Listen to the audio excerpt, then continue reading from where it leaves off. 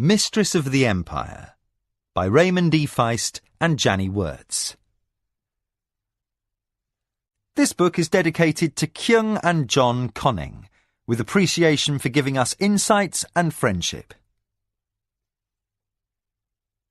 Acknowledgements.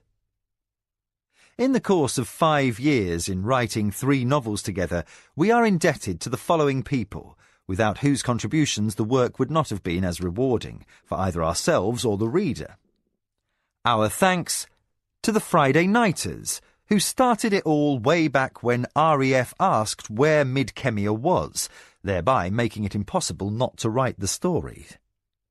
To our editors along the way, Adrian Zachheim, Jim Moser, Pat Labruto and Jana Silverstein for turning us loose. To Elaine Chubb for continuity and finish. To so many people at our publishing houses who care more than the job requires and work above and beyond the call of duty, those gone on to the other places and those still with us. To Jonathan Matson for being more than an agent. To Mike Florkey for spreading the word and technical suggestions. And to Kathleen Starbuck and Don Mates for putting up with Ray.e.f and JW respectively while we were impossible to live with for the last 6 years. The fact we're still married speaks volumes for your patience and love. Ray.e.f, Janny Wirtz, San Diego, California, Sarasota, Florida, June 1991. Chapter 1. Tragedy. The morning sun shone. Dew bejewelled the lakeshore grasses, and the calls of nesting chatterbirds carried sweetly on the breeze. Lady Mara of the Acoma savoured the air, soon to give way to the day's heat. Seated in her litter, her husband at her side and her 2-year-old son Justin napping in her lap, she closed her eyes and breathed a deep sigh of contentment. She slipped her fingers into her husband's hand. Hokanu smiled. He was undeniably handsome and a proven warrior, and the easy times had not softened his athletic appearance. His grip closed possessively over hers, his strength masked by gentleness. The past 3 years had been good ones. For the first time since childhood she felt safe, secure from the deadly, unending political intrigues of the game of the council. The enemy who had killed her father and brother could no longer threaten her. He was now dust and memories, his family fallen with him, his ancestral lands and magnificently appointed estate house had been deeded to Mara by the Emperor. Superstition held that ill luck tainted a fallen family's land. On a wonderful morning such as this, misfortune seemed nowhere in evidence. As the litter moved slowly along the shore, the couple shared the peace of the moment while they regarded the home that they had created between them. Nestled between steep, stone-crested hills, the valley that had first belonged to the Minwanabi lords was not only naturally defensible, but so beautiful it was as if touched by the gods. The lake reflected a placid sky. The waters rippled by the fast oars of a messenger skiff bearing dispatches to factors in the holy city. There, grain barges poled by chanting slaves delivered this year's harvest to warehouses for storage until the spring floods allowed transport downriver. The dry autumn breeze rippled golden grass, and the morning sun lit the walls of the estate house like alabaster. Beyond, in a natural hollow, force commanders Lujan and Zandia drilled a combined troop of Acoma and Shinzawai warriors. Since Hokanu would one day inherit his father's title, his marriage to Mara had not merged the 2 houses. Warriors in Acoma green marched in step with others in Shinzawai blue, the ranks patched black here and there by divisions of insectoid Chojar. Along with the Minwanabi lands, Lady Mara had gained an alliance with 2 additional hives, and with them the fighting strength of 3 more companies of warriors bred by their queens for battle. An enemy foolish enough to launch an assault would invite swift annihilation. Mara and Hokanu, with loyal vassals and allies between them, commanded a standing army unsurpassed in the nations.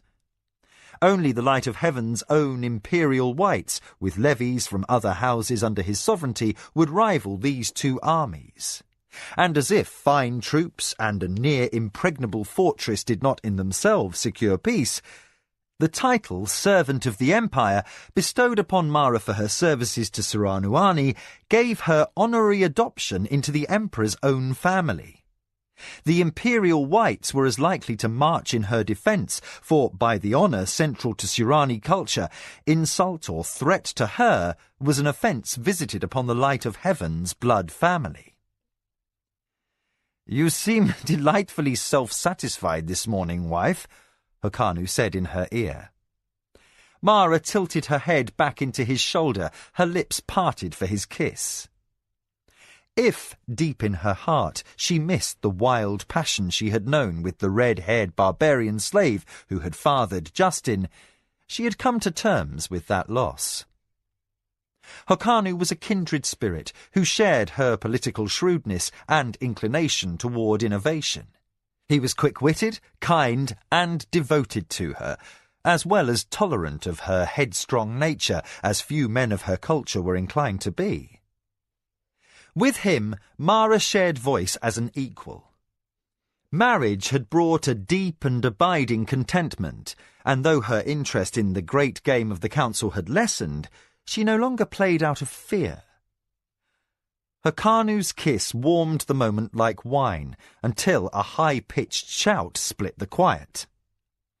Mara straightened up from Hokanu's embrace, her smile mirrored in her husband's dark eyes. "Ayaki," they concluded simultaneously. The next moment, galloping hoofbeats thundered down the trail by the lake.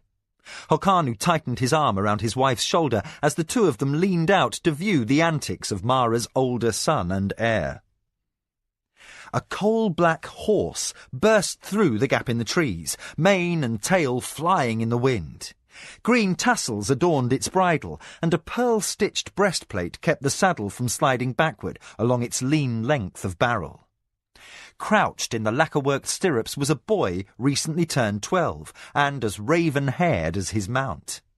He reined the gelding into a turn and charged toward Mara's litter, his face flushed with the thrill of speed, and his fine sequin-stitched robe flying like a banner behind. "He's becoming quite the bold rider," Hokanu said admiringly, "and the birthday present appears to please him." Mara watched, a glow of pleasure upon her face, as the boy reined in the mount on the path. Ayaki was her joy, the person she loved most in life. The black gelding tossed its head in protest. It was spirited and eager to run. Still not entirely comfortable with the huge animals imported from the barbarian world, Mara held her breath in apprehension. Ayaki had inherited a wild streak from his father, and in the years since his narrow escape from an assassin's knife, a restless mood sometimes claimed him. At times he seemed to taunt death, as if by defying danger he could reaffirm the life in his veins. But today was not such a moment, and the gelding had been selected for obedience as well as fleetness. It snorted a gusty breath of air and yielded to the rein, falling into stride alongside Mara's litter-bearers, who overcame their inclination to move away from the large animal. The lady looked up as boy and horse filled her vision. Ayaki would be tall, the legacy of both his grandfathers. He had inherited the Akoma tendency toward leanness and all of his father's stubborn courage. Although Hokanu was not his blood father, the two shared friendship and respect. Ayaki was a boy any parent could be proud of, and he was already showing the wits he would need when he reached adulthood and entered the game of the council as Lord of the Akoma in his own right. "Young show-off," Hokanu teased. "Our bearers might be the only ones in the Empire to be granted the privilege of sandals, but if you think we should race you to the meadows, we'll certainly have to refuse." Ayaki laughed. His dark eyes fixed on his mother, filled with the elation of the moment. Actually, I was going to ask Laxo if I might try our speed against a Choja. It would be interesting to know whether his warriors could overtake a troop of the barbarians' cavalry. If there was a war, which there is not at the moment, gods be praised, Hokanu said on a note a shade more serious, take care you mind your manners, and don't offend Force Commander Laxo's dignity when you ask. Ayaki's grin widened. Having grown up around the alien Choja, he was not at all intimidated by their strange ways. Laxo still has not forgiven me for handing him a Jamach fruit with a stone in it. He has, Mara interjected, but after that he grew wise to your tricks, which is well. The Choja don't have the same appreciation of jokes that humans do. Looking at Hokanu, she said, in fact, I don't think they understand our humour. Ayaki made a face, and the black curvetted under him.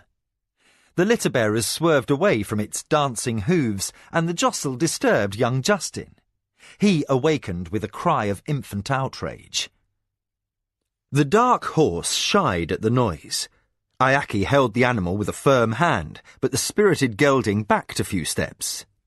Hokanu kept a passive face, though he felt the urge to laugh at the boy's fierce determination and control. Justin delivered an energetic kick into his mother's stomach. She bent forward, scooped him up in her arms. Then something sped past Hokanu's ear from behind him, causing the hangings of the litter to flutter. A tiny hole appeared in the silk where Mara's head had been an instant before. Hokanu threw his body roughly against those of his wife and foster child and twisted to look in the other direction. Within the shadows of the bushes beside the path, something black moved. Instincts honed in battle pressed Hokanu to unthinking action. He pushed his wife and younger child out of the litter, keeping his body across them as a shield. His sudden leap overturned the litter, giving them further cover.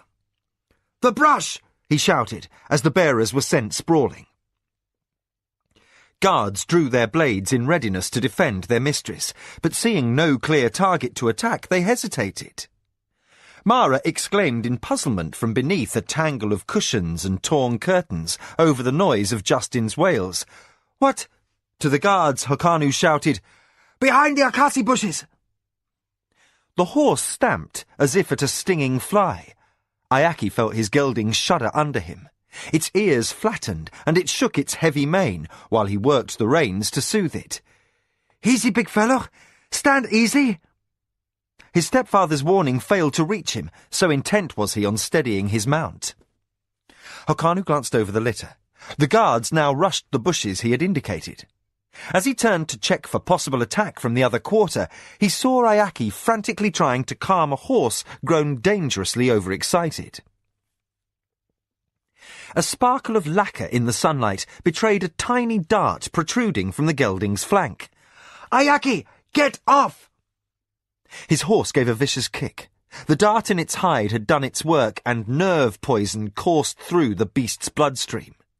Its eyes rolled, showing wide rings of white. It reared up, towering, and a near-human scream shrilled from its throat. Hokanu sprang away from the litter. He grabbed for the gelding's rein, but slashing hooves forced him back. He dodged, tried another grab, and missed as the horse twisted. Familiar enough with horseflesh to know this animal had gone berserk, he screamed to the boy who clung with both hands locked around the beast's neck. "Ayaki, jump off!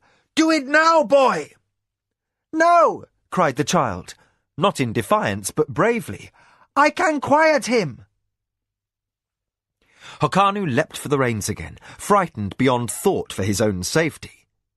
The boy's concern might have been justified if the horse had simply been scared, but Hokanu had once seen the effects of a poisoned dart. He recognized the horse's shivering flesh and sudden lack of coordination for what they were, the symptoms of fast-acting venom. Had the dart struck Mara, death would have taken seconds.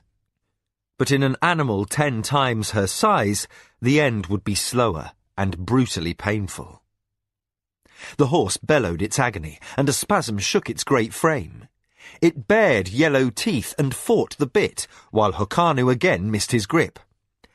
"Poison, Ayaki!" he shouted over the noise of the frantic horse. Hokanu lunged to catch the stirrup, hoping to snatch the boy clear. The horse's forelegs stiffened, bracing outward as the muscles locked into extension. Then its quarters collapsed, and it toppled, the boy caught like a burr underneath.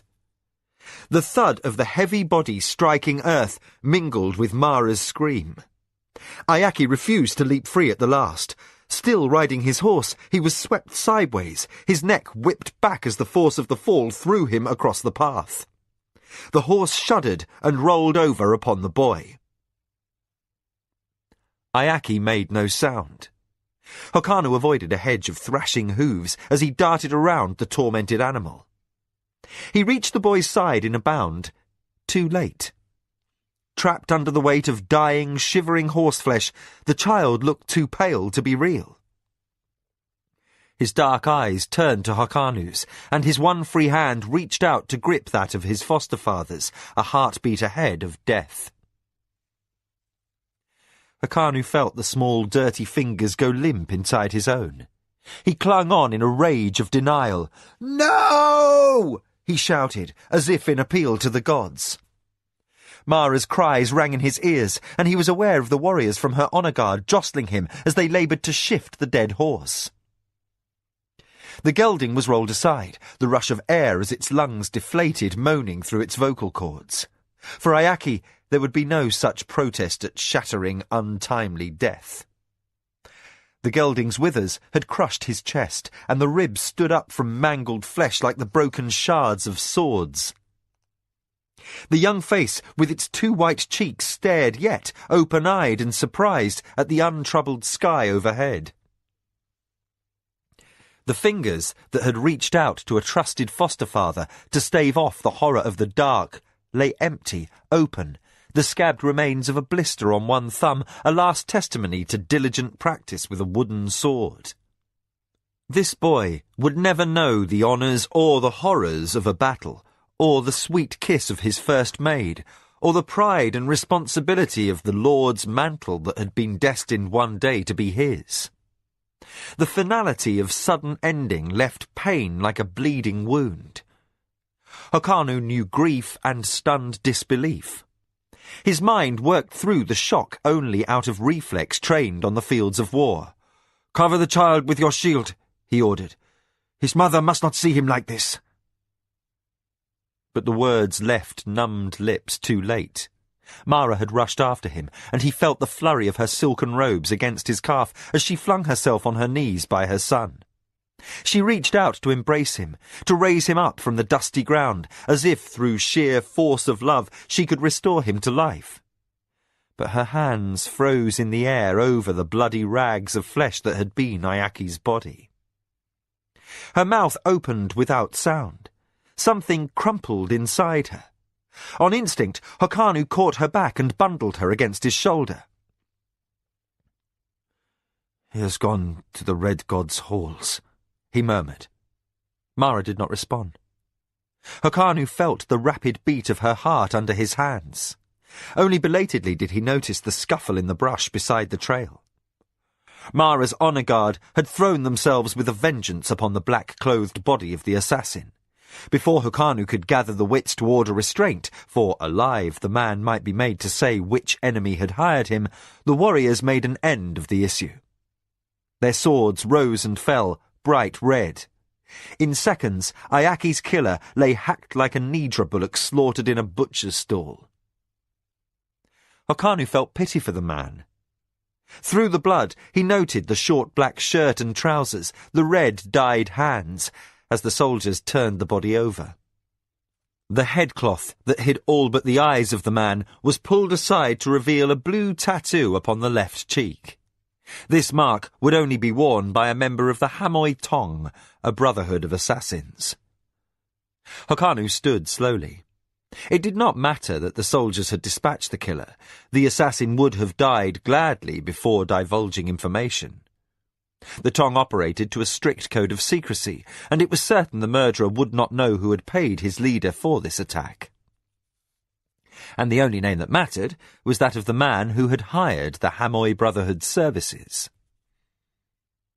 In a cold corner of his mind, Hokanu understood that this attempt upon Mara's life had not come cheaply.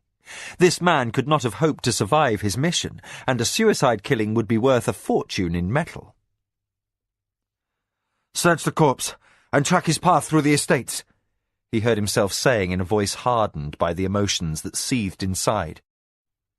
"See if you can find any clues as to who might have hired the Tong." The Akoma strike leader in command bowed to the master and issued sharp orders to his men.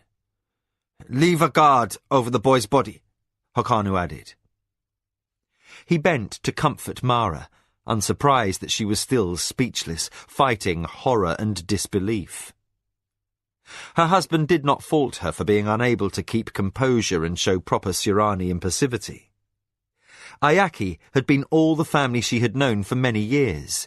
She had no other blood kindred.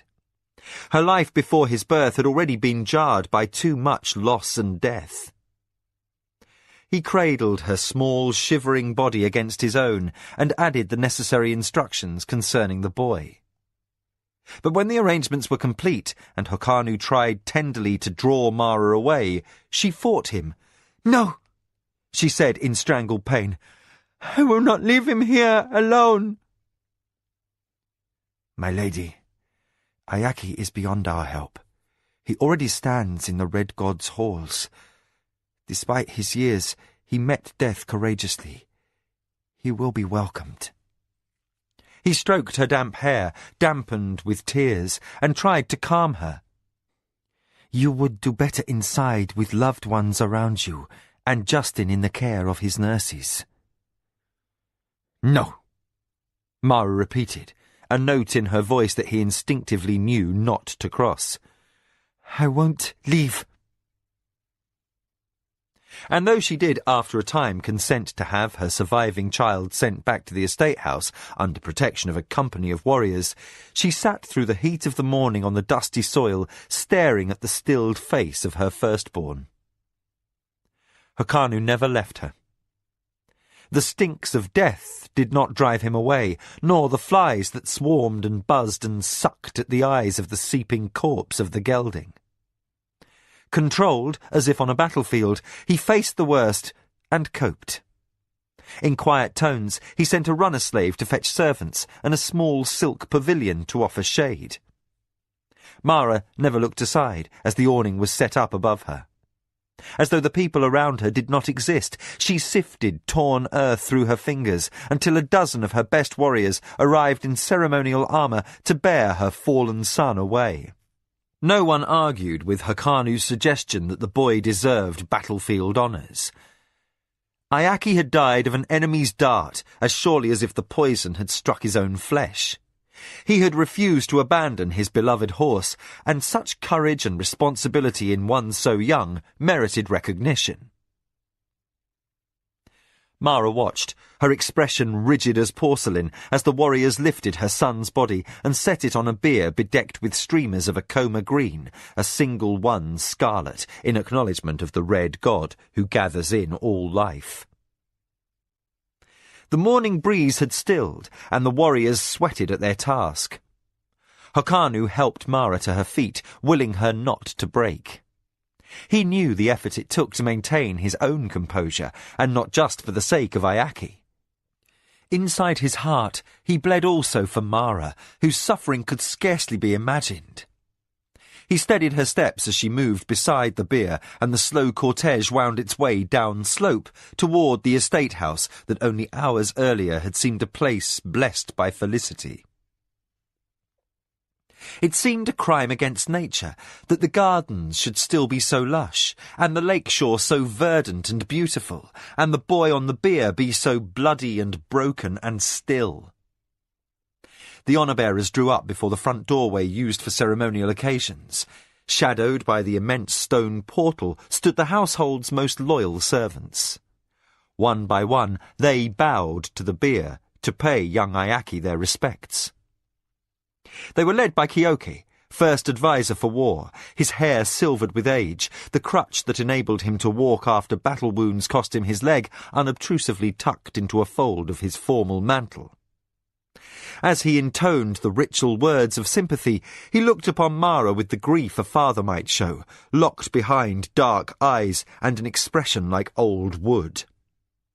After him waited Lujan, the Acoma force commander, his usual rakish smile vanished, and his steady gaze spoiled by his blinking to hold back tears.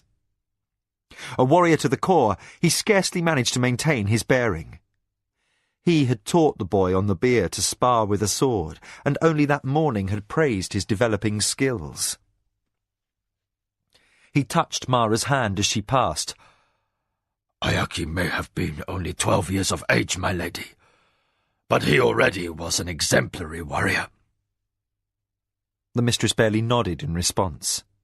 Guided by Hokanu, she passed on to the Hadonra next in line. Small and mouse-shy, Jikan looked desolate. He had recently succeeded in intriguing the volatile Ayaki with the arts of estate finance. Their games, using shell counters to represent the marketable Acoma trade goods, would no longer clutter the breakfast nook off the pantry. Jikan stumbled over the formal words of sympathy to his mistress. His earnest brown eyes seemed to reflect her pain as she and her husband passed on to her young adviser Sarek and his assistant Inkomo. Both were later additions to the household, but Ayaki had won their affection no less than the others. The condolences they offered to Mara were genuine, but she could not reply. Only Hokanu's hand on her elbow kept her from stumbling as she mounted the stair and entered the corridor. The sudden step into shadow caused Hokanu to shiver. For the first time, the beautifully tiled stonework did not offer him the feeling of shelter. The beautiful painted screens he and Mara had commissioned did not warm him to admiration. Instead, he felt gnawing doubt. Had young Ayaki's death been an expression of the god's displeasure that Mara should claim as spoils the properties of her fallen enemies? The Minoanabi, who had once walked these halls, had sworn blood feud against the Acoma. Eschewing tradition, Mara had not buried their Natami, the talisman stone that secured the spirits of the dead to life's wheel as long as it stood in sunlight. Could the lingering shades of vanquished enemies visit ill luck on her and her children? Afraid for young Justin's safety, and inwardly reprimanding himself for giving credence to superstitions, Hokanu focused upon Mara. Where death and loss had always hardened her to courage and action, now she seemed utterly devastated. She saw the boy's corpse into the great hall, her steps like those of a mannequin animated by a magician's spell. She sat motionless at the bier's side while servants and maids bathed her child's torn flesh and robed him in the silks and jewels that were his heritage as heir of a great house. Hokanu hovered nearby, aching with a sense of his own uselessness. He had food brought, but his lady would not eat.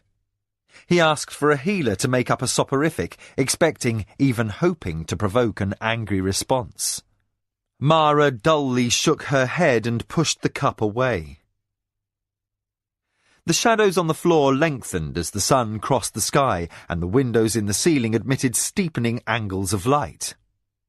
When the scribe sent by Jikan tapped discreetly on the main door a third time, Hokanu at last took charge and told the man to seek out Sarek or Inkomo to make up the list of noble houses who should be informed of the tragedy. Plainly, Mara was not up to making the decision herself.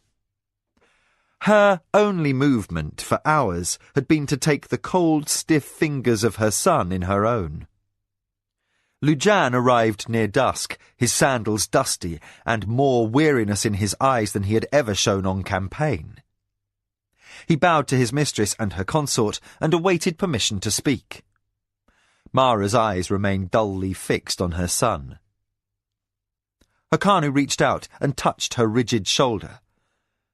"My love, your force commander has news." The Lady of the Acoma stirred, as if roused from a great distance. "My son is dead," she said faintly. "By the mercy of all the gods, it should have been me." Rent to the heart by compassion, Hyrkanu stroked back a fallen wisp of her hair. "If the gods were kind, the attack should never have happened." Then, as he saw that his lady had slipped back into her stupor, he faced her officer. The eyes of both men met, anguished. They had seen Mara enraged, hurt, even in terror of her life. She had always responded with spirit and innovation. This apathy was not like her, and all who loved her feared that a portion of her spirit might have perished along with her son. Hyrkanu endeavoured to shoulder as much of the burden as possible. "Tell me what your men have found, Lujan." Had Mara's force commander been a more tradition-bound man, he would have refused. While Hyrkanu was a noble, he was not master of the Acoma. But the Shinzawai faction of the household was sworn to alliance with the Acoma, and Mara was in no condition to make critical decisions. Lujan released an almost imperceptible sigh of relief. The strengths of the Shinzawai heir were considerable, and the news Lujan brought was not cheering. "My lords, our warriors searched the corpse to no avail. Our best trackers joined the search and, in a hollow where the assassin had apparently been sleeping, found this." He offered a round shell token, painted scarlet and yellow, and incised with the triangular sigil of House Anasati. Hyrkanu took the object with a touch that bespoke disgust. The token was the sort a ruling lord might give a messenger as proof that an important errand had been carried out. Such a badge was inappropriate for an enemy to entrust to an assassin, but then the Lord of the Anasati made no secret of his hatred for Mara. Jiro was powerful and openly allied with houses who wished to abolish the Emperor's new policies. He was a scholar rather than a man of war, and though he was too clever to indulge in crude gestures, Mara had once slighted his manhood. She had chosen his younger brother for her first husband, and since that day Jiro had shown open animosity. Still, the shell counter was blatantly unsubtle for a working of the great game, and the Hamoy Tong was too devious a brotherhood to consent to the folly of carrying evidence of which lord or family might have hired it. Its history extended back for centuries, and its policies were cloaked in secrecy. To buy a death from it ensured absolute discretion. The token could be a play designed to throw blame upon the Anasati. Hyrkanu raised concerned eyes to Lujan. "You think Lord Jiro was responsible for this attack?" His query was less a question than an implied expression of doubt. That Lujan also had reservations about the placement of the token was evident as he drew breath to reply. But the name of the Anasati lord had pierced through Mara's lethargy. "Jiro did this." She spun from Ayaki's body and saw the red and yellow disc in Hyrkanu's hand. Her face contorted into a frightening mask of fury. "The Anasati shall be as dust in the wind. Their Natami will be buried in offal, and their spirits will be consigned to the dark. I will show them less mercy than I did the Minwanabi." Her hands clenched into fists. She stared without seeing between her husband and her force commander, as though her detested enemy could be made manifest through the force of her hatred. "Not even that will pay for the blood of my son. Not even that." "Lord Jiro might not be responsible," Lujan offered, his usually firm voice torn by grief. "You were the target, not Ayaki. The boy is the nephew of the Anasati lord after all. The Tong assassin could have been sent by any of the Emperor's enemies." But Mara seemed not to hear. "Jiro will pay. My son will be avenged."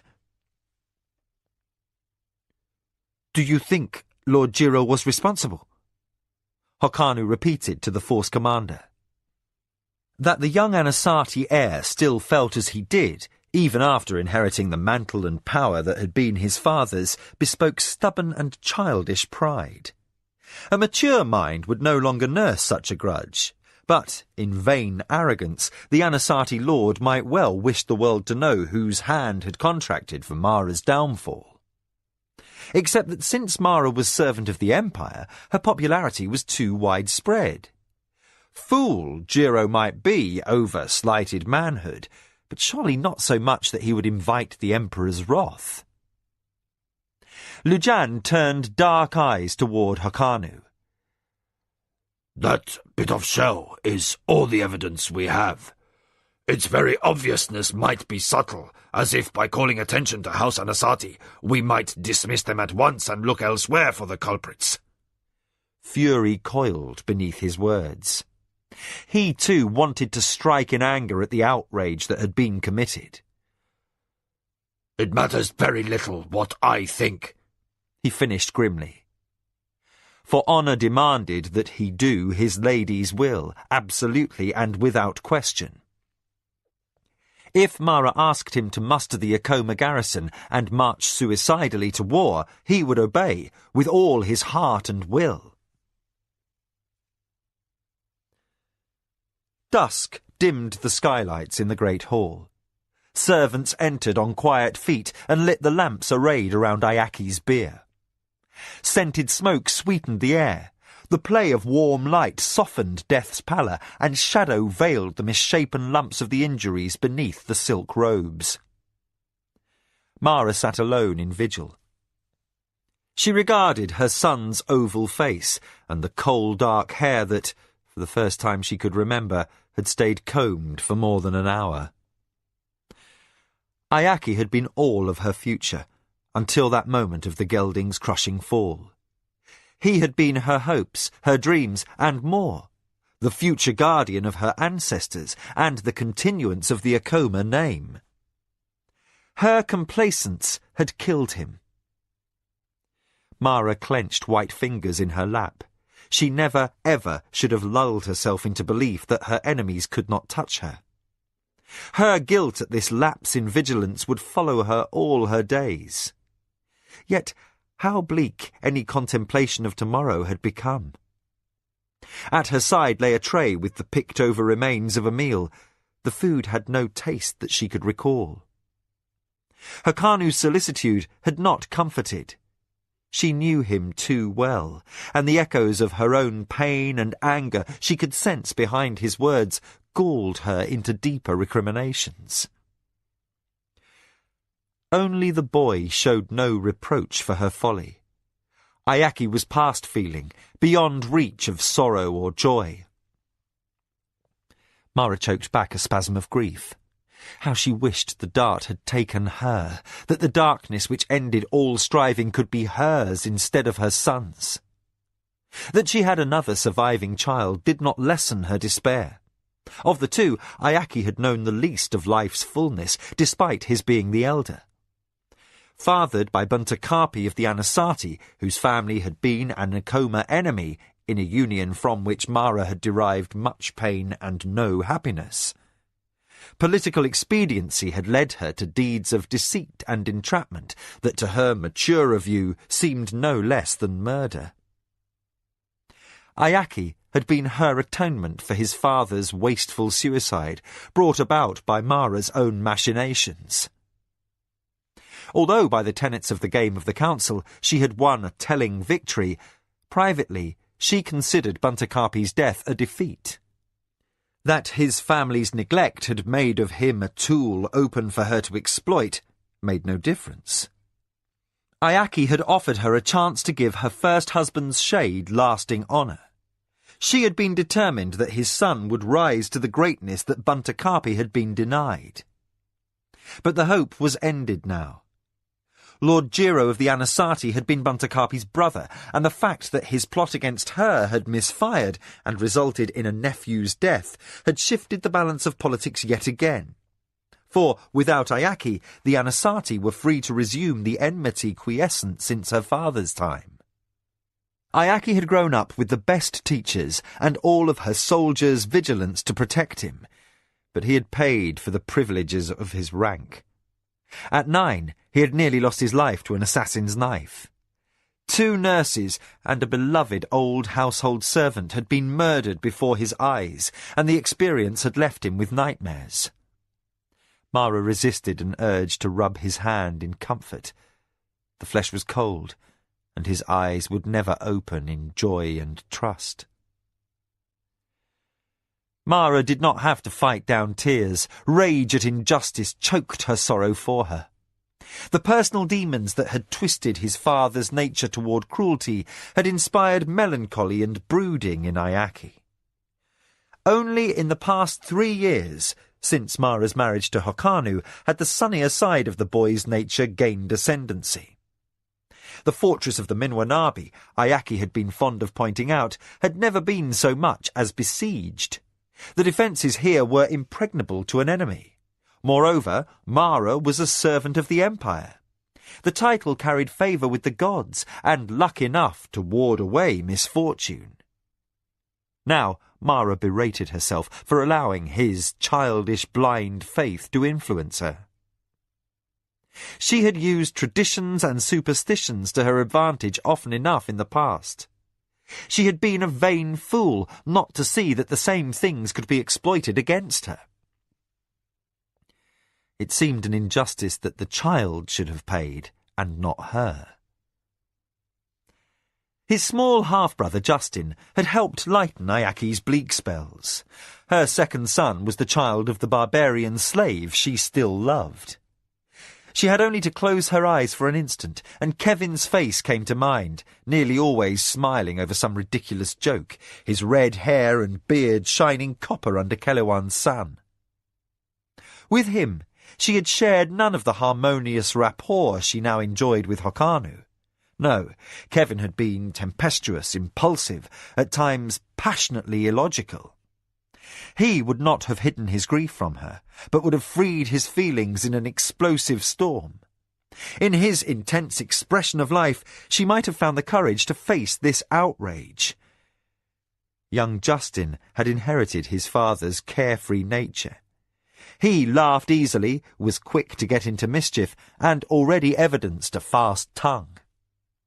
Like his father before him, Justin had a knack for snapping Ayaki out of his brooding.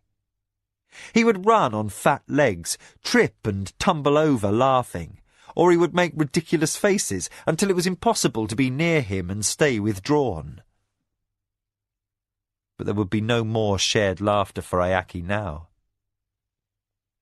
Mara shivered, only that moment conscious of the presence of someone at her side.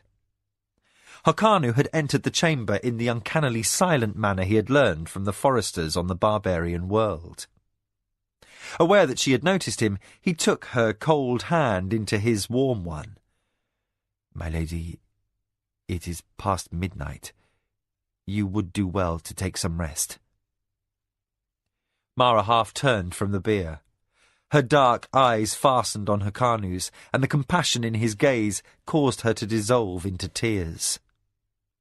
His handsome features blurred, and his grip shifted, supporting her body against his shoulder. He was strong in the same sparely muscled way of his father. And if he did not kindle the wild passion that Kevin had, with him Mara shared an effortless understanding.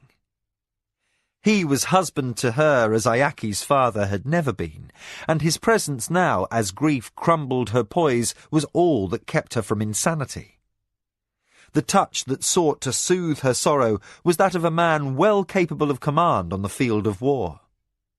He preferred peace, as she did, but when the ways of the sword became necessary, he had the courage of the tigers that inhabited the world beyond the rift. Now, belatedly, the Akoma would need those skills in battle.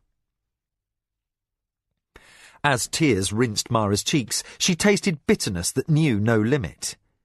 The guilt inside her had a name she could use as a scapegoat.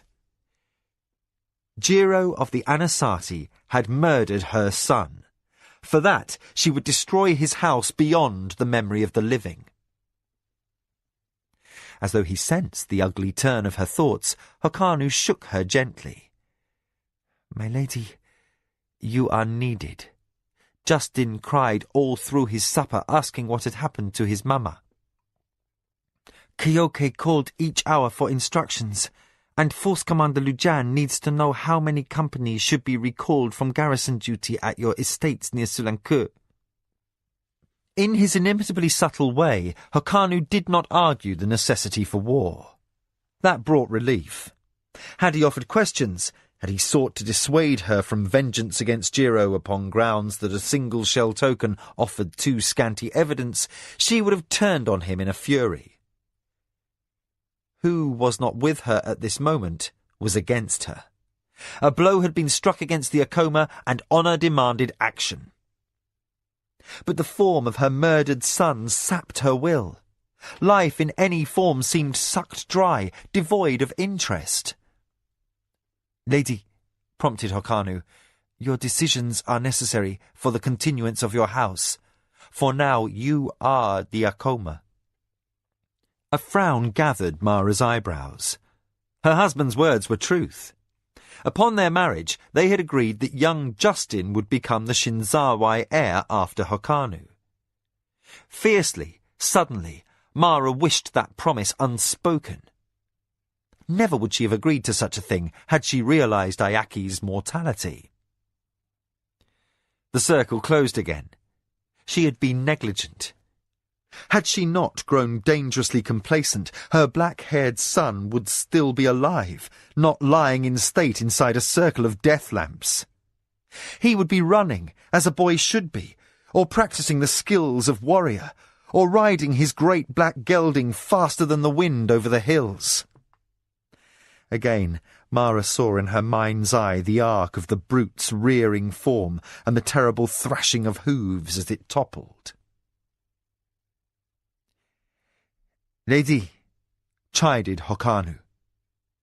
Tenderly, he pried her fingers open and endeavoured to stroke away her tension. "It is over. We must continue to strive for the living." His hands brushed away her tears. More spilled between her eyelids to replace them. "Mara, the gods have not been kind. But my love for you goes on, and the faith of your household, in your spirit, shines like a lamp in the darkness. Ayaki did not live for nothing. He was brave and strong, and he did not shy from his responsibilities, even at the moment of his death. As he did, so must we, or the dart that felled the horse will deal more than one mortal blow." Mara closed her eyes and tried to deny the oil-scented smoke of the death lamps. She did not need reminding that thousands of lives depended upon her as ruling lady of the Akoma. Today she had paid for the proof that she did not deserve their trust. She was regent for a growing son no longer. There seemed no heart left in her, and yet she must prepare for a great war and achieve vengeance to keep family honour, and then she must produce another heir. Yet the hope, the future, the enthusiasms and the dreams she had sacrificed so much for had all gone to dust. She felt numbed, punished beyond caring. "My lord and husband," she said hoarsely, "attend to my advisers, and have them do as you suggest. I have not the heart to make decisions, and the Akoma must make ready for battle." Hokanu looked at her with wounded eyes. He had long admired her spirit, and to see her beautiful boldness overcome by grief made his heart ache. He held her close, knowing the depth of her pain. "Lady," he whispered softly, "I will spare you all I can. If you would march upon Jiro of the Anasati, I will stand at the right hand of your force commander. But, sooner or later, you must put on the mantle of your house. The Akoma name is your charge. Ayaki's loss must not signify an ending but create a renewal of your line. Past speech, beyond rational thought, Mara turned her face into her husband's shoulder, and for a very long time her tears soaked soundlessly into the rich blue silk of his robe. Chapter 2. Confrontation. Jiro frowned. Though the unadorned robe he wore was light, and the portico around the courtyard adjacent to his library was still cool at this early hour, fine sweat beaded his brow. A tray of half-eaten breakfast lay abandoned at his elbow, while he tapped tense fingers on the embroidered cushion he sat on. His eyes unwaveringly studied the game board spread at his knees. He considered the position of each piece singly, and sought to assess the probable outcome of each move. A wrong choice might not seem immediately obvious, but against today's opponent the consequences were apt to prove ruinous several months later. Scholars claimed the game of Shah sharpened a man's instinct for battle and politics, but Jiro, Lord of the Anasati, enjoyed puzzles of the mind over physical contests. He found its intricacies hypnotic for their own sake. His skills had surpassed those of his father and other teachers at a precociously early age. When he was a boy, his older brother Halesko and younger brother Buntakapi had often as not pummeled him for the contemptuous ease he displayed in defeating them. Jiro had sought older opponents, and had even contended against the Midkemian traders who visited the empire more and more often, seeking markets for their otherworld goods. They called the game chess, but the rules were the same. Jiro found few in their ranks to challenge him. The one man he had never defeated sat opposite him, absently scanning through an array of documents piled meticulously around his knees. Chumaka, first advisor to the Anasati since Jiro's father's time, was a whip-thin, narrow-faced man with a pointed chin and black, impenetrable eyes. He checked the game board in passing, now and again pausing to answer his master's moves. Rather than being irritated by the absent-minded fashion in which his first advisor routinely defeated him, Jiro felt pride that such a facile mind served the Anasati. Chumaka's gift for anticipating complex politics at times seemed to border on the uncanny. Most of Jiro's father's ascendancy in the game of the council could be credited to this advisor's shrewd advice. While Mara of the Akoma had humiliated the Anasati early in her rise to greatness, Chumaka had offered sage counsel that had sheltered the family interests from setbacks in the conflict that had followed between the Akoma and the Minwanabi. Jiro chewed his lip, torn between two moves that offered small gains and another that held promise of long-term strategy. As he debated, his thoughts circled back to the great game. The obliteration of House Minwanabi might have proven a cause for celebration, since they had been rivals of the Anasati, save that the victory had been won by the woman Jiro hated foremost among the living. His hostility remained from the moment Lady Mara named her choice of husband and picked his younger brother Buntakapi as her consort over Jiro. It did not matter that, had his ego not suffered a bruising, Jiro would have been the one to die of the lady's machinations instead of Bunto. Enamoured though he was of scholarly thought, the last surviving son of the Anasati line stayed blind to logic on this point. He fed his spite by brooding. That the bitch had cold-heartedly plotted the death of his brother was cause for blood vengeance.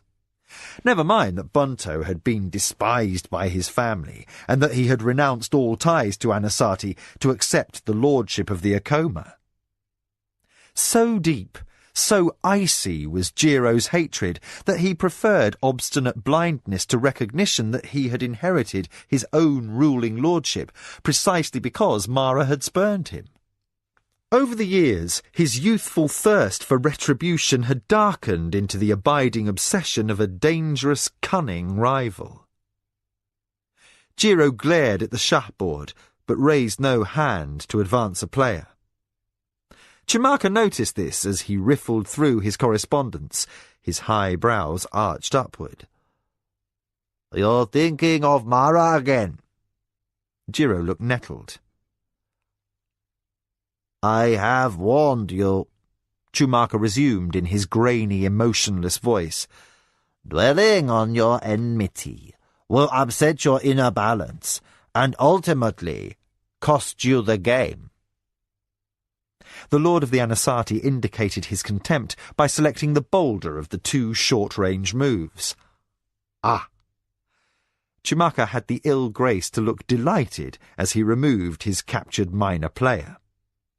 With his left hand still occupied with papers, he immediately advanced his priest. The Anasati lord chewed his lip, vexed. Why had his first adviser done that?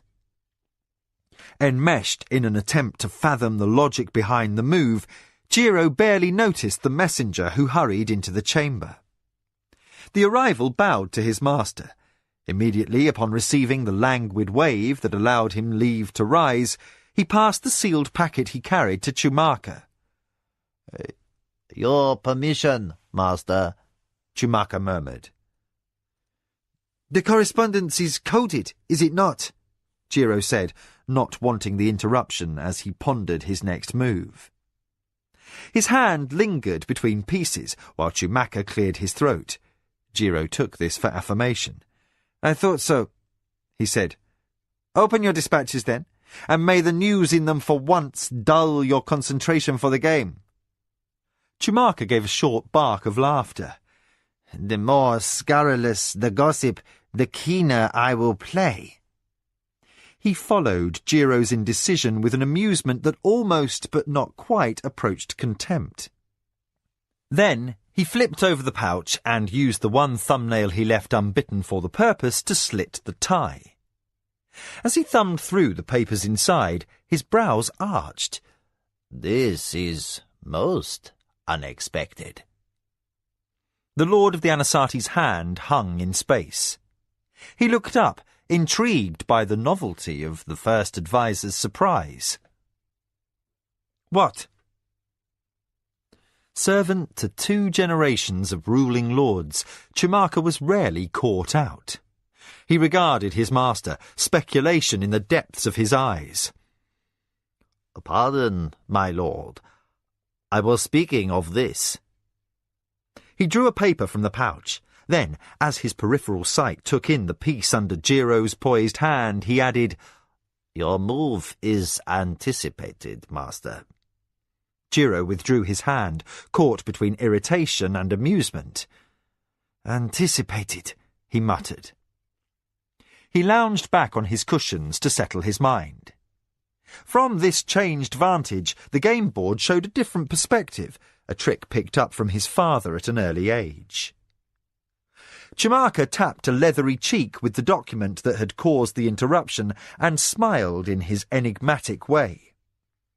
Typically, he would point out a mistake, but in Shah he would not advise.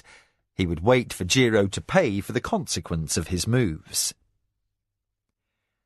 "This one," he muttered, making a mark upon the parchment with the small quill. Jiro furiously reviewed strategy. Try as he might, he found no threat. "You're bluffing me." He went on to move the piece in dispute. Chumaka looked faintly disgusted. "I don't need to bluff." He advanced another piece and said, "Your warlord is now guarded." Jiro saw the trap his first adviser had set. Its subtlety infuriated. Either the master would surrender the centre of the board and be forced to play a defensive game, or he would lose his warlord, the most powerful piece, and exchange position for a weakened offensive capacity. Jiro's forehead creased as he considered several positions ahead. No matter how many combinations he imagined, he discovered no way to win. His only hope was to try for a stalemate. He moved his remaining priest. Chumaka by now was engrossed in reading. Still, at his lord's reply, he glanced down, captured the priest with a soldier, and, paradoxically, allowed his master to free his warlord. Warned to caution by the reprieve, Jiro sought to extrapolate as far ahead as possible. Too late, his mind gave him insight. He saw with disappointment that he had been manipulated to the very move his first adviser desired. The hoped-for stalemate was now forfeit, with defeat simply a matter of time. Prolonging the match never helped. Chumaka seemed at times to be impervious to human mistakes. Sighing in frustration, the Lord of the Anasazi resigned by turning his emperor over on its side. "Your game, Chumaka." He rubbed his eyes, his head aching from the aftermath of tension. Chumaka gave him a piercing glance over his letter. "Your play is steadily improving, Lord Jiro." Jiro let the compliment soothe the sting of yet another defeat. "I often wonder how you can play so brilliantly with your mind on other matters, Chumaka." The first adviser snapped the document into folds. "Sha is but one aspect of the prepared mind, my lord." Holding his master's attention with heavy-lidded eyes, he added, "I hold no trick of strategy, but of knowing my opponent. I have observed you all your life, master. From your third move, I could sense where you were probing. By your sixth move, I had eliminated more than 4/5 of the total possibilities of the game." Jiro let his hands fall limp to his lap. "How?" "Because you are like most men in the god's creation, my lord. You can be depended upon to act within a pattern determined by your individual character." Chumaka tucked the parchment in a capacious pocket of his robe. "You spent a peaceful night. You ate well. You were relaxed. While you were focused, you were not hungry.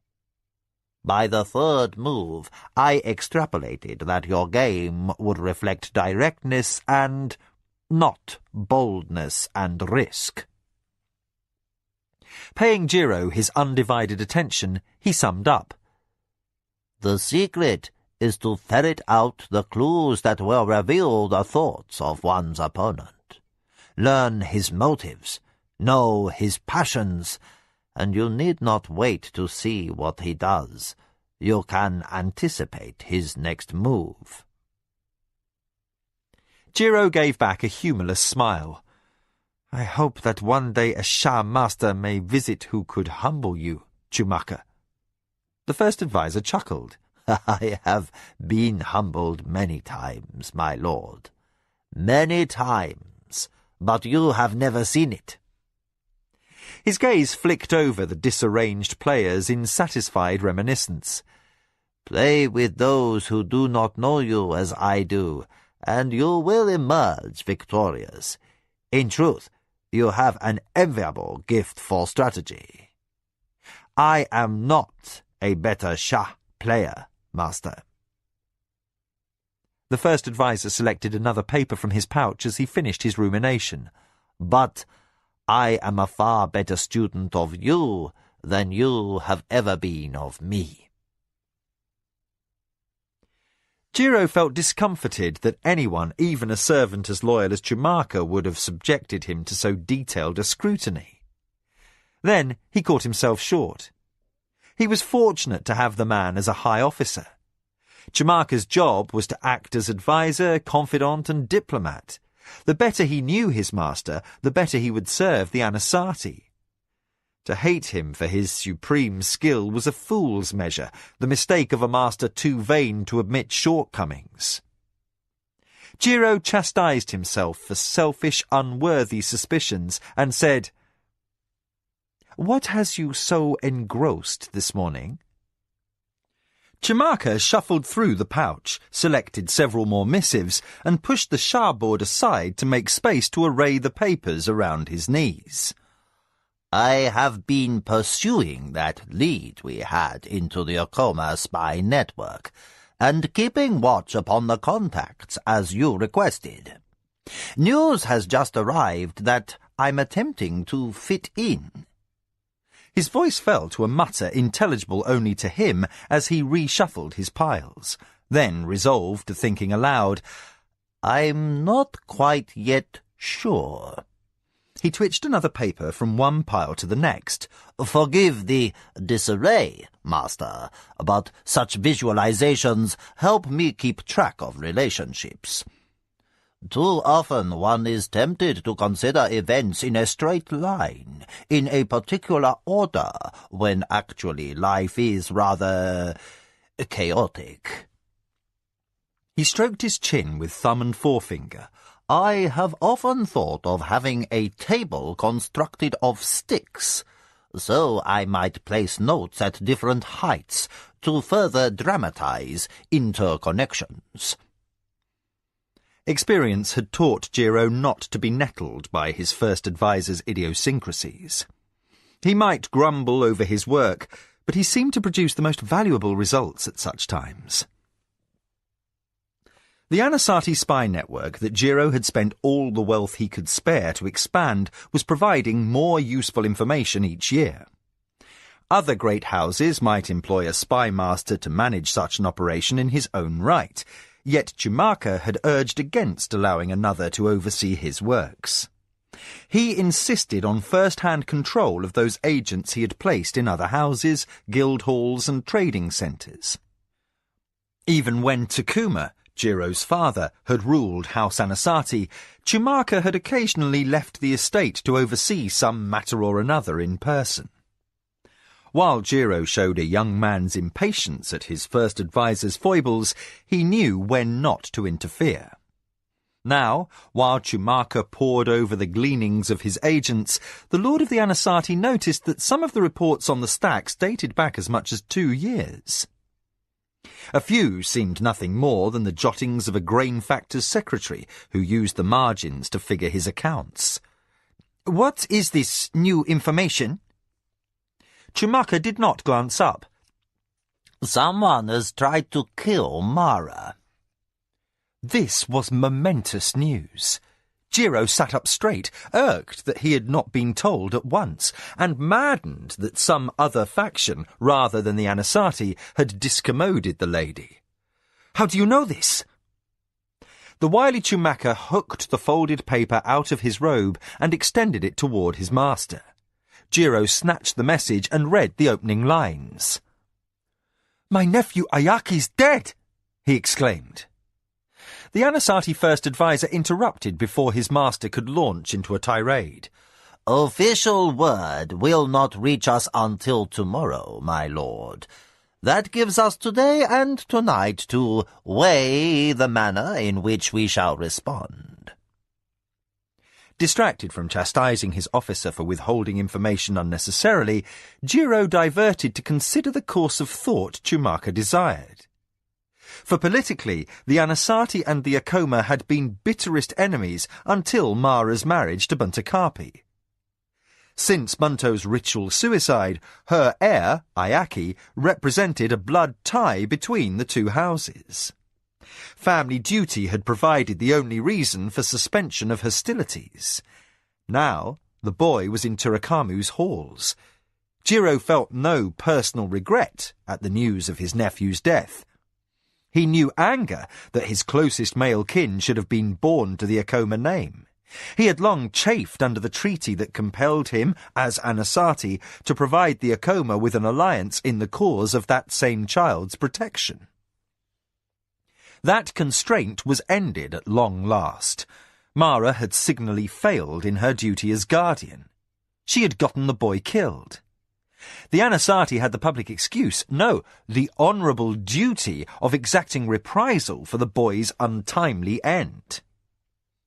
Jiro could barely keep from revelling in the knowledge that he could at last begin to avenge himself on Mara.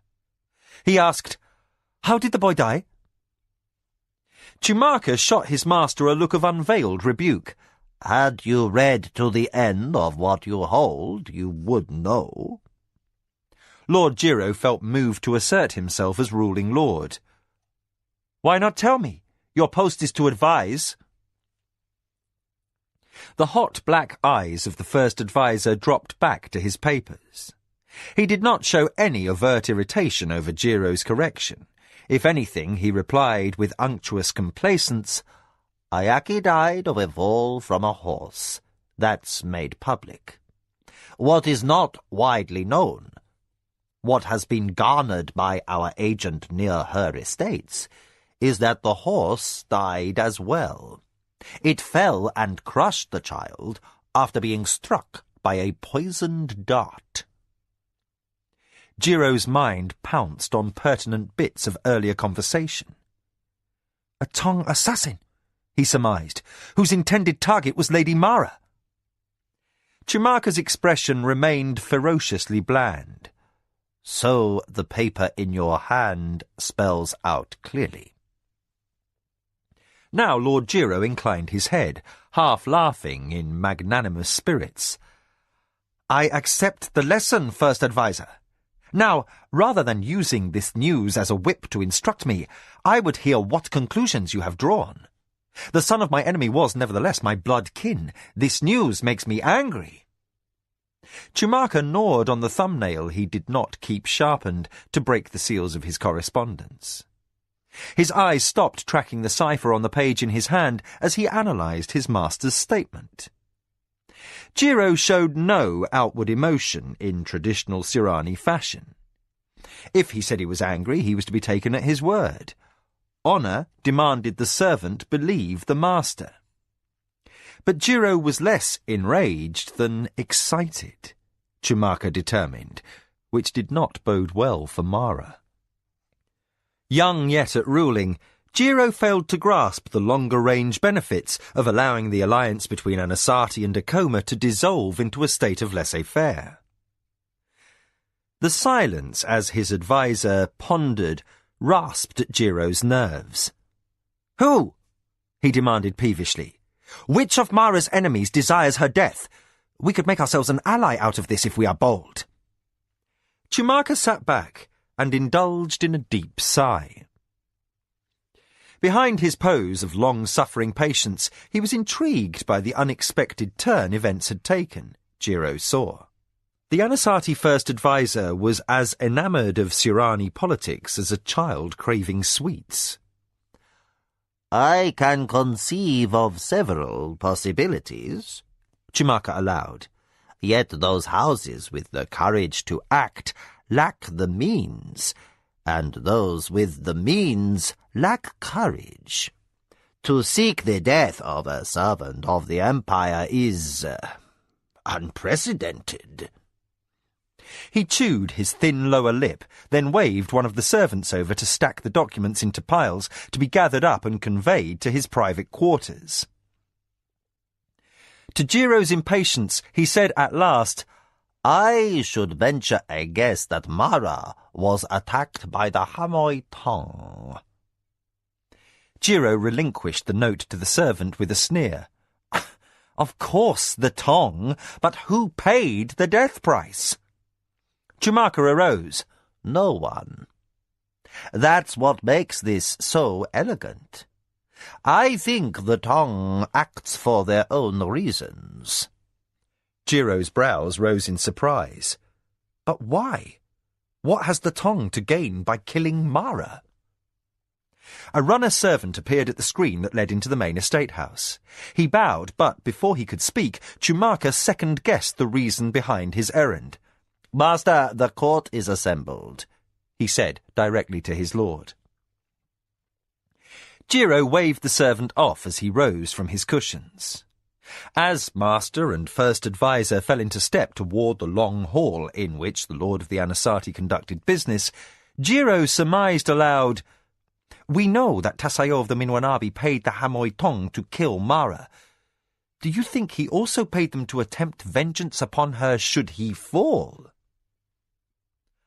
Possibly. Chumaka counted points on his fingers, a habit he had when ordering his thoughts. Minwanabi revenge might explain why, seemingly from nowhere, the Tong chose to act after months of quiet. Pausing in the shadow of the corridor that accessed the double doors of the great hall, Jiro said, "If the Tong acts on behalf of some pledge made to Tasayo before his death, will it try again?" Chumaka shrugged, his stooped shoulders rising like tent poles under his turquoise silk robe. Who can say? Only the Obajan of the Hamoy would know. He alone has access to the records that name those deaths bought and paid for. If the Tong has vowed Mara's death, it will persevere. If it merely agreed to make an attempt on her life, it has fulfilled its obligation. He gestured in rueful admiration. The good servant has her luck from the gods, some might argue. For anyone else, an agreement to send an assassin is a virtual guarantee of success. Others have avoided the Tong, once, even twice before. But the Lady Mara has survived 5 assassins that I know of. Her son was not so lucky. Jiro moved on with a step that snapped on the tiles. His nostrils flared, and he barely saw the 2 servants who sprang from their posts to open the audience hall doors for him. Striding past their abject bows, Jiro sniffed. Since getting his first advisor to act with proper subservience was a waste of time, Jiro sniffed again. Well, it's a pity the assassin missed her. Still, we can seize advantage. The death of her son will cause much confusion in her household. Delicately, Chumaka cleared his throat. Trouble will transfer to us, master. Jiro stopped in his tracks. His sandals squeaked as he pivoted to face his first advisor. Don't you mean trouble for the Akoma? They have lost our alliance. No, they have spit on it by allowing Ayaki to come to harm. Chumaka stepped closer to his lord so the cluster of factors who awaited Jiro's audience at the far end of the hall might not overhear. Speak gently, he admonished. Unless Mara finds convincing proof that it is Tasayo of the Minwanabi's hand reaching from the halls of the dead in this matter, it is logical for her to place blame upon us. Acerbically, he added, You took pains when Lord Tekuma, your father, died to make your hostilities towards her house plain. Jiro jerked up his chin. Perhaps. Chumaka did not press chastisement. Caught again into his innate fascination for the game, he said, Her network is the best I have seen. I have a theory. Given her adoption of the entire Minwanabi household. Jiro's cheeks flushed. Another example of her blasphemous behavior and contempt for tradition. Chumaka held up a placating hand. There were times when Jiro's thinking became clouded. Having lost his mother to a fever at the tender age of 5, as a boy he had clung irrationally to routine, to tradition, as if adherence to order could ward off the inconsistencies of life. Always he had tended to wall off his grief behind logic or unswerving devotion to the dutiful ideal of the Surani noble. Chumaka did not like to encourage what he considered a weakening flaw in his lord. The ramifications of allowing such traits to become policy were too confining for his liking. The perils, in fact, were paramount. In a bold move of his own, Chumaka had seized the initiative to take in more than 200 soldiers formerly sworn to Minwanabi service. These were disaffected men whose hatred of Mara would last to their dying breath. Chumaka had not housed such for his own entertainment. He was not a disloyal man. He had secretly accommodated the warriors in a distant secret barracks. Tactful inquiry had shown Jiro to be adamant in his refusal to consider swearing them to Anasati's service. Ancient custom held that such men were anathema, without honour, and to be shunned lest the displeasure of the gods that had seen the unfortunate house fall be visited upon their benefactor. Yet Chumaka had refrained from sending these men away. He had no hope of a change in attitude from his master, but a tool was a tool, and these former Minwanabi might some day be useful, if the ruling lord of the Anasati could not be weaned from his puerile hatred of Mara. If the two houses were going to be enemies, Chumaka saw such warriors as an advantage to be held in trust for the day their service might be needed. Mara had proven herself to be clever. She had ruined one house far larger than her own.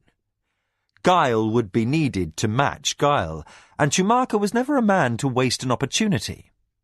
Indeed, he saw his secret as a loyal act, and what Jiro did not know could not be forbidden. The warriors were not all. Chumaka had to restrain himself from the desire to rub his thin hands together in anticipation. He had spies as well. Already a few factors formerly in the Minwanabi employ were now working on behalf of the Anasati and not the Akoma.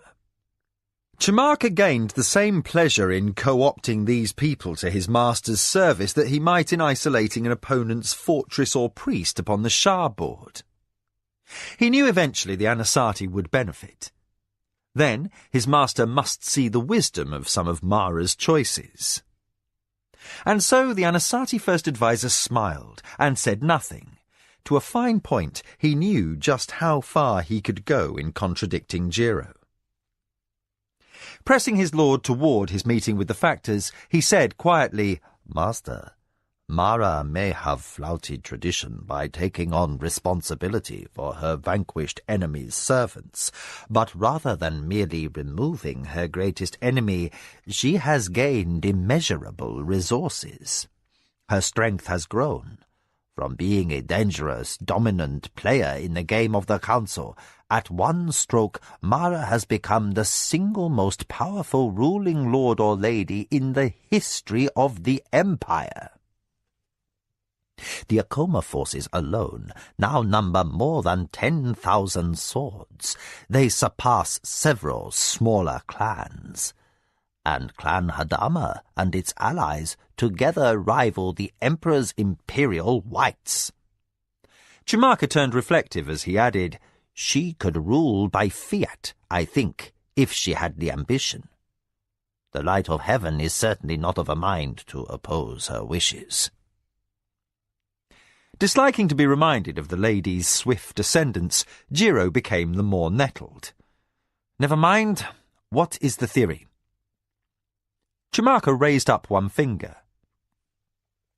"We know Tasayo of the Minwanabe employed the Hamoe Tong. The Tong continues to pursue Mara's death." Counting on a second finger, he listed, "These facts may or may not be related. In Como, Tasayo's former first advisor was effective in discovering some or all of the Akoma agents who had infiltrated the Minwanabi household. There was a disruption after that, and a mystery remains. Our own network reported that someone killed every Akoma agent between the Minwanabi Great House and the city of Sulanku." Jiro gave an off-hand wave. "So, Tasayo had all her agents killed as far back as he could trace her network." Chumaka's smile became predatory. "What if he didn't?" He flicked up a third finger. "Here is another fact.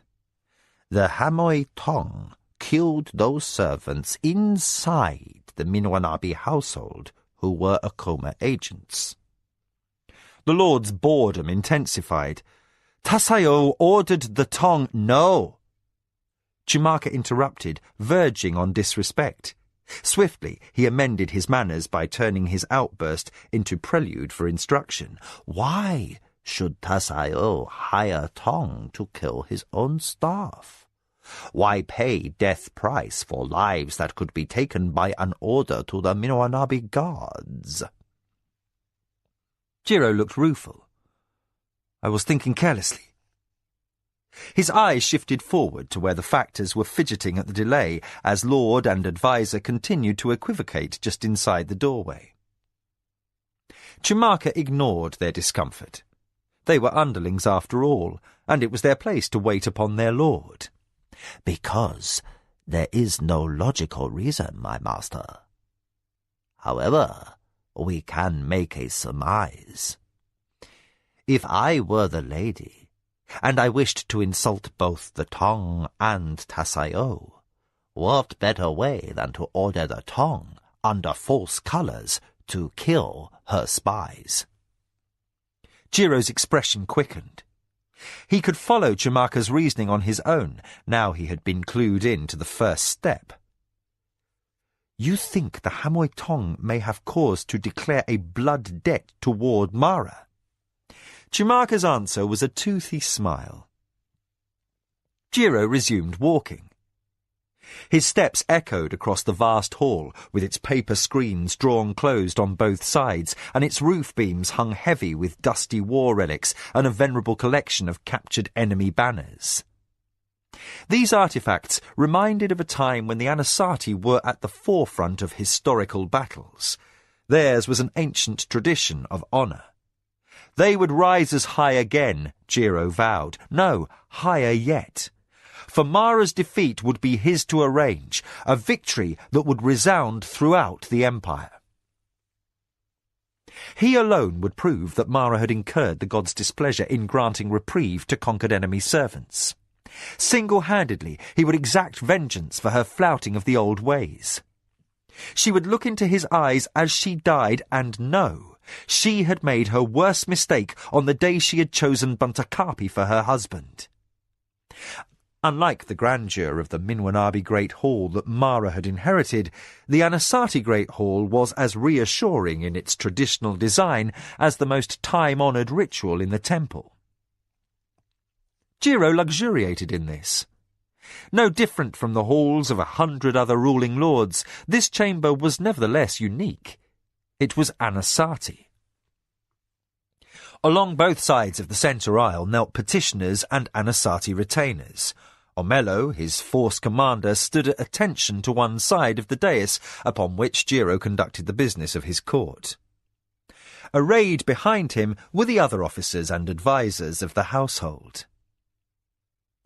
Jiro mounted his dais, knelt on the lord's cushions, then settled back on his heels as he adjusted his formal robe. Before he signalled his Hadonra to begin the day's council, he said to his first adviser, "Find out for certain if the Tong pursues Mara on its own.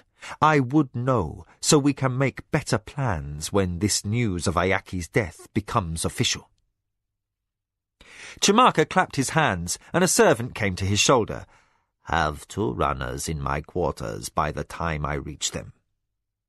While the servant bowed and hastened away, he made his own obeisance to the master. "Lord, I shall begin at once. I have some new sources that may provide us with better information." Then, seeing the hardened glint in Lord Jiro's eyes, Chumaka touched his master's sleeve. "We must show restraint until Mara's messenger reaches us with formal announcement of Ayaki's death. Speak now, and your staff will gossip.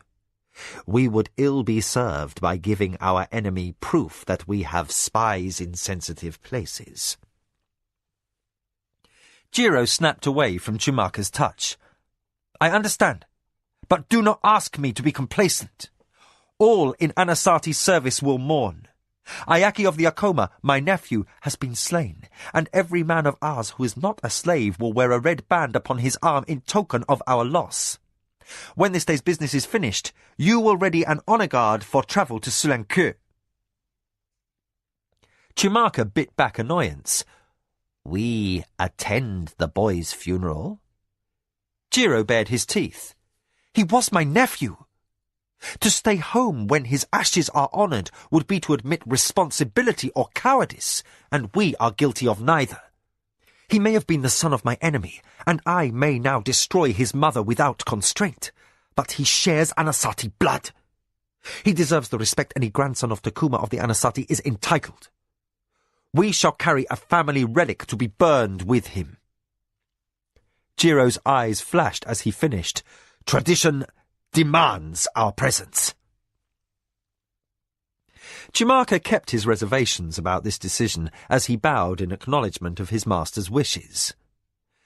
While it was a first advisor's place to shepherd his lord through decisions that affected house policy, Chimaka was wont to chafe at the more mundane responsibilities of his office. The game of the council had changed dramatically since Mara of the Akoma first entered the arena, yet it was still the game, and nothing in life captured the advisor's fascination like the puzzle of Surani politics.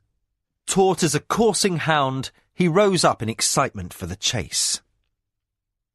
Almost happy, despite the prospect of unfortunate developments on the horizon, the first adviser left the great hall, muttering over the lists of instructions he would need to dispatch with his runners. Substantial bribes would be necessary to pry loose the information he desired, but if the gathered bits of intelligence could prove his morning's theory, the gains would outweigh the cost. As Chimaka paused for the servants to open the door to let him out, his lips reflected an unholy smile. Years had passed since he had tested his wits against a worthy opponent. Lady Mara was going to afford him much amusement if Lord Jiro's obsession could not be cooled, and the Anasati marked her house for ruin. Mara tossed fitfully in sleep. Her sounds of distress tore at Hokanu's heart, and he wished to do something, to touch her, to speak soft words, to ease her agony. But she had slept very little since Ayaki's death. Even the restlessness of nightmares offered some release. To waken her was to force her to awareness of her loss, and to the crushing necessity of bearing up under the strain. Hokanu sighed, and regarded the patterns that moonlight cast through the screens. The shadows in the corners seemed to loom darker than ever before. Not even the presence of doubled sentries at each door and window could recover the lost sense of peace. The heir to the Shinzawai and husband to the servant of the Empire now found himself a man alone, with nothing but his wits and his love for a troubled woman. The pre-dawn air was cool, unusual for lands in Setak province, perhaps owing to the proximity of the house to the lake. Hokanu arose and slipped on the light robe he had cast off the night before. He tied the sash, then took a stance overlooking the sleeping mat with his arms crossed tightly against his chest. He kept vigil while Mara tossed in the bedclothes, her hair like a patch of lingering night in the slowly brightening air. The coppery moonlight faded, washed out by early grey. The screen that opened upon the private terrace had turned slowly from black to pearl. Hokanu restrained an urge to pace. Mara had woken during the night, sobbing in his arms and crying Ayaki's name. He had held her close, but his warmth would bring her no comfort. Hokanu's jaw tightened at the memory. A foe he would willingly face in battle, but this sorrow. A child dead, as his potential had barely begun to unfold. There was no remedy under the sky that a husband could offer. Only time would dull the ache.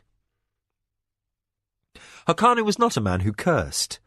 Controlled and taut as the pitched treble string of a harp-like Tyrrell, he allowed himself no indulgence that might in any way disturb his wife. Silently, dangerously graceful, he slid aside the door just enough to pass through. The day was too fair, he thought, as he regarded the pale green sky. There should have been storms, strong winds, even lightning and rain. Nature herself should rail at the earth on the day of Ayaki's funeral. Across the hill in the hollow before the lakeshore, the final preparations were being carried out. The stacked wood of the pyre arose in a ziggurat. Jikan had made free with Akoma wealth on Hokanu's order and made sure that only aromatic woods were purchased. The stink of singed flesh and hair would not offend the mourners or the boy's mother. Hakanu's mouth thinned. There would be no privacy for Mara on this most sad occasion. She had risen too high, and her son's funeral would be a state rite. Ruling lords would converge from all parts of the empire to pay their respects, or to further their plot's intrigues. The game of the council did not pause for grief or joy or any calamity of nature. Like rot unseen under painted wood, the circumstances that had created Ayaki's death would repeat themselves again and again. A dust cloud arose on the northern skyline, guests already arriving, Hakanu surmised. He glanced again at his wife, reassured that her dreams had quieted. He stepped quietly to the door, spoke to the boy runner, and arranged for the ladies' maids to be with her when she wakened. Then he gave in to his restlessness and strode out onto the terrace. The estate was beginning to stir. Jikan could be seen crossing at a half-run between the kitchen wing and the servants' quarters, where laundry girls already hurried between guest chambers, with baskets of fresh linens balanced on their heads. Prepared for state visitors, warriors in dress armour marched to relieve the night watch. Yet, amid the general air of purpose, two figures walked by the lake, keeping pace with each other, but apparently on no logical errand beyond a morning stroll. Suspicion gave Hakanu pause until he looked closer and identified the pair. Then, curiosity drew him across the terrace, and he descended the stairs that gave access to the grounds below. Following quietly between the rows of akasi flowers, Hakanu confirmed his first impression. Inkomo and Irilandi moved ahead of him at their unhurried pace, seemingly lost in thought. The former first adviser and the former force commander to Tasayo of the Minwanabi did not wander aimlessly. Intrigued by what these two previous enemies turned loyal servants might be doing out so early on this sad day, Hakanu slipped silently after. The pair reached the edge of the lake, and the reed-frail adviser and leathery, battle-muscled warrior both knelt upon a little rise. Past a notch between the scrolled eaves of the great house and the hill it fronted, the first pink clouds drifted in the sky, their undersides heating to orange as the rays of a sun not yet visible gilded their edges. Both men sat as if praying. Hakanu noiselessly drew nearer. For several minutes the lord and the two servants abided in frozen tableau. Then daybreak pierced the gloom, and a sunbeam fanned across the sky, catching in a crystalline formation at the peak of the rise. There came a flash that dazzled. Warmth and first light bathed the secluded quiet, and the dew sparkled, touched to gem-like brilliance. Then Irilandi and Inkomo bowed until their heads touched the earth, repeating faint words that Hakanu could not make out. For that brief instant, the son of Shinzawai was nearly blinded by the unexpected flash.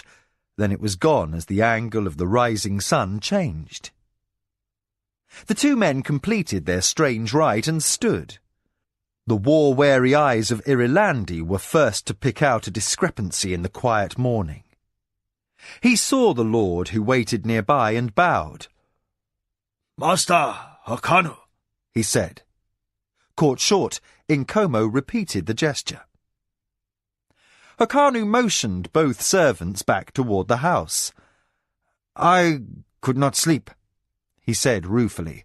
"I observed you walking and came to see what brought you here." Irilandi gave a Surani shrug. "Each day before sunrise, we give thanks." Hakanu's silence begged for a further explanation, though he did not look at either man, but studied his bare feet as he stepped through dew-damp grass. Inkomo cleared his throat in what might have been embarrassment.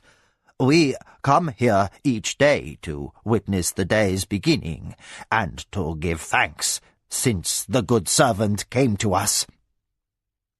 He regarded the great house with its high peaked gables, stone pillars, and the screen lintels, tied now with red bunting, in respect for Turakamu, the red god, who would welcome Ayaki's spirit into his keeping during the day's rites.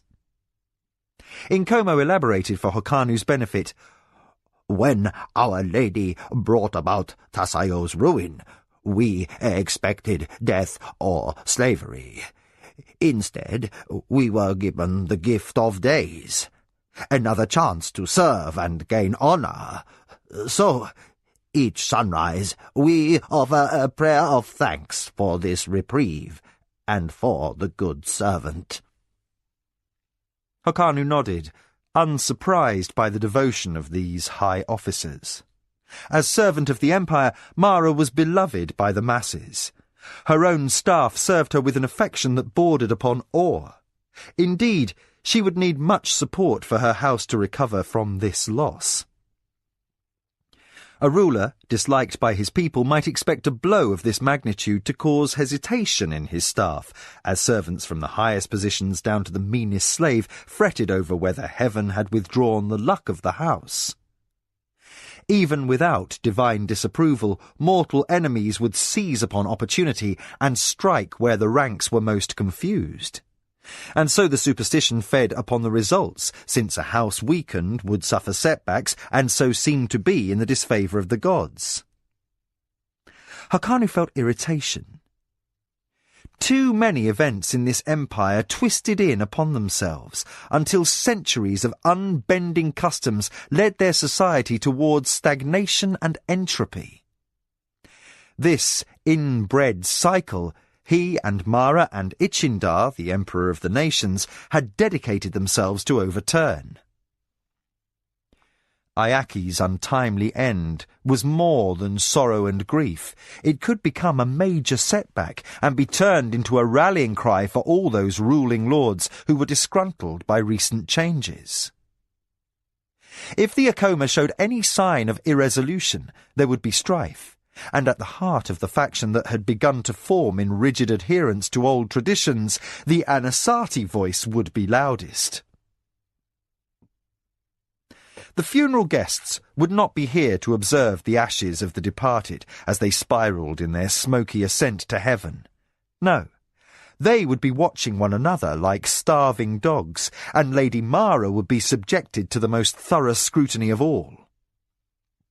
Weighed down by dread, for he knew his lady was too lost in her pain to handle peripheral matters, Hokanu pushed open the ornamental gate and started across the garden.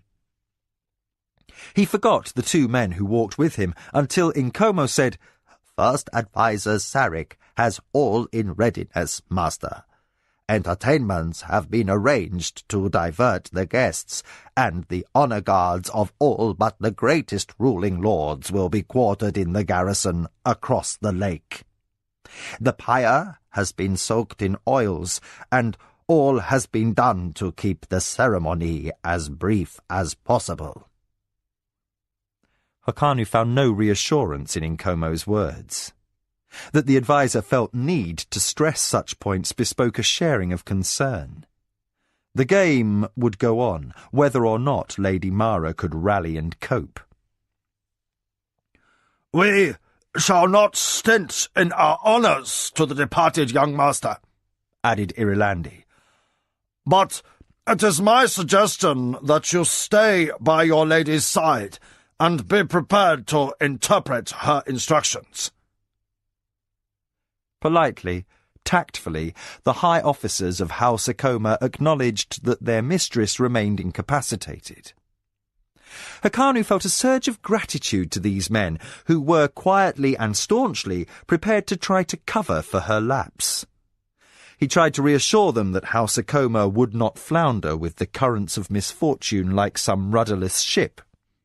"I shall be with my lady.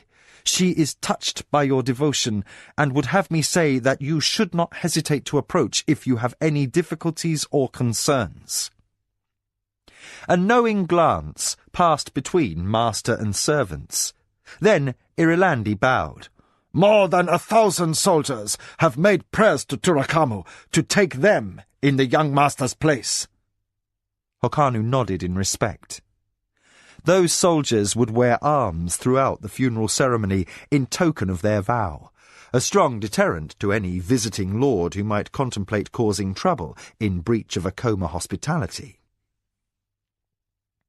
The number was a great honour to Ayaki. The men's dedication also demonstrated that Barak's rumour recognised the political ramifications of what was far more than a personal tragedy. The lords who came today would gather and circle like Jaguna, the eaters of dead meat, to see what prizes could be snatched from the teeth of misfortune.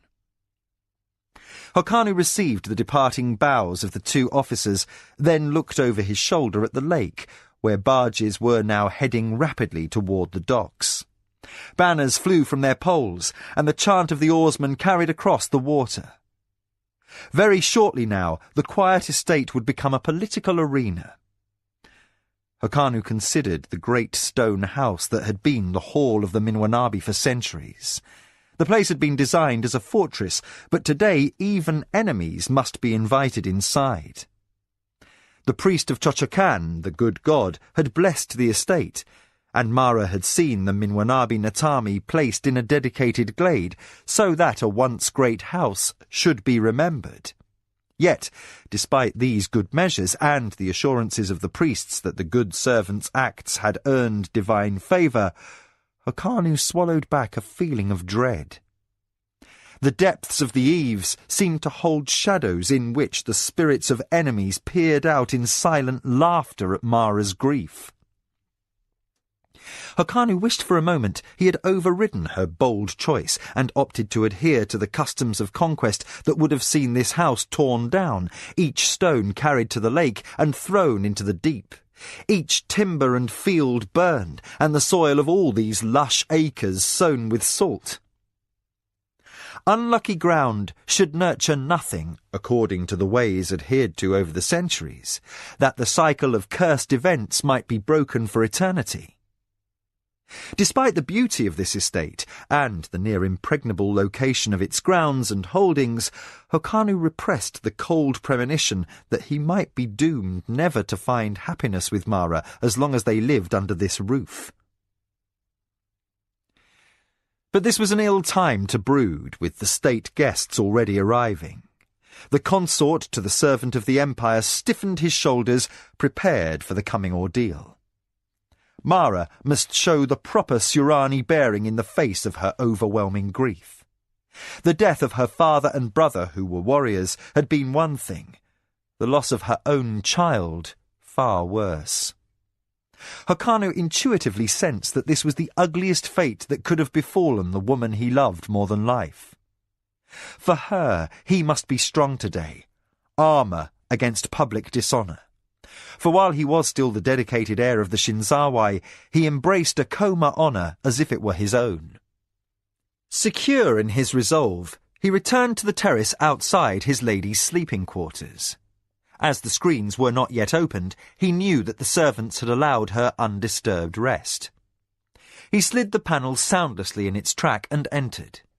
He did not speak, but let the gentle warmth of daylight fall upon his wife's cheek. Mara stirred, her hands closed in the twisted sheets, and her eyes fluttered open. She gasped and pushed herself up. Her eyes swept the room in terror until Hokanu knelt and captured her in his embrace. Her complexion looked as if she had not slept at all. "Is it time?" Hokanu stroked her shoulder as servants who had waited outside hurried in at the sound of their mistress's voice. He said, "The day begins." Gently, he helped raise his lady to her feet. When he had steadied her, he backed away and gestured for the servants to perform their offices. Mara stood with a bleak expression as her maids bustled to arrange her bath and her dress. Hokanu endured the sight of her lacklustre manner without showing the anger in his heart. If Jiro of the Anasati was responsible for causing this pain to his lady, the heir to the Shinzawai vowed to see the man suffer. Then, recalled to his own state of undress by the admiring stare of one of Mara's handmaids, he put aside thoughts of revenge.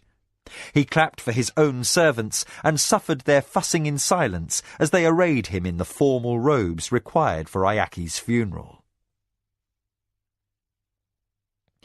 The throng mantled the hills surrounding the Acoma estate house, clothed in the colours of 1,000 houses, with red sashes, red ties or red ribbons, worn in homage to the red god, brother to Sibi, who was death and lord of all lives. The colour also symbolised the heart's blood of the boy that no longer flowed to clothe the spirit. 6,000 soldiers stood in columns flanking the hollow where the bier awaited. In front, in polished green armour, stood the Acoma warriors who had dedicated their lives. Behind these, the ranks in the blue of Mara's Shinzawai consort. And after them, the gold-edged white of the Imperial Guard sent by Ichindar to carry the Emperor's condolences. Next came Kamatsu of the Shinzawai, Hokanu's father, and then the families who made up the Hadama clan, all who had blood ties to the dead boy. After them, in a great sprawling crowd, stood the houses who had come to pay their respects or to indulge in the next round of the great game. The warriors were statue still, heads bowed, shields held with edges resting upon the ground. Before each lay a sword, points facing the bier, empty scabbard placed crosswise beneath. Behind the soldiers up the hillside, members of the household kept a respectful distance from the line of march, for the great of the empire had come to bid farewell to a boy. Trumpets blew to begin the procession. In the shade of the outer portico where the Acoma advisers and officers gathered to march, Mara fought the weakness in her knees. She felt Hokanu's grip on her elbow, but the meaning of the sensation did not register. The eyes, half hidden behind her red veil of mourning, were locked on the litter that held her motionless son. His body was encased in fine armour. His white hands clasped the grip of a rare metal sword. The hand that had been crushed in the fall was decently clothed in a gauntlet, the mashed chest hidden behind a breastplate, and shield emblazoned with a shatra bird in rare gold leaf. To the eye he seemed a sleeping warrior, prepared at a call to arise and fight in the glory and honour of his youth. Mara felt her throat close. No prior event, not placing the mementos of her father and brother in the family's glade to mourn them, not enduring her first husband's brutality, not losing the first man with whom she had discovered the passion of love, nor the death of her beloved foster-mother, nothing compared to this moment for sheer horror. She could not believe, even now, far less accept the finality of her firstborn's death. A child whose life had made hers endurable through her unhappy first marriage. An infant whose carefree laughter had weaned her from despair when she had faced enemies greater than the means of her house to defend. Ayaki had given her the courage to go on. Out of stubbornness and a fierce desire to see him live to carry on the Acoma name, Mara had accomplished the impossible. All would be consigned to ashes this day. This accursed day, when a boy who should have outlived his mother would become a pillar of smoke to assault the nostrils of heaven. A step behind Mara, baby Justin fretfully asked to be carried.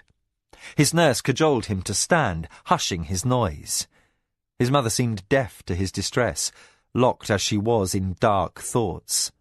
She moved like a puppet to Hokanu's guidance as the retinue prepared to start forward. Drums beat. The tattoo thrummed on the air. An acolyte clad in red thrust a dyed care reed into the lady's unfeeling hands. Hokanu's fingers clasped hers, raising the reed with her, lest she drop the religious symbol. The procession moved. Hokanu gathered her into the crook of his arm and steadied her into the slow march. To honour her loss, he had forsaken the blue armour of the Shinzawai for the green of the Acoma and an officer's helm. Vaguely, Mara knew he grieved, and distantly she sensed the sorrow of the others, the Hedonra who had so often shouted at the boy for spilling ink in the scriptorium, the nurses and teachers who had all borne bruises from his tantrums, the advisers who had sometimes wished for a warrior's sword to knock sense into the boy's mischievous head by whacking the flat on his backside. Servants and maids and even slaves had appreciated Ayaki's quick spirit. But they were as shadows, and their words of consolation just noise. Nothing anyone said or did seemed to penetrate the desolation that surrounded the Lady of the Akoma. Mara felt Hokanu's hand gently upon her arm, guiding her down the low stairs. Here waited the first of the state delegations, Ichindars, clad in blinding white and gold. Mara bent her head as the regal contingent bowed to her. She stayed silent behind her veils as Hokanu murmured the appropriate words. She was moved on, past Lord Hopara of the Zacatecas, so long a staunch ally. Today she presented to him the manner she would show a stranger, and only Hokanu heard the young man's graceful expression of understanding. At his side, elegant as always, the Dowager Lady of the Zacatecas regarded the good servant with something more magnanimous than sympathy. As Hokanu made his bow to her, Lady Isashani lingeringly caught his hand. "Keep your lady close," she warned, while she outwardly maintained the appearance of offering a personal condolence. "She is a spirit still in shock. Very likely she will not recognize the import of her actions for some days yet. There are enemies here who would provoke her to gain advantage." Hokanu's politeness took on a grim edge as he thanked Lord Hopara's mother for her precaution. These nuances passed Mara by, as well as the skill with which Hokanu turned aside the veiled insults of the Amechan. She made her bows at her lord's cue, and did not care as she roused whispers in her wake that she had shown more obeisance than necessary to Lord Frazai of the Tomagu, that the Lord of the Inradaka noticed that her movements lacked her characteristic fire and grace. She had no focus in life beyond the small, fragile form that lay in final rest upon the litter. Plodding steps followed in time to the thud of muffled drums. The sun climbed overhead as the procession wound into the hollow where the pyre had been prepared. Hokanu murmured polite words to the last and least of the ruling lords who merited personal recognition. Between the litter and the pyre waited one last contingent, robed in unadorned black. Touched by awe, Hokanu forced his next step, his hand tightening upon Mara. If she realized she confronted 5 great ones, magicians of the assembly, she gave no sign. That their kind was above the law, and that they had seen fit to send a delegation to this event failed to give her pause. Hokanu was the one to ponder the ramifications, and to connect that of late the black robes seemed to have taken a keener interest than usual in the turnings of politics. Mara bowed to the great ones as she had to any other lord, unmindful of the sympathy offered by the plump Hotchapepper, whom she had met at the occasion of Tasayo's ritual suicide. The always awkward moment when Hokanu faced his true father was lost on her. The icy regard of the red-haired magician who stood behind the more taciturn Shimon did not faze her. Whether hostile or benign, the magician's words could not pierce through her apathy. No life their powers could threaten meant more than the one Turakamu and the Game of the Council had already seen fit to take. Mara entered the ritual circle where the bier lay. She watched with stony eyes as her force commander lifted the too-still form of her boy and laid him tenderly on the wood that would be his final bed. His hands straightened sword and helm and shield, and he stepped back, all his rakishness absent. Mara felt Hokanu's gentle prod. Numbly she stepped forward as around her the drums boomed and stilled. She lowered the kereed across Ayaki's body, but it was Hakanu's voice that raised in the traditional cry. "We are gathered to commemorate the life of Ayaki, son of Bontakapi, grandson of Tekuma and Sezu." The line was too short, Mara sensed, a vague frown on her face. Where were the list of life deeds for this, her firstborn son? An awkward stillness developed until Lujan moved at a desperate glance from Hakanu and nudged her around to face the east. The priest of Chochokan approached, robed in the white that symbolized life. He shed his mantle and danced, naked as at birth, in celebration of childhood. Mara did not see his gyrations. She felt no expiation for the guilt of knowing her laxity had caused disaster. As the dancer bowed to earth before the bier, she faced west when prompted and stood dull-eyed as the whistles of Turakamu's followers split the air, as the priest of the Red God began his dance for Ayaki's safe passage to the halls of the Red God. He had never needed to represent a barbarian beast before, and his idea of how a horse might move had been almost laughable had it not ended in the fall to earth that had crushed so much young promise. Mara's eyes stayed dry. Her heart felt hardened to a kernel, incapable of being renewed. She did not bow her head in prayer as the priest stepped forward and slashed the red cord that bound Ayaki's hands, freeing his spirit for rebirth. She did not weep or beg the god's favour as the white-plumed Tirik bird was released as symbol of the renewal of rebirth. The priest of Turakamu intoned his prayer for Ayaki. "In the end, all men come before my God. The death god is a kind lord, for he ends suffering and pain. He judges those who come to him and rewards the righteous."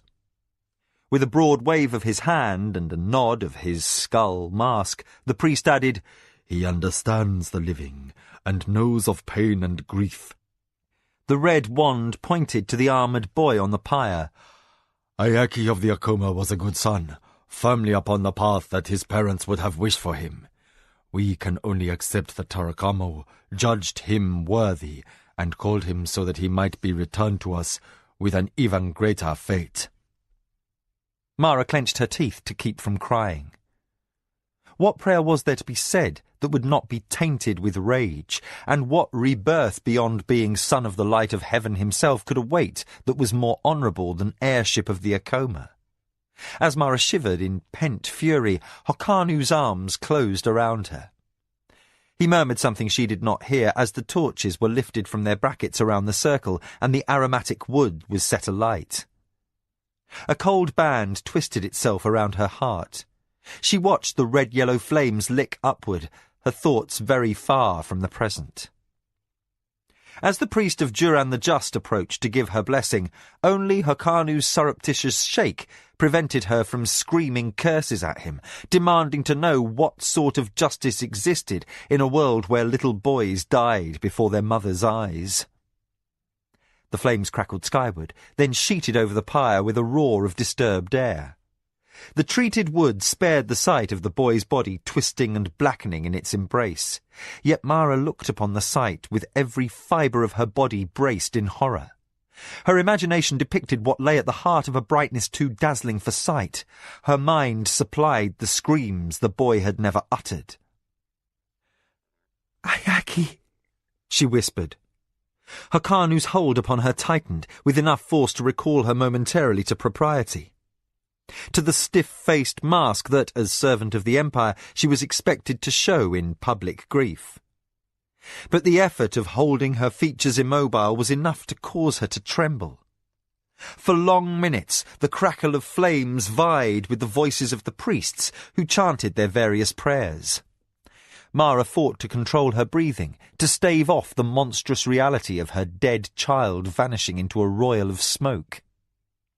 For the death rite of one of lesser station, this would be time for the guests to file away, leaving those closest to the departed to a time of private mourning. But with the passing of the great, such courtesies were forborne. Mara was allowed no reprieve. At the forefront of the public eye, she remained while the acolytes of Turakamu threw consecrated oil upon the flames. Waves of heat rolled off the pyre, reddening Mara's skin. If she shed any tears, they dried upon her cheeks in the face of that cruel furnace. Above writhing curtains of flame, the thick black smoke coiled skyward to draw notice from heaven that a spirit of high honour had departed. The sun added to the blaze, and Mara felt sick and dizzy. Hakanu turned his body to shade her as he could. He dared not glance at her too often in concern for fear of betraying her weakness, while the time dragged by as torture.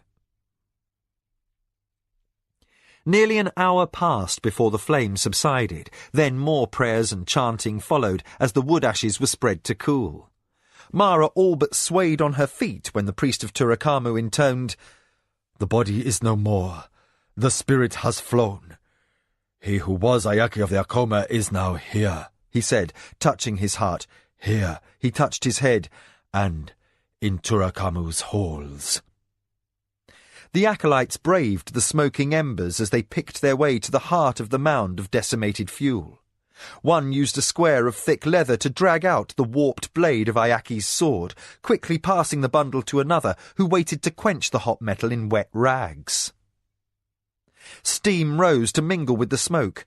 Mara endured with deadened eyes as the priest of Turakamu employed an ornate scoop to fill the waiting urn with ashes. More wood than boy, the remains would become the symbol of the body's internment in the glade of his ancestors. For the Surani believed that, while the true soul travelled to the halls of the Red God, a small part of the spirit, the shade, would rest alongside its ancestors within the stone that was the Natami of the house. That way, the essence of the child would thus return in another life, while that which made him a Koma would remain to watch over his family. Hakanu steadied his wife as two acolytes arrived before her. One offered the sword blade, which Mara touched. Then Hakanu took the twisted length of metal, while the other acolyte surrendered the urn. Mara accepted the ashes of her son in trembling hands. Her eyes did not acknowledge what she held, but remained fixed upon the scattered charred wood that remained in the circle. Hakanu touched her arm lightly, and they turned as one. The drums boomed out as the procession veered around and resumed its march toward the Akoma contemplation glade.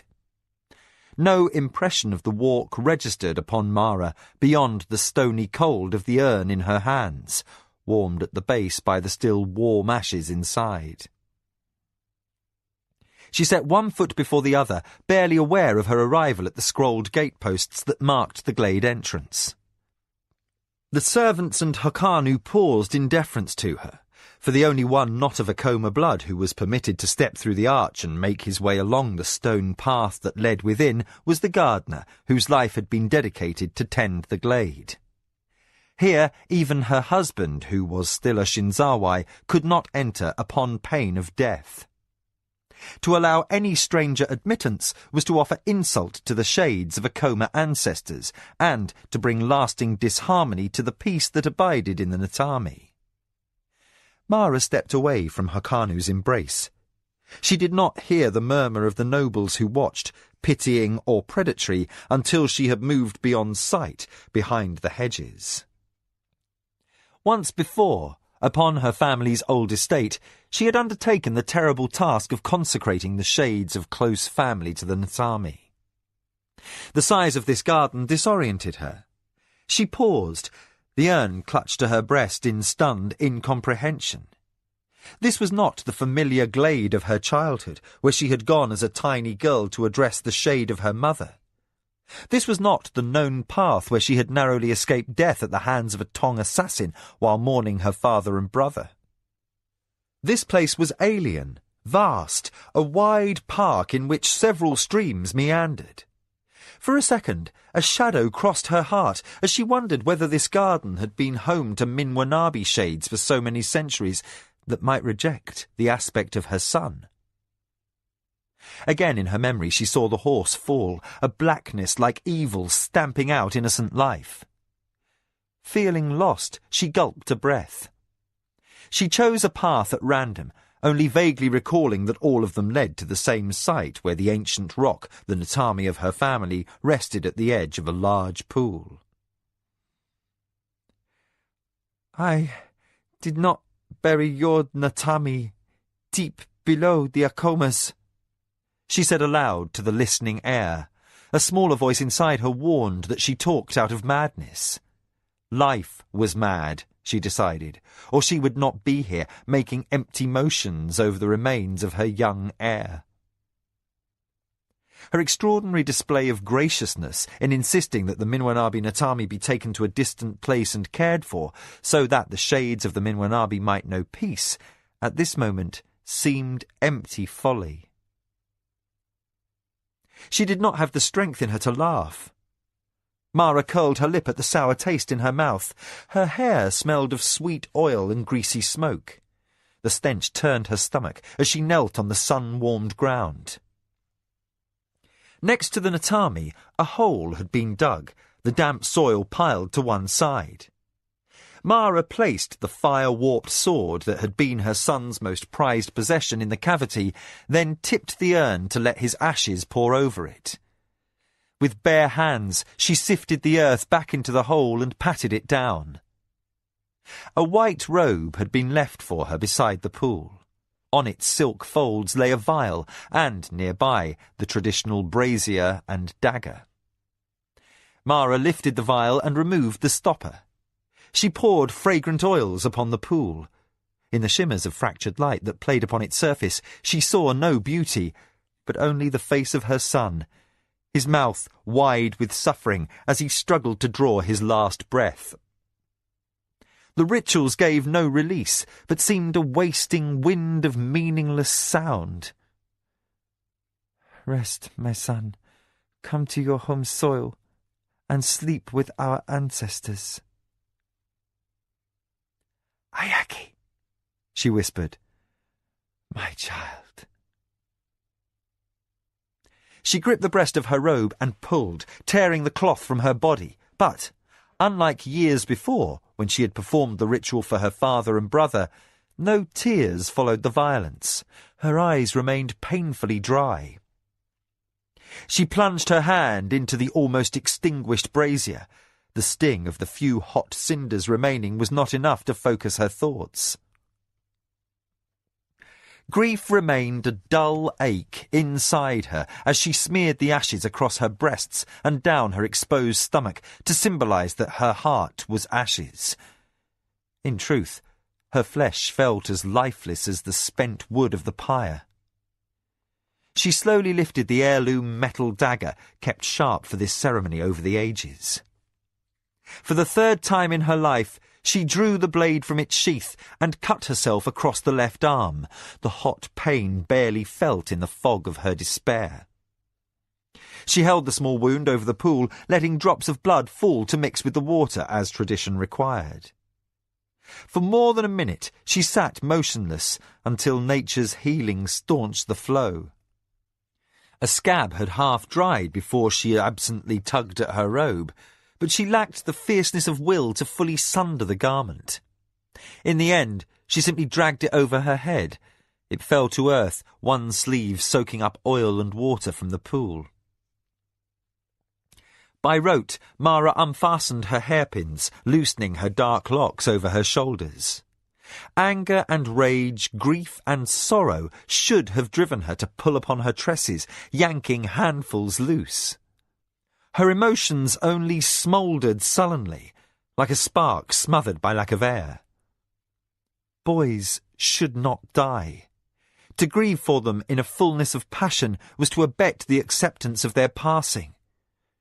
Mara twisted at a few tangles, outwardly listless. Then she settled back upon her heels and regarded the glade. Such immaculate beauty, and only she among the living could appreciate it. Ayaki would never perform the death rite for his mother. Hot tears erupted unbidden, and she felt something of the hardness wedged within break loose. Mara sobbed, abandoning herself to an outpouring of grief. But, unlike before, when such release brought clarity, this time she found herself driven deeper into chaotic thought. When she closed her eyes, her mind whirled with images. First, Ayaki running. Then Kevin, the barbarian slave who had taught her of love, and who had time and again risked his life for her alien honour. She saw Buntakapi sprawled on the red length of his sword, his great ham fists quivering closed as the life left his body. Again, she acknowledged that her first husband's death would forever be marked against her. She saw faces, her father and brother, then Nakoya, her nurse and foster mother. All of them offered her pain. Kevin's return to his own world was as painful a loss as death, and not one other had died as nature intended. All had been casualties of twisted politics and of the cruel machinations of the great game. The horrid certainty would not leave her that Ayaki would not be the last boy to die for the empty ambitions of the nation's ruling lords. That reality struck her like torture, that Ayaki would not be the last. Howling in hysteria born of agony, Mara threw herself headlong into the pool. The wetness swallowed her tears. Her sobs were wrenched short by a gasp as cold water sucked into her nostrils and life recalled her to its own. She crawled back on dry earth, choking. Water streamed from her mouth and hair. She dragged in a hacking breath, then reached mechanically for the robe, its whiteness marred by dirt and sweet oil.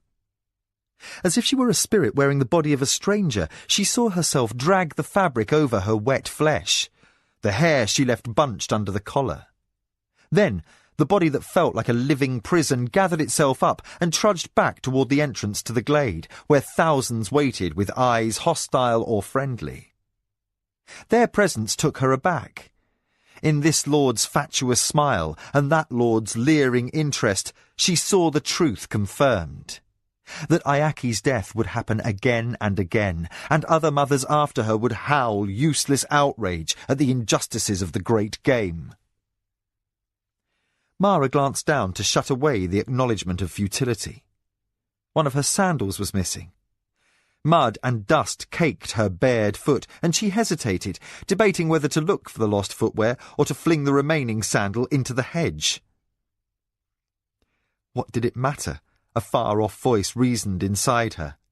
Mara watched her misshod feet with fey detachment as the person that was herself left the glade.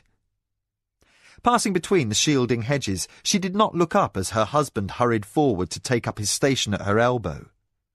His words did not soothe. She did not want to return from her inward retreat to work at sorting their meaning. Hakanu shook her gently, forcing her to look up. A man in red armour stood before her, thin, elegant, poised. He carried his chin at an arrogant angle. Mara stared at him, distracted. His eyes narrowed. He said something. The hand that held some object in it gestured, and something of the biting scorn that underlay his manner came through. Mara's gaze sharpened. Her eyes focused on the device upon the young man's helm, and a deep quiver shook her. "Hanasati!" she said, a bite like a whip's crack to her voice. Lord Jiro gave back a chilly smile. "The lady deigns to acknowledge me, I see." Wakened to a slow, spiralling rage, Mara stiffened. She said nothing. Hokanu's fingers wrenched unobtrusively at her wrist, a warning she did not acknowledge. Her ears rang to a sound like 1,000 enraged sarcats spitting in defiance, or torrents of storm-swollen rivers crashing down jagged rock. Jiro of the Anasati raised the object he held, a small puzzle cleverly cut to a pattern of interlacing wooden hoops. He inclined his head in a formal bow, saying, "My nephew's shade deserves remembrance from the Anasati." "Remembrance," Mara said, in a high, tortured whisper. Inside her mind, her spirit howled. Anasati remembrance had sent her firstborn to a bed of ashes. She did not remember moving. She did not feel the wrench of tendons as she yanked free of Hokanu's restraint. Her scream of rage cut across the gathering like the sound of a drawn metal sword, and her hands rose like claws. Jiro leapt back, dropping the puzzle in horrified astonishment, and then Mara was on him, clawing to reach his throat through the fastenings of his armour. Those lords standing nearest exclaimed in shock as this small woman, unarmed, dirty and wet, threw herself at her former brother-in-law in a fit of pure fury. Hokanu sprang with all his warrior's quickness, fast enough to catch Mara back before she drew blood. He smothered her struggling body in his embrace. But the damage by then was irrevocable. Jiro glared around at the circle of stunned onlookers. "You all bear witness!" he cried in an indignation that held an undertone of wild joy. Now he had the justification he had long wished for, to see the Lady Mara ground under his heel in utter defeat. "The Akuma have offered the Anasati insult. Let all present be informed that alliance is dead between our two houses. I claim my right to expunge this shame to my honour, and blood will be called for in payment." Chapter 3. War. Hokanu acted. While Mara beat her fists in mindless fury against his breastplate, the warriors of her honour guard closed in a tight ring to shield their lady's hysteria from public view. Hokanu called urgently for Sarik and Inkomo. One glance at their distraught mistress was sufficient to convince the two advisers. Grief and nerves had overwhelmed her. She was past recognition of individual faces, and obviously beyond any capacity to issue a public apology to Lord Jiro.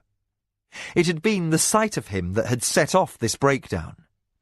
Even should reason return to her before the guests departed, it would not be wise to encourage a meeting between injured parties so she might ask forgiveness. Worse damage might result. The two advisers, one old and practised, the other young and talented, could see that already the scope of the trouble her lapse had created was widening. It was too late now to mend the past. Hokanu realised that he should have heeded Isashani's warning more closely, but he must not allow regret for his miscalculation to hamper the need for fast decisions. "Sarik," he rapped out, "issue a statement. Tell no falsehoods, but select your words to insinuate that Our Lady has fallen ill. We need immediate tactics to soften Jiro's accusations of insult, which will certainly come within hours, and to find a sane reason to dismiss the state guests." The dark-haired first adviser bowed and ducked away, already composing his words of formal announcement. Unasked, Force Commander Lujan stepped to the fore.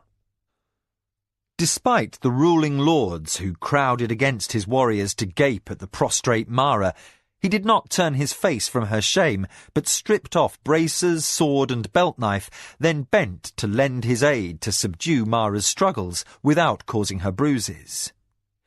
With a glance of profound relief, Hokanu continued with instructions to Inkomo. "Hurry back to the estate house. Assemble Mara's maids and find her a healer who can mix a soporific. Then see to the guests. We need help from what allies we have left to avert an outbreak of armed hostilities." "Lord Hapara and the Zakateka's forces stand with you," announced a husky female voice. The tight ranks of honour guards swirled aside to admit the elegant yellow and purple-robed form of Lady Isashani, who had used the almost mystical effect of her beauty and poise to gain passage between the warriors. "And I can help with Mara." Hokanu assessed the sincerity of the concern in her exotic dark eyes, then nodded. "Gods pity us for my lack of understanding," he murmured by way of apology. "Your house has all our gratitude." Then he turned the charge of his lady over to the feminine wisdom of the Zakateka's dowager. "She has not gone mad," Lady Isashani answered, her fine hand closing over Mara's in comfort. "Sleep and quiet will restore her, and time will heal her grief. You must be patient." Then, back to the hardcore immediacy of politics, she added, I have set my 2 advisers to waylay the Omechan and the Inrodaka. My honor guard under Hopara will find ways to interpose themselves where they will most hamper other troublemongers. 2 fewer enemies to concern them. Hokanu tossed back a harried nod. Mara had staunch friends against the vicious factions who sought to pull her down. She was beloved by many in these nations. It tore his heart not to be able to stay at her side when she was in such a terrible state. He forced his gaze away from the small cortege that formed to convey his distraught lady to the comfort of the estate house. To let his heart rule him at this time was fool's play. He must harden himself as if he stood on the brink of deadly combat. There were enemies in plenty who had attended Ayaki's last rites precisely to grab advantage from an opportunity like this. Mara's insult to Jiro was by now past forgiveness. Bloodshed would result, that was a foregone conclusion, but only a fool would initiate an assault in the heart of Mara's estate with her army gathered to pay honour to Ayaki. Once beyond the borders of the Akoma lands, Mara's enemies would start their mischief. Hokano moved now in an attempt to stave off immediate war. The Akoma stood to be ruined if he misstepped.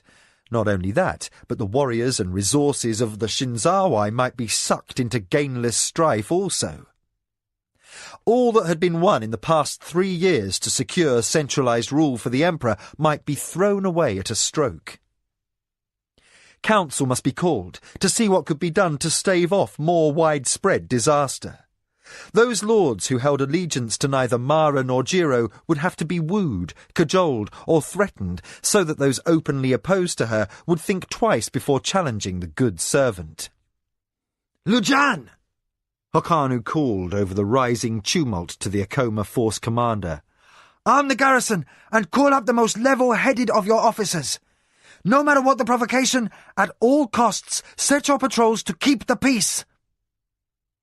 The high green plumes of the officer's helm bobbed acknowledgment over the chaos. Hokanu spared a moment for thanks to the gods that Mara had chosen her staff for intelligence and sense. Cool heads were their only hope for extricating House Akoma from devastation. Saddened by this turn of affairs, Hokanu directed the honour guard to march back to the estate house. Had Mara been less herself and more the pliant wife that so many Empire women became as a result of their traditional upbringing, she would never have been strong enough to have attended a full state funeral for a son cut down by assassins. As ruling lady and servant of the Empire, she was too much in the public eye, denied even the human frailties that any lesser mother might be forgiven. Caught up in the heated core of intrigues, Lady Mara was forced into a role that made her a target. A frantic hour later, Mara lay on her sleeping mat, stupefied by potions administered by the priest of Hantukama, who had appeared, as if by magic, to offer his skills. Isashani had the household well in hand, and the short Hadonra Jikan was as busy as 3 men, quelling wild rumours among the servants. Hokanu found himself alone to deal with the decisions that must be made in behalf of House Akoma. He listened to the reports of the Akoma retainers. He took notes for Mara to review when she was restored and capable. He marked which guests stood by her and which were outspoken against her. Most had the dignity to stay silent, or else they were too shocked to frame any hostile response. All had expected to spend the day in quiet contemplation, then to be hosted by the servant of the Empire at a formal evening meal. Instead, they were already returning home, appalled by an unforgivable act authored by a woman who held the highest office in the land short of the Emperor's throne. More than one delegate of great houses had stopped by, ostensibly to pay their respects, but, except for the Lord of the Kedda, Hokanu had murmured empty thanks to men eager to catch any hint that House Akoma stood weakened. Lord Hopara, and the lords of Clan Hadama were doing a fine job of moving through the crowds of departing guests, toning down the damage of Mara's act against the Anasazi by whatever expedient they could find. Many, who were all too ready to be outraged by the breach of protocol, became more inclined to overlook a grieving mother's outburst after one of the Hadama lords or Lord Hapara had finished speaking to them. Another noble frustrated in his attempts to reach the inner apartments had been the Lord of the Anasazi. Jiro had stiffly insisted that the insult to his person was irreparable. A pack of supporters had clustered at his heels as he was turned away from Mara's door. They had found a common rallying point, and even those who had counted Mara a friend would be hard-pressed to ignore a personal attack. For an enemy, it was impossible. In Surani culture, forgiveness was simply a less shameful form of weakness than capitulation. All in the course of seconds, the lady had changed political opponents into allies of deadly enemies. Jiro had not sued for public apology. Indeed, he had surrounded himself with lords whose disgruntlement with Ichindar's reformed powers of rule was most vociferous. Sarek and Nkomo shared the conclusion that the Anasazi lord was deliberately discouraging conciliatory gestures, choosing to place blame for the scandal squarely upon the Akoma. Jiro's loud complaints reached any who hovered within earshot, that he had come to his nephew's funeral under what was understood as a traditional truce by all who attended, and had endured physical attack, humiliation at the hands of his host, and public accusation. As much as any ruler understood or sympathized with the source of Mara's irrational act, none could deny that deadly insult had been given with no atonement offered. Any attempt to deflect the accusation by pointing out Mara's present inability to offer a rational apology was ignored by the Anasazi. The hall of the Akoma had grown stifling, its screens drawn closed against the prying eyes of the curious, its doors guarded by the scarred veterans of past wars. These men did not wear the brightly lacquered ceremonial armour, but field trappings, well tested by previous engagements. Sitting upon a lower, less formal dais that was deserted in Mara's absence, Hakanu quietly requested opinions on the day's events. That the closest, most loyal Akoma officers chose to respond to a consort who was not their sworn house lord showed their immeasurable regard for Hakanu's judgment. If the honour of these men's vows was not his to command, they awarded him their absolute trust to act as needed in their mistress's behalf. Touched as he was by their devotion, he was also disturbed, for it signified how deeply they understood Mara's peril. Hakanu prayed that he was up to the task.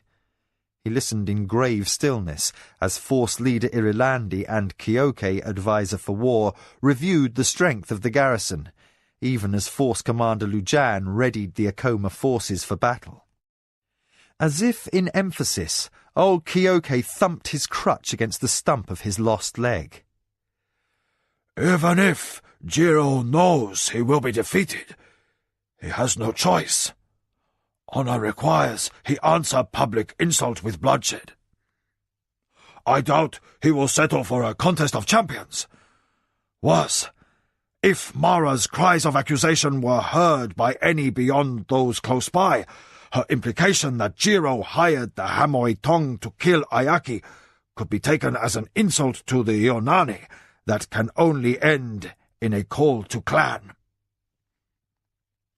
Absolute stillness followed this statement, making the footfalls of rushing servants echo through the hall. Several of those at the table turned to listen to the calls of house officers, gathering their masters' families into personal litters for a quick departure, and a few looked at one another and shared a common understanding. A clan war would rip the empire asunder. Into the face of such grim musing, Sarek ventured, "But who could take such a concept seriously? No Tong dares reveal their employers, and what evidence we've found to link the Anasati to the attack is hardly compelling, given the Hamoy Brotherhood's clandestine practices. I'm more inclined to suspect it's an intentional forced trail. Inkomo nodded, wagging a crooked finger. The evidence of Jiro's hand in Ayaki's death is too neat. No Tong survives to win itself wealthy clients by being this imprudent, and the Hamoy is the most powerful Tong, because its secrets have never been compromised. He scanned the faces around the table. After, 5 attempts upon Mara, they suddenly allow one of their own to be caught with proof of Anasati participation? Unlikely. Certainly questionable. Hardly convincing. Hakanu regarded the advisers with a flash in his eyes as dire as light on barbarian steel. We need Arakasi back. The gifts of the Akoma spymaster were many, and his ability to read through the snarl of politics and individual greed of the nation's myriad ruling lords at times approached the uncanny. We need him to pursue this evidence that supports Jiro's guilt, for the boy's true murderer lies behind it. Hakanu sighed. Meantime, the speculation is leading us nowhere. With Tasayo of the Minwanabi gone, who dares seek the death of the servant of the Empire? Sarek scratched his chin in the gloom. Not without sympathy, he said, Master, you are blinded by love for your wife. The common folk of the nations may regard her as a talisman, but her exalted station invites jealousy from other hearts. Many would see the good servant on her way to Turakamu's halls simply because of her breaks with tradition and her climb to a rank unmatched by any previous warlord. Also, there are many who see their house status lessened and their ambitions curtailed because she is favoured by Ichindar. They would seek Mara's dishonour, if they dared. Hakanu looked impatient. Then who would dare? Of us all, Arakasi might know. Glancing at Inkomo, Sarek tactfully phrased the question that played upon his restless mind. Is there any reason to think that your former master might be reaching from the land of the dead to strike a blow in vengeance? As Kyoke's eyes hardened at this possibility, the former first adviser to the Lord of the Minwanabi, now second adviser to the Lady of the Akoma, cleared his throat. He unflinchingly met the distrust that focused on him. If so, I was no part of such a plot, but Tasayo was a secretive man, and dangerous. Many times he was wont to make arrangements outside my knowledge. I was often dismissed when most lords would have commanded my attendance. The Obajan of the Hamoy Tong was seen to pay a personal visit to Tasayo.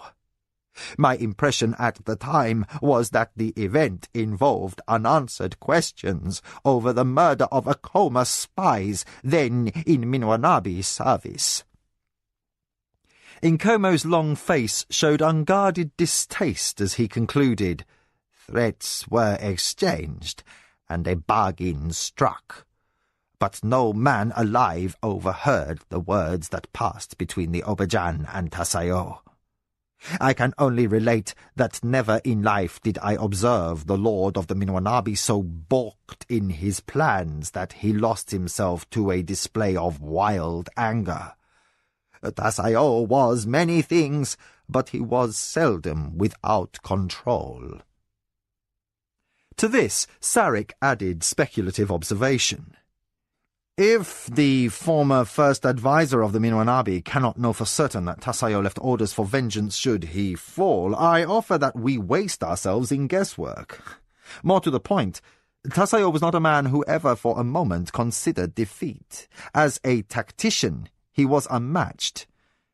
Given that he believed until the end that he was free to crush Our Lady in open war, why should we assume that he took the coward's path and paid death price for Mara when he gave no credence to the chance she might survive him?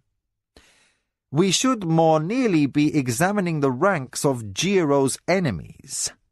Mara is one of the few rulers in the nations with strength enough to engage him without stalemate. With imperial support behind her, discord between Akoma and Anasati is the more likely to lead to setbacks for Lord Jiro. And yet, the Anasati Lord seems eager enough to take what provocation fate and our misfortune have offered. Hokanu broke in. He does not shrink from conflict. That does little to excuse him from culpability in the matter of Ayaki's murder. Until my wife is able, I will presume to make this decision. Order the garrison to make ready to march. There must be war, and we dare not be caught unprepared. Kyoke silently inclined his head. He would not accord the situation the formality of spoken words, since this he could only do before his lady. Yet his acquiescence in the matter showed unswerving support. Sarek, who was younger and less bound to the old traditions, inclined his head in a gesture very close to the bow an adviser would offer his sworn lord. I shall make formal declaration of war upon the Anasati. When Jiro responds in kind, we shall march. Kyoke glanced at Irilandi, who nodded to indicate his own endorsement of what would soon occur. Most Sirani bloodshed was committed surreptitiously, with ambush and raid, and without public acknowledgement of responsibility. But formal battle between houses was a time-honoured ceremonial event. Two armies would meet upon a field at an agreed-upon time, and one would leave victorious. No quarter was asked or given, save in rare circumstances, and again by formal rules of conduct. History held record of battles that had raged for days. It was not uncommon for both houses to be destroyed in the process. Then Hokanu sought one further step. I ask that we notify Clan Hadama. Sarek raised his eyebrows, concerned deeply, but also intrigued by the subtleties of the suggestion. You provoke an Anasati call to clan. Hokanu sighed. I have an intuitive feeling. But Kyoke broke in with a rare interruption that supported Hokanu's hunch. Jiro is no warrior. He has Omelo for force commander, and though a good enough field general in his own right, he does not excel at large-scale engagements. A call to clan is the best hope Jiro has to keep his house and army intact. We do not provoke what is likely a foregone conclusion. More, Nkomo added. Lord Jiro is a scholar at heart. He sneers at the coarseness of armed conflict. He wishes reason to declare against Mara, and has nurtured a hatred of her that extends back into his youth. But he prefers hidden attacks and cleverness. He is a master of Sha. Remember that. He will seek to ruin by subterfuge, not raw force. If we do call a clan war first, then the possibility exists that Clan Yonani will not permit an Anasati interest to drag them to destruction. We are more than Jiro's match in open combat. If his clan members are behind his obsessive desires enough to escalate by accepting his slight of honor for their own, Clan Hadama will answer. Hokanu weighed this without much hope or enthusiasm. Whether Clannion Arni moved against them or not, Lord Giro had managed to set himself at the spearhead of other factions that had caused to undermine Mara's strength. That his was not the only mind to perceive past this personal spat to deeper, more lasting discord had been evident by the number of ruling lords who turned out for Iaki's funeral. The High Council might be abolished, but its tradition of contention continued in secret, ferocious intensity whenever excuse existed for the Empire's nobles to gather. That the Black Robes had sent a contingent of 5 to the rights showed that their trend of intervention into the arena of intrigue was far from ended since Ichindar's ascension to centralised power. At last, Hokanu concluded, "We may have strength and allies enough to crush the Anasati, but at what cost? In the end, it may not change things. We can only hope that a swift, bloody clash on the battlefield will contain the damage and split up the traditionalists before they can ally and organize into a united political party."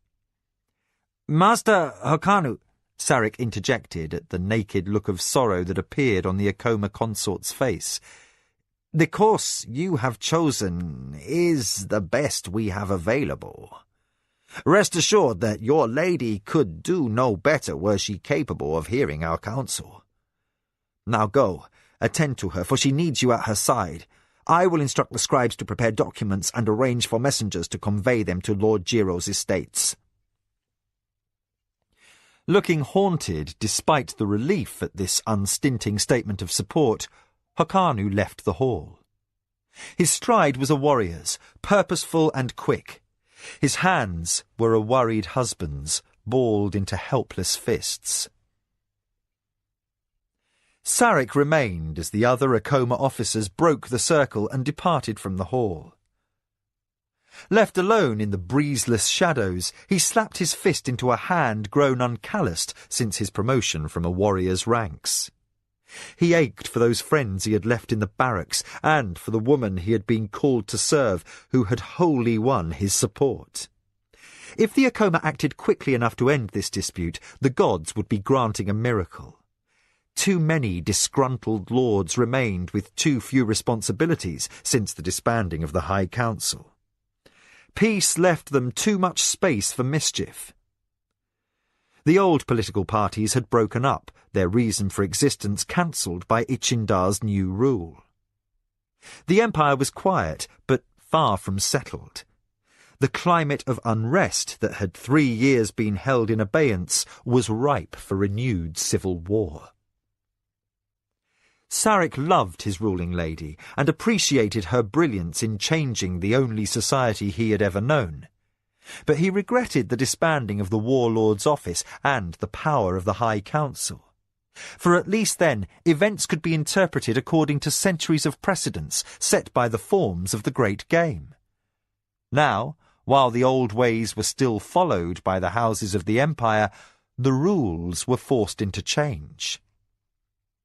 Speculation was becoming too uncertain, Sarek decided with a grimace of disgust. He left the deserted hall, heading for those quarters he had chosen when Mara had come to occupy the former Minwanabi estate.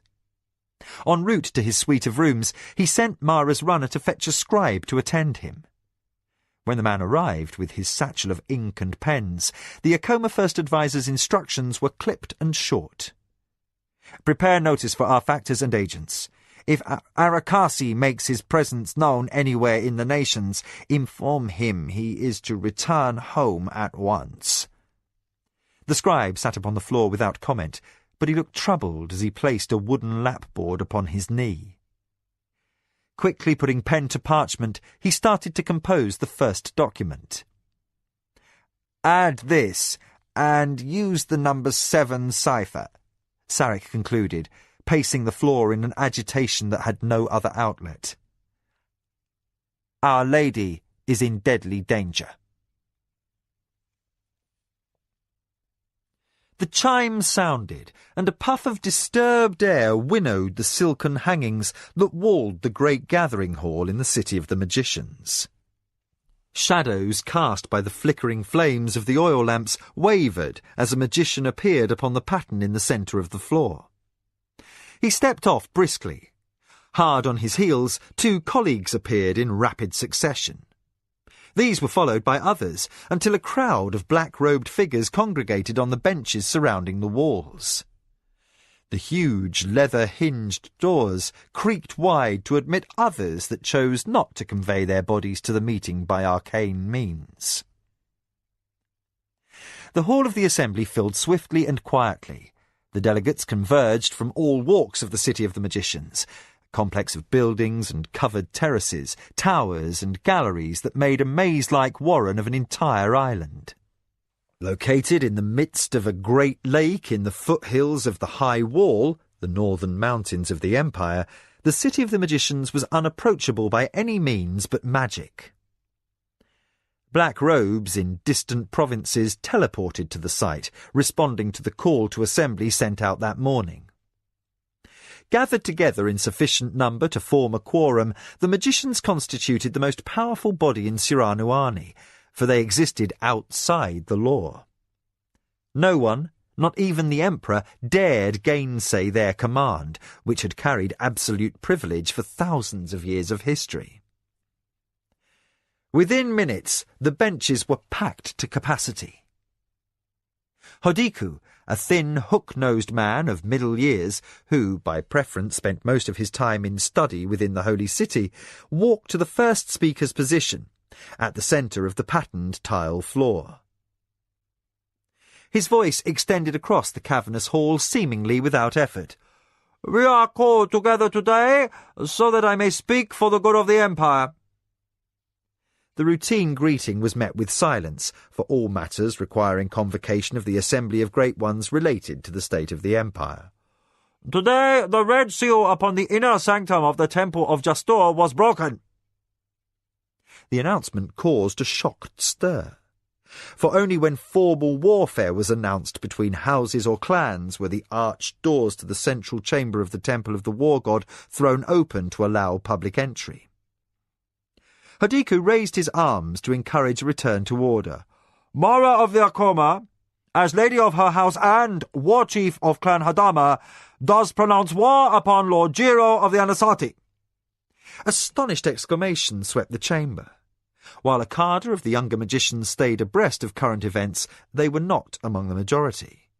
These newly sworn had joined the assembly during the upheavals caused by the force known as the Enemy that had endangered both their own world of Kelawan and that of Midkemia beyond the rift.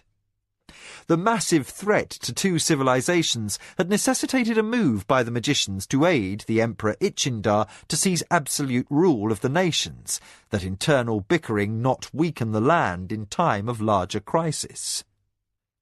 The newest of the mages might be enamoured of using their powers to influence the sway of events, but to the elders of the assembly, who were set in their individual ways and courses of scholarly study, intervention in Surani politics was looked on as bad form, a bothersome chore only performed at dire need. To a still smaller faction, headed up by Hotchapepa and Shimon, once close acquaintances of the barbarian magician Milimba, the recent departures from traditional rule were of interest for deeper reasons. Exposure to Midkemian thought had prompted them to view the affairs of Siranuani in a changed light, and since the Lady Mara was currently the linchpin of Ichindar's support, these war tidings were of particular concern. An old practitioner of Surani politics of all stripe, Hotchapepa raised a chubby hand to his face and closed his dark eyes in forbearance. "As you predicted," he murmured to the reed-thin ascetic Shimon. "Trouble when the nations can least afford the price." Taciturn as ever, Shimon made no reply, but watched with hawk-keen scrutiny as several of the more impulsive magicians surged to their feet, indicating their desire to speak. Hodiku singled out a young black robe named Sevian and pointed. The one selected stepped forward onto the central floor while the others sat. Barely a year past his initiation to mastery of magic, Sevian was fast on his feet, quick-spoken and inclined to be impulsive. He would leap to outspoken conclusions where other, more seasoned colleagues would wait to hear the thoughts of less experienced members before revealing their opinions. He raised a voice too loud by half for the sensitive acoustics of the hall. "It is widely believed that Jiro had his hand in the death of the good servant's son." Which was no news at all. Shimon turned his mouth down in a faint curl of disgust, while Hotchpepper muttered just loud enough for half the room to hear, What, has he been listening in on Isashani's sitting room again, taking in this social gossip? Shimon gave no answer to this. Like many of the elder magicians, he considered using powers to look in on the affairs of individual nobles as the lowest level of crass behaviour. Sevian was embarrassed by Hotchpepper's remark and by the harsh looks from several of the elder members. Left at a loss for words, he curtailed his speech, repeating, "It is widely believed." More magicians vied for the first speaker's attention. Hodiku made a choice among them, and as a slow-spoken, ponderously built initiate droned out his irrelevant viewpoint, more experienced magicians spoke quietly among themselves, ignoring all but the gist of his speech. A mage 2 seats to the rear of Hotchpepper and Shimon, whose name was Teloro, inclined his head toward the others. "What is the real issue, Hotcho?" The plump magician sighed and left off twiddling his thumbs. The fate of the Empire, Teloro. The fate of the Empire. Teloro bridled at this vagueness. Then he revised his first impression. The stout magician's bearing might betray no concern, but his tone rang with deep conviction. Both Shimon and his stout companion seemed fixed on a discussion the other side of the hall where several magicians held private counsel. As the current speaker sat and a round-shouldered man from his whispering cadre stood up, Teloro heard Hotchpepper mutter, Now we'll begin to see how this round of the game is to be played. Hodiku motioned to the man, who was slender with brown hair trimmed above his ears in the Sirani fashion called a warrior's cut. The style was an odd affectation for a black robe, but by any measures Moteka was a strange magician. He had been friends with the 2 brothers who had actively supported the old warlord, but when Elgoran had died and Elgohar had left to serve upon the Midkemian world, Motecha had conspired to maintain an appearance of distance between himself and the 2 brothers. The attention of Shimon and Hotchpepper intensified as Motecha opened. "Is there no end to Lady Mara's ambition? She has called a clan war over a personal insult she delivered as Lady of the Akoma." Hotchpepper nodded, as if in confirmation of a hunch. So, Moteka has made alliances with the Anasati. Odd.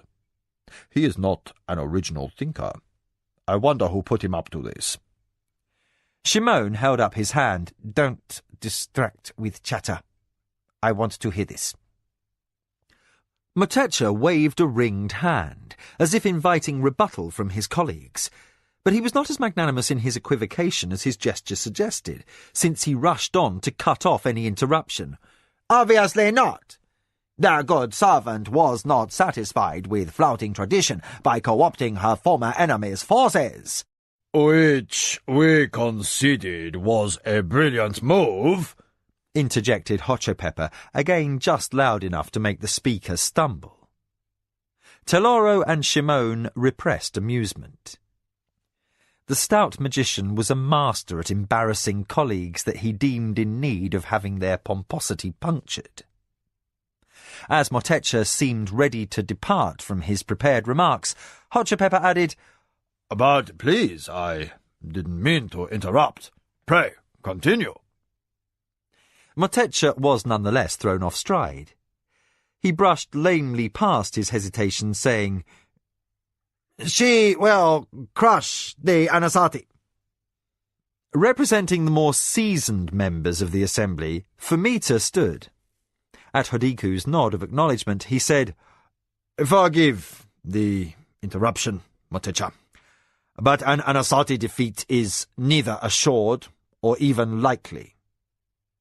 Given the well-documented assessment of the forces available to both sides, it is a given Jiro must counteract with a call to clan. Alone, Anasati's war hosts are no match for Lady Mara's, and she has spoken boldly by raising Clan Hadama. This has already cost her politically. She will lose powerful allies. In fact, 2 will be forced by blood ties to take the field against her on Jiro's behalf. And while the Akoma are awesome in wealth and power, the 2 clans are closely matched." Hotchopepper grinned openly. Motecha's thinly veiled attempt to stir the assembly on behalf of the Anasati was now crushed. Rather than sit down, Fumita continued, "There is another issue here that must be addressed." Motecha jerked his chin and conceded the floor in disgust. As he moved away and no other great one stood to claim the floor, Hodiku merely waved at Fumita to continue. "While matters of honor are deemed inviolate, we must consider, will this clash of clans so weaken the internal structure of the empire that the stability is set at risk?" A murmur stirred the assembly, but no one thrust to the fore to debate the issue. Clan Yonani and Clan Hadama were large factions, yes, but neither commanded enough followers to upset civil order irretrievably. Hotchopepper knew his ally Fumita stalled for time. The underlying concern behind this tactic was wider than the settlement of one house's personal honour over insult. The worst was already halfway realised, that the conflict of the Anasati and the Akoma would create a polarisation of factions who opposed Ichindar. Disorganised dissenters already rallied behind Jiro's cause, forming a traditionalist party that could throw serious opposition against the Empire's new order. Though they were not yet incensed enough to contribute to the bloodshed, were there still a High Council left with power to act, there could be no doubt that if a vote were held at this minute, Lord Jiro would hold enough support to take the warlordship. There were magicians who had regarded Ichindar's rise to power as an impious expedient, that the balance should be returned to the time before the enemy, with the light of heaven's office restored to the old ways. Hotchopepper led a small contingent that welcomed change. He paid scant heed to Fumita's stalling, but instead watched to see where Motecha would gravitate. To his colleague he confided, "Ah, there's the hand behind Jiro's cause." With a slight nod of his head, he indicated the magician Motecha now spoke with, an athletic-looking man just out of youth, unremarkable save for the red hair that showed around the edges of his black cowl. He had thick brows, an expression that approached a scowl, and the carriage of a man who tended to fidget with excess nerves. Tapek, Shimon identified.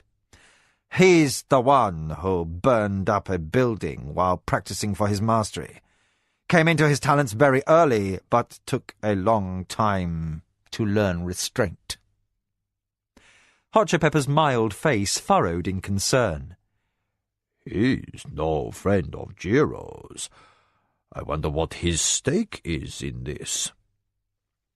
Shimon gave the barest lift of shoulders, as close as he ever came to the enigmatic Sirani shrug. His kind gravitates toward trouble, as floating sticks will draw toward a whirlpool. On the floor, debate continued.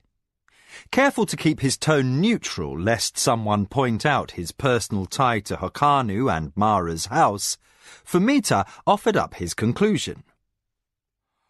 "I believe that if clans Yonani and Hadama destroy each other, we shall be faced with both internal and external perils." He held one finger aloft. Can any doubt that whoever survives that house will be so weakened that others will instantly fall upon it? He raised a second finger, adding, And can any gainsay that enemies outside our border will take advantage of our internal dissension to strike? My turn to contribute to the general excess of hot air, Hot Chip Pepper muttered, and promptly stood. At the queue, Fumita sat with such abruptness that nobody else could rise to his feet in time to prevent Hideku's indication that the stout magician had the floor. Hot Chip Pepper coughed to clear his throat. My learned brother makes a strong brief, he said, warming up to a virtuoso speech of confusing pomposity. But we must not blind ourselves with rhetoric. Shimon's lips twitched at this half-lie. His fat companion paced heavily to and fro, meeting the eyes of all the magicians in the front rows to draw them to attention. I would like to point out that such clashes before have not spelled the end of civilization as we know it.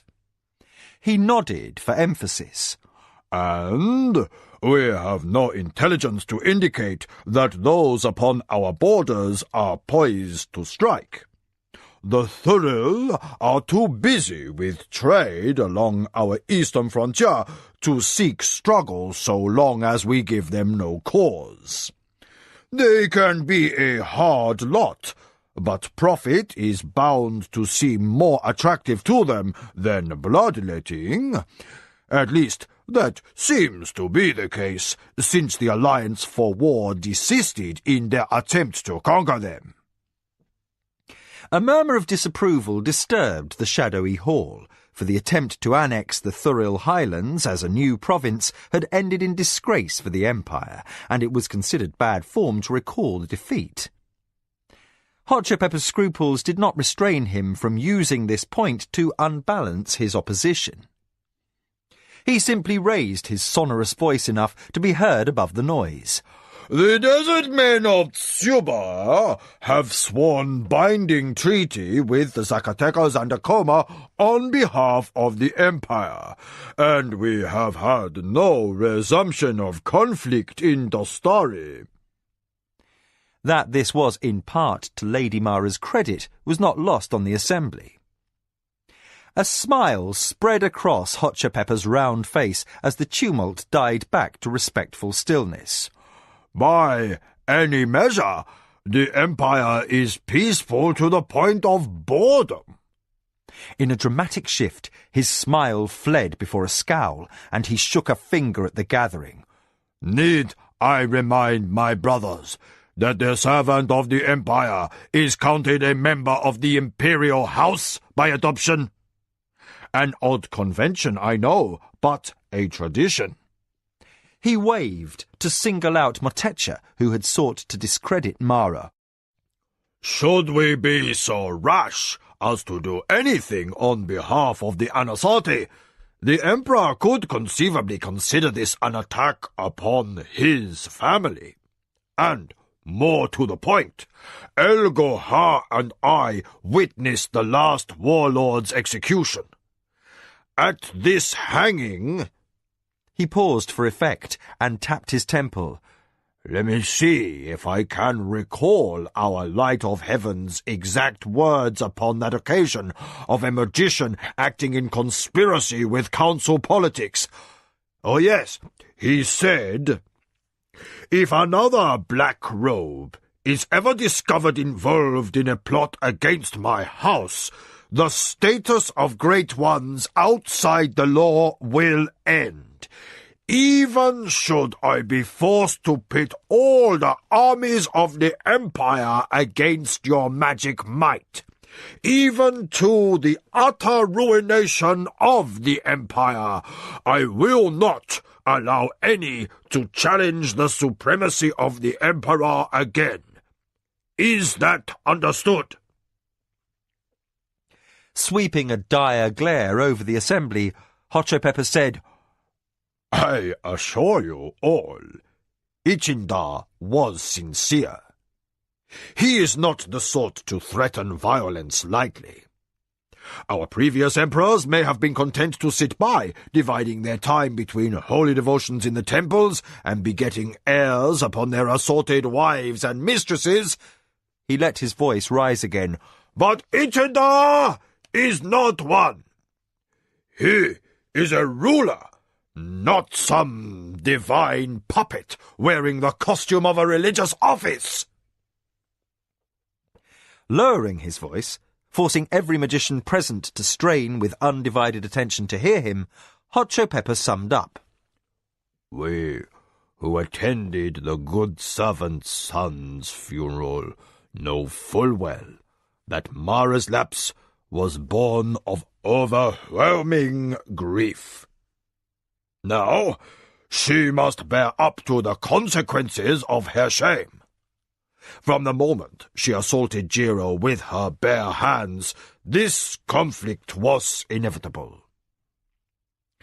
As our charge is to preserve the Empire, I strongly doubt we can justify pursuing any activity that might find us all, shaking the hall with a thunderous bellow, opposing the armies of the Empire in the field over a matter of personal insult. Quietly, reasonably, he resumed. We should win, of course, but there will be very little Empire left to preserve after that. He ended with a dismissive wave of his hand. That was all I had to say. And he sat. Silence lasted only a moment before Tapek shot to his feet. Hodiku granted him a nod, and his robe swirled to his agitated stride as he stalked onto the floor. His face was pale as he surveyed the gathering silently gripped by reflection. We have heard enough of Lady Mara. The wronged party, I must point out, is Lord Jiro. He did not initiate hostilities. Tapek raised his arms. I bid you all to consider direct evidence instead of words for a change. He made a sweeping gesture that carved out a frame upon the air. An incantation left his lips, and in the space before him light gathered. A rainbow play of colours resolved into a sharply defined image of a room lined with books and scrolls. There, clad in a robe elegant in its simplicity, paced Lord Jiro in a rare state of agitation. Seated on a cushion in one corner, barely out of the path of his master's temper, was Chimaka, his leathery face carefully expressionless. "How dare the Lady Mara threaten me?" Jiro ranted in injured fury. "We had nothing to do with the death of her son. The implication that we are a house so honourless as to strike down a boy who shares Anasati blood is preposterous. The evidence planted on that Tong assassin is a transparent effort to discredit us, and because of it, we are faced with clan war." Chimaka steepled his fingers, adorned with rings of carved kokara that he had yet to remove since the funeral. Clan Yonani will recognize these wrongs, he said in an effort to restore his master to calm. We will not march unsupported to the field of war. War! Jiro whirled, his eyes narrowed with disgust. The lady is nothing if not a coward to initiate this call to arms. She thinks to best us without dirtying her hands, using sheer numbers to annihilate us. Well, we must fall back on our wits and teach her a lesson. Clan Yonani may support us all to the good, but I will never forgive that such a pass has become necessary. If our house emerges from this heavy-handed attack, be sure that the Akoma will have created an enemy to be feared. Chimaka licked his teeth. The political arena is stirred to new patterns. There are advantages to be gained, certainly. Jiro flung around to face his first adviser. First, damn the bitch! We have to escape with our hides from what will amount to wholesale slaughter. The scene cut off as Tapek clapped his hands and dispersed the spell that had drawn it. He flung back his flame-coloured bangs, half sneering at the oldsters in the gathering who had stiffened in affront at his intrusion into the privacy of a noble citizen. "You go against tradition," cried a palsied voice from a rear bench. "What are we? Meddling old women? To stoop to using arcane arts to spy? Do we peek into ladies' dressing chambers?" His opinion was shared by several of the greyer-headed members, who shot to their feet and stalked out in protest. Tapek yelled back, "That's a contradiction of ethics. What has Lady Mara made of tradition? She has dared to meddle, I say.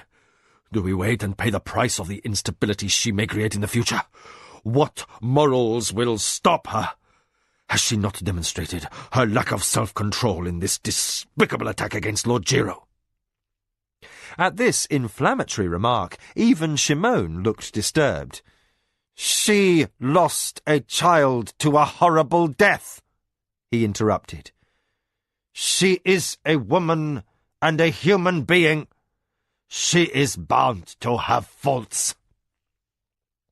Tapek stabbed both hands over his head. "An apt point, brother, but my concern is not for the lady's shortcomings.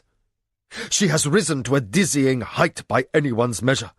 Her influence has grown too great, and her powers too broad. As war chief of the Hadama and lady of the strongest house in the Empire, she is preeminent among the ruling lords, and, as servant of the Empire, she holds dangerous sway over the masses. I submit the point that she is only human, and that no ruling lord or lady should be allowed to wield so much influence throughout the Empire. I claim we should curb her excesses now, before the trouble grows too large to contain." Hodiku, as first speaker, stroked his chin at the turn the discussion had taken. In attempt to soothe the uneasiness that stirred through the gathering, he appealed to Hotchopepper. "I have a question for my learned friend Hotcho. What do you suggest we do?" Leaning back, making every effort to appear casually unconcerned by resting an elbow upon the riser behind him, Hotchopepper said, "Do? Why, I thought that should be obvious. We should do nothing. Let these contentious factions have their war. When their slights of honor are sated with bloodshed, it will be an easy enough matter to pick up the pieces." Voices rang out as another dozen magicians rose, seeking recognition. Shimon sighed audibly. "You're not going to get your way on this one, Hotcho." The stout magician set his chin in his palms, dimpling both cheeks. "Of course not," he whispered. "But I wasn't about to let that hot-headed boy run off unconstrained." Outside the law, each Great One was free to act as he saw fit. Anyone could, by his own judgment, intervene against Mara should he deem his action in the best interest of the Empire. By taking the issue of non-interference to the floor of the Assembly, Hodiku had made it a matter for quorum consensus. Once an accord was made formal, no member would willingly defy the final decision. Since quick resolution was beyond hope, Hotchopepper changed his goal toward forcing due process to instill tempered judgment. The stout magician adjusted his robes around his girth in resignation. "Now, let's get to the meat of the matter by letting these hotheads rant themselves hoarse. When they run out of steam, we'll show them the only reasonable choice and call a vote, letting them think the idea was theirs in the first place. It's safer to let Tapek and Motecha think they are leading the Assembly to consensus than to leave them free to initiate regrettable action on their own." Shimon turned a sour eye upon his portly companion. Why is it that you always seek the solution to everything through inexhaustible sessions of talk? Have you a better idea? Hot Chop Pepper shot back in sharp reproof. No, Shimon snapped. Unwilling to bother himself with further speech, he turned his attention back to the floor, where the first of many speakers vied to continue the debate. The early sun heated the great command tent. The half-gloom inside smelled of the heavy oils used to keep the hide waterproof and of grease used to supple the straps of armour and scabbards. The scent of lamp oil was absent, as the lady had declined the need for light. Dressed in ornamental armour and helm, crowned with the plumes of the Hadama clan war chief, Mara sat on fine silk cushions. The flaps of the tent's entrance were lashed back, and the morning outside edged her stiff profile in light. Behind her, his gauntleted hand upon her shoulder, Hyrkanu surveyed the army arrayed in ranks across the broad vale below. The mass of waiting warriors darkened the meadow across the entire vista from the vantage point on the hill behind. Spears and helms in their neat rows too numerous for counting. The only visible movement was caused by the wind through the officers' plumes, which were many colours besides a coma green. Yet the stillness was deceptive. At any second, every man-at-arms of Clan Hadama stood ready for attack, to answer their war chief's call to honour. Mara seemed an ornament carved of jade in her formal armour. Her face was the expressionless facade expected of a Surani war chief. Yet those advisers who attended her observed in her bearing a brittleness born of rigidness, as if her stiff manner were all that contained the seething emotions inside. They moved and spoke quietly in her presence, as if the chance-made gesture or the wrongly inflected word might jar her control, and the irrational rage she had unleashed upon Lord Jiro might hammer past her barriers and manifest itself again. In this setting, with the vast armies at her command spread in offensive readiness, she was unpredictable as the thunderhead whose lightnings have yet to be loosed. A formal declaration of war meant putting aside cunning and strategies, foregoing guile and reason, and simply charging across an open field at the foe named in ceremony in the Temple of Jastur. Across from the Hadama war force were raised the banners of Clan Inanani. Like Lady Mara, Lord Jiro sat with the Inani war chief upon the crest of the opposite hill, proud as befitted their lineage, and of no mind to forgive a slight of honour from the Lady of the Akoma. Beyond the tight-ranked warriors of the Inani, the command tent flew the ancient scarlet and yellow Anasati war banner on a standard set next to the black and green tent of Lord Tonmagu, war chief of the clan. The placement of colours symbolised an age-old affirmation that the slight to the Anasati had been accepted by all the houses, to be resolved by bloodshed that would count no cost in lives. To die was Surani. To live in dishonour, cowardice deemed worse than death. Mara's eyes registered the details, yet her hands did not shake. Her thoughts were walled off, isolated in a cold place that even Hyrkanu could not penetrate. She, who had deplored war and killing, now seemed eager to embrace raw violence. Bloodshed might not bring her son back, but the heat and horror of battle could maybe stop her thinking. She would know a surcease from pain and grief until Jiro of the Anasati was ground to a pulp in the dust. Her mouth hardened at the bent of her thoughts. Hyrkanu sensed her tautness. He did not try to dissuade her, knowing by instinct that no consolation existed that could move her. He stayed by her, quiet, tempering her decisions where he could.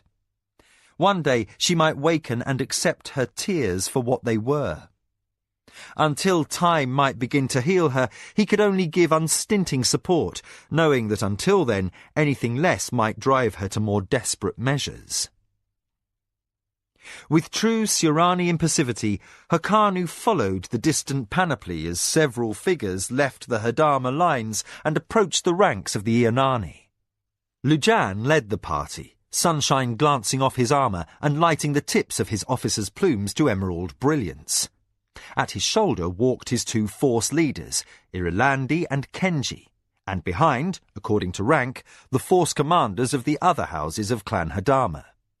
A scribe came last to record the exchange as this delegation met its opposite in the centre of the chosen site of battle, following tradition. A discussion would set the conditions of the coming war, the limits of the field, the hour of commencement, and the possibility, if any, that quarter could be offered or accepted. But Mara had ended hope of the last. That the houses of Clan Ianani had seen fit to become involved had moved her not a hair's breadth. They could stand or fall with Jiro, and she would not be alone in enduring the atrocities inherent in the game of the council. When Kyoke, her adviser for war, had broached the subject of quarter, her eyes had flashed hot anger as she pronounced, "No quarter!" The lines were now drawn, the stakes set. None could dispute the word of Mara as war chief. Hakanu glanced around the command tent, as much to steady himself as to assess the mood of those present. Kyoke wore armour, rather than the adviser's garb his position entitled him to. Sarek, who had fought in the Akoma ranks before rising to high office, had also donned armour. With battle about to rage, he felt naked, wearing only thin silk on his back. Old Nkomo yet wore his robes. More at home with his pen than his eating knife, he stood with his hands locked at his sash, his leathery features drawn. Though, as seasoned in his way as a field general, he was unschooled in the arts of violence. Mara's call to clan was no sane act, and since she had heretofore been the soul of gentleness and reason, her venomous embracing of Surani ritualized vengeance left him inwardly terrified. But his years of experience as adviser to the Minwanabi enabled him to stand firm in obedience. Every man and woman of the Akoma, and of all the houses of Clan Hadama, waited upon the god's will today. Trumpets sounded, and the high, curving war horns blew. Drummers beat a tattoo as the delegations of Ianani and Hadama parted company, turned about, and marched back to their ranks. The drumbeat quickened, and the fanfare assumed a faster tempo. Lujan took his place in the centre ranks. Irilandi and Kenji marched to the right and left flanks, and the other officers assumed position at the heads of their house armies. Early sun glanced off the lacquered edges of shields and spears and lit the rippling movement of thousands of warriors drawing sword from sheath. The banners snapped in a gust, and streamers unfurled from the crossposts, red for the death god Turakamu, whose blessing was asked for the slaughter about to begin. A priest of the red god's order stepped onto the narrow strip of earth between the armies and chanted a prayer. The swell of sound as voices of the warriors joined in seemed like the tremor that preceded cataclysm. Beside the priest stood another, a black-shrouded sister of Sibi, she who is death. The presence of a priestess who worshipped Turakamu's elder sister affirmed that many men were fated to die on this day. The priest completed his invocation and cast a handful of red feathers into the air. He bowed to the earth, then saluted the priestess of the death goddess. As the religious representatives withdrew, the warriors raised their voices to shouts. Cries and insults shattered the morning as men reviled their enemies across the field. Unforgivable words were exchanged to seal their dedication to annihilating combat.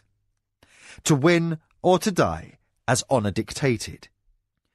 To stiffen the will, lest any soldier be tempted to turn craven. The Surani code of honour was inflexible. A man would earn his life through victory, or his disgrace would extend past the wheel of this life to cause misery in the next.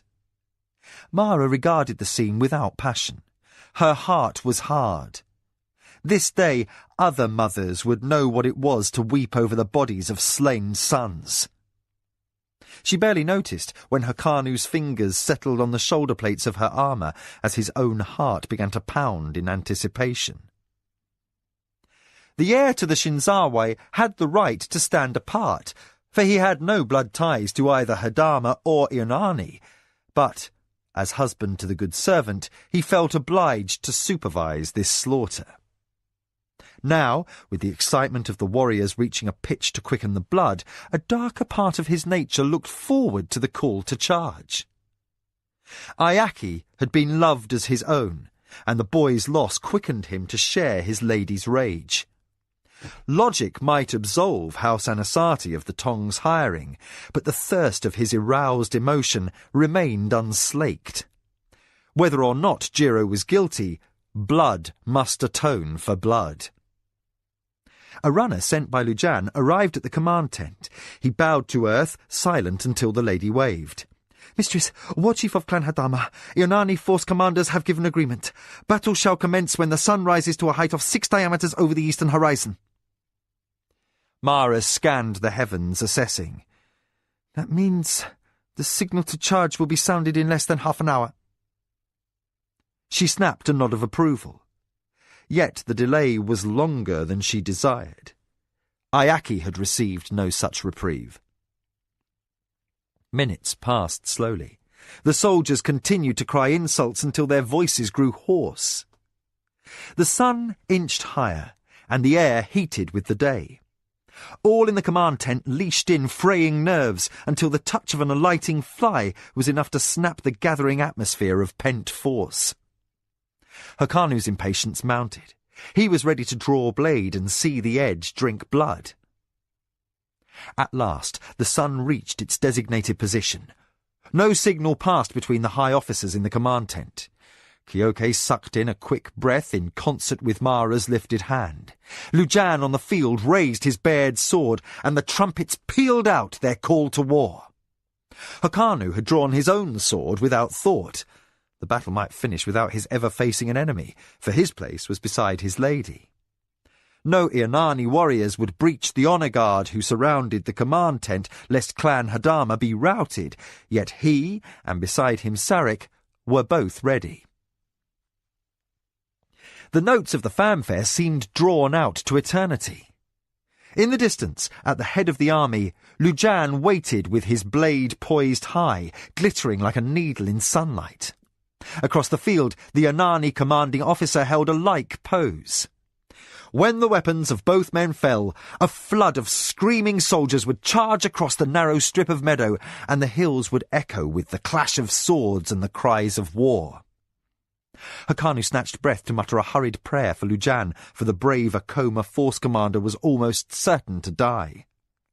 The press of soldiers on both sides made it unlikely any in the first 5 ranks would survive the initial strike. The two great armies would grind themselves against each other like the teeth on opposing jaws, and only the warriors in the rearmost ranks might see who emerged victorious. The moment of suspension ended. Men finished their last silent appeals to the gods for honour, victory, and life. Then Lujan's sword quivered in the stroke of descent. As warriors shifted forwards onto the balls of their feet and banners stirred in the hands of bearers who lifted the poles from the earth, thunder slammed out of the clear green sky. The concussion of air struck Mara and Hakanu full in the face. Cushions flew, and Hakanu staggered. He dropped to his knees, the arm not holding his weapon catching Mara into protective embrace. Nkoma was flung back, his robes cupped like sails, as the command tent cracked and billowed in the gust. Kyoke stumbled backward into Sarek, who caught him and nearly went down as the crutch fetched him a blow across the legs. Both Akoma advisers clung to each other to keep their footing, while, inside the tent, tables overturned and charts depicting battle tactics flapped and tumbled into the tangle of privacy curtains that crashed across Mara's sleeping mat. Through a maelstrom of dust devils, chaos extended across the field. Banners cracked and whipped, torn out of the bearers' hands. A cry went up from the front ranks of both armies as warriors were cast to the ground. Their swords stabbed earth, not flesh. Thrown into disarray by the whirlwind, the warriors behind tripped over one another until not one was left able to press forward to engage the fight. In the breach between the lines appeared several figures in black. Their robes did not stir, but hung down in an uncanny calm. Then the unnatural winds abated, as if on command. As fury dwindled into awe, men on both sides blinked dust-caked lashes. They saw great ones come to intervene, and while their weapons remained in their hands and the bloodlust to attack still drove them, none arose, nor did any make a move to overrun the magicians who stood equidistant between the armies. The downed warriors stayed prone, their faces pressed to the grass. No command from master or mistress could drive a man of them forward, for to touch a great one was to invite utter ruin, if not commit offence against the gods. Mara regarded the black robes that had balked her vengeance with hostile eyes. The straps on her armour creaked as she arose to her feet. Her hands clamped into fists and muscles jumped in her jaw. Softly, she said, "No." A strand of loose hair slipped from beneath her helm, and her war chief's plumes trembled like reeds before a breeze. A heartbeat later, another great one materialized beside the open flap of her tent. His robe seemed cut from night itself, and though he was slender with youth, there was nothing young about his eyes. They held a light that seemed to blaze in contrast to his dark skin and hair. His voice proved surprisingly deep. "Lady Mara, hear our will. The Assembly forbids this war." Mara turned pale. Rage shook her, to be constrained from fulfilling her call to clan war. Never had she imagined that the Assembly might intervene against her given will. She was as helpless to protest this development as her former enemy Tasayo of the Minwanabi had been, for to be forbidden the traditional means of vengeance for Ayaki's murder was to forfeit Akoma honour. To withdraw without bloodshed from this confrontation would disgrace her far more than any shame the Anasati might fall heir to. Her son was the one left unavenged. Lord Jiro would be given the victory. He would gain esteem for his courage, having come to the field prepared to engage in battle to defend his honour, but it was not his son or his family ancestors whose shades would be diminished for being deprived of blood price for a murder. As the accuser, who had not prosecuted her claims by strength of arms, the Lady of the Akoma would forfeit much of the veneration due her rank. Mara found her voice. "You force me to dishonour, Great One." The magician dismissed her remark with haughty calm. "Your honour, or lack of it, is not my affair, good servant. The Assembly acts as it will in all cases for the good of the Empire. The carnage of clan conflict between Hadama and Ionani would weaken the nations and leave this land vulnerable to attack from outside our borders. Therefore, you are told, no force of the Akoma or of the Anasati, or their clan or allies, may take the field to oppose the other. For this or any other matter, you are forbidden to make war against Lord Jiro." Mara held herself silent by force of will.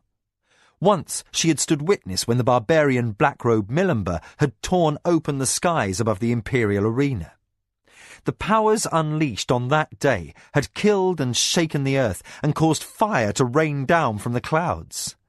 She was not so far gone in grief to lose reason and forget. The magicians were the supreme force within the empire. The young, nameless magician looked on in arrogant silence as Mara swallowed hard. Her cheeks flushed red, and Hokanu at her shoulder could feel her trembling, suppressed rage. Yet she was Sirani. The great ones were to be obeyed. She gave a stiff nod. "Your will, Great One." Her bow was deep, if resentful. She half turned toward her advisers. "Orders! Withdraw!" In the face of this command, she had no choice.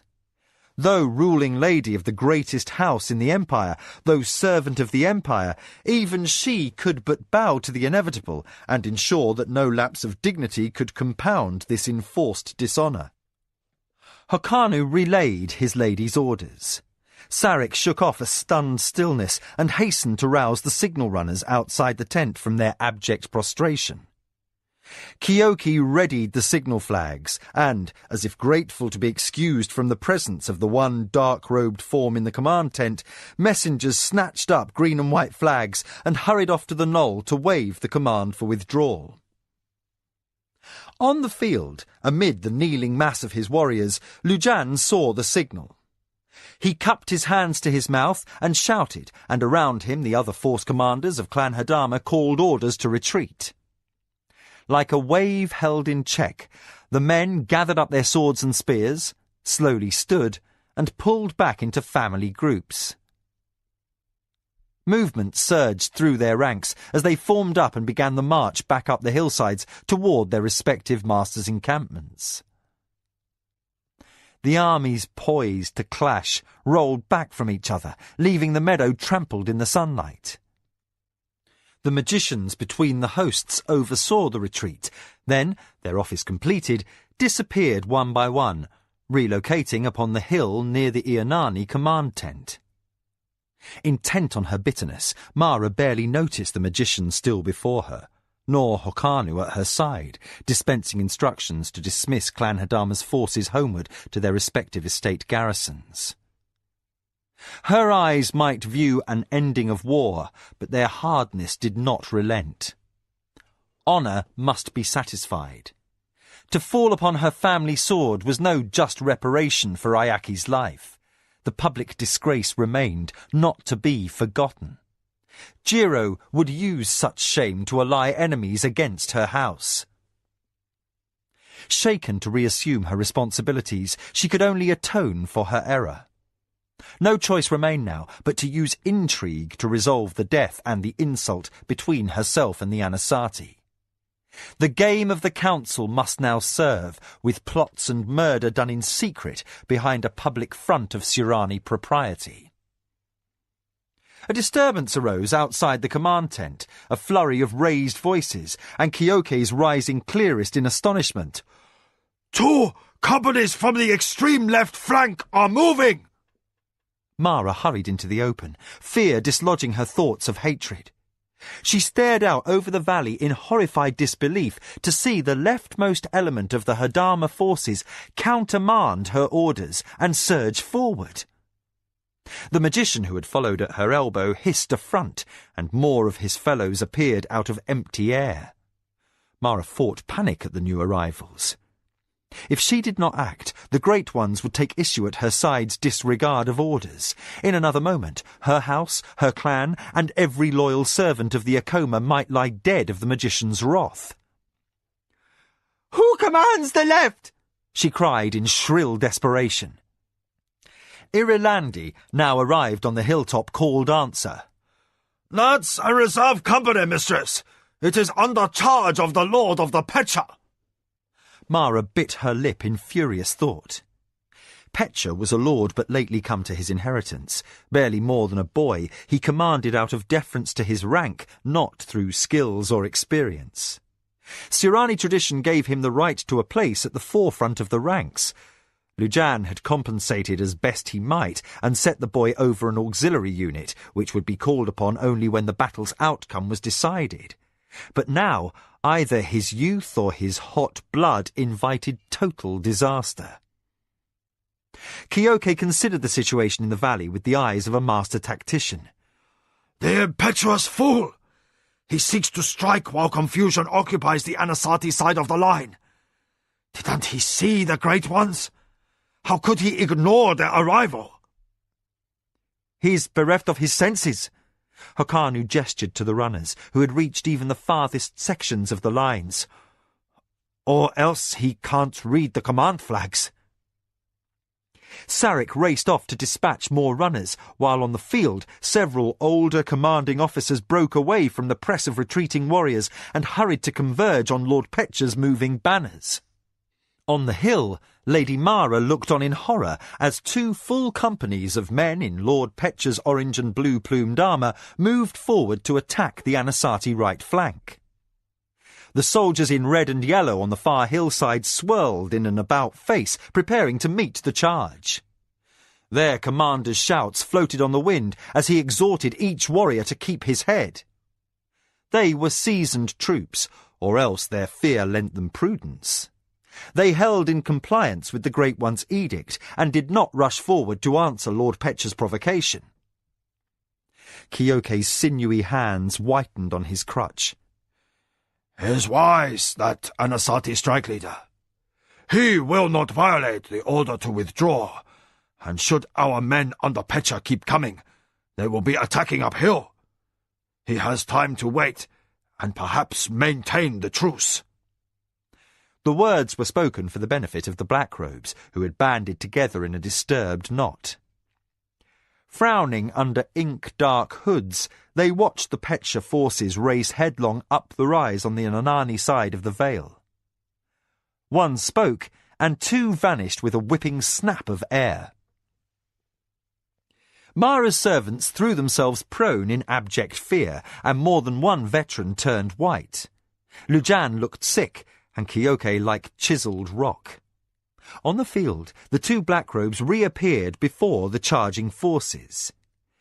Tiny as toys, yet menacing for that smallness, they threw up their hands. Green light sparked from their fingertips, and a searing flash erupted in the path of the running warriors. The eyesight of every watcher was dazzled. Left blind by the after-image, Mara was forced to blink tears from her stinging eyes. Moments passed before she recovered clear vision. She forced herself to face front and gasped. At first glance, nothing appeared wrong. Lord Petra's soldiers no longer ran. They still stood upright, their orange armour bright in the sunlight, and their plumes twisting in the breeze. More careful study showed that their quietness masked a tableau of horror. The hands that still clutched weapons writhed and twitched, the flesh slowly blistering. Faces contorted in nightmarish, silent agony, their skin raised up in pustules, then darkened, blackened, and crisped. Smoke curled on the wind, stinking of scorched carrion. Flesh cracked and oozed blood that boiled away into steam. Mara's belly clenched with nausea.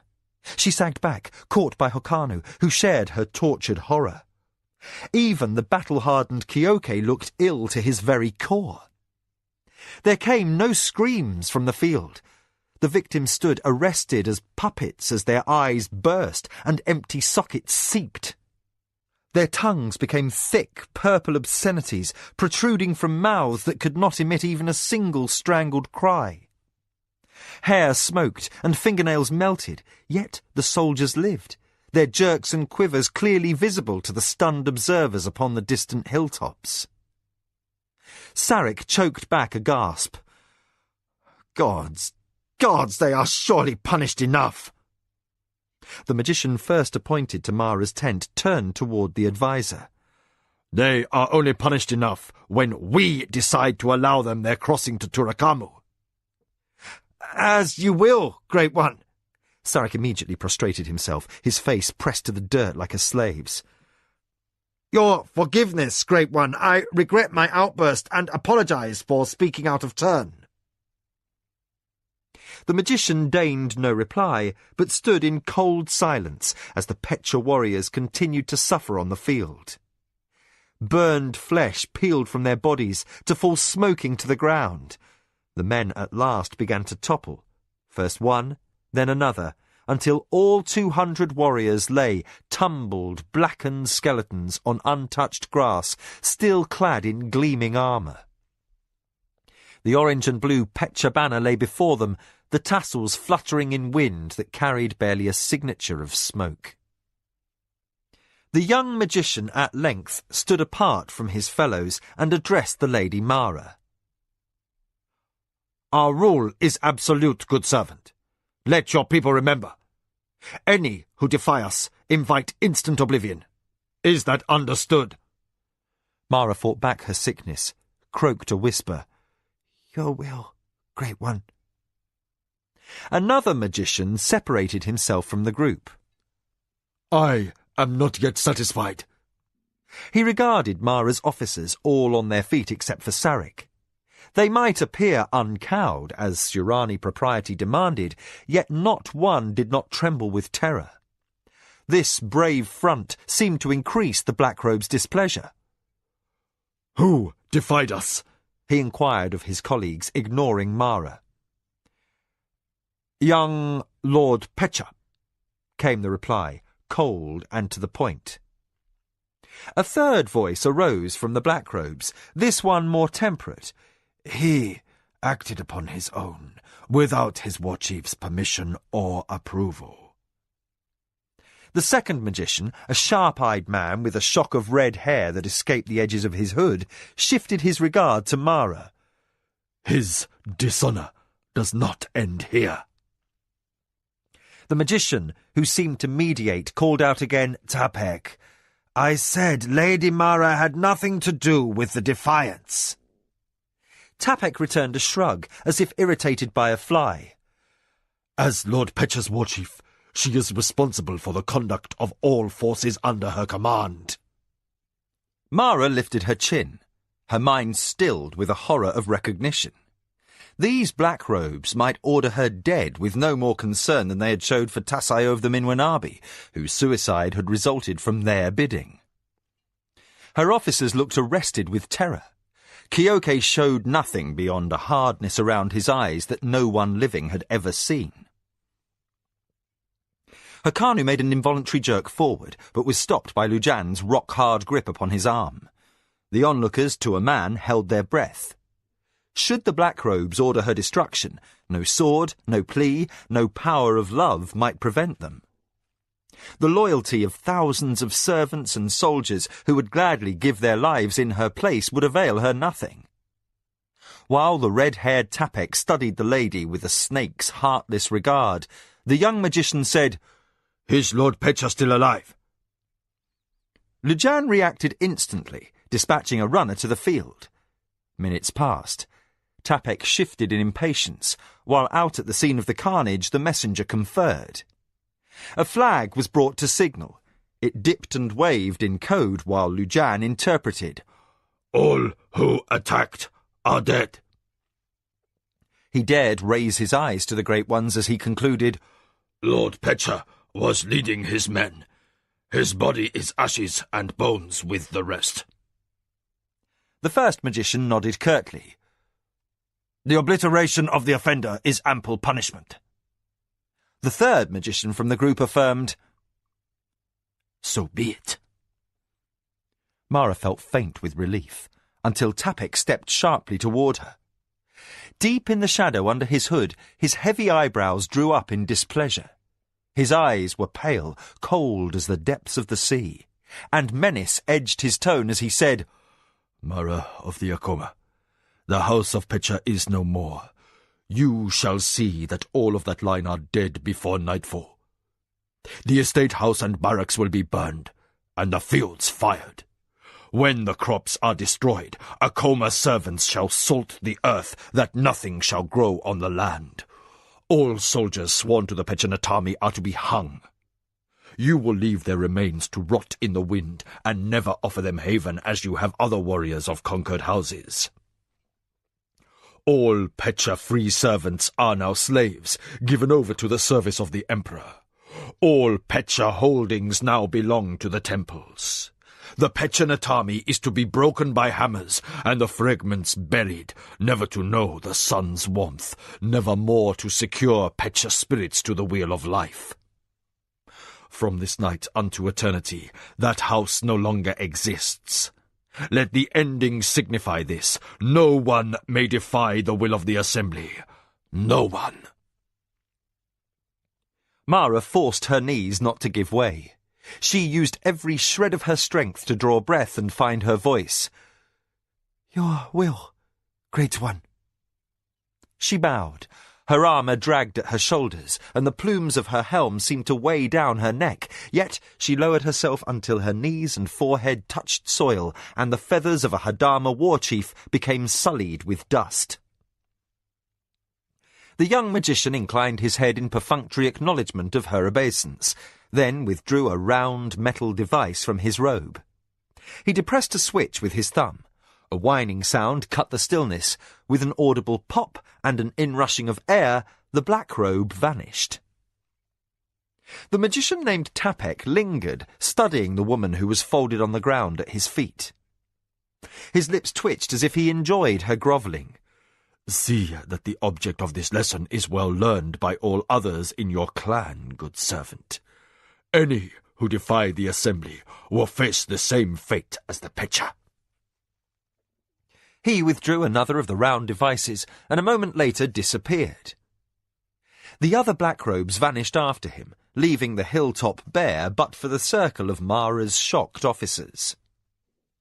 Below, shouts rang across the vale as officers called orders to confused soldiers. Warriors crowded back up the hillsides, some in a hurry to put space between themselves and the carnage wrought by magic, others reluctant to turn their backs upon the enemy, who marched to the same edict given to Lady Mara. Sarek gathered himself to his feet, while her force commander helped his lady in the encumbrance of her armour to do the same. Hoarsely, she said to Lujan, "Hurry and dispatch more messengers. We must make haste to disperse the clan, lest further mishap provoke an incident." Swallowing hard and still feeling sickened, Mara gestured to Sarek. "And gods grant us mercy. Order this terrible thing done. Obliterate the pitcher." Sarek nodded, unable to speak. He had a gift for reading character, and the memory of Tapek's intensity gave him chills. Mara had been dealt the worst punishment imaginable, the utter destruction of a loyal clan family, for no worse offence than youthful impetuosity. All for his mistress's call to clan, the young lord had died in lingering agony. Before nightfall, his young wife and baby sons would be dead, as would cousins and relations who bore his name. That Mara must herself be the instrument of that unjust decree cut through her grief for Ayaki. For the first time since the great black gelding had toppled upon the body of her son, her eyes showed the spark of awakened feeling for others beyond herself. Sarek saw this as he trudged off to complete the horrifying task set upon the Akoma by the Great Ones. Hokanu observed as he steadied his lady's steps on her return to the command tent. The fires of the Assembly's magic had cauterized the wounds to her spirit. In place of the obsession for revenge against Jiro, a fierce anger now commanded her mind. Mara had recovered herself. Hokano knew bittersweet relief at the change. He regretted the Petcher's loss, but the woman he loved was once again the most dangerous player of the game of the Council the Empire had ever known. With a gesture, she dismissed the servants who rushed to neaten the disorder left in the tent. When the last of them had retreated, a discreet distance away, she called Irilandi to unlace the door flaps and restore her a measure of privacy. Kyoke entered as the last flap slapped down. He performed servant's task lighting the lanterns, while Mara paced. Vibrant, even jagged with nerves, she regarded those of her house who were present, arrayed in a semicircle before her.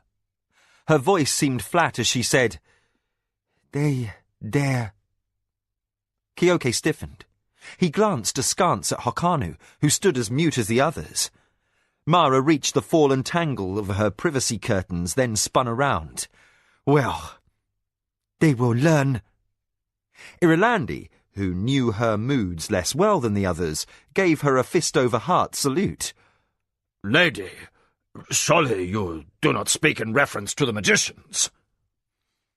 Mara seemed tiny in the lantern light that held the shadows in the cavernous tent at bay.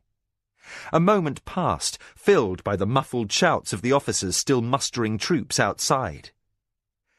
Bowstring taught, Mara qualified. "We must do what has never been done since the Empire came into existence, my loyal friends. We must discover a way to evade the will of the Great Ones." Irilandi gasped. Even Kyoke, who had faced death through a lifetime of campaigns, seemed shaken to the core. But Mara continued grimly, "We have no choice. I have shamed the Akoma name before Jiro of the Anasati. We are forbidden expiation by means of war. I will not fall upon my sword. This is an impasse for which tradition has no answer. The Lord of the Anasati must die by my design, and I will not stoop to hiring assassins. Jiro has already used my disgrace to whip up enemies. He has turned the dissatisfied lords in the nations into a cohesive party of traditionalists, and Ichinda's reign is imperiled along with the continuance of the Akoma name. My only heir is dead, so my ritual suicide offers us no alternative. If all that I have lived to achieve is to be salvaged, we must spend years in the planning. Jiro must die by my hand, if not in war, then in peace, despite the will of the Assembly of Magicians." Chapter 4. Adversity. Someone moved. Atop a stack of baled cloth, partially hidden by the cant of a crooked bale, Arakasi heard what might be the grate of a footstep on the gritty boards of the floor. He froze, uneasy at the discovery he was not alone in the murk of the warehouse. Silently, he controlled his breathing. He forced his body to relax, to stave off any chance of a muscle cramp brought on by his awkward position. From a distance, his clothing would blend with the wares, making him seem like a rucked bit of fabric fallen loose from its ties. Up close, the deception would not bear inspection.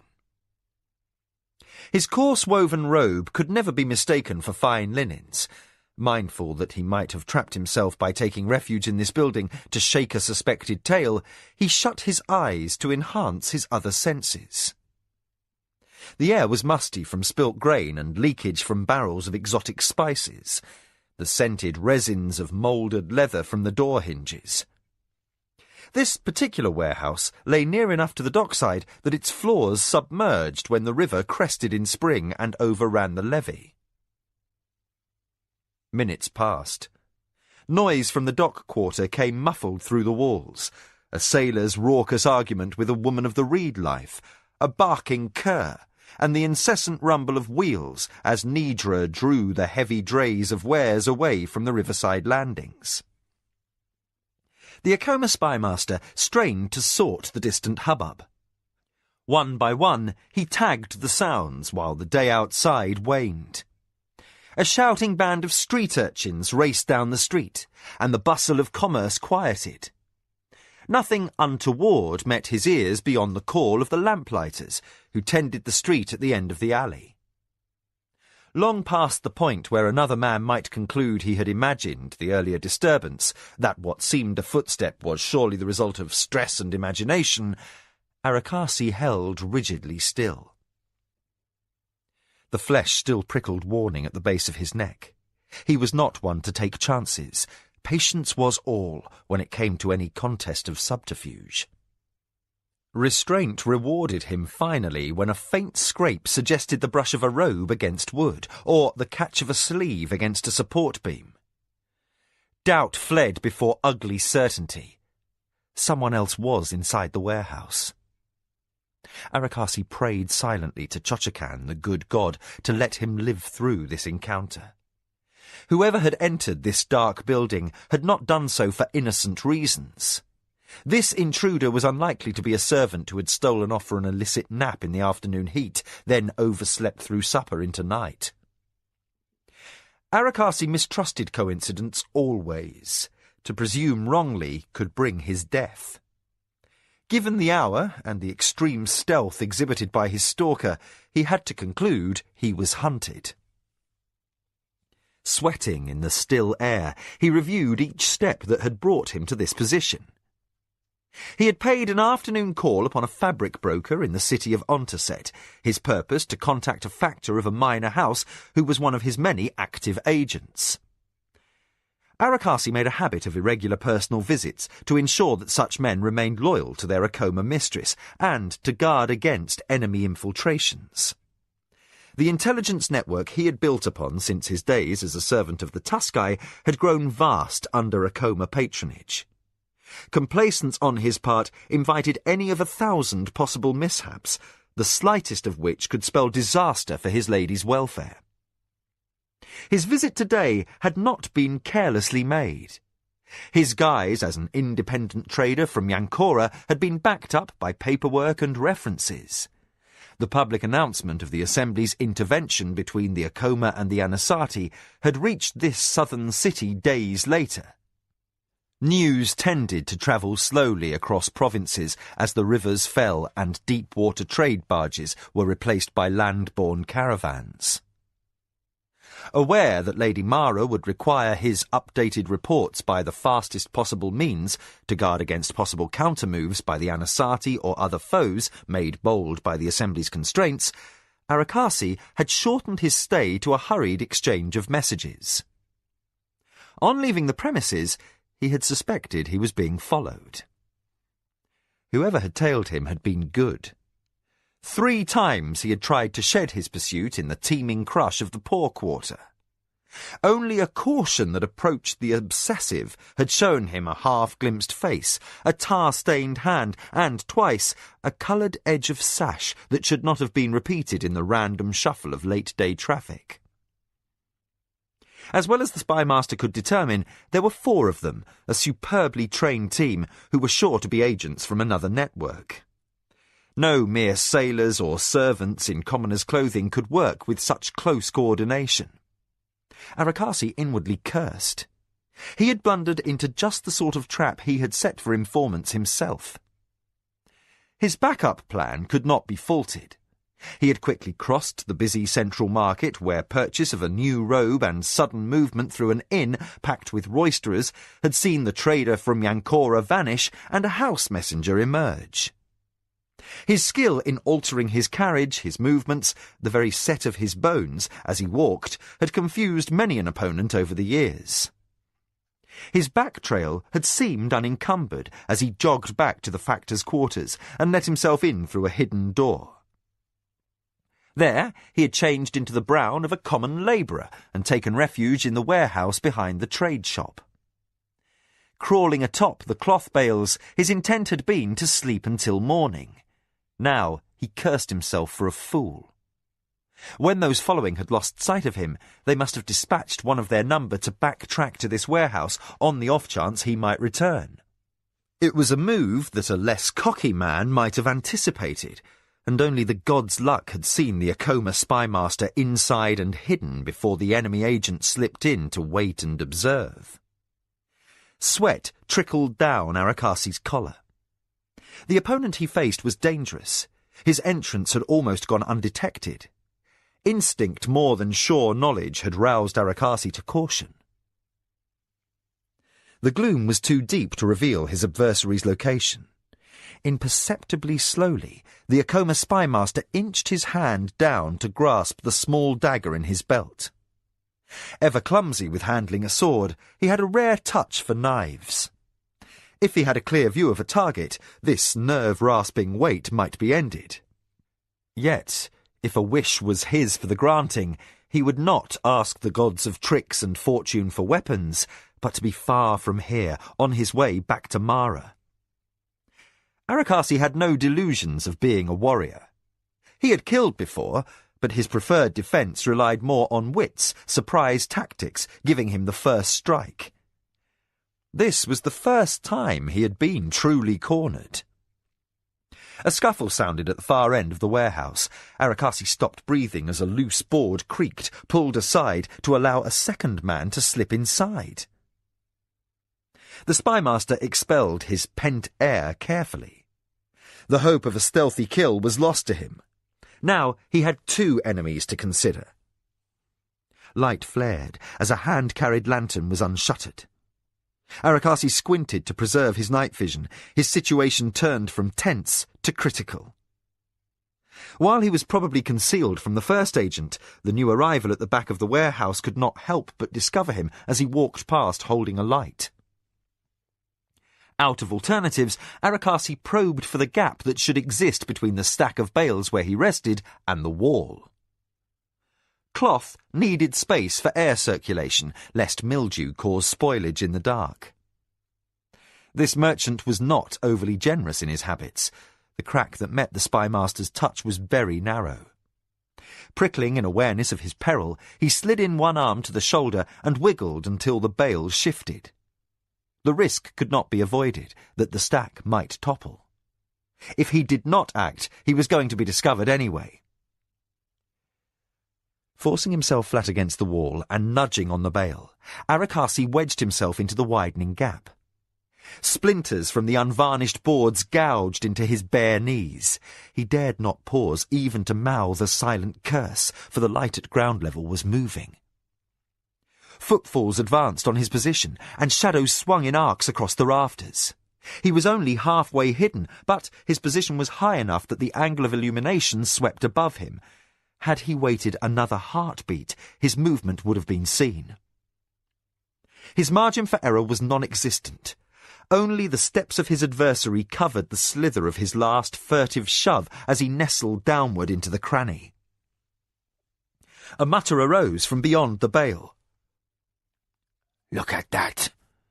As if summarizing an inspection, the man rambled on, "Tossing good cloth as if it were straw bales, and unworthy of careful packing. Someone should be beaten for this." The musing was interrupted by the original stalker's whisper, "Over here." Arakasi dared not raise himself to risk a glance. The lantern crept on in the hand of its unseen bearer. "Any sign of him?" "None." The first stalker sounded irritable. "Thought I heard something a bit ago, but it was probably vermin. We're surrounded by grain warehouses here." Reassured enough to be bored, the newcomer lifted his lantern. "Well, he's around somewhere. The factor's slave insisted he'd come back and gone into hiding. The others are watching the residence. They better find him before morning. I don't want to be the one to tell our master he has escaped." "You get wind of the gossip? That this fellow's been seen before in different guise? He's got to be a courier, at least, or even a supervisor." Cheerfully, the stalker added, "He's not from this province either." "You talk too much," snapped the lantern-bearer. "And you remember things you should forget. If you want to keep breathing, you'd best keep that sort of news to yourself. You know what they say.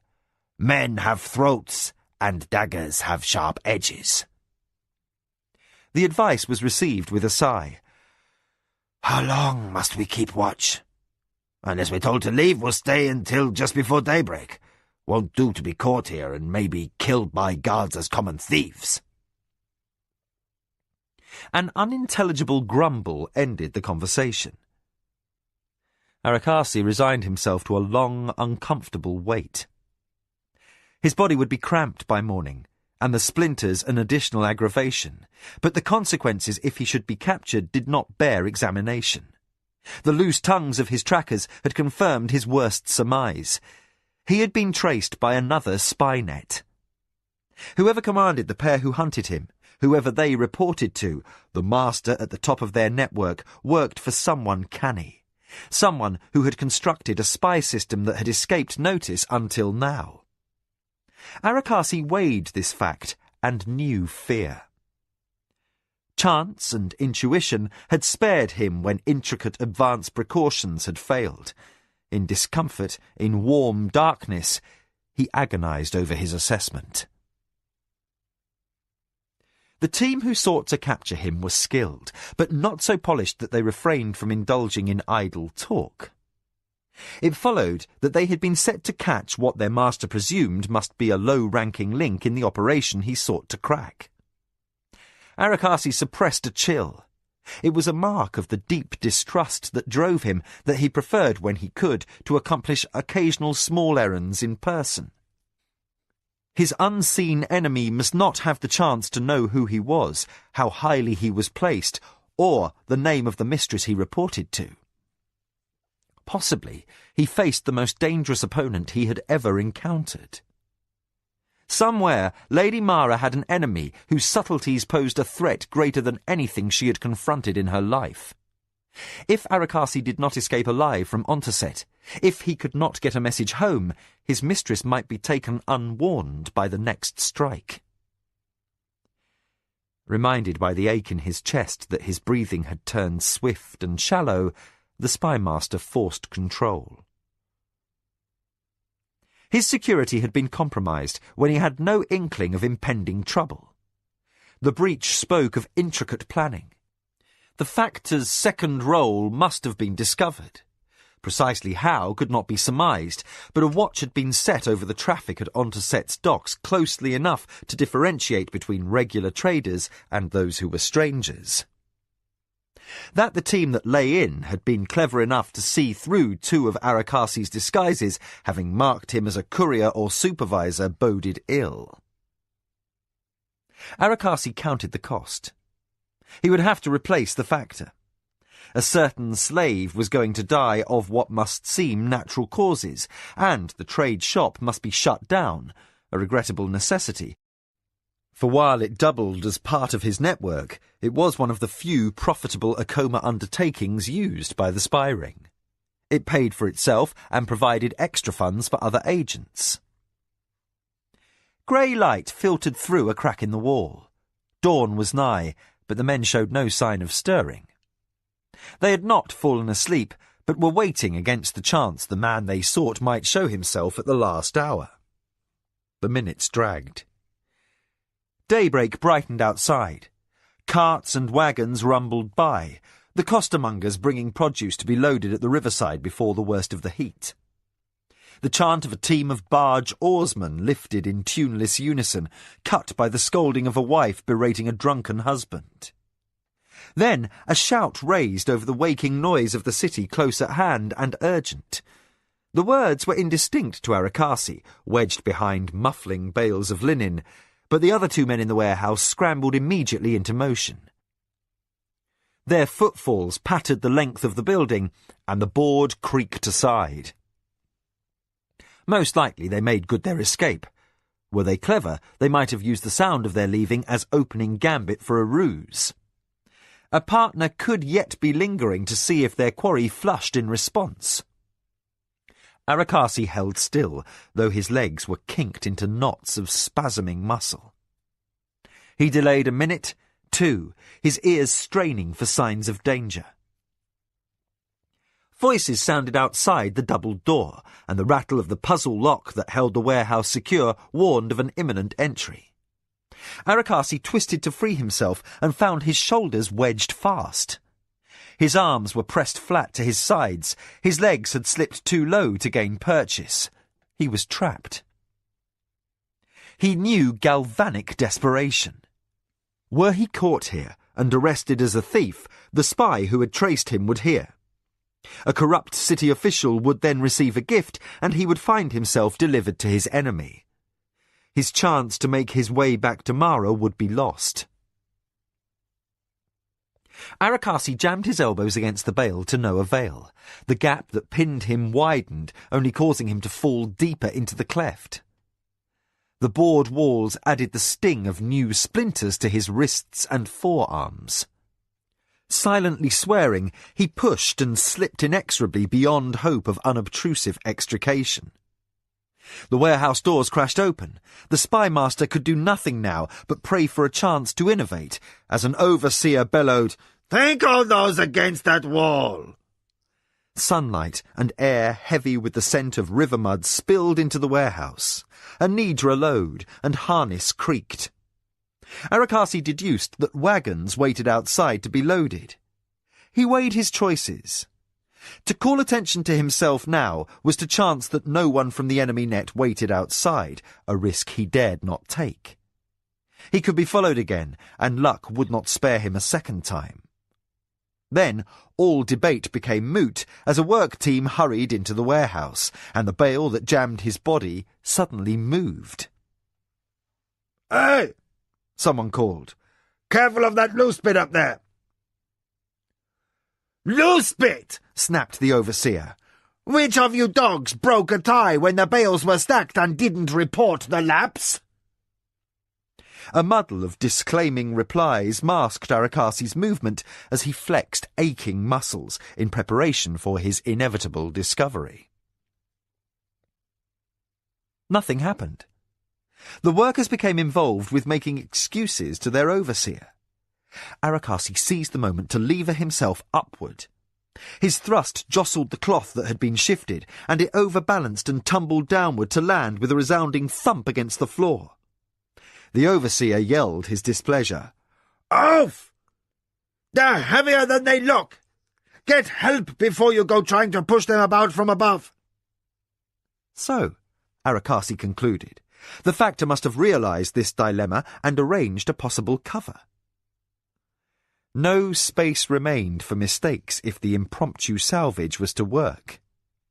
Hastily, he threw himself prostrate. With his face pressed to the pile of cloth where he perched, he mumbled abject apologies. Well, hurry along, the overseer cried. Your clumsiness is no excuse to lie about in idleness. Get the wagons loaded. Arakasi nodded, pushing himself off the stack, and fought against the unsteadiness of stiff muscles to keep his feet. The shock was too much after hours of forced inactivity. He bent before he collapsed, leaning against the fallen bale and stretching as if examining himself for injuries. A worker eyed him sourly as he straightened. You all right? Arakasi nodded vigorously enough to shake loose hair over his features. Then lend a hand, the worker said. We're almost done at this end. Arakasi did as he was bidden and caught the end of the fallen bale. In tandem with the worker, he joined the team doing the loading. Head down, hands busy, he used every trick he knew to alter his appearance. Sweat dripped down his jaw. He smeared the trickle with his hands, rubbing in dust and dirt to darken the thrust of his cheekbones. He ran his fingers through the one lock of hair kept dyed, since a scar had turned it white, then smudged artfully to extend shadow and lend the illusion of shortening his chin. He lowered his brows in a scowl and thrust his bottom teeth against his upper lip. To an onlooker, he should seem nothing more than a worker of little intelligence. As he hefted his end of the cloth, he stared directly ahead, doing nothing that might identify him as a fugitive. Each pass from warehouse to wagon scraped his nerves raw. By the time the wagons were loaded, he had singled out a loiterer in the shadows of the shop front across the street. The man seemed vacant-eyed, a beggar left witless by addiction to tatisha, except that his eyes were too focused. Arakasi repressed a shiver. The enemy was after him still. The wagons were prepared to roll, the workers climbing on board. Mara's spymaster hoisted himself up onto the load as if expected to, and elbowed the man next to him in the ribs. Did the little cousin get that robe she wanted? He asked loudly. The one with the flower patterns on the hem? Whips cracked and a drover shouted. The Nidra leaned into their traces, and the laden wagons groaned into movement. The worker Arakasi had addressed stared back in frank surprise. What? As if the big man had said something funny, Arakasi laughed loudly. You know, Lubal's little girl, the one who brings lunches down to Simeto's gang at the docks. The worker grunted. Simeto I've heard of, but not Lubal. Arakasi slapped his forehead in embarrassment. You're not his friend Jido. The other man hawked dust from his throat and spat. Never heard of him. The wagons had reached the corner of the alley and swung to negotiate the turn. Urchins blocking the way raised curses from the lead drover, and the overseer waved a threatening fist. The children returned obscene gestures, then scattered like a startled flock of birds. 2 mangy hounds galloped after them. Arakasi dared a glance back at the factor's residence. The Tatisha half-wit still drooled and watched the warehouse doors, which were being closed and locked by a servant. The ruse, perhaps, had worked. Arakasi mumbled words of apology to the man he had bothered and rested his head on crossed elbows. While the wagon rolled, jostling over the uneven paving and splashing through the refuse that overflowed the gutters by the dockside, he smothered a sigh of relief. He was not clear of danger, nor would he be safe until he was miles removed from Ontoset. His thoughts turned to the future. Whoever had arranged this trap at the factors would presume that his net was discovered. He would further surmise that his escaped quarry must guess that another organisation was at work. Logic insisted that this unseen enemy would react with countermeasures to foil just the sort of search that Arakasi must now launch. Ring upon ring of confusion would befuddle the trail, while the Ontoset branch of the Akoma network was left at a total loss. Its lines of communication must be dissolved without trace. 2 more levels of operation would have to be engaged, and swiftly. One to check for leaks in the branches in other provinces, and another to sift through a cold trail to try and ferret out this new enemy. The difficulties were nearly insurmountable. Arakasi had a touch for difficult puzzles, true enough, but this one was potentially deadly, like a sword edge buried in sand that any man's foot might dislodge. He brooded until the wagons pulled up at the docks. Along with the other workers, he jumped down onto the wharf and set hands to a hoist. One after another, the cloth bales were dragged from the wagon beds and loaded into waiting nets. Arakasi shoved on the pole with the rest when the hoist was full, lifting the cargo high and swinging it onto the deck of the barge warped alongside. The sun rose higher and the day warmed. At the first opportunity he slipped away on the excuse that he needed a drink of water and vanished into the poor quarter. He must make his way out of Ontoset without help.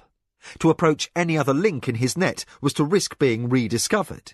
Worse, he might lead his pursuit to a fresh area of endeavour and expose still more of his undercover workings. There were men in this city who would harbour fugitives for pay, but Arakasi dared not approach them. They could be infiltrated by the enemy, and his need to escape might connect him irrefutably to the incident at the warehouse. He wished for a bath and a chance to soak out the splinters still lodged under his skin, but he would get neither. A slave's grey clothing or a beggar's rags must see him past the city gates. Once outside the walls, he must hole up in the countryside until he could be certain he had made a clean break. Then he might try the guise of a courier and hasten to make up for his delay. He sighed, discomforted by the extended time he would be travelling, left alone with conjecture. He held troubled thoughts of an unknown antagonist who had nearly taken him out of play with one move, and that enemy's master, an unseen, unassailable threat. With clan war between Mara and Lord Jiro decreed forbidden by the magicians, his beloved Lady of the Akoma was endangered. As opportunists and enemies banded into alliances against her, she was going to need the best intelligence to ward from her yet more underhanded moves in the murderous intrigues of the great game. The tailor allowed the robe's silken hem to fall to the floor. Pins of finely carved bone were clenched between his teeth. He stepped back to admire the fit of the formal garment commissioned by the Lord of the Anasati. Lord Jiro endured the craftsman's scrutiny with contained disdain. His features expressionless, he stood with his arms held out from his body to avoid a chance prick from the pins that fastened the cuffs. His posture was so still that the sequins sewn in the shape of kill wings that adorned the front of the robe did not even shimmer in the light that fell through the open screen. "My lord," lisped the tailor, around the pins pinched between his teeth, "you look splendid. Surely every unmarried noble daughter who beholds your magnificence will swoon at your feet." Jiro's lips twitched. He was not a man who enjoyed flattery. Careful with appearances to the point where the unperceptive might mistakenly think him vain, he well knew the value of clothing when it came to leaving an impression. The wrong raiment could make a man seem stupid, overweight, or frivolous. Since swordplay and the rigours of battle were not to Jiro's taste, he used every other means to enhance his aspect of virility. An edge could be gained, or a contest of wits turned into victory more subtle than any coarse triumph achieved on the fields of war. Proud of his ability to master his foes without bloodshed, Jiro had to restrain himself not to bridle at the tailor's thoughtless compliment. The man was a craftsman, a hireling barely worthy of notice, much less his anger. His words were of less consequence than the wind, and only chance had caused him to jar against a memory Jiro yet held with resentment.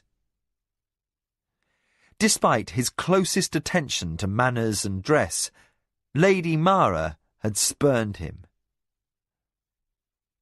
The awkward, coarse-mannered Buntakaapi had been chosen over him.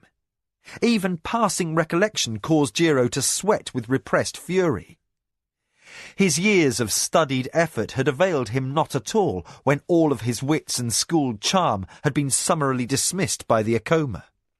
His ridiculous, no, laughable lout of a brother had triumphed over him. Bunto's smirk was unforgiven. Jiro still stung from remembered humiliation. His hands closed into fists, and he suddenly had no stomach for standing still. "I don't like this robe," he snapped peevishly. "It displeases me. Make another, and have this one torn up for rags." The tailor turned pale. He whipped the pins from his teeth and dropped to the parquet floor, his forehead pressed to the wood. "My lord, as you wish, of course. I beg humble forgiveness for my lack of taste and judgment." Jiro said nothing. He jerked his barbered head for a servant to remove the robe and drop it in a heap underfoot. "I will wear the blue and red silk. Fetch it now." His command was obeyed in a flurry of nervousness. The lord of the Anasati seldom punished his slaves and attendants, but from the day he assumed his inheritance, he had made it clear that anything short of instant obedience would never be tolerated. Arriving to make his report, First Advisor Chimaka noted the near-frenzied obsequious behaviour on the part of the servants. He gave not a twitch in reaction. Wisest of the Anasati retainers, he knew his lord best of all. The master did not appreciate overdone obeisance, quite the contrary. Jiro had matured as a second son, and he liked things quiet and without fanfare. Yet, since he had inherited a ruler's mantle without having been groomed to expect the post, he was ever sensitive to the behaviour of his underlings towards him. Should they fail to give him due respect as lord, he would notice and take instantaneous issue. The servant who was late to speak his title, the slave who failed to bow without delay upon presentation, were never forgiven their lapse. Like fine clothing and smooth manners, traditional Sirani adherence to caste was part and parcel of how ruling lords were measured by their peers. Eschewing the barbaric aspects of the battlefield, Jiro had made himself a master of civilized behaviour. As if a robe of finest silk did not lie discarded like garbage under his sandalled feet, he inclined his head while Chimaka straightened up from his bow. "What brings you to consult at this hour, First Advisor? Did you forget I had planned an afternoon of discourse with the visiting scholars from Migran?"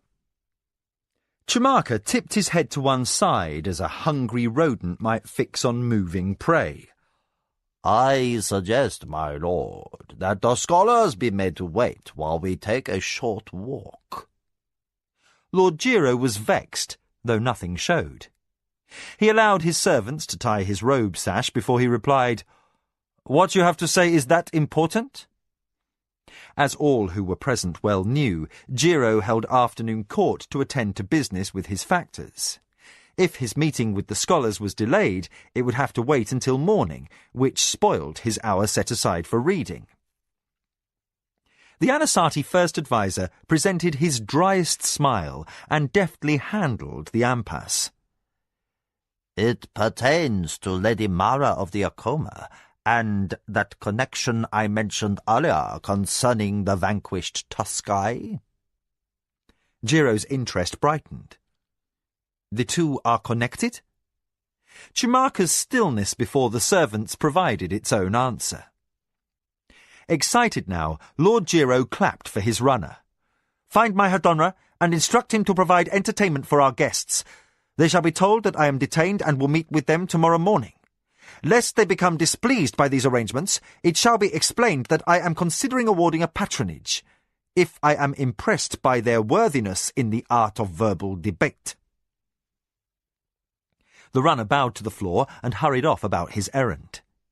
Chumaka licked his teeth in anticipation as his master fell into step with him toward the outer screen that led into the garden. Jiro seated himself on a stone bench in the shade by a fish pool. He trailed languid fingers in the water while his attention to Chumaka sharpened. "Is it good news or bad?" As always, the first adviser's reply was ambiguous. "I'm not certain." Before his master could express displeasure, Chumaka adjusted his robe and fished a sheaf of documents out of a deep pocket. "Perhaps both, my lord. A small precautionary surveillance I set in place identified someone highly placed in the Akoma spy network." He paused, his thoughts branching off into inaccessibly vague speculation. "What results?" Jiro prompted, in no mood for cleverness that he lacked the finesse to follow. Chumaka cleared his throat. "He eluded us." Jiro looked nettled. How could this be good news? Chumaka shrugged. "We know he was someone of importance. The entire operation in Ontoset was closed down as a result. The factor of the House of Habatuka suddenly became what he appeared to be, a factor." As an afterthought, he said, "Business is terrible, so we may assume that the goods being brokered by this man were Akoma, not Habatuka." He glanced at one of his documents and folded it. "We know the Habatuka are not Akoma minions. They are firmly in the Omechan clan, and traditionalists whom we might find useful some day. They don't even suspect this man is not their loyal servant, but they are a very disorganized house." Jiro tapped his chin with an elegantly manicured finger as he said, "This factor's removal is significant." Chumaka said, "Yes, my lord. The loss of that agent will hamper a Akoma operation in the east. I can assume that almost all information coming from that region was funneled through Ontoset." Jiro smiled, no warmth in his expression. "Well then, we have stung them. But now they also know we are watching them with our own agents." Chumaka said, "That was inevitable, my lord. I am surprised they hadn't been aware of us sooner. Their network is well established and practiced. That we observed them undetected as long as we did was something close to miraculous." Seeing a gleam in his first adviser's eyes, Jiro said, "What else?" "I said this was related to the long-dead lord of the Tuskai from years before you were born.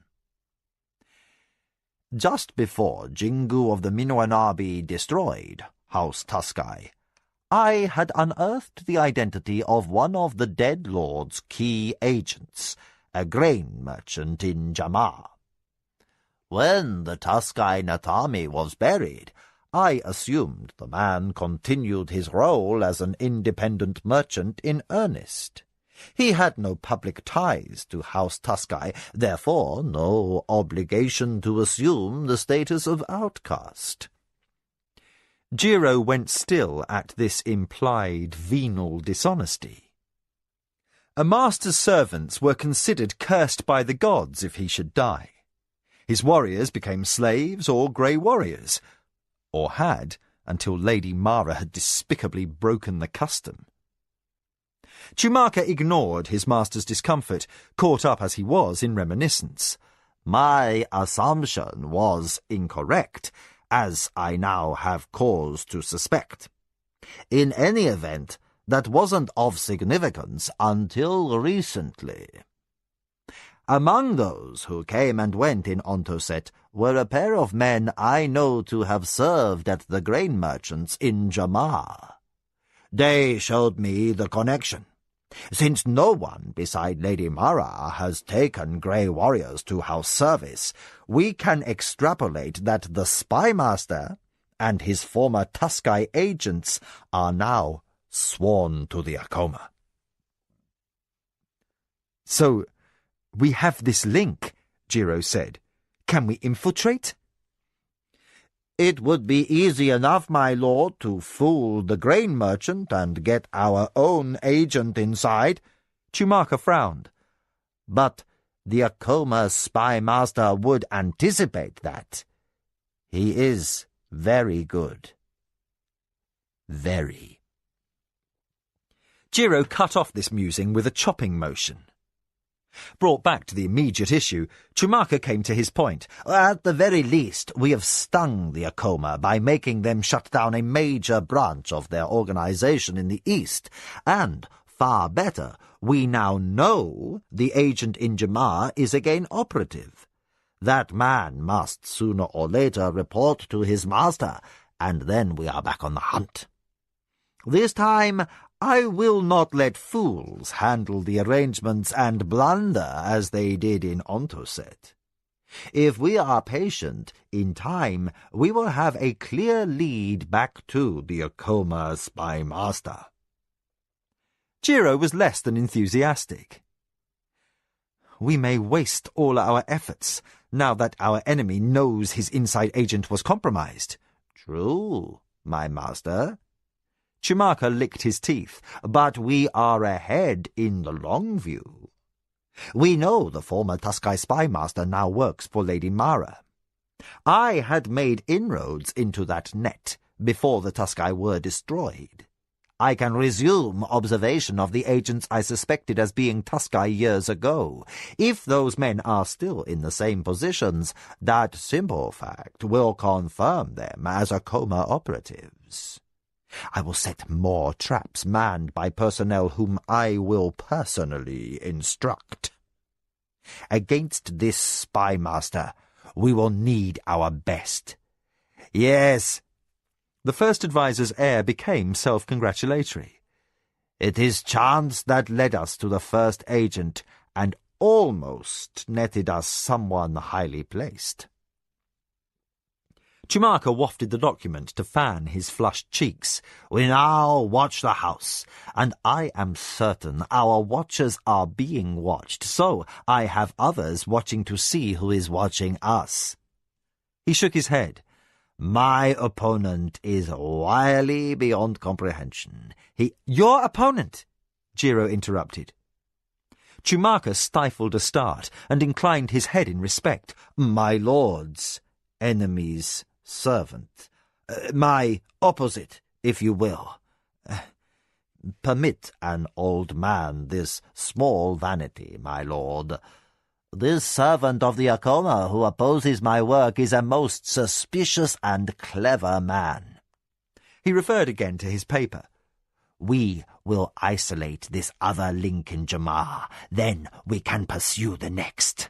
Spare me the boring particulars, Jiro broke in. I had thought I commanded you to pursue whoever is trying to defame the Anasati by planting false evidence on the assassin who killed my nephew. Ah, Chumaka said brightly. But the two events are connected. Did I not say so earlier? Unaccustomed to sitting without the comfort of cushions, Jiro shifted his weight. If you did, only another mind as twisted as yours would have understood the reference. This the Anasati first advisor interpreted as a compliment. Master, your forbearance is touching. He stroked the paper as if it were precious. I have proof at last. Those 11 Akoma agents in the line that passed information across Zetak province that were mysteriously murdered in the same month. They were indeed connected with 5 others who also died in the household of Tasayo of the Minwanabi. Jiro wore a stiff expression that masked rising irritation. Before he could speak, Chumaka rushed on. They were once Tuskai agents, all of them. Now, it appears they were killed to eradicate a breach in the Akoma chain of security. We had a man in place in Tasayo's household.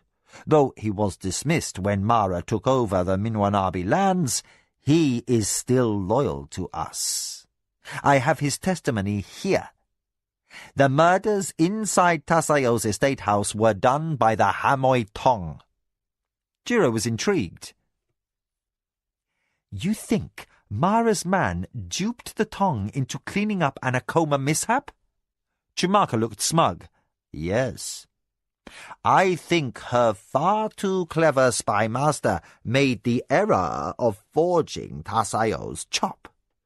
We know the Obajan spoke with the Minwanabi lord. Both were reportedly angry. Had it been with each other, Tasayo would have died long before Mara brought him down.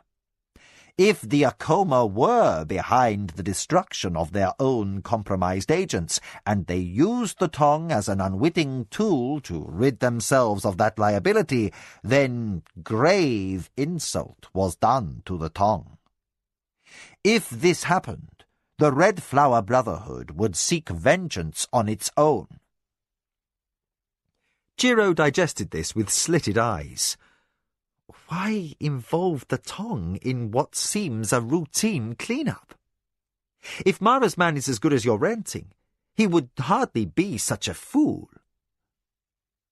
It had to be a move of desperation, Chumaka allowed. Tasayo's regime was difficult to infiltrate. For our part, we placed our agent there before the man became lord, when he was sub-commander in the warlord's army invading Mid-Kemia.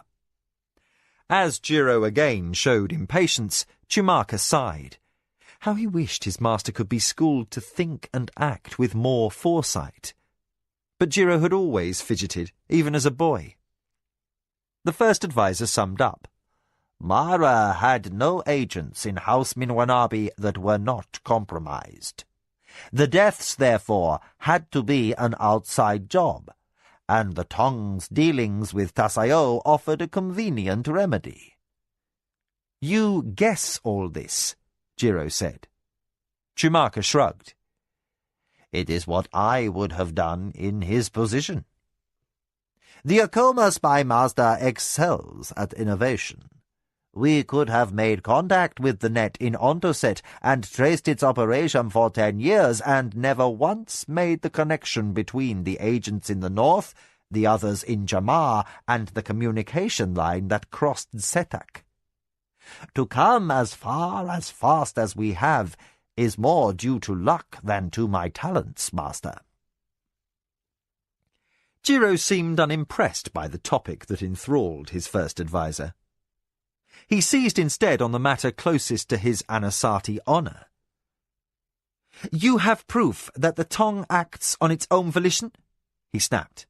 Then, in planting evidence of our collusion in Ayaki of the Akoma's assassination, the Hamoi has sullied the honour of my ancestors. It must be stopped from this outrage, and at once. Chumaka blinked, stopped cold in his thinking. He quickly licked his lips. But no, my worthy master, forgive my presumption if I offer you humble advice to the contrary. Why should we let the Hamoi Tong dogs shame House Anasati? Jiro straightened on the bench and glared. Your reason had better be good. Well, Chumaka allowed, to kill Lady Mara, of course. Master, it is too brilliant. What more dangerous enemy could the Akoma have other than a tongue of assassins? They will spoil her peace past redemption, at each attempt to take her life. In the end, they will succeed. She must die. The honor of their brotherhood demands it. The Hamoy Tong do our work for us, and we, meantime, can divert our interests into consolidation of the traditionalist faction. Chumaka wagged a lecturing finger. Now that war has been forbidden to both sides by the magicians, Mara will seek your ruin by other means. Her resources and allies are vast. As servant of the Empire, she has popularity and power, as well as the ear of the Emperor. She must not be underestimated. Added to the advantages I have listed, she is an unusually gifted ruler. Jiro spoke in swift rebuke. You sing her praises in my presence. His tone remained temperate, but Chumaka held no illusions. His master was offended. He answered in a whisper that no gardener or patrolling warrior might overhear. I was never overly fond of your brother Bunto, so his death was of little consequence to me personally. While Jiro's face darkened with rage, Chumaka's reprimand cut like a knife. And you were never that fond of him either, my Lord Jiro. As the elegant, stiff-faced ruler acknowledged this truth, Chumaka continued. You overlook the obvious. Mara's marriage to Bunto, instead of you, saved your life, my master. Short of wheedling calculation, the first advisor finished, So, if you must entertain this hatred of the servant of the Empire, I will seek her destruction with all my heart. But I will proceed calmly, for to let anger cloud judgment is not merely foolish. With Mara, it is suicide. Ask a shade gleaner at the temple of Turakamu to seek communion with Jingu, Desio, and Tasayo of the Minoanabi. Their spirits will confirm that. Jiro stared down at the ripples of water turned by the orange fish in the pool. After a prolonged moment, he sighed. You are right. I never did care for Bunto. He bullied me when we were children. His hand closed into a fist which he splashed down, scattering the fish.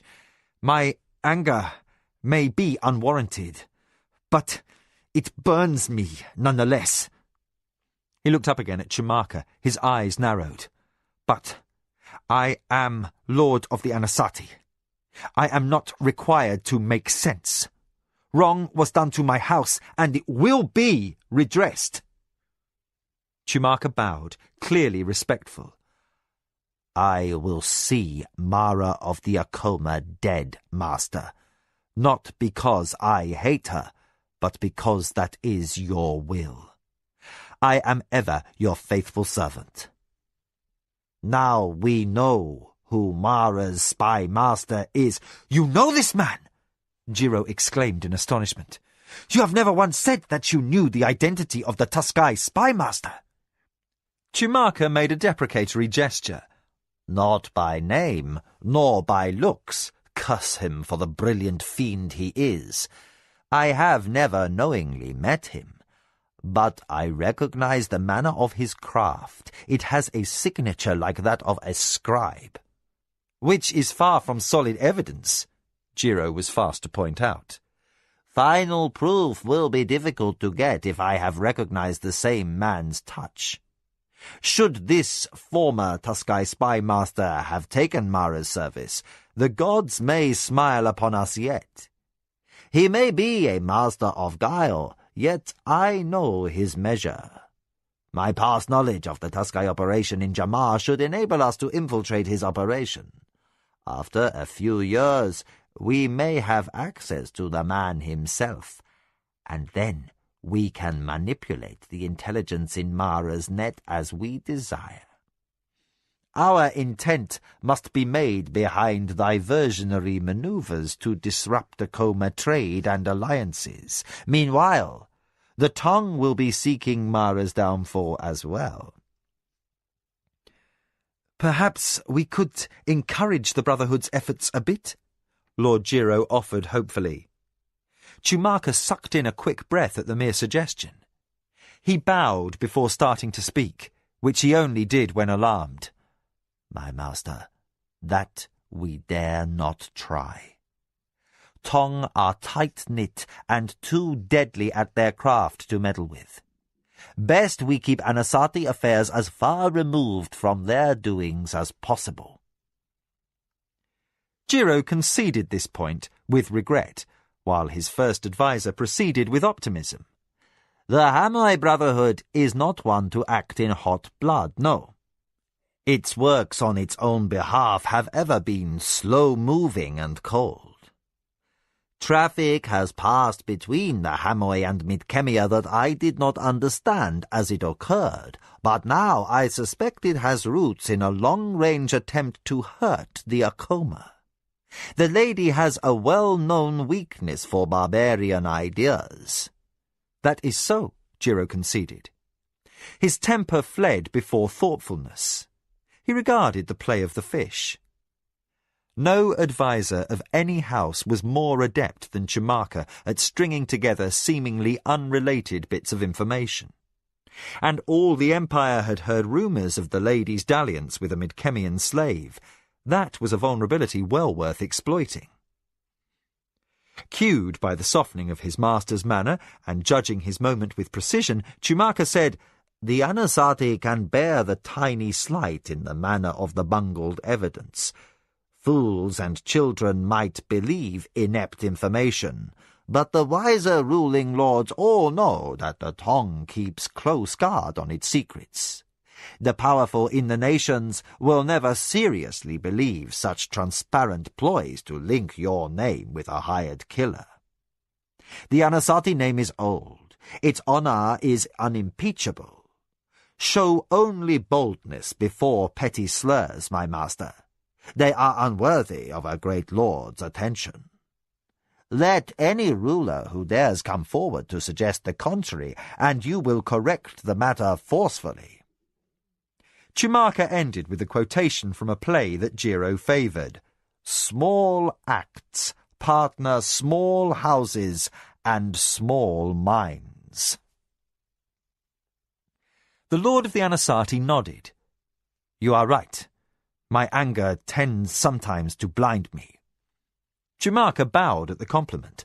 My master, I ask permission to be excused. I have already begun to consider snares that may be set for Mara's spy master. For while we appear to blunder about with the one hand revealed in Ontoset, that will draw the watchful eye away from the other silently at work in Jamar to bring the dagger to the throat of the Lady of the Akoma. Jiro smiled. Excellent, Chumaka. He clapped in dismissal. While his first adviser bowed again and hurried away, muttering possible plots under his breath, the Lord remained by the fish pool. He considered Chumaka's advice and felt a glow of satisfaction. When the Assembly of Magicians had forbidden war between his house and Mara's, he had been covertly ecstatic. With the lady deprived of her army and the clear supremacy she held by force of numbers on the battlefield, the stakes between them had been set even. Wits, the Lord of the Anasati murmured, stirring the water and causing the fish to flash away in confused circles. Guile, not the sword, will bring the good servant her downfall. She will die knowing her mistake when she chose my brother over me. I am the better man, and when I meet Bantokapi after death in the Red God's halls, he will know that I gave him vengeance, and also ground his precious House Akoma under my heel into dust. Arakasi was late. His failure to return had the Akoma senior advisers on edge to the point where Force Commander Lujan dreaded to attend the evening's council. He hurried to his quarters to retrieve the plumed helm he had shed during off-duty hours. His stride was purposeful, precise in balance as only a skilled swordsman would be, yet his mind was preoccupied. His nod to the patrolling sentries who saluted his passage was mechanical. The Akoma Estate House had as many armed men in its halls now as servants. Privacy since Ayaki's murder was next to non-existent, particularly at night, when extra warriors slept in the scriptorium and the assorted wings of the guest suites.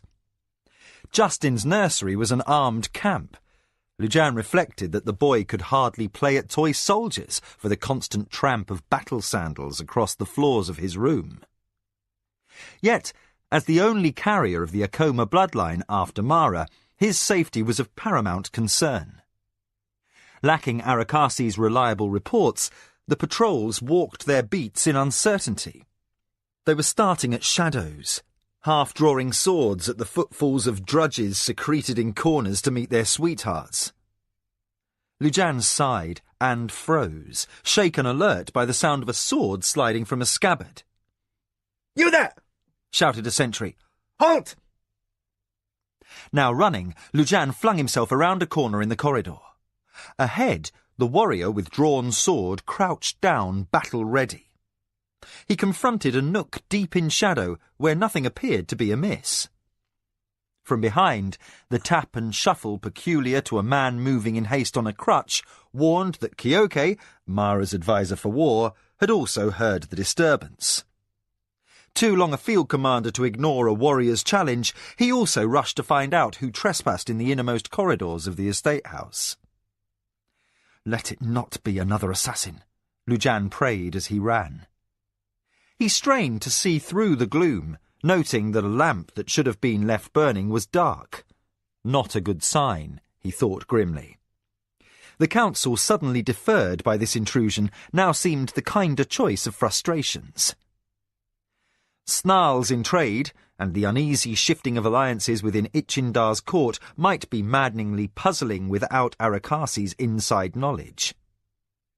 But an attack by another Tong Dart man this far inside the patrols was too harrowing a development to contemplate. Though months had passed, Justin still had nightmares from seeing the black geldings fall. Lujan skidded to a stop by the sword-bearing warrior, his sandals' studs scraping the stone floor. "Who's there?" he demanded. Old Kyoke thumped to a halt on the warrior's other side, his dry shout demanding the same. The warrior never shifted his glance, but made a fractional gesture with his sword toward the cranny between two beams that supported a join in the roof tree. A long-past repair had replaced a rotten wooden section. The estate house Mara and Hokanu inhabited was ancient, and this was one of the original sections. The slate scored white by Lujan's battle sandals was close to 3,000 years old, and rubbed into ruts from uncounted generations of footsteps. There were too many corners to shelter intruders, Lujan felt as he looked where his sentry pointed. A man lurked in the shadow. He stood with hands outstretched in submission, but his face was suspiciously smudged, as if he had used lamp soot to blacken the telltale pallor of his flesh. Lujan freed his sword. With inscrutable features, Kyoke raised his crutch, thumbed a hidden catch, and drew a thin blade from the base. For all that he had lost one leg, he balanced himself without discernible effort. To the intruder, now faced with 3 bared blades, Lujan said curtly, "Come out! Keep your hands up if you don't want to die spitted!" I would rather not be welcomed back like a cut of meat at the butcher's, replied a voice rust-grained as neglected iron. "Arakasi!" Kyoke said, raising his weapon in salute. His axe-blade profile broke into a rare smile. "Gods!" Lujan swore. He reached out bare-handed and touched the sentry, who lowered his blade. The Akoma Force Commander shivered to realise how near Mara's spymaster had come to dying at the hands of a house guard. Then relief and a countersurge of high spirits made him laugh. Finally! How many years have Kyoke and I attempted to set unpredictable patrols? Can it be that for once, my good man, you failed to walk right through them? It was a rough trip home, Arakasi conceded. Not only that, this estate has more warriors on duty than house staff. A man can't move 3 steps without tripping over someone in armor. Kyoke sheathed his concealed blade and replaced his crutch beneath his shoulder. Then he raked his fingers through his white hair, as he had never been able to do when he was a field commander, perpetually wearing a battle helm. Lady Mara's council is due to begin shortly. She has need of your news. Arakasi did not reply, but pushed out from behind the posts that had hidden him from sight. He was robed as a street beggar. His untrimmed hair was lank with dirt. His skin was ingrained with what looked like soot. He smelled pervasively of wood smoke. You look like something dragged out by a chimney sweeper, Lujan observed, gesturing for the sentry to resume his interrupted patrol. Or as if you had been sleeping in trees for the better part of a 7-day. Not far from the truth, Arakasi muttered, turning an irritated glance aside. Kyoke disliked waiting for anyone. Now free to indulge the impatience he had repressed for years while commanding troops, he had stumped on ahead toward the council hall. As if relieved by the old man's departure, Arakasi bent, raised the hem of his robe, and scratched at a festering sore. Lujan stroked his chin. Tactfully he said, You could come to my quarters first. My body servant is practiced at drawing a bath on short notice. A brief silence ensued. At last Arakasi sighed. Splinters, he admitted. Since one terse word was all he was likely to receive in explanation, Lujan surmised the rest. They're infected. That means not recent. You have been too much on the run to draw them out. Another silence followed, affirming Lujan's surmise. He and Arakasi had known each other since before House Tuskai had fallen, and had shared many years as grey warriors. Come along, the force commander urged. If you sit in Lady Mara's presence in this state, the servants will need to burn the cushions afterward. You stink like a Kardengo who lost his wagon. Not pleased by the comparison to an itinerant family member that travelled from city to city selling cheap entertainment and disreputable odd jobs, Arakasi curled his lip. You can get me a metal needle? He bargained warily. Lujan laughed. As it happens, I might. There's a girl among the seamstresses that fancies me, but you'll owe me. If I ask her for the loan of such a treasure, she is bound to make demands. Aware that few young maids in the household would not willingly jeopardize their next station on the wheel of life for the promise of Lujan's kisses, Arakasi was unimpressed. I can as easily use one of my daggers. His apparent indifference set Lujan on edge. The news you bring is not good. Now Arakasi faced the Akoma force commander fully. Light from the lamp down the corridor caught on his gaunt cheekbones and deepened the hollows under his eyes. I think I will accept your offer of a bath, he responded obtusely. Lujan knew better than to tease that his friend the spymaster also looked as if he had not eaten or slept for a week. The observation this time would have held more truth than jest. I'll get you that needle, he allowed, then hastened on in an attempt to ease Arakasi's ruffled pride through humour. Though you certainly don't need it. If you're carrying your knives, I doubt my sentry understood when he held you at sword point that you could have killed and carved him before he had a chance to make a thrust. I'm good, Arakasi allowed, but today I think not that good. He stepped forward. Only now it became apparent that he was far from steady on his feet. He awarded Lujan's startled gasp of concern his blandest expression of displeasure and added, "You are on your honor not to allow me to fall asleep in your tub." Fall asleep or drown? Lujan quipped back, extending a fast hand to assist the spymaster's balance. Man, what have you been up to? But badger though he might, the force commander received no explanation from the spymaster until the bath was done and the helm retrieved, and the council was well on into session. Kyoke was already seated in the yellow light cast by the circle of lamps, his leathery hands crossed on the crutch across his knees. Word of Arakasi's homecoming had been sent to the kitchens, and servants hurried in with trays laden with snacks. Hokanu attended at Mara's right hand, in the place normally occupied by the first adviser, while Sarik and Inkomo sat in low-voiced conference opposite. Jikan huddled with his arms around his knees behind a mountainous pile of slates. Bins stuffed with scrolls rested like bastions at either elbow, while his expression looked faintly beleaguered. Arakasi ran his eyes quickly over the gathering and surmised in his dry way, "Trade has not been going well in my absence, I can see."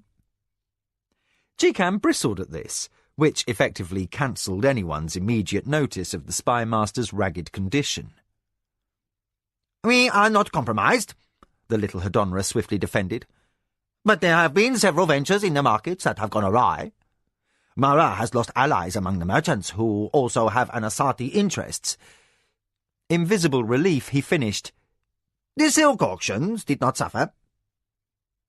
"Yet," Inkomo supplied unasked, "the traditionalists continue to gain influence. Ichinda's imperial whites more than once had to shed blood to stop riots in Kentosani." "The food markets by the wharf," Arakasi affirmed in spare summary. "I heard." "Our emperor would do more to stop dissension if he could manage to sire himself an heir that was not a daughter." Eyes turned toward the Lady of the Akoma as her staff all waited upon whatever she might ask of them. Thinner than she had been on the occasion of Ayaki's funeral, she was nonetheless immaculately composed. Her face was washed clean of makeup, her eyes were focused and keen, and her hands settled in her lap as she spoke. "Arakasi has revealed that we are confronted by a new threat." Only her voice showed the ongoing strain she yet hid behind the Surani facade of control. Never before Ayaki's loss had she spoken with such a hard-edged clarity of hatred. "I ask you all to grant him whatever aid he may ask without question." Lujan flashed Arakasi a sour glance.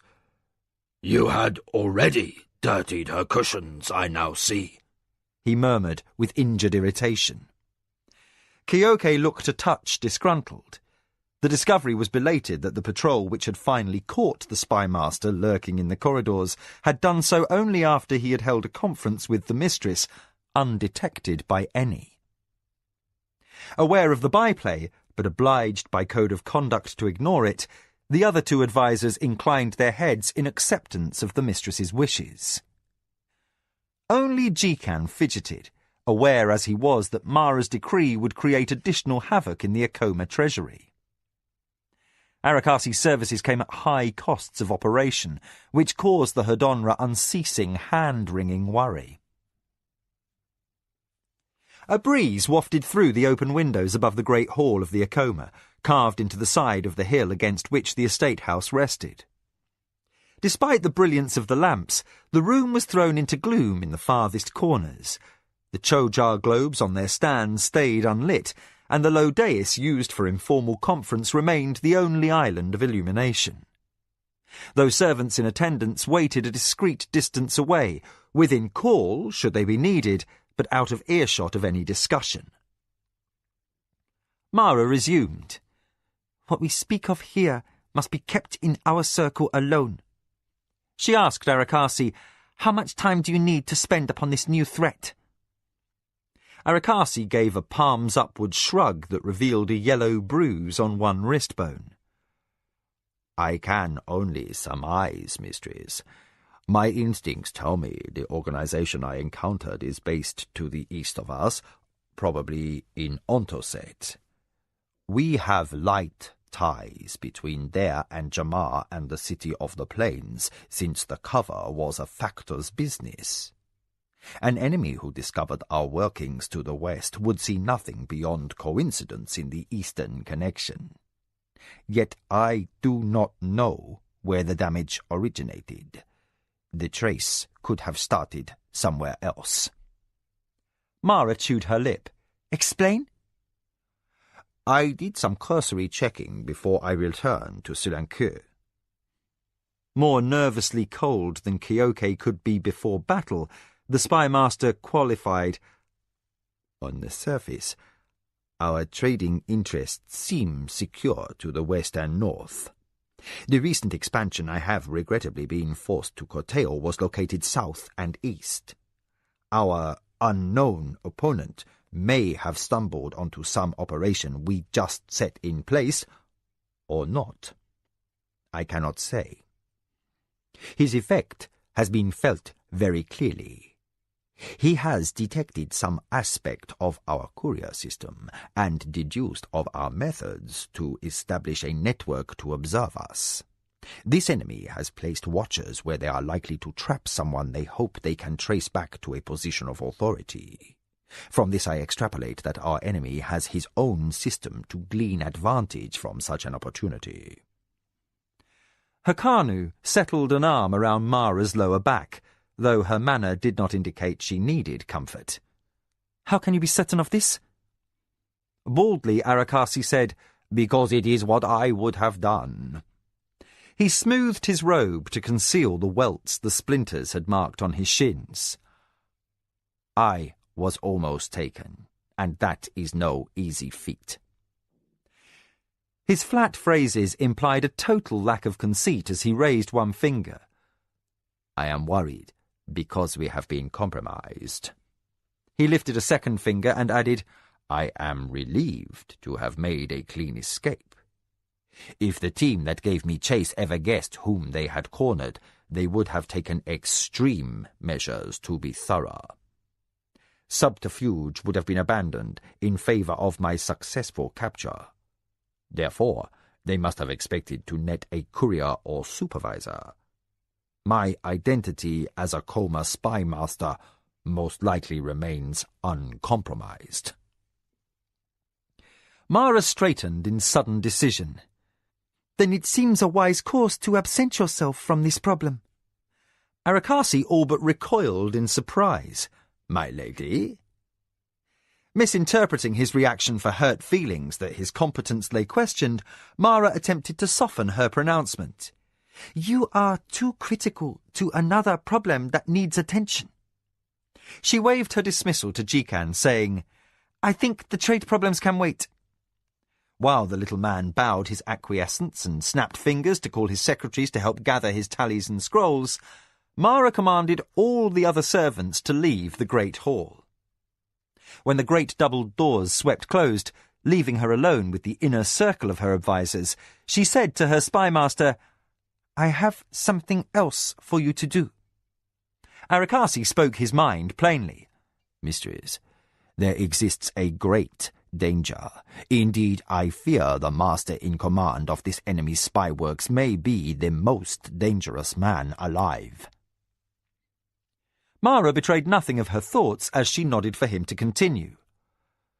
"Until this encounter, I had the vanity to consider myself a master of my craft." For the first time since discussion had opened, the spymaster had to pause to choose words. "This breach in our security was in no way due to carelessness. My men in Ontoset acted with unimpeachable discretion. For that reason, I fear this enemy we face could possibly be my better." Then I am decided on the matter, Mara announced. You shall turn this difficulty over to another that you trust. That way, if this unspecified enemy proves worthy of your praise, we suffer the loss of a man less critical to our needs.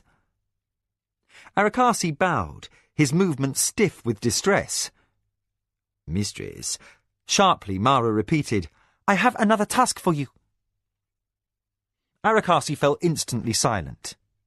Surani custom forbade a servant questioning his sworn ruler, and, moreover, the lady's mind was set.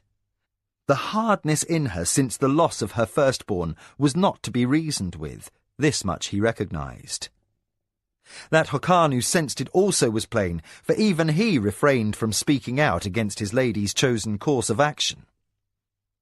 The uncomfortable truth remained unsaid, that no one else in Arakasi's vast network was either careful or experienced enough to counter a threat of this magnitude. The spy master would not disobey his mistress, though he were in mortal fear for her safety. All he could do was work in convoluted patterns, obeying her command in the literal sense, but evading what he could through general action. For the first, he must ensure that the man placed in nominal charge of digging out this new organisation could report to him on a regular basis. Disturbed as he was that Lady Mara should dismiss this dire threat with such ease, he respected her well enough to at least hear her reasons before he came to judgment against her. What is this other matter, my lady? His attentive manner smoothed Mara's sharpness. I would have you discover as much as may be learned about the Assembly of Magicians. For the first time since taking service with Mara, Arakasi seemed startled by her audacity. His eyes widened, and his voice dropped to a whisper. The Great Ones. Mara nodded towards Sarek, since the slant the explanation must take had been his particular study. He spoke up from the far side of the circle. Several events over the last few years have caused me to question the Black Robe's motives. By tradition, we take for granted that they act for the good of our empire. But would it not shed a different light on things if, in fact, that were not so? Sarek's wry humour dissolved before a burning intensity of unease as he added, Most critically, what if the Assembly's wisdom is pointed toward their own self-interest? The pretext is stability of the nations. Then why should they fear the Akoma crushing the Anasati in the cause of just revenge? The Akoma First Advisor leaned forward with his elbows braced on crossed knees. These magicians are hardly fools. I can't believe they don't realize that by allowing the Lord who murders by treachery to live unpunished, they plunge the Empire into strife most extreme. An unavenged death is an express contradiction of honor. Without the political byplay of the High Council, deprived of the constant give and take between factions as a leavening agent, we are left with every house cast adrift, dependent upon the goodwill and promises of others to survive.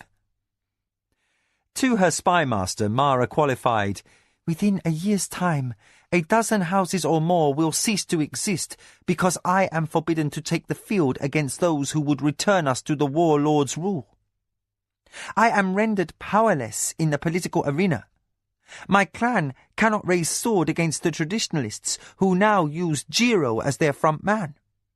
If I cannot make war upon him, I can no longer keep my pledge to protect those houses who are dependent upon a Akoma alliance. Shutting her eyes for a moment, she seemed to gather herself. Arakasi's regard of his lady sharpened as he understood something. She had recovered from her mourning enough to have regained reason. She knew in her heart that the evidence against Jiro was too obvious to take seriously. But the cost of her loss of control at the funeral must be met without flinching. She had shamed her family name, and Jiro's guilt or lack of it was moot point. To admit his innocence now was to make public admission of her error.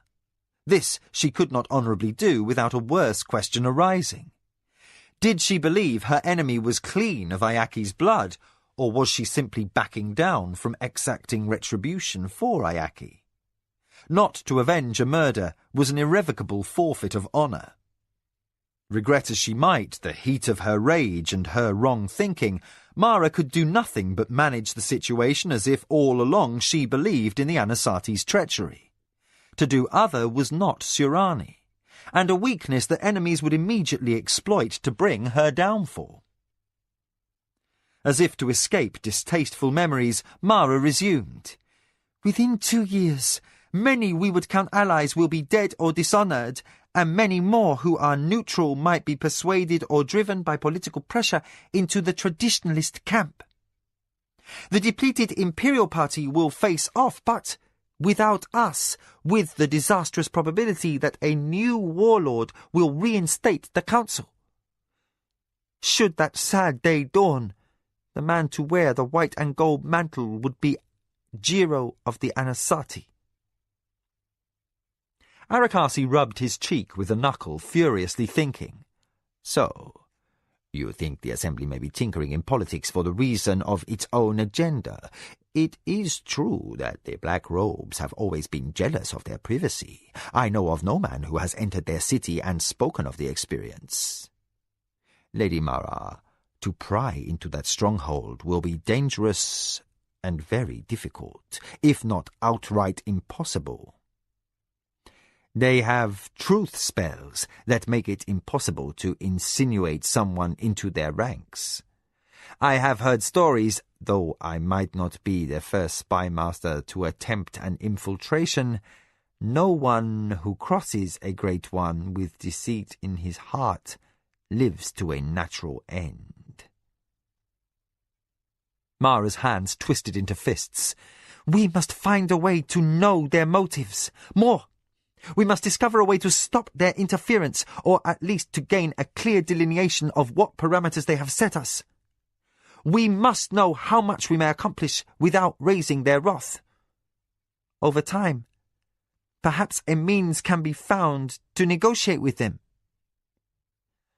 Arakasi bowed his head, resigned but already at work on the grand scale the problem required. He had never expected to live to old age. Puzzles, even dangerous ones, were all the delight he understood, though the one his lady had proposed was all too likely to invite a swift destruction. "Your will, mistress. I shall begin at once to realign the interests of our agents to the northwest." Negotiation was a futile hope, one Arakasi rejected at the outset. To bargain at all, one must have either force to command or a persuasive reward as enticement. Power and popularity Mara had, but he too had witnessed the display of a single magician's might when the Imperial Guards had been disrupted by Milimba. Lady Mara's thousands of warriors, and those of all her friends and allies, were as nothing compared to the arcane forces the Assembly commanded. And what in the world under heaven could anyone have that a great one could desire and not simply take for the asking? Chilled, Arakasi considered the last alternative to effect coercion: extortion. If the Assembly held a secret that it would sell favours to keep any others from knowing, something it would be willing to grant concessions for, to ensure Mara kept her silence, the very idea was sheer folly. The Great Ones were above any law. Arakasi judged it more likely that even should he be lucky enough to find such a secret, the Black Robes would simply seal Mara's permanent silence by putting her horribly to death. Sarek, Lujan and Kyoke understood this, he sensed, for their eyes were upon him most closely as he rose and made his final bow. This time Mara dared too much, and they all feared for the outcome. Cold to the core of his spirit, Arakasi turned away.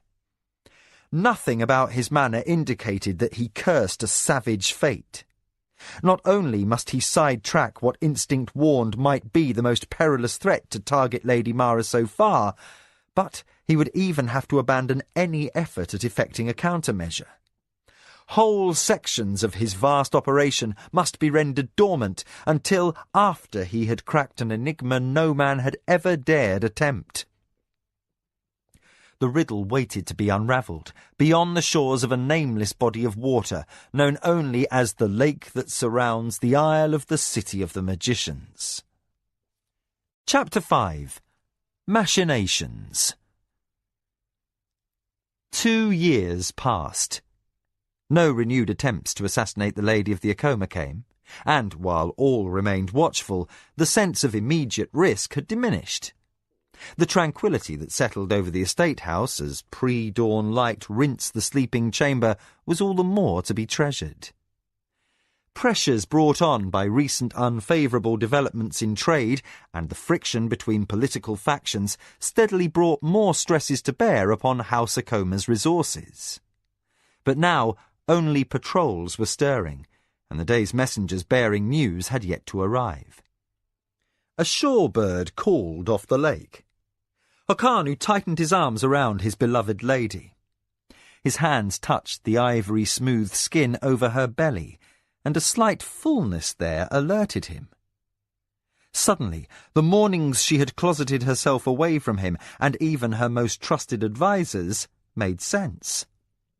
An ecstatic flush of pleasure followed the obvious deduction. Hokanu smiled, his face pressed into the sweet waves of her hair. Have the midwives told you yet whether the new Acoma heir is to be a son or a daughter? Mara twisted in his arms, her eyes wide with indignation. I did not tell you I was pregnant. Which of my maids betrayed me? Hokanu said nothing, only his smile widened. The lady reached down, grasped his 2 wrists, which were locked around her still, and concluded, I see. My maids were all loyal, and I still cannot keep any secrets from you, husband. But she could. As clear as the rapport between them could be, there were depths to her that even Hokanu could not fathom, particularly since the death of her firstborn, as if grief had laid a shadow on her. Although her warmth as she laid her face against her husband was genuine, and her pleasure equally so as she whispered formally into his ear that he was soon going to be a father by blood as well as through adoption, Hokanu sensed a darker undertone. Mara was troubled by something, this time not related to Ayaki's loss or to the Assembly's intervention in her attempt to bring vengeance on Jiro. Equally, he sensed that this was not the moment to broach any inquiry into her affairs. I love you, lady, he murmured. You had better accustom yourself to solicitude, because I'm going to spoil you shamelessly every day until the moment you give birth. He turned her in his arms and kissed her. After that, we both might find I had acquired a habit too fine to break. Mara snuggled against him, her fingers trailing across his chest. You are the finest husband in the Empire, beloved. Far better than I deserve. Which was arguable, but Hokanu held his peace. He knew she loved him deeply, and gave him as much care and satisfaction as any woman was capable of. The profoundly sensed certainty that something indefinable was missing from her side of the relationship was a feeling he had exhausted himself trying to fathom. For the lady never lied to him, never stinted in her affections. Still, she had moments when her thoughts were elsewhere, in a place he could never reach. She needed something his instincts warned him he lacked the means to provide. A pragmatic man, he did not try to force the impossible, but built upon their years together a contentment and a peace that were enduring and solid as a monument. He had succeeded in giving her happiness until the dart struck the horse that killed her son. She shifted against him, her dark eyes apparently fixed upon the flower garden beyond the opened screen. Breezes caused her favourite kakali blossoms to nod, and their heavy perfume swirled through the chamber. far off, the bread cook could be heard berating a slave boy for laziness. The sounds of the dispatch barge being loaded at dockside reached here, strangely amplified by still water and the mist-cloaked morning quiet. Hakaanu caught Mara's fingers and stroked them, and by the fact that they did not immediately respond, knew she was not thinking of ordinary commerce. "Is it the assembly on your mind again?" he asked, knowing it was not, but also aware that an oblique approach would break the cold space around her thoughts and help her make a start at communicating. Mara closed her grip on his hand. "Your father's sister has 2 boys, and you have a second cousin with 5 children, 3 of them sons." Unsure where this opening was leading, but also catching her drift, Hakaanu nodded. He reflexively followed up on her next thought. "If something were to happen to Justin before your child was born, my father could choose among several cousins and relations to find a successor after me for the Shinzawai mantle. But you should not worry, love. I fully intend to stay alive and keep you safe." Mara frowned, more troubled than he had originally guessed. "No. We've been through this. I will not see the Akoma name merged with that of the Shinzawai." Hakaanu drew her close, aware now of what lay beneath her tenseness. "You fear for the Akoma name, then I understand. Until our child is born, you are the last of your line."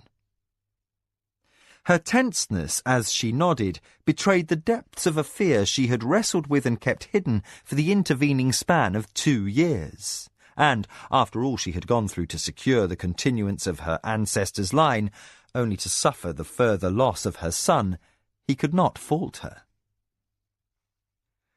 "Unlike your father, I have no remaining cousins and no other option." She sucked a quick breath and plunged ahead to the heart of the matter. "I want Justin sworn to the Akoma Natami." "Mara!" Hakaanu said, startled. "Done is done. The boy is almost 5 years of age and sworn already to the Shinzawai." She looked stricken. Her eyes were too large in her face and her bones too prominent, the result of grief and morning sickness. "Release him." There was an air of desperation about her, of determined hardness he had seen only in the presence of enemies, and, gods knew, he was not an enemy. He stifled his initial shock, reached out and again drew her against him. She was shaking, though her skin was not chilled. Patiently, carefully, he considered her position. He tried to unravel her motivations and achieve an understanding that would give him grounds to work with her. For he realized, for his father's sake, that he would be doing no one any favours by changing Justin's house loyalty, least of all the boy. By now, the child was old enough to begin to comprehend the significance of the name to which he belonged. The death of an elder brother had fallen hard enough on the little one, without his becoming the pawn of politics. Much as Hakaanu loved Mara, he also recognized that Jiro's enmity was more threat than he would wish to place on the shoulders of an innocent child. The rapport shared between the lady and her consort cut both ways. Mara also had the gift of tracking Hakanu's inner thoughts. She said, "It is a lot more difficult to murder a boy who is able to walk, talk, and recognize strangers than an infant in a crib. As Shinzawai heir, our new baby would be safer.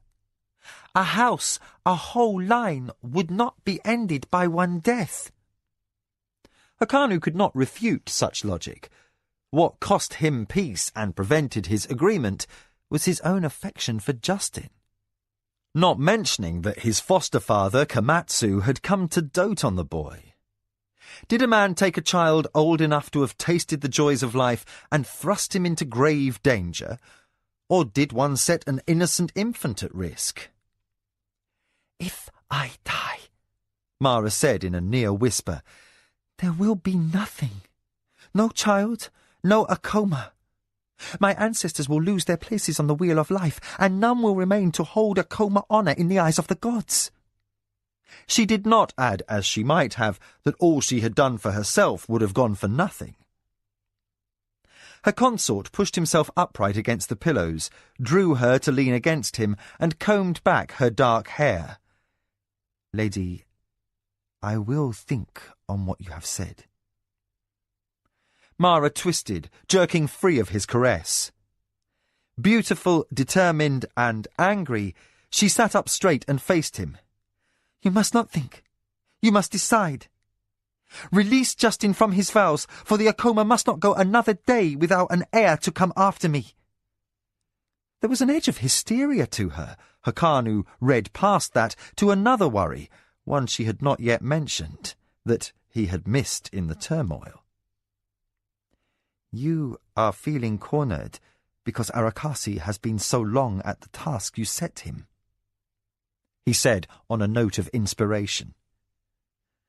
The wind seemed to go out of Mara's sails. Yes, perhaps I asked too much of him, or began a more perilous course than I knew when I sent him to attempt to infiltrate the affairs of the Assembly. In a rare moment of self-doubt, she admitted, I was hot-headed and angry. In truth, things have gone more smoothly than I first feared. We have handled the upsurge of the traditionalist offensive without the difficulty I anticipated. Hakaanu heard, but was not deceived into belief that she considered the affair settled. If anything, the quiet times and the minor snarls that erupted in trade transactions were harbingers of something deeper afoot. Sirani lords were devious. The culture itself, for thousands of years, had applauded the ruler who could be subtle, who could effect convoluted, long-range plotting to stage a brilliant victory years later. All too likely, Lord Jiro was biding his time, amassing his preparations to strike. He was no Minwanabi to solve his conflicts on the field of war. The Assembly's edict had effectively granted him unlimited time and license to plot against the Akoma through intrigue, as was his penchant. Neither Mara nor Hakaanu chose to belabour this point, which both of them feared. An interval of quiet stretched between them, filled with the sounds of the estate beginning to wake. The light through the screen changed from grey to rose gold, and birdsong filtered in over the call of officers overseeing the change in the guard. Warriors who had not patrolled so near the estate house before Ayaki's death. Unspoken also was the understanding that the Anasati might in fact have been the target of the faked evidence carried by the Tong. Jiro and the old-line traditionalists wished Mara dead, which made his enmity logical. Yet a third faction might be plotting unseen to create this schism between the Akoma and Anasati alliance that had been sealed with Ayaki's life. The attempt had been made against Mara. Had she died according to plan, her son would have inherited as heir. Hakaanu, in the vulnerable position of regent, would have been left to manage a sure clash between the Akoma in an attempt to retain their independence, as his lady would have desired, and the Anasati, who would seek to annex that house on the strength of their blood tie to the boy. But if the contract with the Tong that had seen Ayaki killed had not been under Jiro's chop, all that had transpired since might be playing into the hands of some third party, perhaps the same lord whose spy net had breached Arakasi's security. I think, said Hakaanu with gentle firmness, that we should not resolve this issue until we have heard from Arakasi or one of his agents. If he has made headway in his attempt to gain insight into the Great One's council, his network will send word. No news is best news for now. Looking pale and strained, and feeling chilled as well, Mara nodded. The discomforts of her pregnancy were shortly going to make conversation difficult in any event. She lay, limp, in her husband's arms, while he snapped his fingers and called for her maids. It was part of his singular devotion that kept him at her side through her early hours of illness. When she offered protest that he surely had better things to do with his time, he only smiled.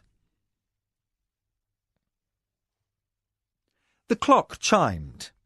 Mara pushed damp hair from her brow and sighed. She closed her eyes a moment to ease the ongoing strain of reviewing the fine print of the trade factor's reports from Soulancourt. Yet her interval of rest lasted scarcely seconds. A maid entered with a tray. Mara started slightly at the intrusion, then resigned herself to the interruption as the servant began laying out a light lunch on the small lap table beside the one she had left cluttered with unfinished business. As the mistress's regard turned her way, the maid bowed, touching forehead to floor in obeisance very near to a slave's. As Mara suspected, the girl wore livery trimmed in blue Shinzawai colours. "My lady, the master sent me to bring you lunch. He says you are too thin, and the baby won't have enough to grow on if you don't take time to eat." Mara rested a hand on her swollen middle. The boy-child the midwives had promised her seemed to be developing just fine. If she herself looked peaked, impatience and nerves were the more likely cause, rather than diet. This pregnancy wore at her, impatient as she was to be done with it and to have the question of heirship resolved. She had not realised how much she had come to rely upon Hokkanu's companionship until strain had been put upon it. Her wish to name Justin as a Coma heir had exacted a high cost, and she longed for the birth of the child, that the altercation with Hokkanu could be set behind them both. But the months until her due date seemed to stretch into infinity. Reflective, Mara stared out the window where the akasi vines were in bloom and slaves were busy with shears trimming them back from the walk. The heavy perfume reminded her of another study on her old estate, and a day in the past when a red-haired barbarian slave had upset her concept of Sirani culture. Now, Hokkanu was the only man in the empire who seemed to share her progressive dreams and ideas. It was hard to speak to him lately without the issue of progeny coming between. The maid slipped out unobtrusively. Mara regarded the tray of fruit, bread and cold cheeses with little enthusiasm. Still, she forced herself to fill up a plate and eat, however tasteless the food seemed on her tongue.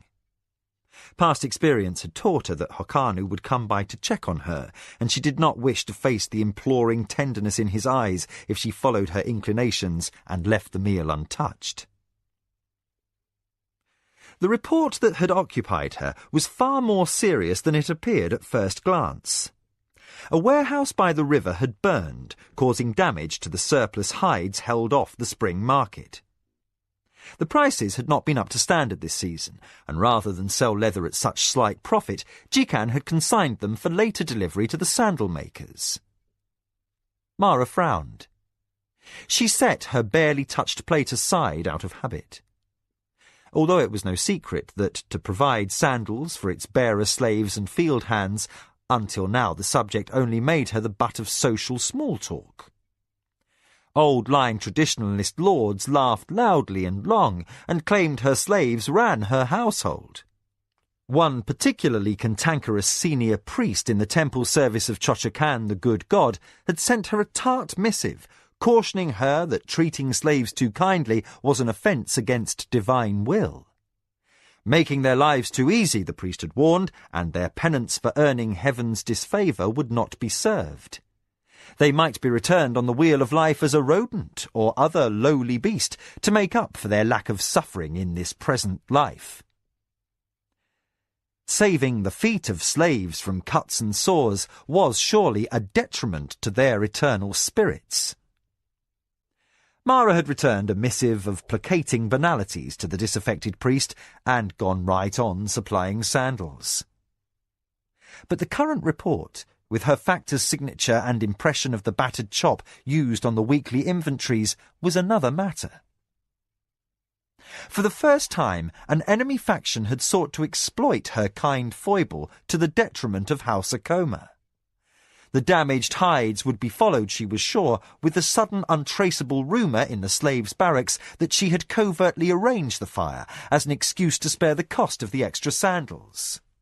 Since possession of footwear gave not only comfort but also considerable status to the slaves in Akoma service, in the eyes of their counterparts belonging to other houses, the privilege was fiercely coveted. Though no Surani slave would ever consider rebellion, as disobedience to master or mistress was against the will of the gods, even the thought that their yearly allotment of sandals might be revoked would cause resentment that would not show on the surface, but would result in sloppy fieldwork or tasks that somehow went awry. The impact on Akoma fortunes would be subtle but tangible. The sabotage to the warehouse could become an insidiously clever ploy, because in order to rectify the shortage of leathers, Mara might draw the attention of more than just an old fanatic in the temple likely to write a protest to her. It could be seen in certain quarters that she was vulnerable, and temples that were previously friendly to her could suddenly become neutral, to a point just short of hostility. She could ill afford difficulties from the priesthood at this time, not with the emperor's enemies and her own allied in common cause to ruin her. The lunch tray remained neglected as she took up clean paper and pen and drew up an authorization for the factor in Sulankur to purchase new hides to be shipped to the sandal makers. Then she sent her runner-slave to fetch Jikan, who in turn was ordered to place servants and overseers on the alert for rumours that the question of footwear for the slaves might never become an issue. By the time the matter was resolved, the fruit sat in a puddle of juices and the cheeses had warmed on the plate in the humid mid-afternoon air. Involved with the next report in the file, this one dealing with a trade transaction designed to inconvenience the Anasati, Mara heard footsteps at the screen. "I am finished with the lunch tray," she murmured, without looking up. Presuming the servant would carry out the remains of her meal with the usual silent solicitude, she held her mind on its present track. But however many caravans were robbed, however many Anasati wheat fields burned, no matter how many stacks of cloth goods were diverted on their way to market or ships were sent to the wrong port, Mara found little satisfaction. Her heartache did not lessen. She gripped the parchments harder, searching the penned lines for some way to make her enemy feel her hatred in the place that would hurt the most. Hands reached over her shoulder, pulled the report from her grip, and gently massaged her neck, which had grown sore from too little movement. "The cooks will be asking to commit suicide by the blade when they see how little you cared for their lunch tray, my lady," Okanu said in her ear. He followed the admonition with a kiss on the crown of her head and waited while Mara reddened with embarrassment at mistaking him for a servant. She went on to ruefully regard the uneaten meal. "Forgive me. I became so involved that I forgot." With a sigh, she turned in her husband's embrace and kissed him back. "What was it this time? More mildew in the thysa sacks?" he asked, a twinkle in his eyes. Mara rubbed her aching forehead. "No, the hides for the sandal makers. We'll purchase replacements."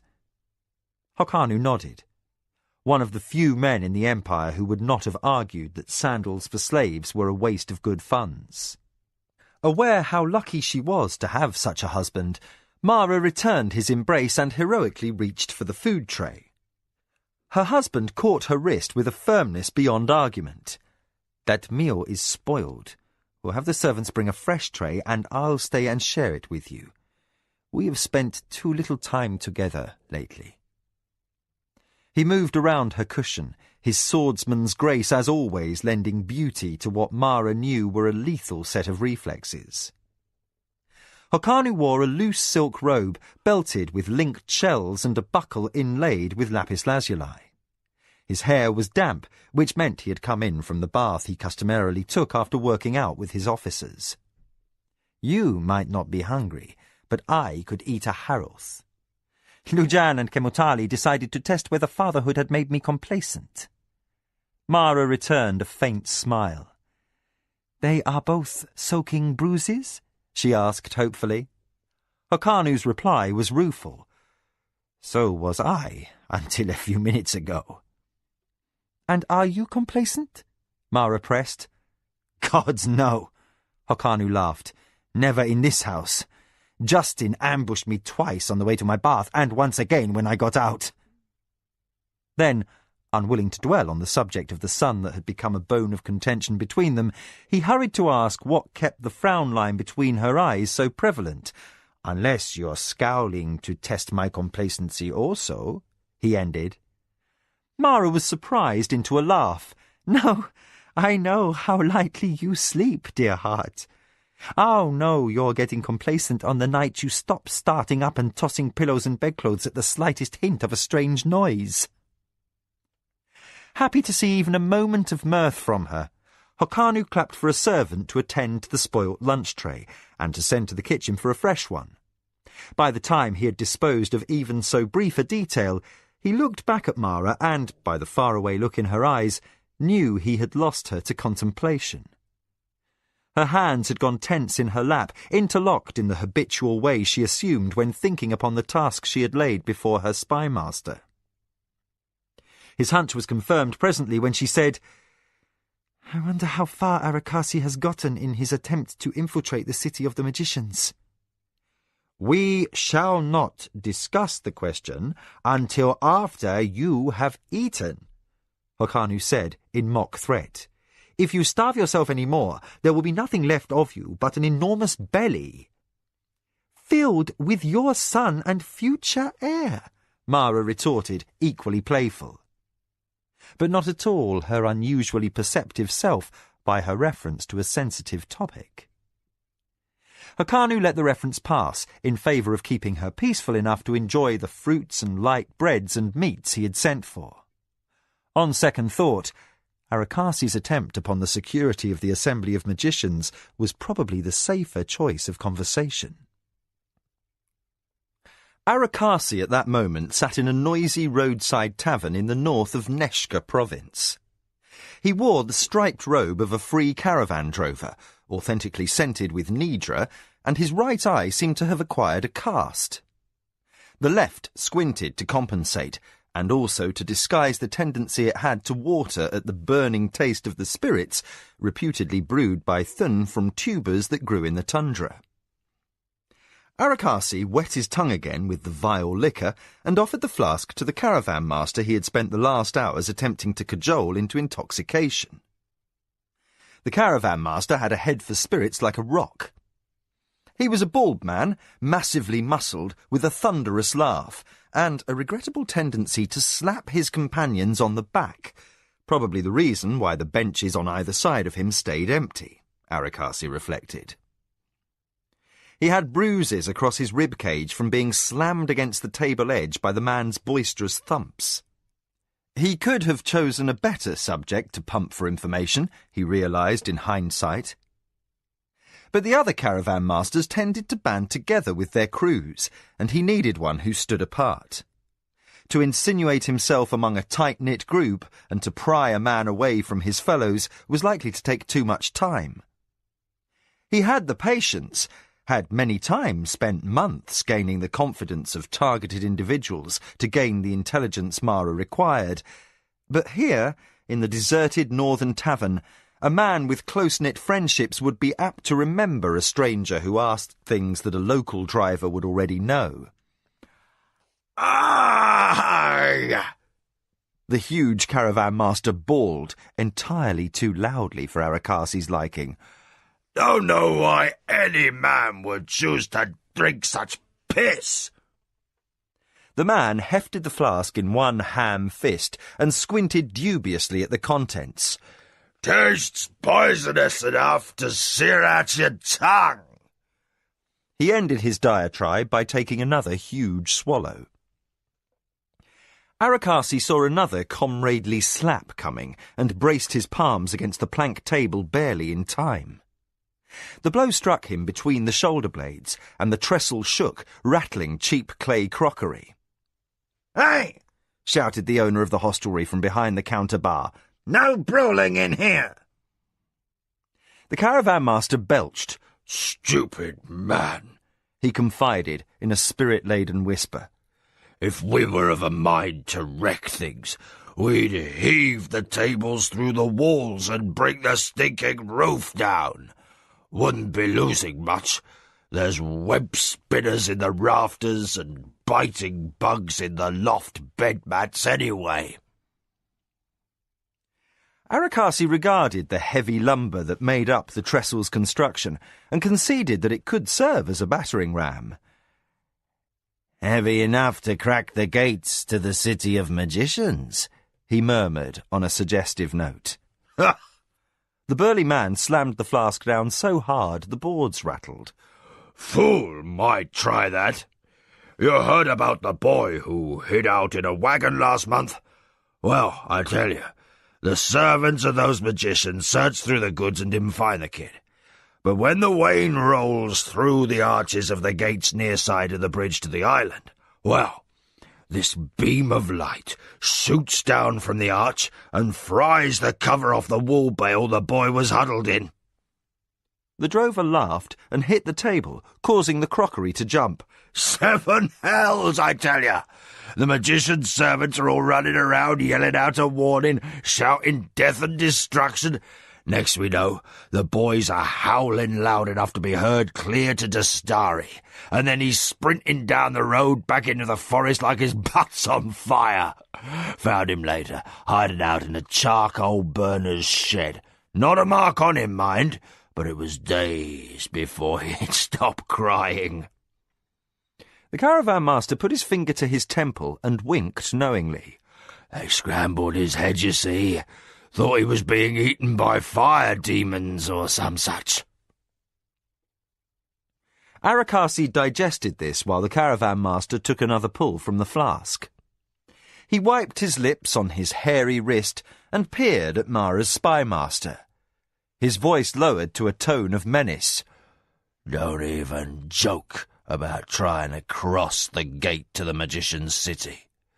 Mess with the assembly, and all of us lose our jobs. I've got no wish to end my life as a slave.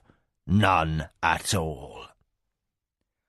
"But the boy who tried to sneak in as a prank did not lose his freedom," Arakasi pointed out. "Might as well have," the caravan master said morosely. He drank another draught. "Might as well have. He can't sleep for getting nightmares, and days he walks around like one already dead. Still got a scrambled head." Lowering his voice out of fear, the caravan master said, "I hear they have ways of knowing what's in the minds of those who try to come to the island. 'Cause it was this prankish lad they let him live. But I've heard tales that if you mean them harm—" He held his hand out, thumb turned down. "You find yourself at the bottom of that lake." Now whispering, he went on. "The lake bottom is covered with bodies. Too cold down there for them to blow up and rise. The dead just stay down there." With a nod to affirm the statement, the caravan master concluded in normal tone, "Magicians don't like to be messed with. There's a fact." "Here's to letting them be." Arakasi hooked back the flask and drank in an unusual fit of pique.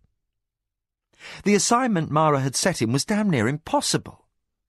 Caravans travelled only as far as the gate to the river bridge. There, the crews surrendered their reins to servants from the inner city, and each load was vigorously searched before the goods rolled forward.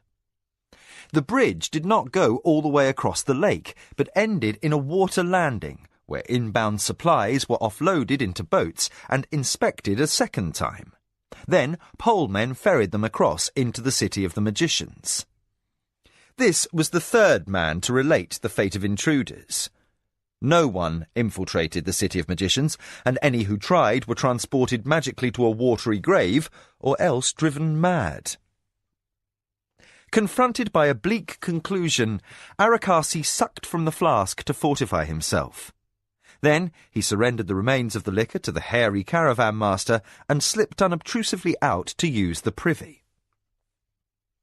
In the stinking dimness of the road hostel's privy, Arakasi studied the coarse board walls, where passing caravan teams had scribbled or scratched a motley assortment of initials, derisive comments on the quality of the hostel's beer, the names of favoured ladies of the reed life left behind in bordellos to the south. Among them was the mark he sought, done in white chalk, a simple stick figure standing. By the drawing's knees was what looked to be a stray line, as if the artist's hand had skipped a beat in his haste. But seeing this, Arakasi closed tired eyes and breathed a sigh of relief. His agent, who happened to be a charcoal burner's errand boy, had been by, and the news was good. The warehouse operation, where he had nearly been netted by enemies, had been out of the message network for 2.5 years, and, at long last, the dyer across the street had promoted his eldest apprentice. The tradesman's son who applied for the now vacant position would be an Akoma agent. At last, Arakasi could begin to rebuild his network. The warehouse had been operating solely as a business since the disaster of his near capture. The proprietor had accepted his demotion from spy to business factor with stone-faced resignation. Both he and Arakasi were anxious to start laying off various staff members and stevedores, but this could not be done in too much haste. The men were valuable, some useful as agents in some better distant post, but not if the trade house was still under enemy scrutiny. And, judging by the smoothness of the net that had nearly caught him, Arakasi dared not assume otherwise. Slowly, painstakingly, he must come at the problem from another angle. An agent at the dyer who could observe, who still watched the warehouse, would tell him much. Abruptly aware that he must not spend over long in the privy, he performed the expected ablutions and departed through the creaky wooden door. It occurred to him, on unpleasant intuition, that the vacancy in the dyer's shop might not be so fortuitous after all. If he were that clever enemy, might he not be trying to set his own agent into the position? What better way to keep watch on the warehouse after all, since loiterers and beggars on corners were far more conspicuous as plants? Chilled by cold certainty, for he believed his enemy to be as clever as himself, Arakasi cursed and spun around. Muttering as if he had forgotten something, he barged past the drover's boy who crossed the yard toward the privy and slammed back in through the door. "Ah, there it is. Gods be praised," he muttered, as if misplacing important items in stinking public facilities were an everyday occurrence. With one hand, he twisted a mother-of-pearl button off his cuff, and with the other he erased the head of the chalk figure and scratched an obscene mark beside it with his nail. He hurried out, and confronted by the furious boy whose errand he had interrupted, shrugged. He flushed the button in apology. "Luck charm from my sweetheart. She'd kill me if I lost it." The drover's boy grimaced in sympathy and rushed on toward the privy. He had had more of the hostel's beer than was healthy by the look of him. Arakasi waited until the door banged fully closed before he slipped off into the wood by the roadside. With any luck, the charcoal burner's lad would happen by within the week. He would see the altered chalk mark and the obscenity that signalled for an abort on the placement of the agent as dyer's apprentice. As Arakasi moved soundlessly through tree needles under an unseasonally grey sky, he ruminated that it might indeed be more profitable to have had the lad who finally took the apprenticeship watched. If he was innocent of any duplicity, no harm would result, and if he was a double agent, as Arakasi's intuition told him, he might lead back to his master. Later, Arakasi lay belly down in dripping bushes, shivering in the unaccustomed chill of northern latitudes. Light rain and a wind off the lake conspired to make him miserable. Yet he had spent hours here, on several different occasions. From this vantage point in the forest on a jutting peninsula, he could observe both the bridge gate and the boat landing, where servants loyal only to the magicians loaded inbound goods into skiffs and ferried them across to the city. He had long since concluded that a smuggled entry by way of the trade wagons was a doomed enterprise. The caravan master's tale had only confirmed his suspicion that inbound goods were also surveyed by magical means for intruders. What he looked for now was a way to gain entrance to the city by stealth, avoiding the apparently all-seeing arch over the bridgeway. The isle lay too far across the water to swim over to it. From where Arakasi hid, its buildings appeared blended together into a mass of pointed towers, one of which was tall enough to pierce into the clouds. Through the ship's glass he had bought from a shop on the seacoast, he could make out steep-walled houses and looping arched walkways that cut through the air between. The lakeshore was crammed with stone-fronted buildings, oddly shaped windows, and strange arched doorways. There were no walls and, as far as he could tell, no sentries. That did not rule out defences of arcane means. But, plainly, the only way an intruder might enter the city was a night crossing by boat, and then the scaling of some garden wall, or seeking some cranny to gain access. Arakasi sighed. The job was a thief's work, and he needed a boat in a place where there were neither habitations nor fishing settlements. That meant smuggling one in on board a wagon, no easy task where inbound caravans were comprised of men who all knew one another intimately. Also, he would require a man trained in stealth, and such were not found in honest trades. Neither problem promised a fast or an easy solution. Mara would have a long wait for information that might, in all honesty, be impossible to acquire. Ever a practical man, Arakasi arose from his damp hollow and turned into the forest. He rubbed a crick in his neck, shook moisture from his clothing, and made his way back toward the road hostel. As he walked, he pondered deeply, a habit that more times than not had given rise to accurate intuition. He did not press the issue that immediately frustrated him, but pursued instead another problem, one that had not seemed significant at first, but was becoming an increasing aggravation. Try as he might, he could not seem to get a start at placing new agents in the Anasati household. Only one operative remained active, and that one was elderly, an old confidant of Jiro's father that the young lord had taken a dislike to. The servant had been relegated to a position of little importance, and what news he heard was only slightly more informative than street gossip. For the first time, Arakasi wondered whether his failed attempts to replace that agent might be significant beyond coincidence. They had appeared innocuous, certainly, each of 7 tries foiled by what had seemed ill luck or poor timing. Jiro in a temper, a factor in too belligerent a mood to grant an old friend favours, and, most lately, an illness of the stomach that prevented a trusted servant from making a recommendation for recruiting a newcomer.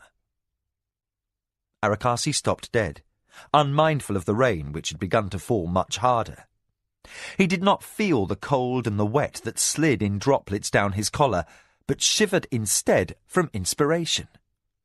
He had been a fool not to suspect sooner. But chance may not have been behind such a string of seemingly unrelated misfortunes. What if, all along, his attempts to infiltrate the Anasati household had been blocked by a mind more clever than his own? Chilled to the bone, Arakasi started forward. He had long admired the enemy's first adviser, Chumaka, whose flair for politics had benefited the Anasati since Jiro's father's time.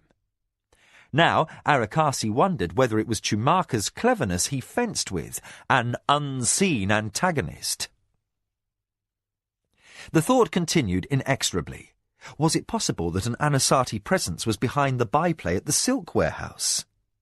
The elegance of this possibility appealed to Mara's spymaster. One gifted enemy made more sense than two unrelated foes with equal brilliance. Deeply disturbed, Arakasi hurried his step. He needed to get himself warm and dry and to find a comfortable corner where he could think undisturbed. For each balked effort showed that he faced a rival equal to his best efforts.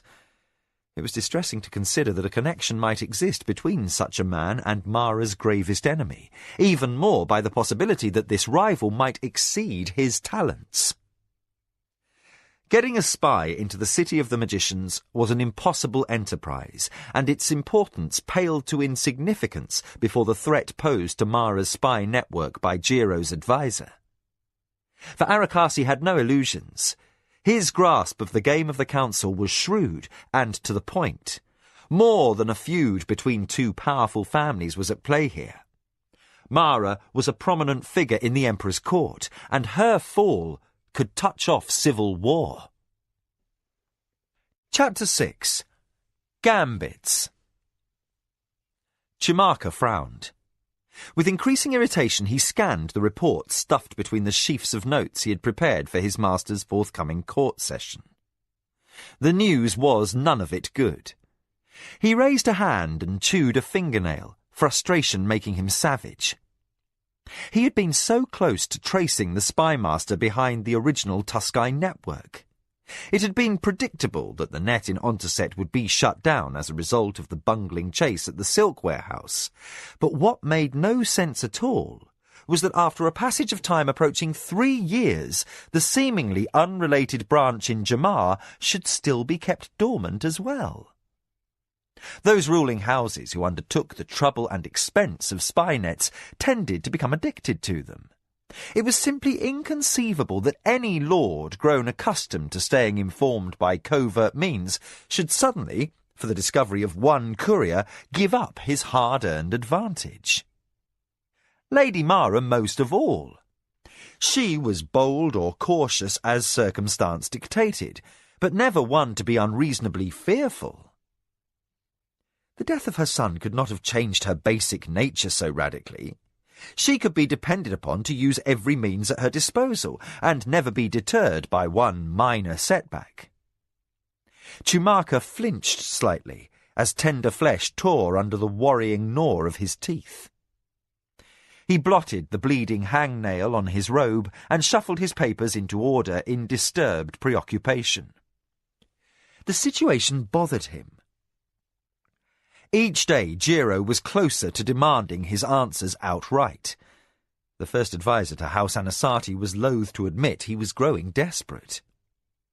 He had no choice but to consider the unthinkable, that this time he might have run up against an opponent who outmatched him. The idea rankled, that any mind in the Empire could outmaneuver Chumaka. Yet such a possibility could not be dismissed. In his gut, he knew that the network was not disbanded, merely dormant or turned toward an unexpected quarter. But where? And why? Not knowing was costing Chumaka sleepless nights. Black circles and pouches under his eyes gave his already angular visage a careworn look. The scrape of oiled wood roused Chumaka from distressed reverie. Already servants were pulling aside the screens in the grand hall in preparation for Jiro's public court. Omelo had the Lord's honour guard in place beside the dais, and the Hadonra was overseeing disposition of his factors and secretaries. Within minutes, those allies or houses seeking court with the Lord of the Anasati would be arriving, escorted to their places in order of rank. Lord Jiro would enter last, to hear petitioners, exchange social chat, and, sometimes, negotiate new business. Chumaka snapped the papers in his hand into a roll and stuffed them into his satchel. Muttering, he stalked to the dais to be sure his preferred cushions were arranged to his satisfaction. The list of Jiro's guests was a long one, and this court could last into the evening. A skinny man with lanky bones, Chumaka liked plenty of padding under his rump through extended sessions. Physical aches he regarded as a distraction to his thinking, and with this rival spymaster so far adept at eluding him, he could not afford to miss any nuance of what transpired. The grand hall slowly filled. Servants hurried in and out, bringing refreshments and directing the placement of fan slaves. The day outside was hot, and Jiro's subtle habit was to be sure his guests were cool and comfortable. He catered to them to extend their patience, and they, believing he spoiled them to win their favour, felt their egos stroked enough that they often granted him concessions more magnanimous than they had intended at the outset. Lord Jiro entered with little fanfare. His scribe called out his name, and only 2 warriors marched on either side, a half-step behind their master. Today his clothes were simply cut, though sewn of the finest silk. He chose carriage and clothing that were rich but not ostentatious, and that could be interpreted as firm and manly or boyishly innocent, depending on the advantage he wished to press. Chumaka regarded the ambivalent effect and stroked his chin, thinking. Were Jiro not chosen by the gods to wear the Anasati mantle, he might have made a superb field agent. Then such frivolous speculation was cut short as the young master ascended the dais. His warriors flanked him as he took his place on his cushions and made formal pronouncement. "The court begins." Then, as his steward moved among the guests to announce the first on the roster, Jiro leaned over to confer in quiet tones with Chumaka. What need I pay close attention to this day, my first adviser?" Chumaka tapped his chin with a knuckle. To endeavour to compromise the Zacatecas' support of Lady Mara, we'll need allies. More to the point, we'll need their wealth. Consider the offer of the Lord of the Matawa to ship our grains to the south in exchange for certain concessions. He pulled the appropriate note from the many sheaves that jammed his satchel and swiftly scanned the lines. The Lord wishes a favourable match for his daughter. Perhaps that bastard nephew of your cousin's might suffice. He's young, but not ill-favoured. Marriage into a noble house would redirect his ambition and, down the line, provide us with another ally. Chumaka lowered his voice as others began to approach the dais. Rumour has it that this Lord Matawa is trading with Midkemians from the city of La Motte. Jiro heard this with a look askance. Rumour? Or the gleanings of one of your listeners? Chumaka cleared his throat, keeping this point deliberately ambiguous. I remind my lord that many of those involved in Lamushan merchant consortiums were born in Sranuani, and they may provide us with the same advantage the Akoma enjoy in their exclusive trading concessions. He finished in a thick whisper. Mara anticipated well when she got her dispensation from the Keeper of the Imperial Seal. She acted on an outside guess and tied up the obvious goods coming through the rift from Midkemia. But because she moved on the generalities of a wild hunch, she didn't anticipate everything. There are a half-dozen items we can import that would make us rich, and while Mara might successfully block Anasati attempts to traffic goods from Midkemia, there's little she can do to prevent the Lamushans from selling across the rift to the Lord of the Matawa. Jiro smiled. How badly does Lord Matawa wish an exclusive shipping license? And how ugly is his daughter? Chumaka smiled broadly. His daughter takes after a mother who looks like a dog. A particularly ill-aspected dog, in fact. There are 2 younger sisters also. Both of these have crooked teeth, and only the eldest can be given away with the title. Their father needs a bigger treasury if his youngest children are to escape the fate of becoming the consorts of low-born merchants. That means the Lord of the Matawa desires this trading concession very badly indeed. As a delegate from the most minor house approached the dais and gave his bow of respect, Jiro concluded his conference with Chumaka. "Your counsel seems sound. I will proceed to make the Lord of the Matawa a happy man." He faced politely forward to hear his first petitioner, when a disturbance at the rear of the hall turned half the heads in the room. A florid man in a purple robe had thrust his way past the door servants. These were slaves, and in fear of their master's displeasure they cast themselves face down in obeisance at their laps. The man who had intruded paid no heed, but rushed headlong into the hall, ignoring the astonished protests of the Anasati house servants in relentless pursuit on his heels.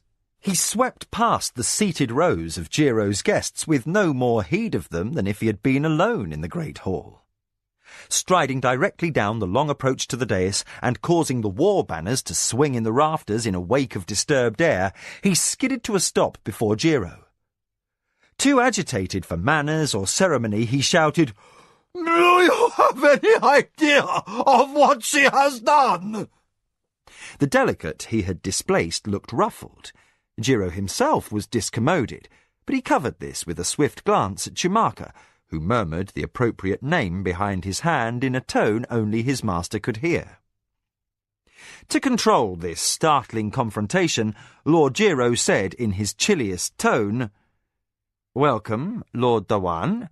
You seem discommoded." The thick-necked man thrust his head forward, looking like a Nidra bull attempting to shove through a fence to reach a cow in full season. Nearly spitting with anger, he waved both hands in the air. "Discommoded! My lord, I am ruined!"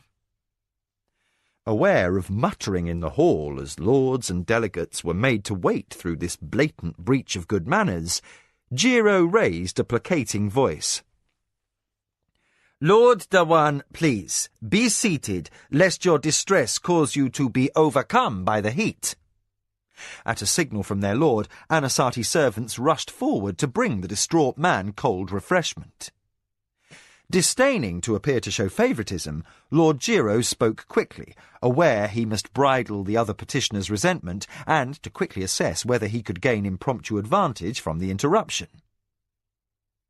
Dawan of the Tuscabar was an occasional business associate and an unsure ally.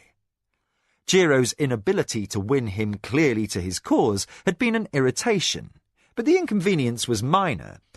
The far-reaching ramifications of this byplay were anything but small. House Tuscabar held influence with the Lord of the Keddah, whose support in any confrontation with Mara would net the Anasati a solid advantage. Jiro judged the alliance would be critical in the future when the traditionalist plot to reinstate the High Council finally met with success. Above the disgruntled murmurs of his petitioners, Lord Jiro called, "Let all who seek aid of the Anasati take heed. My house listens with sympathy to the difficulties of established friends. My lord of the Tuscabar, what has happened?" The heavy-set lord took a swallow from the glass of cold juice he had been handed by Jiro's staff. He gulped in an effort to compose himself. "My entire fleet, carrying every last grain of my year's harvest, was sunk." Jiro's eyes widened in astonishment. "Sunk? But how?" "Some malignant spell spun by that witch," Dawan answered. "Witch?" Jiro raised his eyebrows. Dawan set his juice aside in favour of the wine offered by a hovering servant. He drank deeply and wiped his mouth before he felt fortified enough to qualify. "Mara of the Akoma! Who else? Everyone knows that as servant of the Empire, she has unlimited luck and the gods' favour. She has ruined me by sending false directions to my fleet master, ordering him to ship this year's harvest to Dastari instead of the grain market at Lepala." Lord Dewan nearly wept in frustration as he said, "That would have been bad enough. I would merely have been reduced to penury. But an unseasonal storm hit a week out of Jama, and every last ship was sunk. I am ruined." He eased his sorrows by taking another heroic drink of wine. I swear I will never again shirk my support of your efforts to end this woman's evil influence. Jiro rested his chin on his fist. After deep thought, he said, "I thank you for acknowledging the risks inherent in Lady Mara's departures from tradition, but had you said nothing, I would still help an old family friend." He turned at once to Chumaka. "Have our Hadonra write a letter of credits for Lord Tuscobar." To Dewan he added, "Freely borrow as much as you need. Take as long as you wish to repay us on whatever terms you think fair." Dewan stiffened, the wine forgotten as he regarded Jiro with suspicion. "Interest?" As if granting largesse to the needy were a daily occurrence, Jiro waved his hand. "None. I will make no profit from a friend's misfortune." Quietly he added, "Especially if that distress is caused by my enemy." Dewan rose. He made an extravagant bow. "Jiro, let everyone present stand as witness. You are a man of unceasing nobility and generosity. Your ancestors look down and are proud." He bowed again, belatedly deferential to the patience of the others awaiting the Anasati Lord's attention. "And I beg forgiveness for interrupting this worthy gathering." Jiro rose, indicating Chumaka should join him. He personally escorted the Lord of the Tuscabar to a side door where he murmured in comradely farewell. "Nonsense. There is nothing to forgive. Now, retire to one of my baths and refresh yourself. Remain for the evening meal. Even spend the night if you'd like, and return home tomorrow." He appointed a slave to lead the flattered and slightly intoxicated Lord of the Tuscabar away. As he moved to return to his dais, playing the role of magnanimous lord to perfection, Chumaka murmured, "It's strange, don't you think? Why would Mara wish to harm a fence-sitter like Dewan? This makes no sense by any measure." Jiro glanced at his first adviser in immense amusement. But she didn't. "I arranged the forger myself. It was I who sent those false orders to Dewan's shipmaster." Chumaka bowed low, chuckling silently. Quietly, so not one of the petitioners could hear, he said, "You surprise me, my lord. You are growing into a seasoned player, both in Shah and in the game of the council. How did you contrive to cast blame on Mara?" Jiro seemed smug. "Our Hadonra spread rumours at my order. Dewan and others were made aware of the insults and misdeeds done us by the lady over the past several years. I merely copied her methods and let Dewan draw his own conclusions."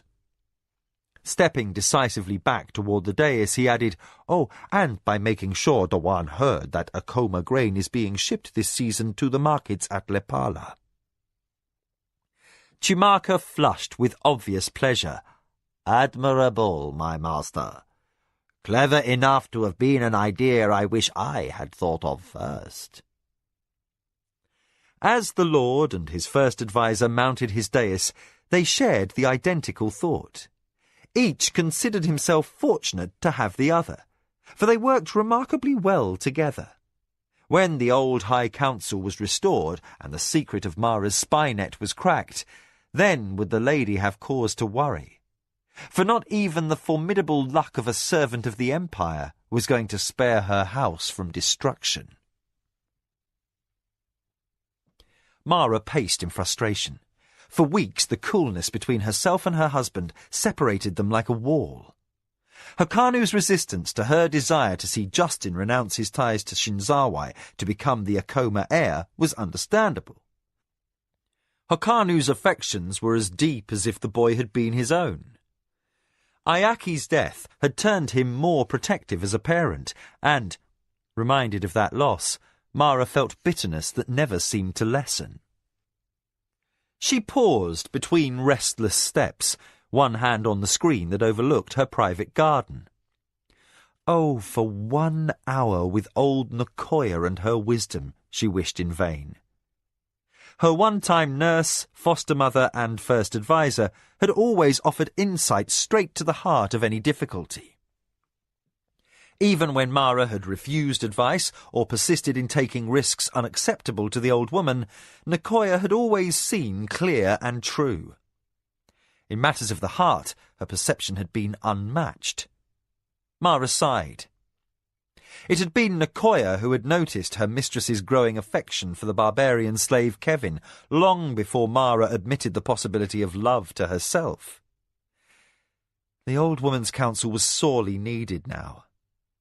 Mara attempted to conjure Nicoya's voice, but the beloved woman's shade rested far away this day. A kick inside her belly ended her reverie. She gasped, pressed a hand to her swollen middle, and met the discomfort with a smile. Her unborn child had the strength of a barbarian tiger cub. Surely Hokanu would feel differently when he beheld his newborn first child. The pride of fatherhood would soften him, and he would cease his stubbornness and give in to her demand that Justin be named Akoma heir.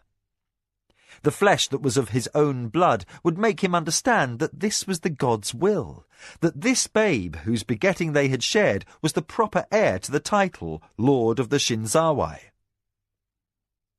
Mara leaned against the lintel of the screen, anticipating the happiness of the occasion. She had borne 2 children, one by a man she loathed and another by a man she adored. Both little ones had given her something completely unexpected.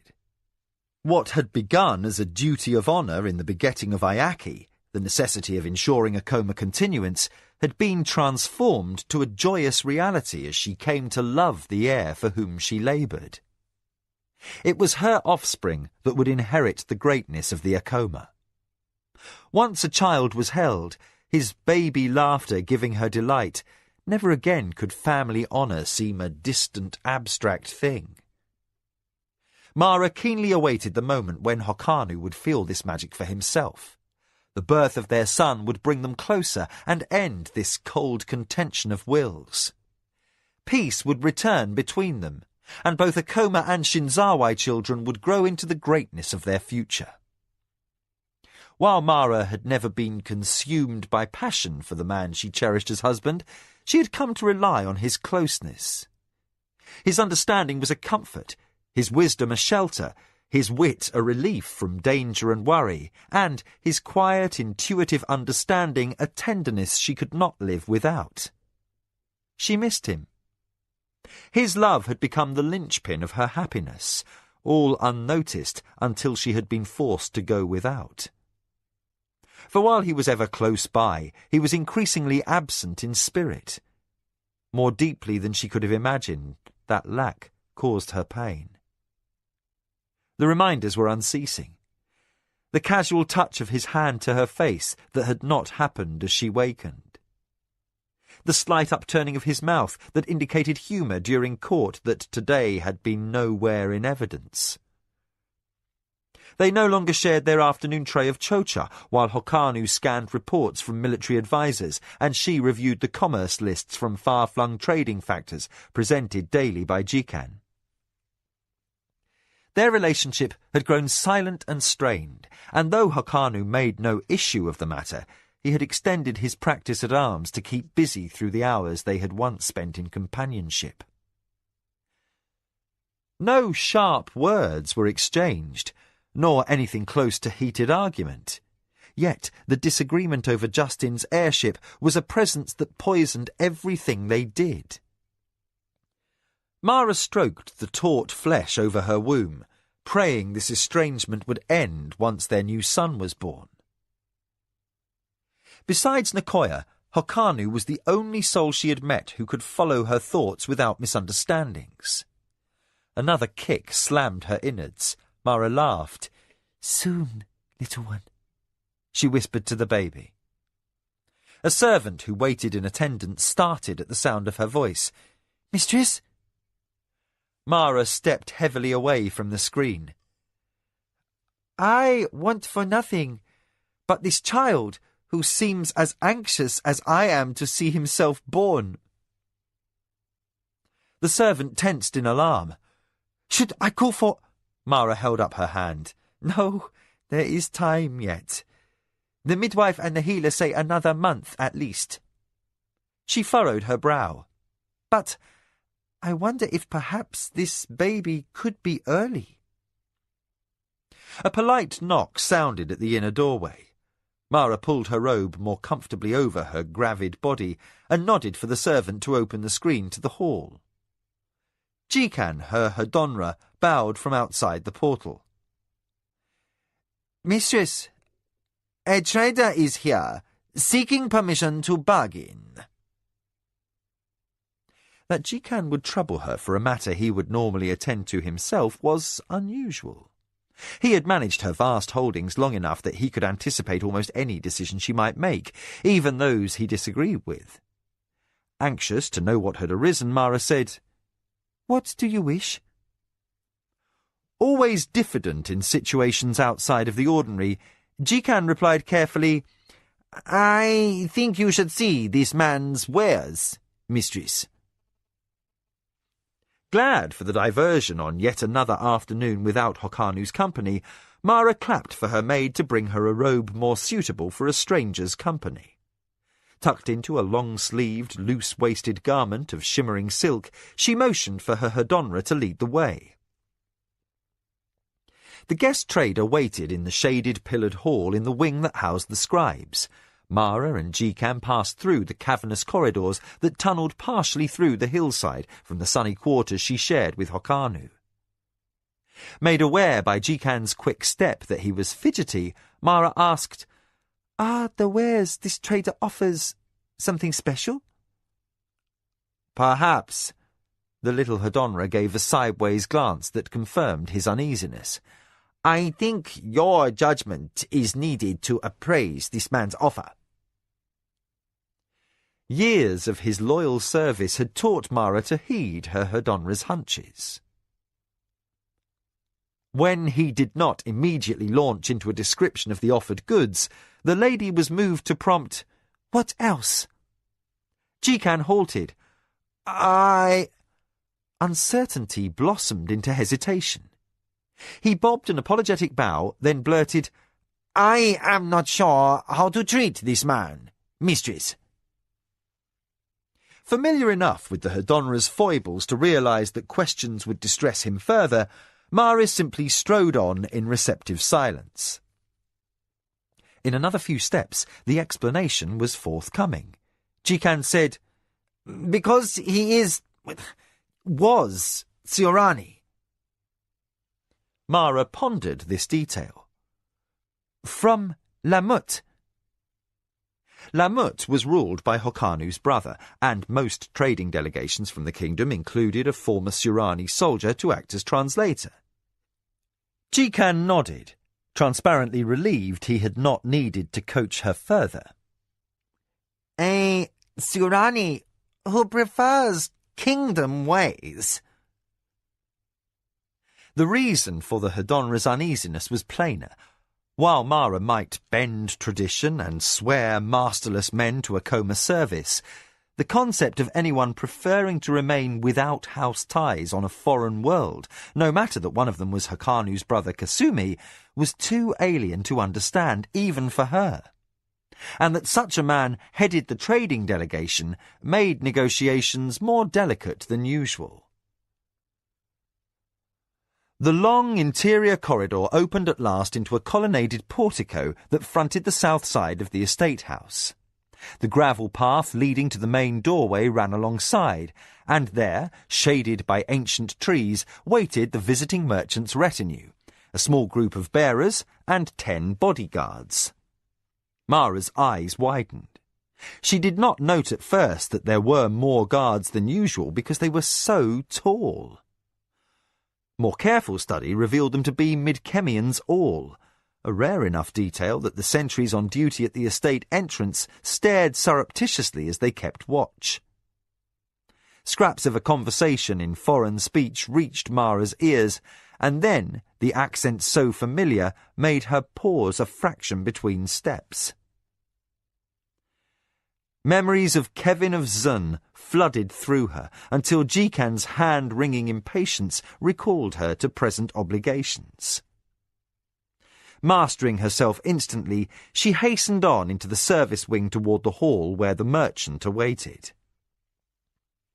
That man sat correctly beneath the informal dais she used while negotiating with outsiders.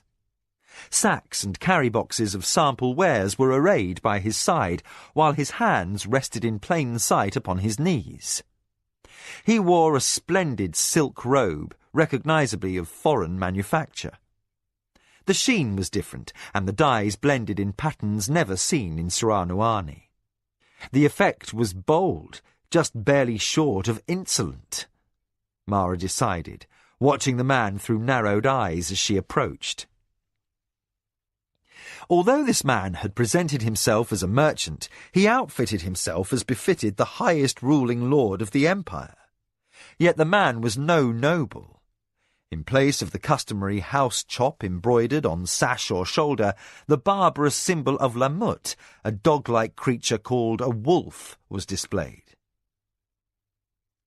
The man was arrogant, Mara decided, as she allowed Jikan to help her up the shallow stair and to her cushions. Still, the stranger had impeccable manners. When the lady was comfortable, he bowed until his forehead touched the mat upon which he knelt. He paused long enough to imply deep respect, while Jikan gave his name to the mistress. My lady, this is Janayo, of the city of Lamut. Janayo straightened with grace and smiled. Honours to your house, good servant. Are you well, Lady Mara? Mara inclined her head. I am well, Janayo of Lamut. A detail leaped out at her. This man wore gold. Mara pinched back a breath of undignified surprise. By imperial edict, all jewellery and personal effects made of metal were carefully catalogued upon entry through the rift from Midkemia. Traders from the barbarian world were often outraged as their boots were confiscated and plain sandals loaned to them while they embarked on their travels within the empire. But the impounded items were always returned when they left. The imperial treasury had learned a rough lesson when the first entourage of Midkemians returned home without their boots, and the economy of Lash province had been turned on its head by the iron nails drawn from the soles and changed for centis. The trader fingered the chain around his neck. I have given surety that I will not leave this behind, Lady Mara, he said in response to her notice. This reminded her of his Surani origins, as no barbarian would have been trusted to keep his word in the face of temptation. Midkemians professed no belief in the wheel of life, so honour did not bind them to fear loss of the god's favour. Mara maintained an outward calm. The man was bold. While such an ornament might be a modest possession for a wealthy man beyond the rift, in Keloan it was equal to the income of a minor house for a year. As well this man knew, his public display of such treasure was a calculated ostentation. Mara waited in reserved expectancy to see just what this trader wished to gain with his bargaining. When she had determined that a suitable interval had passed to remind him of his place, she asked, "Now, what may I do for you?" The man did not miss nuance, that the Surani phrase was translated from the king's tongue.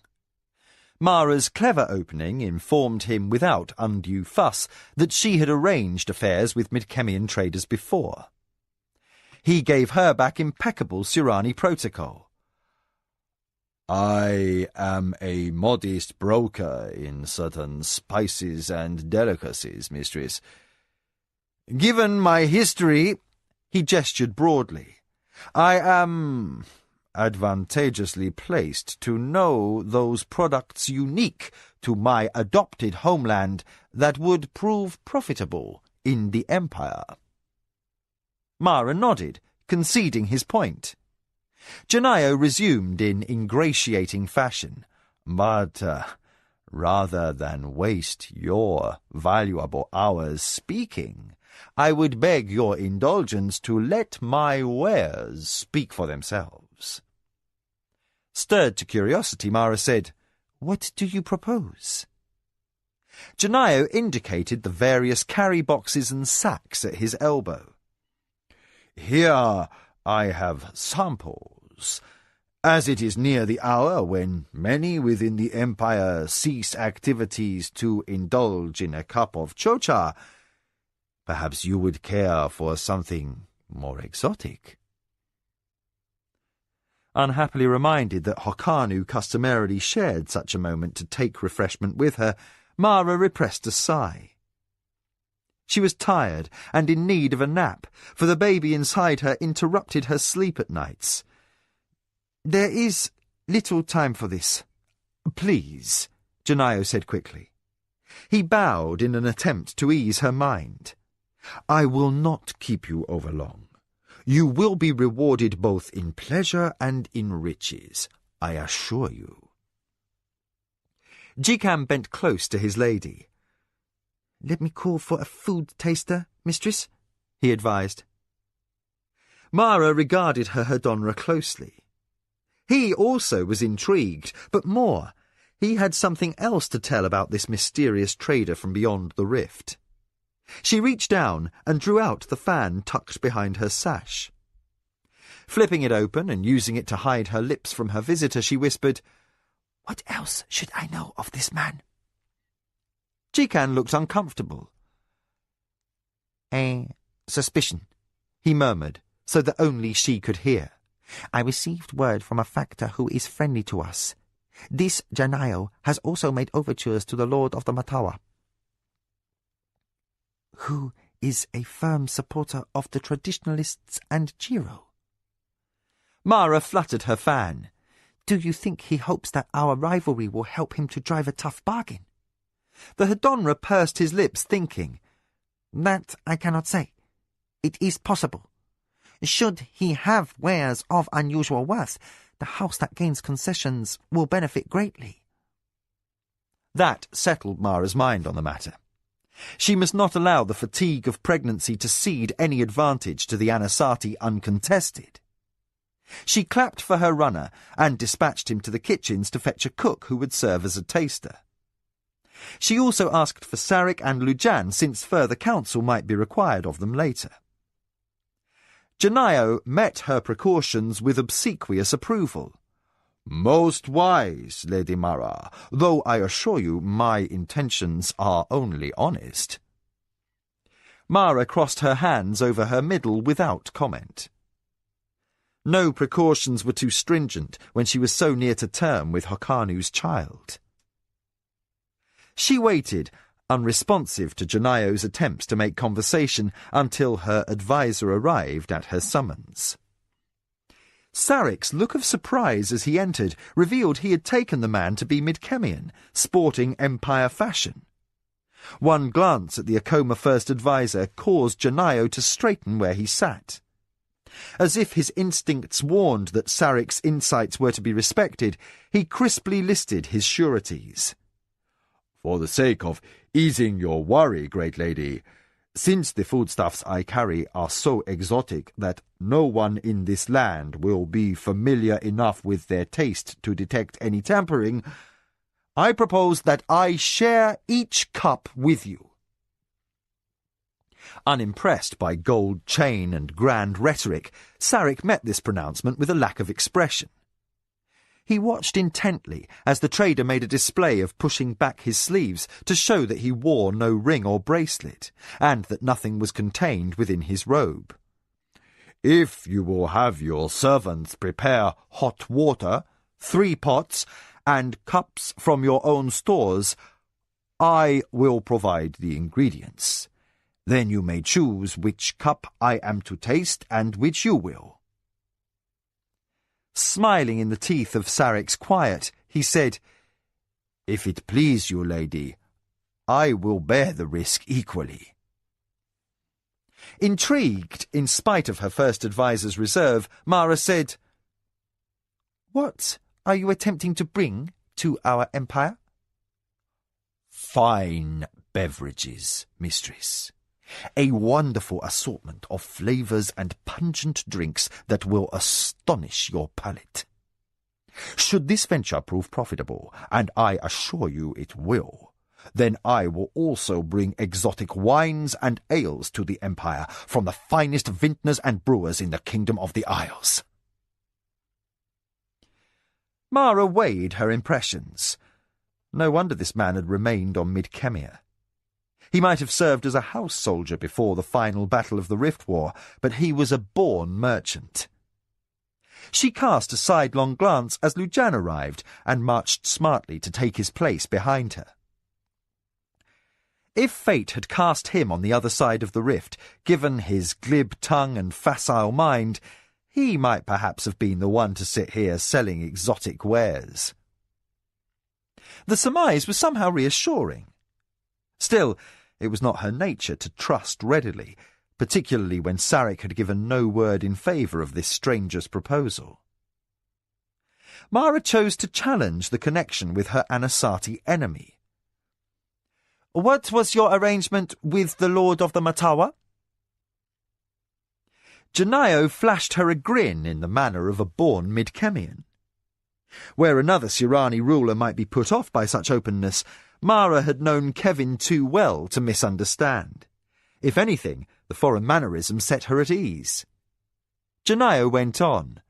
"You heard about my talks, but I assure you they are no secret. The wares I carry are luxuries and need delicate handling and skillful negotiators to place them in the proper markets. I would be a poor merchant if I failed to examine all options. The Lord of the Matawa has sent many emissaries through the rift seeking to establish a brokerage." Mara's lips thinned as she pondered the implications of this. Jikan whispered something to Sarek, who nodded and quietly touched her arm. "My lady, we know that the Matawa wish to make inroads in your trade market. They cannot disturb your imperial patent that gives you exclusive rights for certain items, but they hope to become a rival presence to lure any non-exclusive trade they can wean away from our factors. They could legally establish exclusive trade rights beyond the rift, where we have no control. Arakasi's report holds that funding for the venture might well come from Jiro." Sick that politics should increasingly come to drive even the most innocuous of ventures, Mara inclined her head to Janayo. "Send for what you need." Her servants were devotedly efficient. Proud to uphold their lady's honour, they swiftly brought in trays with several pots and porcelain cups. A slave hurried after bearing a kettle of steaming water. Janayo set out his various packets and vials with a theatrical flourish. "First," he announced, "something pungent and savoury." He poured water into one of the small pots and dropped in a small pouch. "This delicacy grows on a shrub in the southern part of the kingdom, mistress. The leaves are costly to dry and ship, and because they are susceptible to mould, only the very wealthy can afford to buy the small supply that reaches the northern lands. For this reason, the drink I prepare has not gained much popularity in my city of Lamut. Once you have tasted, I think you must agree that this is likely due to lack of familiarity. He raised the top of the pot, sniffed at the steam, and closed his eyes. I believe you will concur that this fine beverage will find approval from Surani nobles of taste. With this, he poured, filling the room with an exotic spicy scent. When 3 cups were full, he nodded to Mara's servant, who lifted the tray and bore it to the dais for the lady to choose her preference. She motioned for the slave who had carried the pot to taste one. The servant handed her one of the pair that remained and bore the tray back to Janayo. The merchant lifted his cup, saying, "Sip cautiously, lest you scald your tongue, mistress." The alien aroma fascinated Mara. Unlike anything else she had known, she found it wildly enticing. She sipped the brew. The first taste was acrid and strange, yet bracing and flavourful. She considered a moment, then said, "I suspect a little honey would cut the bitterness." The trader smiled. "You skip ahead of me, good servant. In Midkemia we also use white sugar, made from a plant called beets. Some folk prefer a dash of milk, yet others the juice of a tart fruit similar to the Kelawanese ketundi." Mara sipped again, and found her appreciation increasing. "What do you call this?" The man smiled. "It is tea, good servant." Mara laughed. "Many things are called tea, Janayo of Lamut. What is the herb you have brewed?" The merchant gave back a Surani shrug. "That is the name of the herb, or rather the leaves of the shrub. When someone in Lamut says tea, this is what they speak of, not the blends of plant stuff steeped in hot water you drink here. Yet, of this delicacy there are a multitude of varieties as well, robust, subtle, sweet, and bitter. One selects to suit the occasion."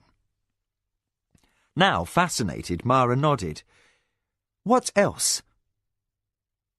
Janayo selected another pot from the Akoma supply and prepared a second hot beverage.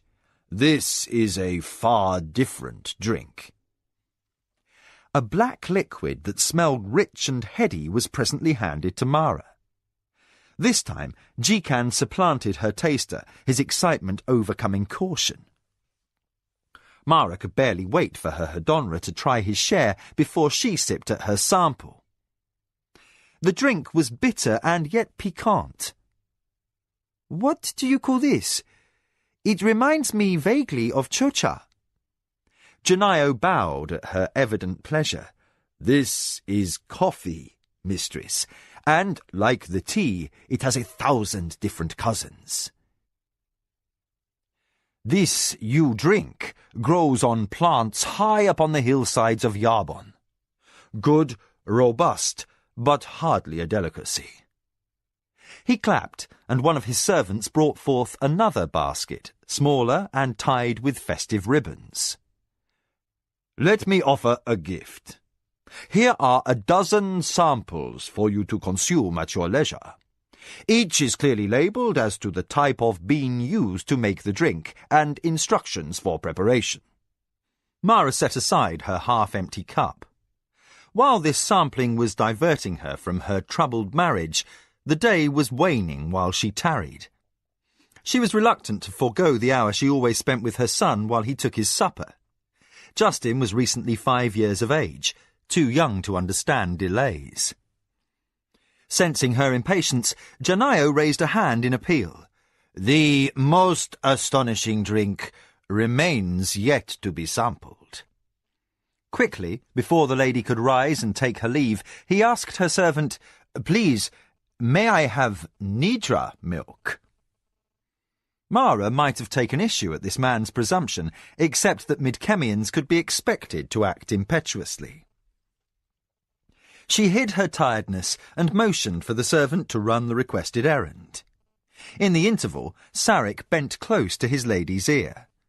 Don't miss the subtleties, he advised. This man was Surani born. He apes Midkemian brashness almost as if he knows that you had a fondness once for such behaviour. I do not like the smoothness of this play upon your sympathies, my lady. You will be cautious, please. Mara tipped her fan against her chin. Her adviser was right to wish restraint. This Janayo drinks from the same pot as I. Surely there will be no harm in enduring one more sample. After that, the interview will be ended. Sarek returned a half nod, but a glance exchanged with Jikan caused the little Hedonra to pause. When the servant returned with a small pitcher of milk, Jikan suggested that he also would like a cup to taste, separate from the slave that would continue to perform his office. But of course, Janayo agreed in pleasant tones. You are a shrewd man who wishes to understand every nuance of the trade your house may undertake. While Mara's counsellors looked on in wonderment, the trader poured equal portions of milk and hot water into the final pot. His chain sparkled as he leaned toward his basket, speaking all the while. Occasionally you may wish to use only milk as it gives added richness to this drink. His preparations were completed with yet more flourish than before. Again he passed the tray of filled cups to the servant, indicating Mara should choose hers first. She did not, but waited until Jikan and the taster had selected. The smell of this drink was intoxicating. The little Hedonra shed his anxiety and sipped. He recoiled with a smothered yelp as he burnt his tongue. The trader had the grace not to laugh. My apologies, my lady. I should have thought to warn. This drink is served very hot. Jikan recovered his aplomb. My lady, he said excitedly, the taste of this rarity is incredible. Both Hedonra and lady looked at the slave who served as taster. More careful than Jikan, he had not burned his tongue, and he was slurping the drink with such evident relish that Mara motioned for the servant to pass her the tray. As she chose from the last 2 cups, Janayo said, "If coffee reminds you of chocha, then this wonder may remind you of the chochala you make for your children. But I humbly submit that chochala is to chocolate as my humble station is to your grandeur." Mara sipped and closed her eyes at the marvellous taste. Unable to hide her surprise and pleasure, she sighed in pure happiness. Grinning, Janayo accepted the last cup from the tray and drank deep. "This is chocolate, mistress."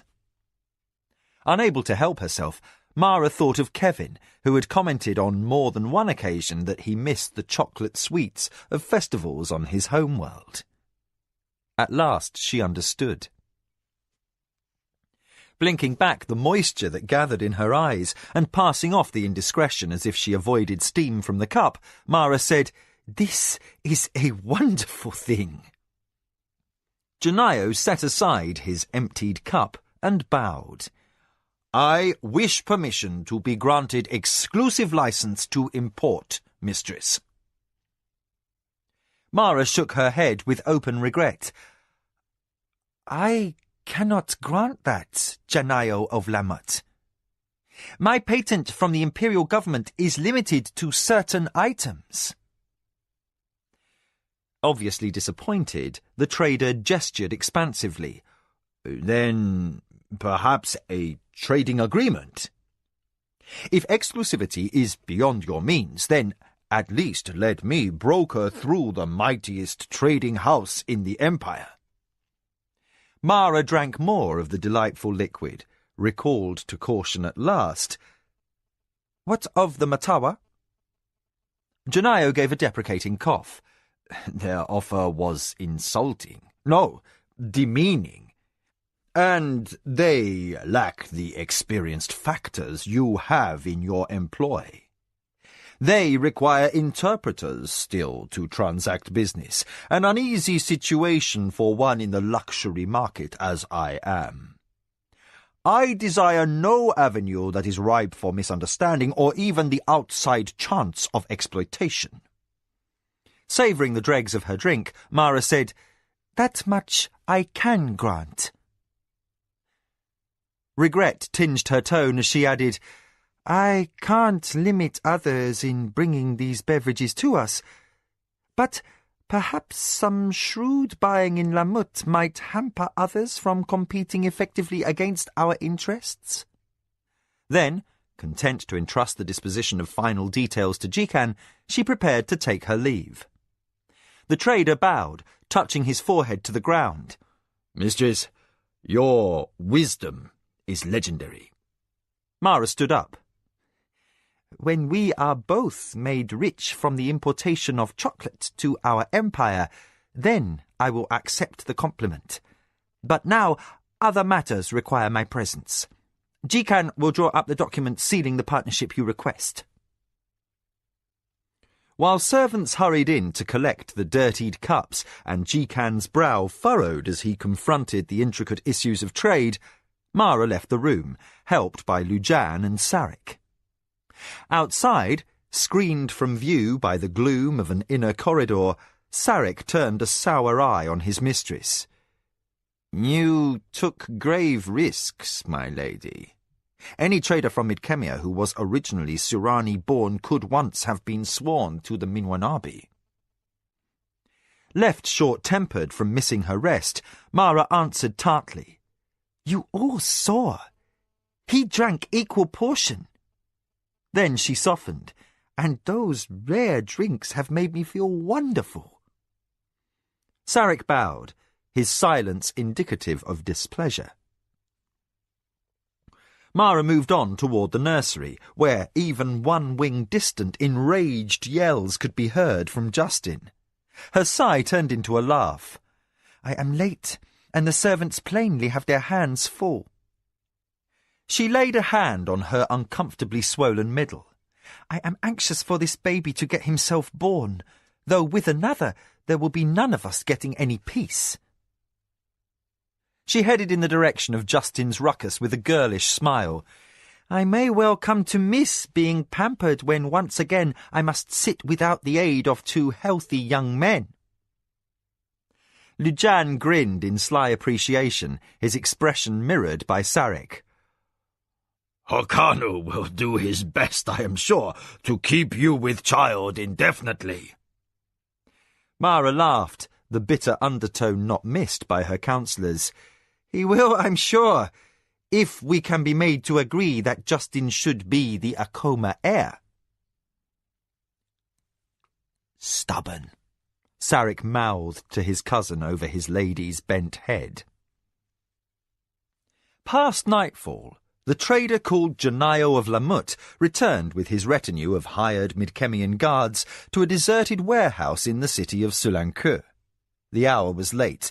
The wicks in the lamps in the rich quarter had burned down, while in the crumbling tenements near the riverside only the setting quarter moon cast any light.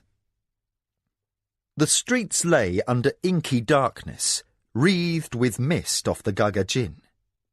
Where once the disreputable population of the city had preyed as they pleased on what traffic dared to move abroad without guard, now the Emperor's patrols drove Kentasani's malcontents and vagrants into the deepest back alleys. The only skulkers in the open were the mongrel dogs scavenging garbage from the markets. Though calm by the standards of Saranuani, to Midkemian ears the city was far from peaceful. Even from inside the warehouse, the shouts of a madam of the reed life could be heard insulting a client who had been rough with one of her girls. Dogs barked, and a wakeful jiggerbird crowed. Somewhere nearby, an infant wailed. The mercenaries hired to attend Janayo's retinue shifted uneasily, the dank mud of the river flats an alien smell in their nostrils. They did not know why they had been brought to this empty, half-rotted building, nor did they understand precisely why they had been paid to cross the rift. Their employer had interviewed them carefully and required that they speak no Surani. But work in the kingdom had slowed since the battle at Sethanon, and for men with few ties to home, the offered money had been good. The bearers put down their bundles and waited for orders, while the bodyguards maintained their formation behind Janio. Without sound, silk cords with weighted ends suddenly coiled down from the rafters. They caught and whipped tight, each encircling the throat of an unwary barbarian soldier. Assassins in black followed, leaping from their unseen perches and using their weight and momentum to jerk the guards off their feet. 4 men's necks snapped instantly, while the others hung kicking and gagging as they were hoisted and slowly strangled. The bearers watched in horror as the Midkemian mercenaries died. Wide-eyed, frozen in terror, they knew better than to dare raise an outcry. Their fear was short-lived. 2 more black-clad assassins flitted out of the shadows and moved through their unarmed ranks like wind through standing rushes. In less than a minute, Janio's 10 bearers lay dead, blood from their slashed throats pattering on the wood floor. The assassins who held the armed guards aloft released their cords. Dead Midkemians thumped in sprawled heaps, here one with his knuckles crumpled under his hip, and another there with his bitten-through tongue oozing blood through his beard. Janio removed his rich clothing and tossed it amid the corpses. One of the black-clad assassins bowed to him and offered a small bag. From this, Janio withdrew a dark robe and cast it over his shoulders. Quickly, he took a vial from his pocket and lathered sweet-smelling ointment upon his hands. The grease dissolved a layer of concealing paint. Were there more light, the red dye and tattoo of a Hamoy assassin would now be revealed. From the thickest gloom of a corner, a deep voice said, "Is it done?" The man, who was no trader, who called himself Janio for convenience, bowed his head. "As you commanded, honoured master." A heavy-set man with a too light tread stepped from concealment. His person clicked and clinked as he moved, as bone ornaments dangling from leather thongs jostled against the instruments of death he wore affixed to his belt. His robe was studded with bosses cut from the skulls of victims. His sandals had straps of cured human flesh. He cast no glance at the bodies littering the floor, though he disdained to step in the puddles. The Obajan of the Hamoy Tong nodded, the scalp lock that hung from his otherwise shaved head twisting down his back. "Good." He raised a hugely muscled arm and plucked a vial from the breast of his robe.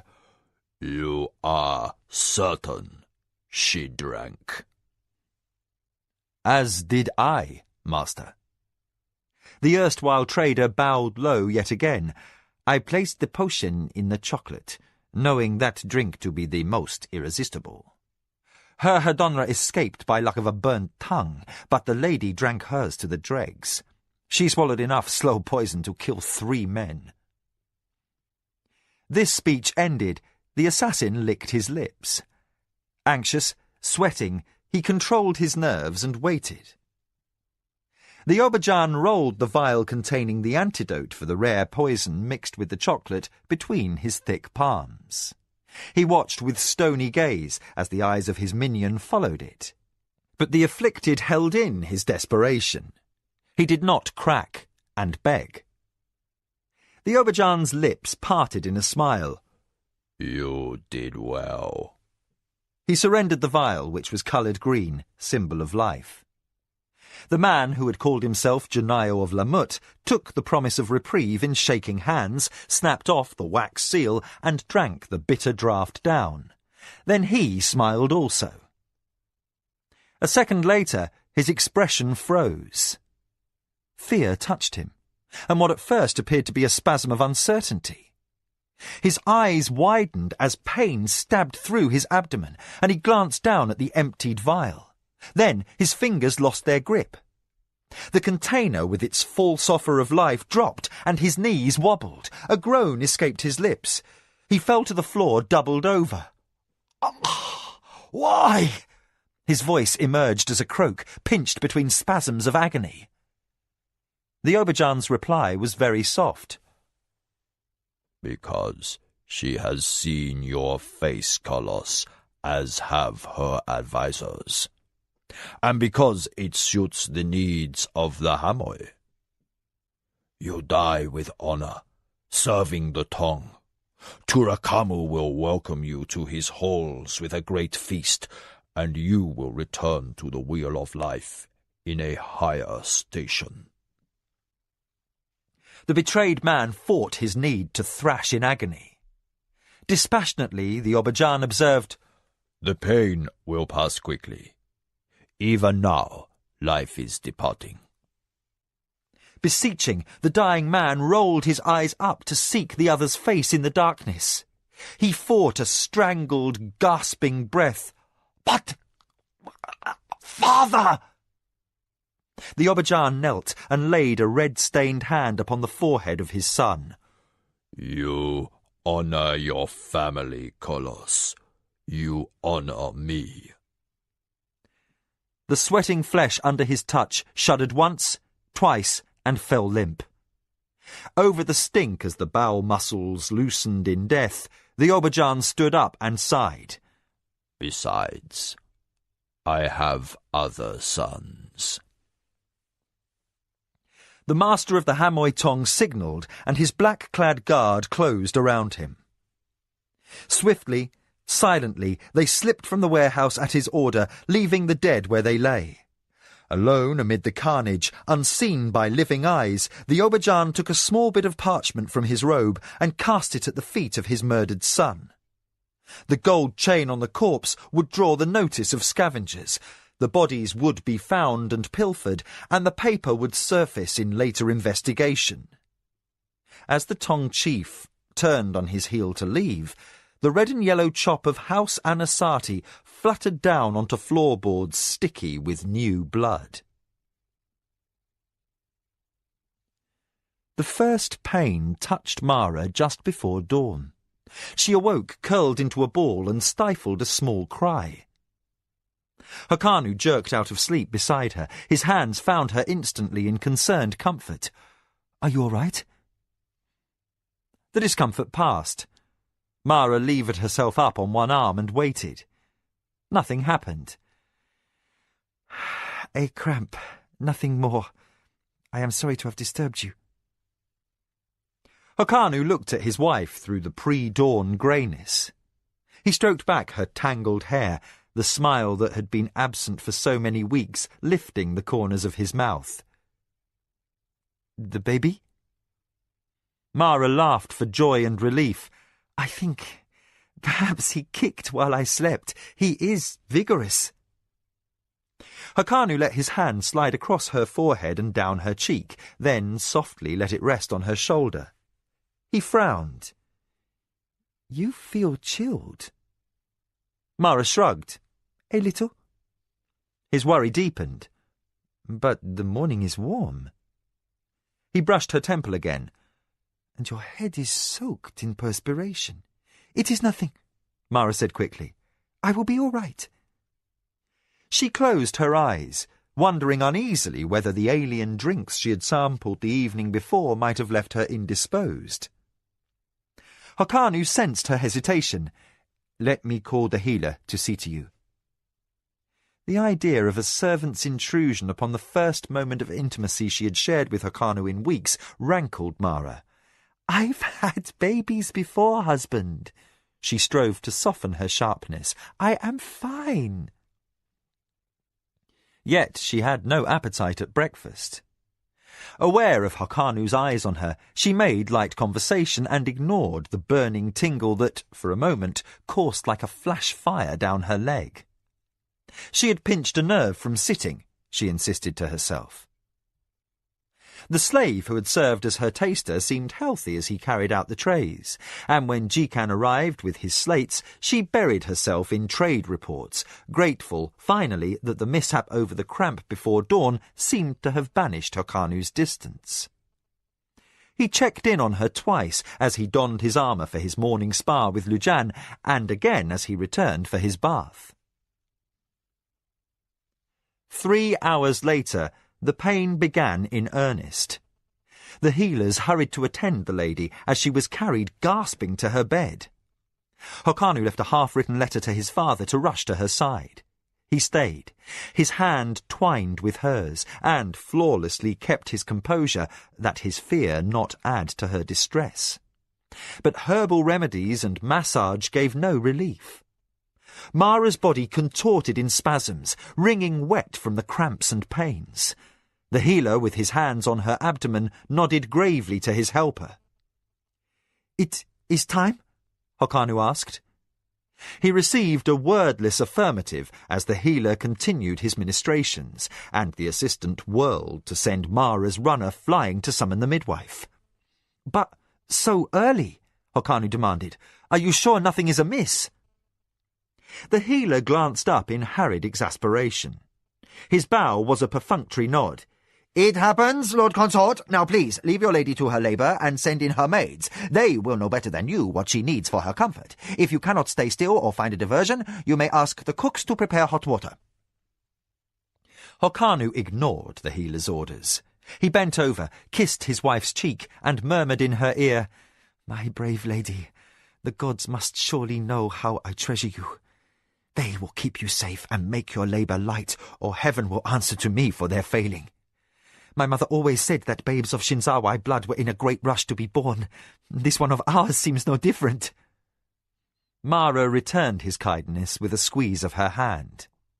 Before his fingers were torn from hers by servants who, at the healer's barked directive, firmly pushed the consort of the Akoma out of his own quarters. Hokanu watched his wife to the last instant as the screens were dragged closed. Then, abandoned to himself in the hallway, he considered calling for wine. He instantly changed his mind as he recalled Mara's telling him once that her brutish first husband had drunk himself into a stupor upon the occasion of Ayaki's birth. Nakoya had needed to slap the oaf sober to deliver the happy news of a son. Celebration was called for, certainly, but Hokanu would not cause Mara an instant of unhappy memory by arriving at her side with the smell of spirits on his breath. So he paced, unable to think of any appropriate diversion.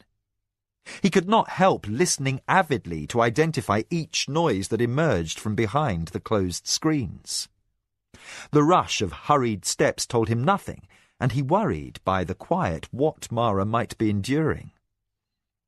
He cursed to himself and raged inwardly that the mysteries of childbirth held no place for him.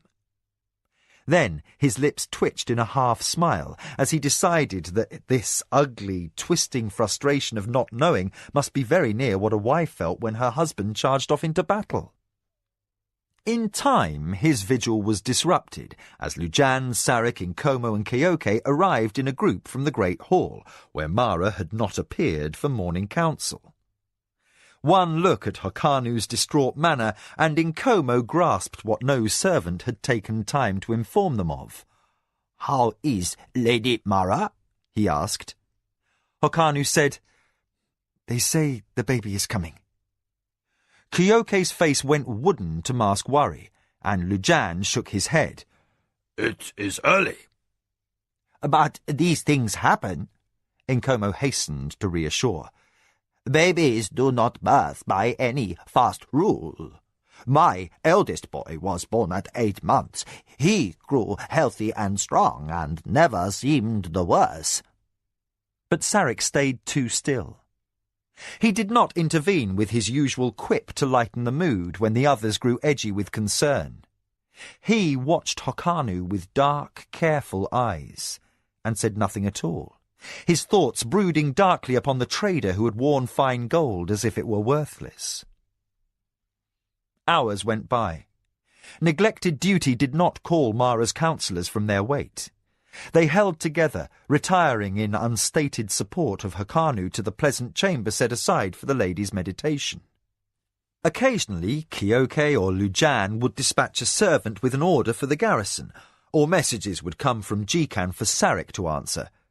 But as the day grew hot, and servants brought the noon meal at Hokanu's request, none seemed eager to eat. News of Mara's condition did not improve, and, as the afternoon wore on toward evening, even Nkomo ran out of platitudes. Fact could no longer be denied. Mara's labour was proving very difficult. Several times low groans and cries echoed down the hallway, but more often Mara's loved ones heard only silence. Servants came in, careful, quiet, and lit the lamps at evening. Jikan arrived, chalk dust unscrubbed from his hands, belatedly admitting that there remained no more account scrolls to balance. Hokanu was about to offer companionable sympathy when Mara's scream cut the air like a blade. He tensed, then spun without a word and sprinted off down the corridor. The entrance to his lady's chamber lay half opened. Had it not, he would have smashed the screen. Beyond, lit to clarity by the brilliance of lamps, 2 midwives held his wife as she convulsed. The fine white skin of her wrists and shoulders was reddened from hours of such torment. Hokanu dragged a sick breath of fear. He saw the healer bent on his knees at the foot of the sleeping pallet, his hands running red with her blood. Panic jolted him from concentration as he glanced up to ask his assistant for cold rags, and he saw who stood above him in the room. "Master, you should not be here! I will be no place else!" Hokanu cracked back in the tone he would have used to order troops. "Explain what has gone amiss at once!" The healer hesitated, then abandoned attempt at speech as the lady's body arched up in what seemed a spasm of agony. Hokanu raced at once to Mara. He shouldered a straining midwife aside, caught her twisting, thrashing wrist, and bent his face over hers. "I am here. Be at peace. All will be well. My life as surety." She wrenched out a nod between spasms. Her features were contorted in pain, the flesh ashen and running with perspiration. Hokanu held her eyes with his own, as much to reassure her as to keep from acknowledging damage he could do nothing about. The healer and midwives must be trusted to do their jobs, though his beloved lady seemed awash in her own blood. The bedclothes pushed up around her groin were soaked in crimson. Hokanu had seen but had not yet permitted himself to admit the presence of what the sobbing servants had been too slow to cover up. The tiny blue figure that lay limp as rags near her feet. If it had ever been a child, it was now only a torn bit of flesh, kicked and bruised and lifeless. Anger coursed through him, that no one had dared to tell him when it happened, that his son and Mara's was born dead. The spasm passed. Mara fell limp in his grasp, and he tenderly gathered her into his arms. She was so depleted that she lay there, eyes closed, gasping for breath and beyond hearing. Swallowing pain like a hot coal, Hokanu turned baleful eyes toward the healer. "My wife?" The servant quietly shook his head. In a whisper he said, "Send your fastest runner to Sulanko, my lord. Seek a priest of Hantukama for—" Sorrow slowed him as he ended. "There is nothing more I can do. Your wife is dying." Chapter 7. Culprit. The runner swerved. Only half mindful of the fact that he had narrowly missed being run down, Arakasi stopped cold in the roadway. The sun stood high overhead, too close to noon for an Akoma messenger to be moving in such haste unless his errand was urgent. Arakasi frowned as he recalled the courier's grim expression. Fast as reflex, the spymaster spun and sprinted back in the direction of Sulanko. He was fleet of foot and dressed as a small-time merchant's errand runner. Still, it took him several minutes to overtake the runner, and, at his frantic question, the man did not break stride. "Yes, I carry messages from House Akoma." the runner answered. "Their content is not your business." Fighting the heat, the dusty, uneven footing, and the effort it took to flank a man who did not wish to be delayed, Arakasi held his ground. He studied the runner's narrow eyes, full nose and large chin, and, out of memory, sought the man's name. "Hobechachi," he said after a pause. "As Mara's faithful servant, it is certainly my business to know what need sends you racing for Solanke at high noon. The lady does not ask her runners to risk heatstroke on a whim. It follows that something is wrong." The runner looked over in surprise. He identified Arakasi as one of Mara's senior advisers, and at last slowed to a jog. "You!" he exclaimed. "How could I recognize you in that costume? Aren't those the colours of the Keshkai's Traders Association?" "Never mind that," Arakasi snapped, short of both wind and temper. He tore off the headband that had misled the servant. "Tell me what's happened." "It's the mistress," gasped the runner. "She's had a bad childbirth. Her son did not survive." He seemed to gather himself before speaking the next line. "She is bleeding dangerously. I am sent to find a priest of Hantukama." "Goddess of mercy!" Arakasi almost shouted. He spun and continued at a flat run toward the Akoma estate house. The headband that had completed his disguise fluttered forgotten in his fist. If the lady's fleetest runner had been sent to fetch a priest of Hantukama, that could only mean Mara was dying. Breezes stirred the curtains, and servants walked on silent feet. Seated by Mara's bedside, his face an impassive mask to hide his anguish, Hokanu wished he could be facing the swords of 1,000 enemies rather than relying upon hope, prayer, and the uncertain vagaries of healers. He could not think of the stillborn child, its lifeless blue form racked in death. The babe was lost, gone to Turakamu without having drawn breath. The lady lived yet, but barely. Her face was porcelain pale, and the wraps and cold compresses the midwives used to try to lessen her bleeding seemed of little avail. The slow scarlet seep continued inexorably. Hokanu had seen fatal wounds on the battlefield that bothered him less than the creeping, insidious stain that renewed itself each time the dressings were changed. He bit his lip in quiet desperation, unaware of the sunlight outside or the everyday horn calls of the dispatch barge that brought news from Kentasani. "Mara," Hokanu whispered softly, "forgive my stubborn heart." Though not a deeply religious man, he held with the temple belief that the wall, the inner spirit, would hear and record what the ears and the conscious mind could not. He spoke as though Mara were aware and listening, and not statue still in a coma on the bed. "You are the last Akoma lady, all because I would not yield to your request to swear Justin in as your heir. Now, I regret my selfishness and my unwillingness to concede the danger to the Akoma name." Here Hokanu paused to master the unsteadiness in his voice. "I, who love you, could not conceive of an enemy who would dare reach past me to strike you down. I did not allow for nature herself or for the perils of childbirth." Mara's lashes did not stir. Her mouth did not tremble or smile, and even the frown between her brows was absent. Hokanu fingered her dark, loose hair spread over the silken pillows, and battled an urge to weep. "I speak formally," he added, and now his voice betrayed him. "Live, my strong, beautiful lady. Live that you might swear in a new heir for the Akoma over your family, Natami. Hear me, beloved wife. I do this moment release Kevin's son Justin from his obligations to Haushinzawai. He is yours to make strong the Akoma name and heritage. Live, my lady, and together we will make other sons for the future of both our houses." Mara's eyes did not open to the light of her victory. Limp beneath the coverlet, she did not stir as her husband bowed his head and at last lost his battle to hold his tears.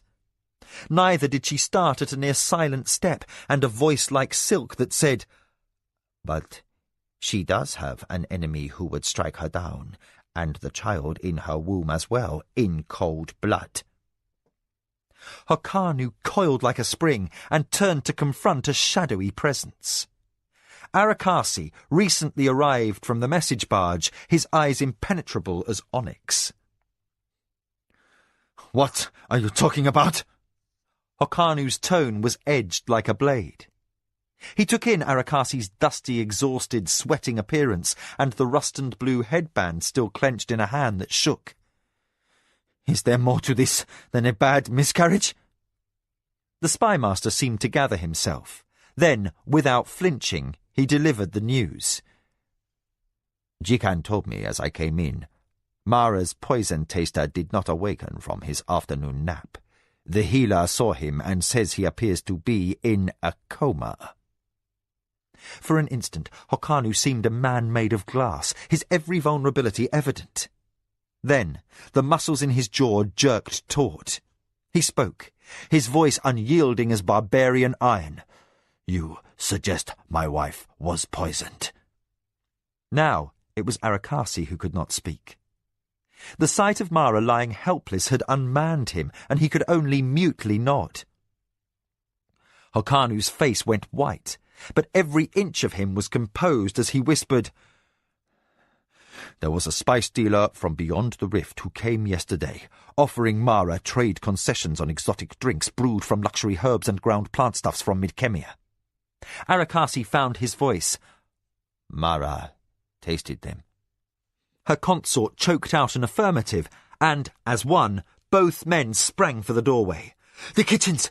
Hokanu gasped as they almost bowled over the midwife who had returned to change Mara's compresses. "My thought exactly," Arakasi said, swerving to avoid the runner-slave who waited at his post in the hallway. "Is there any chance the utensils may not have been washed?" The estate house was huge, with rooms jumbled together from centuries of changing tastes.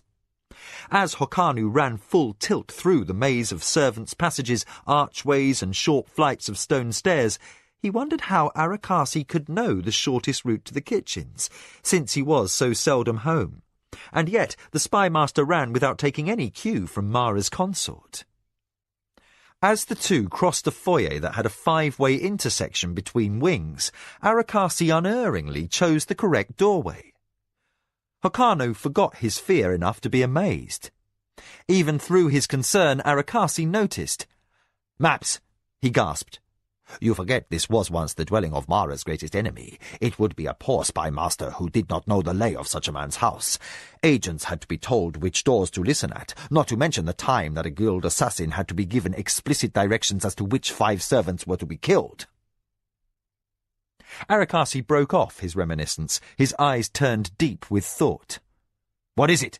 Hokanu demanded, as they ran down a stone-flagged portico, silk curtains rippling with the wind of their passage. "What are you thinking? I know it pertains to Mara." Arakasi shook his head in a clipped negative. "I had a hunch. When I can substantiate it, I will tell you more." Respectful of the man's competence, Hokanu did not press for answer. He poured his heart and energy into running, and reached the kitchen a half-step ahead of the spymaster. Startled servants looked up from preparing supper for the field hands. Wide-eyed, they took in the dishevelled presence of the master, then instantly fell prostrate upon the floor. "Your meal, master!" cried the head cook, his brow pressed to the tiles. "Dishes, cups," Hokanu gasped disjointedly. "Any utensil my lady used when the foreign spice dealer was here. Have everything out for the healer's inspection." The back of the chief cook's neck turned white. "Master," he murmured, "I have already failed in your request. The cups and the dishes from yesterday were cleaned and put away as always at sundown." Arakasi and Hokanu exchanged harried, desperate glances. What garbage had not been thrown to the jiggerbirds would have been burned to discourage insects. No trace remained of what variety of poison the spice seller from Midkemia might have carried. and unless they could discover what potion had stricken Mara, there could be no hope of finding an antidote. Instinctively knowing Hokanu was on the verge of explosive, useless action, Arakasi gripped him hard by the shoulders. "Listen to me!" the spymaster said in a tone that made the prone servants flinch upon the floor. "She is dying, yes, and the baby is dead, but all is not yet lost." Hokanu said nothing, but his body stayed taut as strung wire in Arakasi's grasp. More gently, the spymaster continued, "They used a slow poison." "They wanted her to suffer!" Hokanu cried, anguished. "Her murderers wanted us all to watch and be helpless!" Daring unspeakable consequences, both for laying hands on a noble and also for provoking a man near to breaking with fury and pain, Arakasi gave the master a rough shake. "Yes, and yes!" he shouted back. "And it is that very cruelty that is going to save her life!" Now he had Hokanu's attention, and much of that warrior's rage was directed at himself. Sweating, aware of his peril, Arakasi pressed on. "No priest of Hantukama can be found in time. The nearest—" Hokanu interrupted. "The bleeding will take her long before the poison is finished working." "Pity her for it, no," Arakasi said brutally. "I spoke with the midwife on the way in. She has sent to Lashima's temple for golden crown flower leaves. A poultice made from them will stop the bleeding. That leaves me a very narrow span of time to track the spice merchant." Reason returned to Hokanu's eyes, but he did not soften. "That merchant had barbarian bearers." Arakasi nodded. "He dressed ostentatiously also, or that gold would have drawn notice." Through his overwhelming concern, Hokanu showed surprise. "How did you know? Did you pass the man on the road?" "No." Arakasi returned a sly grin as he released his hold on Mara's consort. "I heard the servants gossiping." "Is there any detail you don't miss?" Mara's husband said in wonder. "Many, to my everlasting frustration." Arakasi glanced, embarrassed, toward the floor. Both he and the master that moment recalling that the kitchen staff still abased themselves at their feet. "For the good God's sake," Hokanu exclaimed, "all of you please get up and go about your duties. The mistress's ills are not your fault." While the slaves and servants arose from the floor and turned back to tasks at chopping block and cooking spit, Arakasi dropped to his knees before Hokanu. "Master, I request formal leave to pursue this cellar of alien spices and find an antidote for my Lady Mara." Hokanu gave back the curt nod a commander might give a warrior on the field. "Do so, and waste no more time on obeisance, Arakasi." The spymaster was back on his feet in an eye's blink and moving for the door.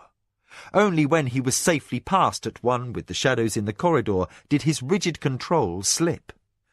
Openly anxious, he considered the probabilities of the situation he had not disclosed to Hokanu. The spice seller had been conspicuous indeed, with his barbarian bearers and his ostentatious jewellery, and certainly not by chance. A man born in Kelawan would never wear metal on a public roadway without a driving reason. Already Arakasi knew that the man's trail would be easy to follow, for the man had intended to be tracked. The spymaster would find only what the man's master wished, and the antidote for Mara would not be part of that knowledge. In the portico between the great hall and the stairways to the servants' quarters, Mara's spymaster broke into a run. Already he had a suspicion. He expected to find the spice seller and his bearers all dead.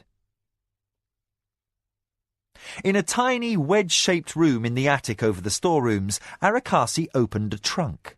The leather hinges creaked as he rested the lid against the thin plaster wall, then rummaged within and pulled forth the whet-coloured robes of an itinerant priest of a minor deity, Alehama, goddess of travellers. The fabric was smudged with old grease stains and road dust. Swiftly, Mara's spymaster flung the garment over his bare shoulders and fastened the cord loops and pegs. Next, he dragged up a cracked pair of sandals, a purple-striped sash, and a long hooded headdress with tassels. Lastly, he selected a ceramic censer strung with earthenware bells and twine clappers. His guise as a priest of Alihama was now complete, but as spymaster he added 7 precious metal throwing knives, each keenly balanced and thin as a razor. 5 of these he tucked out of sight under the broad sash. The last 2 were slid between the soles of his Nidra-hide sandals, under rows of false stitching. When he passed through the doorway from his narrow dormer room, he walked with a lanky, rolling stride, and peered about carefully as he took the stair, for one of his eyes appeared to have developed a cast.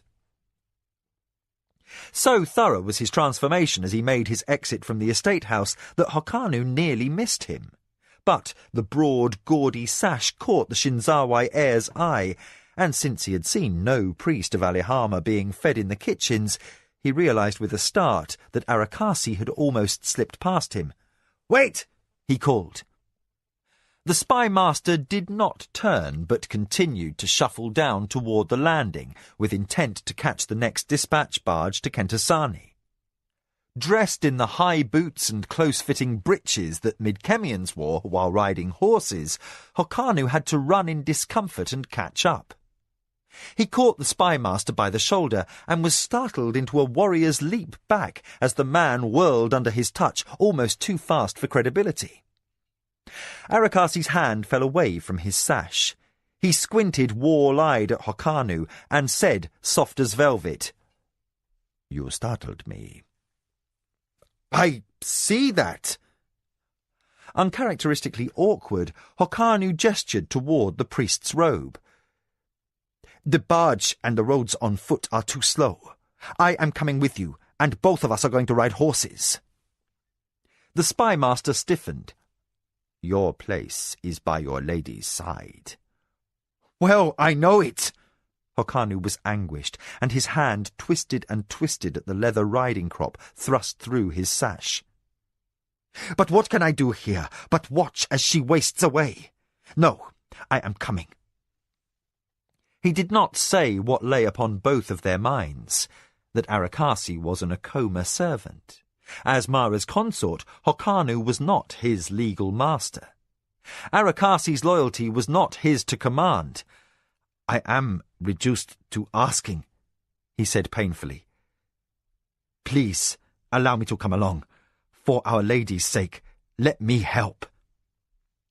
Arakasi's dark eyes assessed Hokanu without mercy, then glanced away. "I see what it would do to you to refuse your request," he said quietly. "But horses would not be appropriate. You may travel if you wish, as my acolyte." Now Hokanu was sharp. "Outside of these estates, how many have seen a horse from the barbarian land beyond the rift? Do you think anyone will have eyes for the riders? By the time they have finished staring at the beasts, we will have passed by in a great cloud of dust." "Very well." Arakasi allowed, though the incongruity between his costume and Hokanu's preference for transport worried him. All it would take was one clever man to connect his face with a priest who behaved outside of doctrine and with an exotic creature from beyond the rift, and all his work would be compromised. But as he considered the risks to Mara, he realized he loved her better than his work, better than his own life. If she died, his stake in the future and in the formation of a better, stronger empire was as dust. On impulse he said, "It shall be as you wish, my lord, but you will bind me to the saddle, and I shall be driven before you as your prisoner." Hokanu, already starting briskly for the stables, glanced in surprise over his shoulder. "What? For your honor, I could never abuse you like that." "You will." In a stride, Arakasi caught up with him. The cast was still in his eye. It seemed no distraction could make him break out of his disguise. "You must. I will need these priests' robes for later, thus we must tailor our circumstances to fit. I am a holy man who was dishonourable enough to try thievery. Your servants caught me. I am being escorted back to Kentosani to be delivered to temple justice. That's reasonable enough. Hokanu impatiently waved away the servant who hurried to open the gate, and climbed the fence to gain time. But your word is sufficient. I will not see you bound. You will, Arakasi repeated, faintly smiling, unless you want to stop 6 times every league to pick me up out of the dust. Master, I have tried every guise in this empire, and more than a few that are foreign, but I sure as the gods love perversity never tried straddling a beast. The prospect terrifies me. They had reached the yard where, at Hokanu's orders, a hired Midkemian freeman stood with 2 horses saddled and ready for mounting. One was a strapping grey, the other chestnut, and though they were less spirited than the flashy black that had belonged to Ayaki, Hokanu watched Arakasi eye the creatures with trepidation. Through his worry for Mara, still he noticed, the spymaster's squint stayed pronounced as ever. "You're lying," the Shinzawai accused, affection in his tone robbing the words of insult. "You have ice water for blood, and if you weren't so inept with a sword, you would have made a formidable commander of armies." "Fetch out some rope," Arakasi replied succinctly. "I am going to instruct you how sailors make knots, Master Hokanu, and for both of our sakes, I hope you will tie them tightly." The horses thundered at a gallop, dust billowing in ochre clouds on the noon air. Traffic on the roadway suffered. Nidra pulling goods wagons huffed and shied in a 6-legged scramble for the safety of the verge. Their drivers shouted in rage and then in awed fear as the 4-legged beasts from beyond the rift shot past. Runners sprang aside wide-eyed, and trade caravans scattered out of formation, their drovers and robemasters gaping like farmers. "You have never had these creatures off the estates," Arakasi surmised in a tight voice. Bound by his wrists to the saddle horn and by his ankles to a cord that looped underneath the gelding's girth, he endured indescribable discomfort as he tried to keep his posture and his dignity. His priest's robe flapped like a flag against the restriction of his sash, and the censor whacked him in the calf at each thrust of the gelding's stride. "Try to relax," Hokanu offered in an attempt to be helpful. He sat his saddle with what seemed liquid ease, his dark hair blowing free, and his hands steady on the reins. He did not look like a man chafed by blisters in unmentionable places. If not for his concern for his wife, he might have enjoyed the commotion his outlandish beasts were causing on the roadway. "How do you know to start in Kentosani?" Hokanu asked as he drew rein along a forested stretch of roadway to give the horses a breather. Arakasi closed his eyes as he endured the jolt while his gelding responded to the jerk on the leading rein and shifted from a canter to a long trot and finally to a smoother walk. The spymaster sighed, knocked the censor away from his bruised ankle, and gave a sideways look that spoke volumes. But his voice held no disgust as he answered Hokanu's question. "The Holy City is the only place in the Empire that already has Midkepians in residence, where Turul and even desert men walk about in native costume.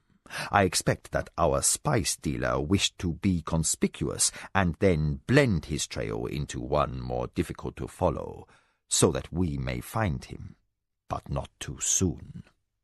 For I believe he has a master who gave him his orders concerning your lady, and that man, that enemy, will not want to keep his secrecy." The spymaster did not add a second, more telling conjecture. Best not to voice his suspicions until he had proof. The 2 men rode on in silence beneath a canopy of ulo trees. Birds swooped from the branches at the sight and smell of the alien beasts. The horses switched at flies and ignored them. Hokanu's comfort in the saddle stayed deceptively at odds with the emotion he wrestled inside. At each bend in the road, under the shadow of every tree, he imagined threat.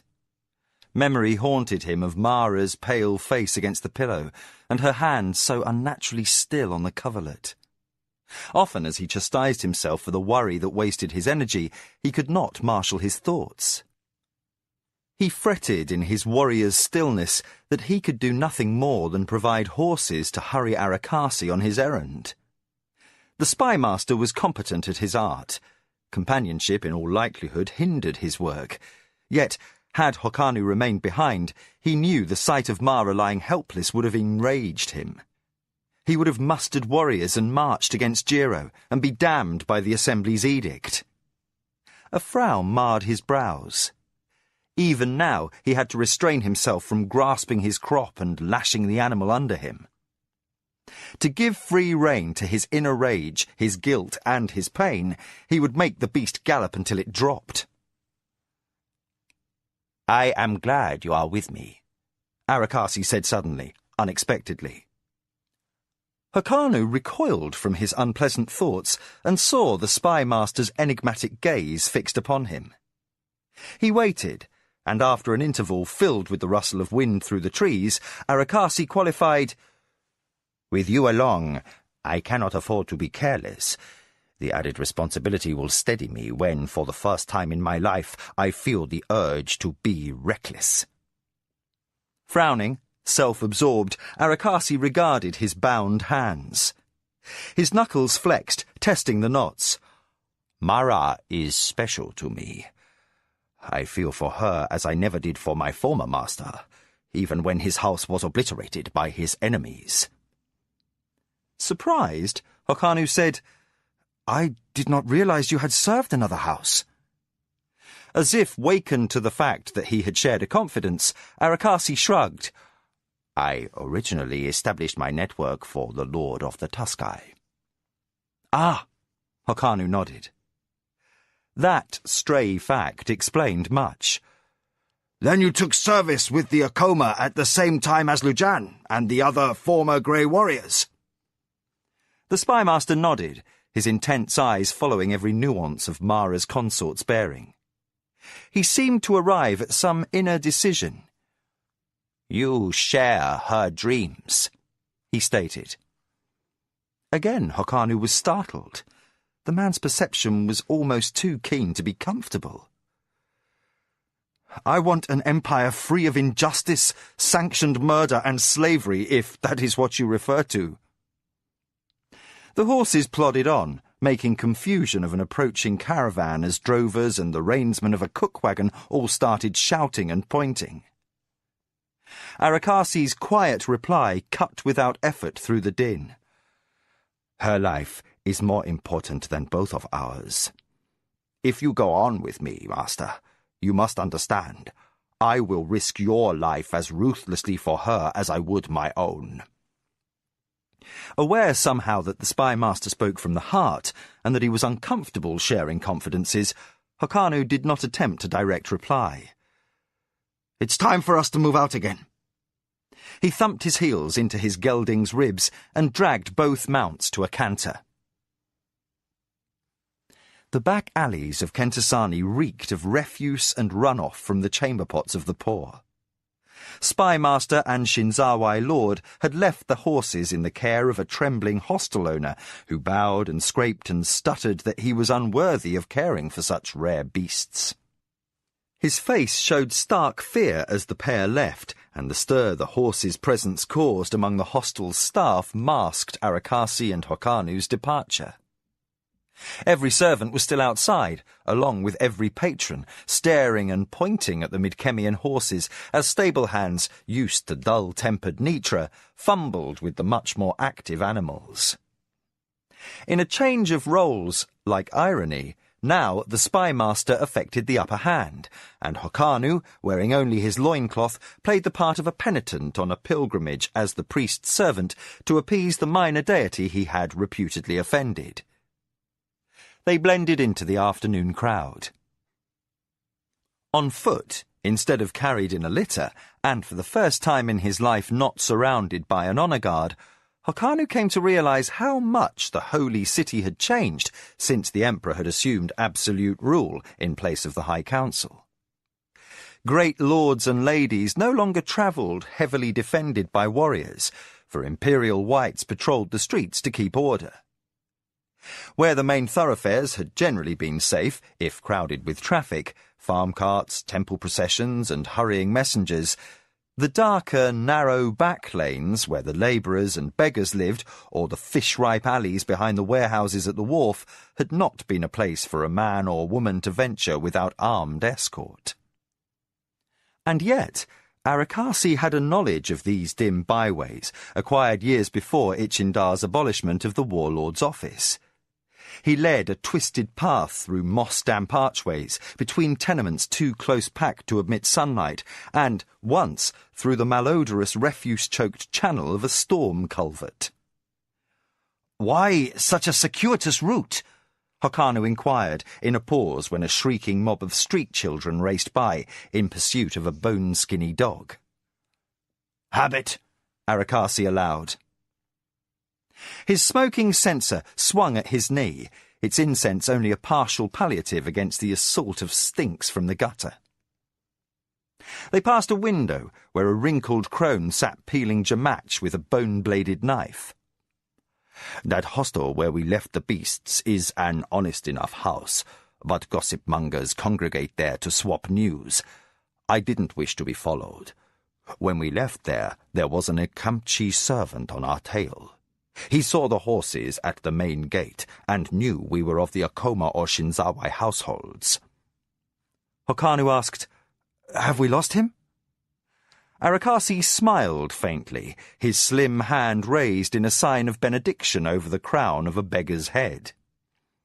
The man was wild-eyed and mumbling, obviously touched to madness by the gods. With a twirl of the cord that spun the censer and clouded the air with incense, the spymaster replied, "We lost him indeed. Apparently he did not wish to soil his sandals in the garbage pit we crossed 2 blocks back. He went around and lost sight of us for a second, and we ducked through that culvert," Hokanu concluded, chuckling. They passed the shuttered front of a weaver's shop and paused at a baker's while Arakasi bought a roll and spread sah jam in zigzags across the buttered top. The bread seller attended another customer and waved to his apprentice, who showed the apparent priest and penitent into a curtained back room. A few minutes later, the bread seller himself appeared. He looked the pair of visitors over keenly and finally addressed Arakasi. "I didn't recognize you in that garb." The spymaster licked jam off his fingers and said, "I want news. It's pressing. A spy seller ostentatiously dressed and wearing metal jewelry. He had barbarian bearers. Can you find him?" The bread seller scrubbed sweat off his fat jowls. "If you can wait until sundown, when we toss the dough scraps out for the beggar children, I could have an answer for you." Arakasi looked irked. Too late. "I want the use of your messenger runner." Like sleight of hand, a twist of parchment appeared in his fingers. Perhaps the spymaster had hidden it all along in his sleeve, Hokanu thought, but he could not be sure. "Get this delivered to the sandal makers on the corner of Barrel Hoop Street and Tanner's Alley. The proprietor is Chimichi. Tell him your cake is burning." The bread seller looked dubious. "Do this," Arakasi said in an edged whisper that raised hairs on Hokanu's neck. The bread seller raised floury hands, palms out in submission, then bellowed for his apprentice. The boy left with the parchment, and Arakasi paced like a caged sarcat the entire interval he was gone. The leather worker, Chimichi, proved to be a whip-thin man with desert blood, for he wore sweat-greasy tassels with talismans under his robe. His lank hair fell into his eyes, which were shifty.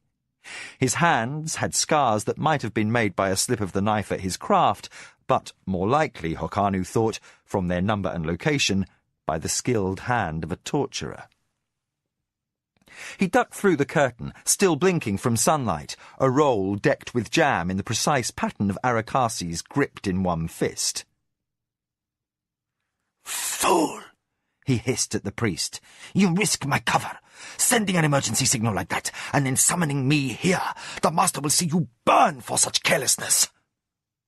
"The master will certainly not," Arakasi said dryly. The leather craftsman jumped. "It's you yourself! Gods, I didn't recognize you in those temple rags."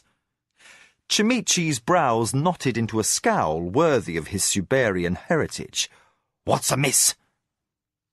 "A certain spice seller, decked with a gold chain and carried by Midkemian bearers." Chimichi's expression lightened. "Dead," he said flatly. "His bearers with him, in a warehouse on Whetbroker's Lane. If the footpad who tried to exchange chain links for centis at the money changers can be relied on to tell the truth. But that such a man had gold at all belies the chance he fabricated his tale." "Does the Imperial Patrol know about the corpses yet?" Arakasi broke in. "Probably not." Chimichi laid his roll aside and rubbed a jammy knuckle on his apron. The deep-set, shifty eyes turned to the spymaster. "Ever see a money changer report what he didn't have to? The taxes on metals are not small these days, with our light of heaven needing to increase his army against the threat of the hard-line traditionalists." Arakasi cut short the man's rambling with a raised hand. "Seconds count, Chimichi. My companion and I are going on to that warehouse to inspect the bodies. Your task is to stage a diversion that will occupy the Emperor's patrol long enough to see us in and out of the building. I don't want an Imperial White left free to investigate those murders before time." Chimichi flipped back dark hair to reveal a grin and startlingly perfect white teeth. The front ones had been filed into points, deep desert fashion. "Kebachi, god of chaos!" he swore in evident delight. "It's been a long time since we had a good riot. Life was starting to get boring." Yet, by the time he had finished his sentence, he was speaking to an empty room. He blinked, startled, and muttered, "The man's mother was a damned shadow." Then his face knotted in concentration. He hurried off about the business of turning an ordinary, peaceful day of business in the trade quarter into unmitigated chaos. Dusk fell, deepening the gloom in the already dim warehouse. Hokanu crouched beside Arakasi, a burning spill in his hand. Outside, shouts and the sounds of breakage echoed from the adjacent streets. Someone howled obscenities over the din of shattering crockery. "The wine merchant's stores," Hokanu murmured. "In a very few minutes we're going to have company." He paused to shift the rolled cloth spill, which had burned nearly down to his fingers. The doors on this building were not very stout. Arakasi nodded, his face invisible beneath his priest's cowl. His fingers moved furtively fast over the body of the bearer, which was well past rigor mortis and already starting to bloat. "Strangled," he murmured. "All of them." He slipped forward through the dark, while lines of bright light from wildfire or torches shone through the gaps in the wallboards. His concentration never wavered. Hokanu flinched as the flame in his hands crept lower. He shifted grip and lit the last wad of linen he could spare from his already scanty loincloth. By the time he looked up, Arakasi was searching the spice seller's corpse. The man's chain and fine silk robes were all gone, looted by the footpad Chimichi had mentioned. The illumination cast by the spill picked out enough details to establish that the man had not died by strangulation. His hands were contorted, and blind, dry eyes showed rings of white. The mouth hung open, and the tongue inside had been bitten through. Blood blackened the boards and his still combed and perfumed beard. "You've found something," Hokanu said, aware of Arakasi's stillness. The spymaster looked up, his eyes a faint glint under his hood. "Much." He turned over the man's hand, revealing a tattoo. "Our culprit is of the Hamoy tongue. He bears the mark. His posing as a man in residence across the rift speaks of long-range planning. Not Jiro's style, Hokanu summed up. Decidedly not. Arakasi squatted back on his heels, unmindful of the bang of a plank striking the cobbles close outside the warehouse. But we are meant to think so. Out in the night, a sailor cursed, and somebody else roared back in outrage. The din of an irate populace surged closer, overlaid by the horn call of one of the Emperor's strike leaders. Hokanu also had discarded the parchment with the Anasati seal as a plant.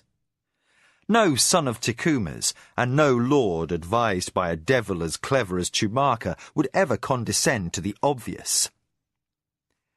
"Who?" Hokanu said, the sharpness of his desperation cutting through. Every minute that passed increased the chance that he would never again see Mara alive. Memory of her as he had left her, pale, unconscious and bleeding, all but paralysed his reason. Can the Tong even be bought to do more than assassinate? I thought they took on their contracts in anonymity. Arakasi was once again busy sorting through the spice seller's underclothes. The fact they were fouled in death did not deter him, nor did the stench upset his thoughts. The telling word, I suspect, is contract. And does any hardline traditionalist in this empire have riches enough to toss golden chains to beggars just to make sure we have a trail to follow? His hands paused, pounced, and came up with a small object. Ah! Triumph coloured the spymaster's tone. Hokanu caught a glimpse of green glass. He forgot the stink of dead men, hitched closer, and thrust the spill toward the object that Arakasi held. It proved to be a small vial. Dark, sticky liquid coated the inside. The cork, had there been one, was missing. "A poison vial?" Hokanu asked.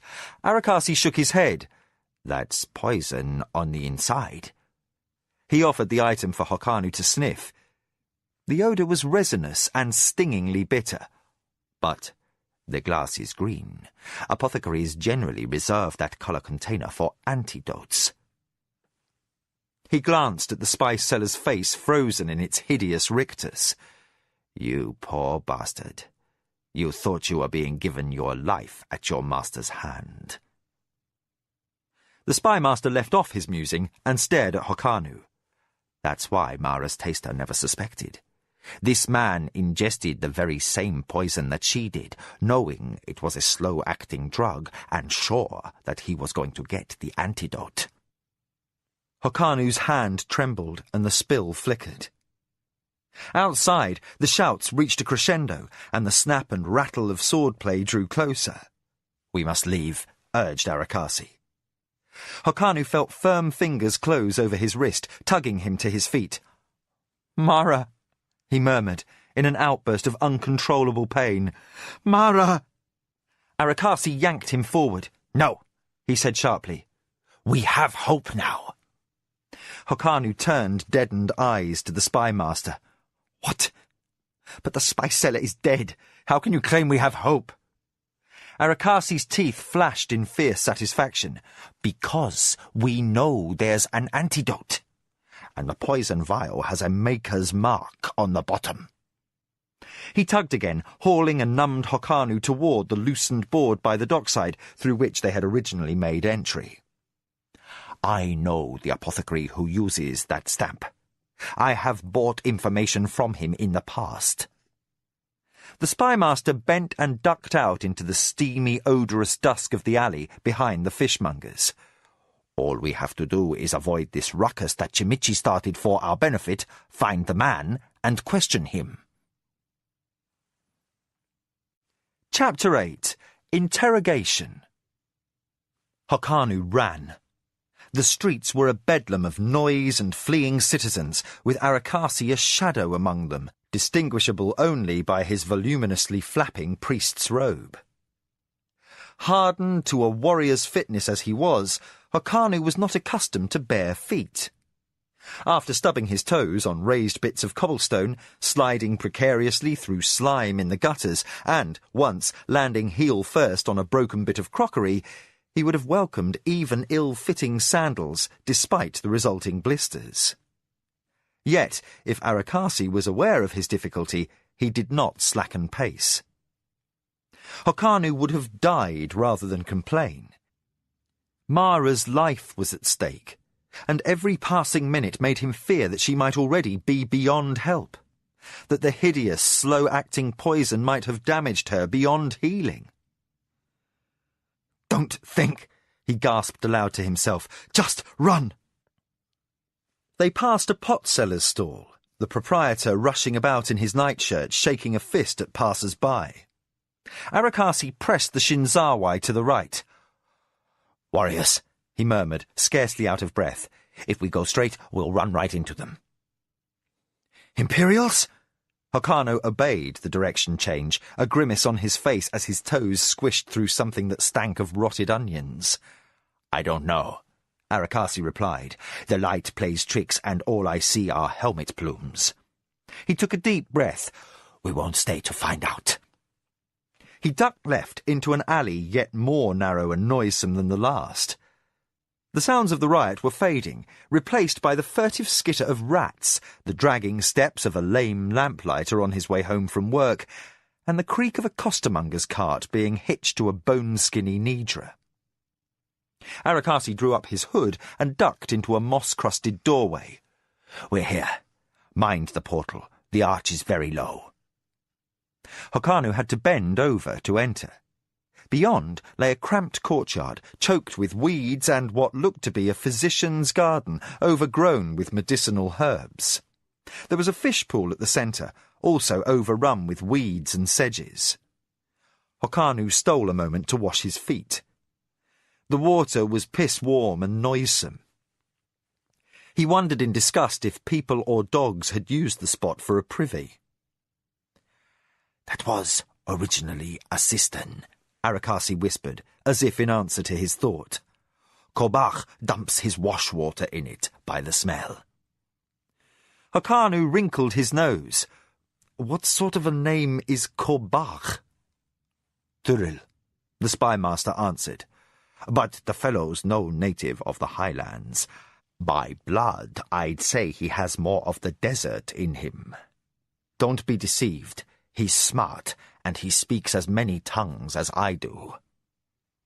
"How many is that?" Hokanu whispered back. But Arakasi had already raised his hand to knock at the plank that served Kobach as front door. The panel opened with a jerk that caused Hokanu a start. "Who's there?" A gruff voice snarled from within.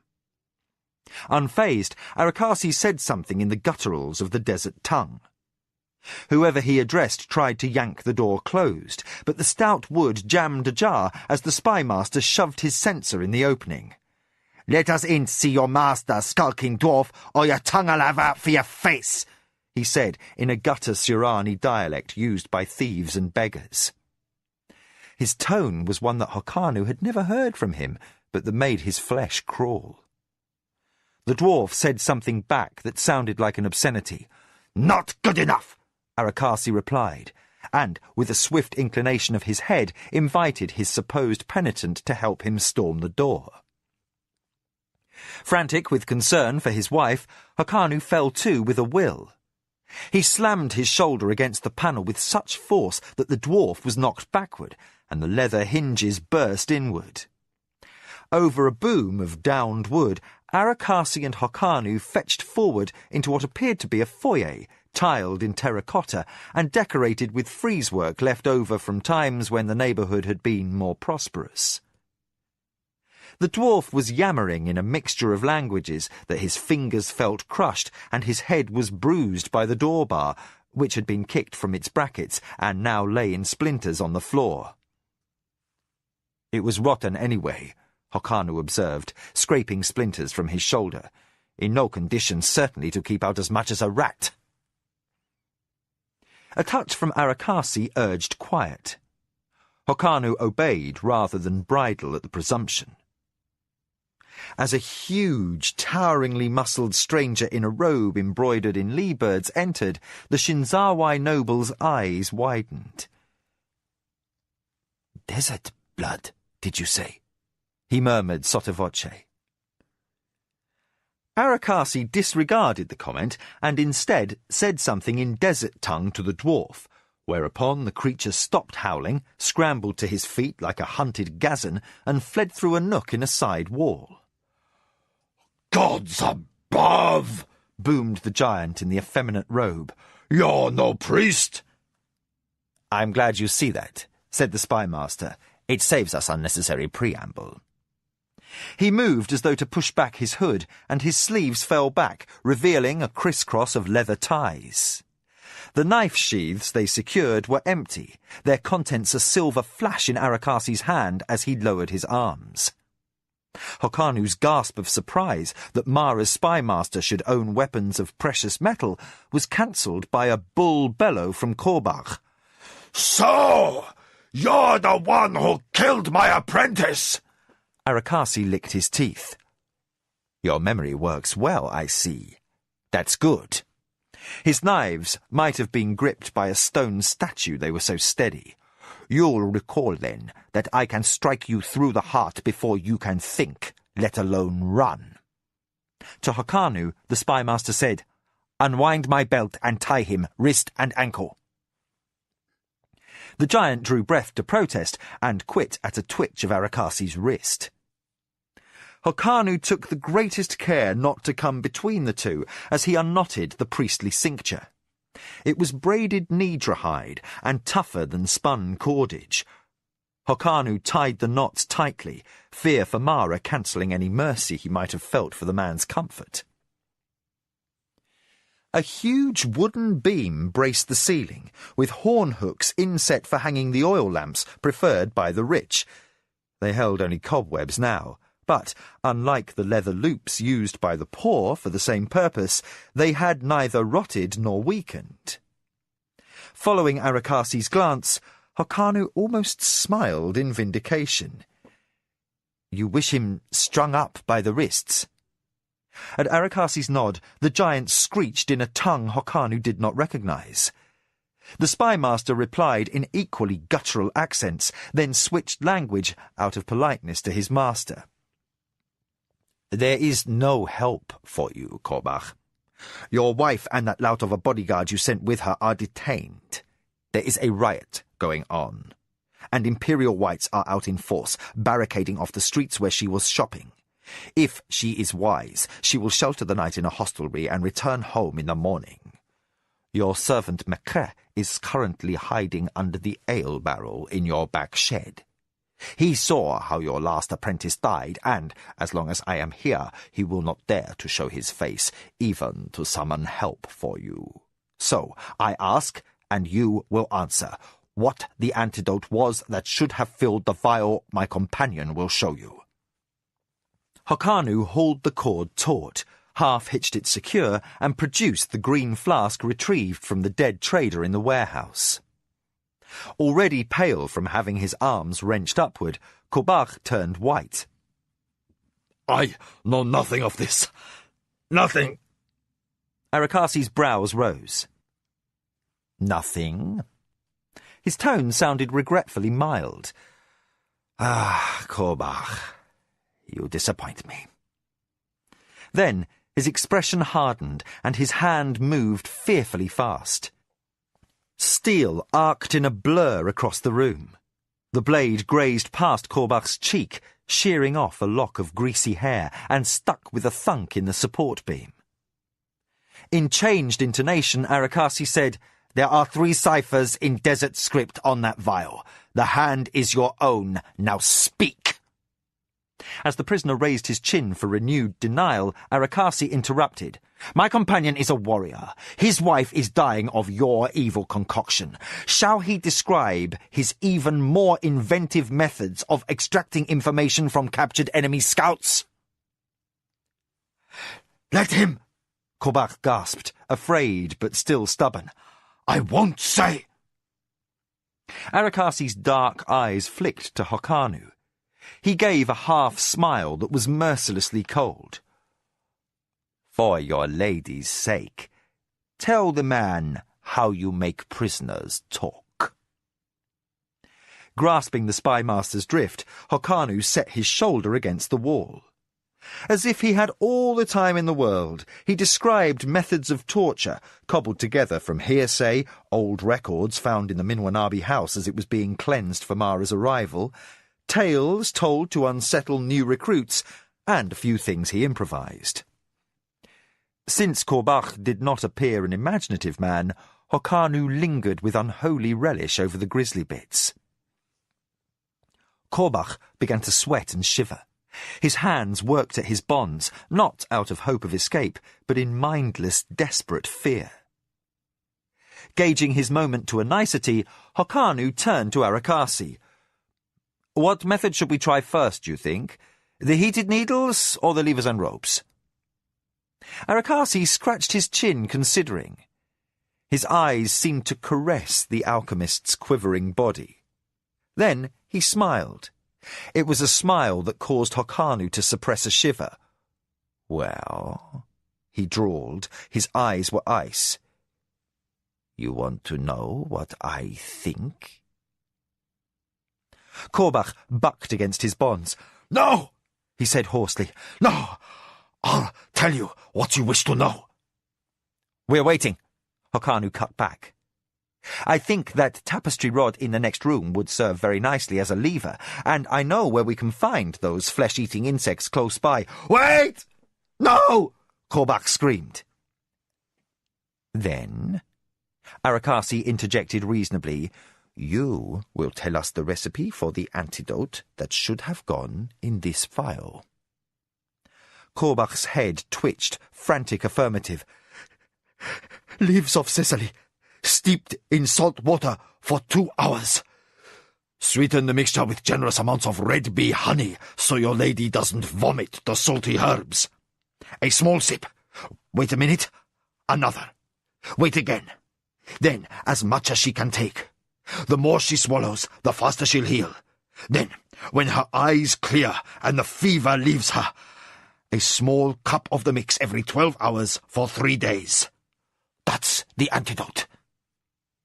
Arakasi spun to face Hokanu. "Go," he said curtly. "Take the horses and run for home. Any healer will have Sesali herbs in his stores, and for Mara, time is of the essence." Anguished, Hokanu glanced at the strung-up figure of Korbach, sobbing now in hysterical relief. "I will pursue his connections," Arakasi said urgently, and found himself addressing empty air. Hokanu had already disappeared through the broken door. Night air wafted through the opening, chilling Korbach's sweating flesh. Down the block, 2 drunken comrades reeled their way homeward, singing. Someone threw a pot of wash-water out of a window, the splash of its fall broken by a startled yelp from a street cur. Arakasi stood motionless. Unnerved by the silence, Korbach stirred in his bonds. You are going to let me go?" He finished on a note of crispness. "I did tell you the antidote." A shadow against the darkened wall, Arakasi turned around. His eyes gleamed like a predator's as he said, "But you haven't said who purchased the poison in the bottle disguised as an antidote." Korbach jerked against his bonds. "It's worth my life to tell you that." Cat quiet, Arakasi stepped up to his prisoner and wrenched the knife out of the beam. Of incalculable value in the metal-poor culture of Kelawan, the blade flashed in the dimness. The spymaster fingered the steel as if testing the edge. "But your life is no longer a bargaining point. What has yet to be determined is the manner of your death." "No," Korbach whimpered. "No, I cannot say any more. Even were you to hang me, and the gods cast my spirit off the wheel of life for dishonor." "I will hang you," Arakasi said quickly, unless you talk, that is certain. But a blade can do hurtful damage to a man before a rope is used to dispatch him. The question is not honor or dishonor, Korbach, but a merciful end or lingering agony. You know the drugs that can bring blissful death. Touching the tip of the knife to the fat of the prisoner's upper arm, he said, And you know which drugs on your shelves make you writhe in torment before death. Drugs that heighten pain, keep you alert, and make time seem to pass slowly. Korbach hung from his wrists, his eyes huge with fear. Arakasi tapped his knife point, thoughtful. I have all the time I need, but none I'm willing to waste listening to silence. My wife, began the desperate poison seller. The spymaster cut him off. If your wife gets home before you have told what I need to know, she will join you. Your bodyguard will die before he can cross the portal, and you will watch me test my methods on her. I will dose her with drugs to keep her conscious, then carve the flesh from her body in strips. As the big man began to weep with terror, Arakasi asked, Will your dwarf apprentice sack your house, or give you both an appropriate funeral rite? Arakasi shrugged. He'll steal everything worth selling, you know. Looking around, he added, Given your location and your clientele, I doubt anyone will be quick to report your murder to the City Watch. It's possible no priest will ever say a prayer for either of you. Korbach snarled something unintelligible, and Arakasi stopped threatening. He stepped forward, grasped the hem of his captive's robe, and cut away a strip of fabric. The cloth was not silk, but the weave was fine, and ribbon embroidery adorned the hem. Arakasi expertly twisted the length into a gag. Before he could bind it over Korbach's mouth, the huge man gasped and pleaded, If you gag me before your fiendish tortures begin, how can I give you what you wish, even if I were of a mind to talk? Arakasi never paused, but jammed the cloth between the poison merchant's teeth. As the larger man bucked and twisted, the spymaster tied the ends with knots as secure as any sailor's. I am anything but a fool, he said, in a voice of velvet consonants. Arakasi left the bound man to dash upstairs. He returned with several vials which he held before Korbach's eyes, one at a time. Tai Gi root, to heighten perception and pain, he began. Powder from ground jinnab bark, which will keep a man awake for a week. Sinqua leaves, which will make time pass slowly. You will shortly discover that I know these as well as any healer. And I was instructed in the use of knives by an expert. You will not be permitted to scream when the agony starts, and if you wish to spare yourself pain and speak first, you have forfeited the chance already. With a gentleness that inspired shudders, the spymaster loosened Korbach's robe. He bared a hairy expanse of Sattdrinker's belly to the night air, then turned away and disappeared briefly into the next room. Korbach thrashed against his bonds like a hooked fish. He stopped when he had exhausted himself and was hanging limp when Arakasi returned, bearing the oil lamp used to illuminate the desk when the hired clerk came to do the accounts, and the basket the day servant used for sewing. Mara's spymaster placed these items on a small table which he lifted and set to his left. Then he removed the knife from his sash and squinted to check the edge for flaws. It being a metal blade, the razor sharpness of the weapon shone balefully perfect. The poison merchant moaned into his gag as Arakasi said, I will begin without using the drugs. You may imagine how this will feel after I administer them. He moved forward and, stroking carefully, opened the top layer of skin from his victim's navel slantwise toward his groin. Blood pattered onto the tiles, and Korbach gave a muffled shriek. He kicked and flopped. "Keep still," Arakasi cautioned. "I despise a messy job." His victim was in no position to heed, but the spymaster seemed not to care. His quick hand compensated for Korbach's jerks and jumps. He made another light cut and removed a triangle of skin which he tossed aside. Then he nicked through the fat layer beneath and, as if he were performing dissections at a physician's college, bared the muscle below. "Will you talk now?" Arakasi said conversationally. Korbach jerked his head in the negative. He was dripping sweat along with his blood, and his hair and beard were soggy. He moaned into his gag, but the look in his eyes stayed belligerent. Arakasi sighed. "Very well, though I warn you, the pain has hardly begun yet."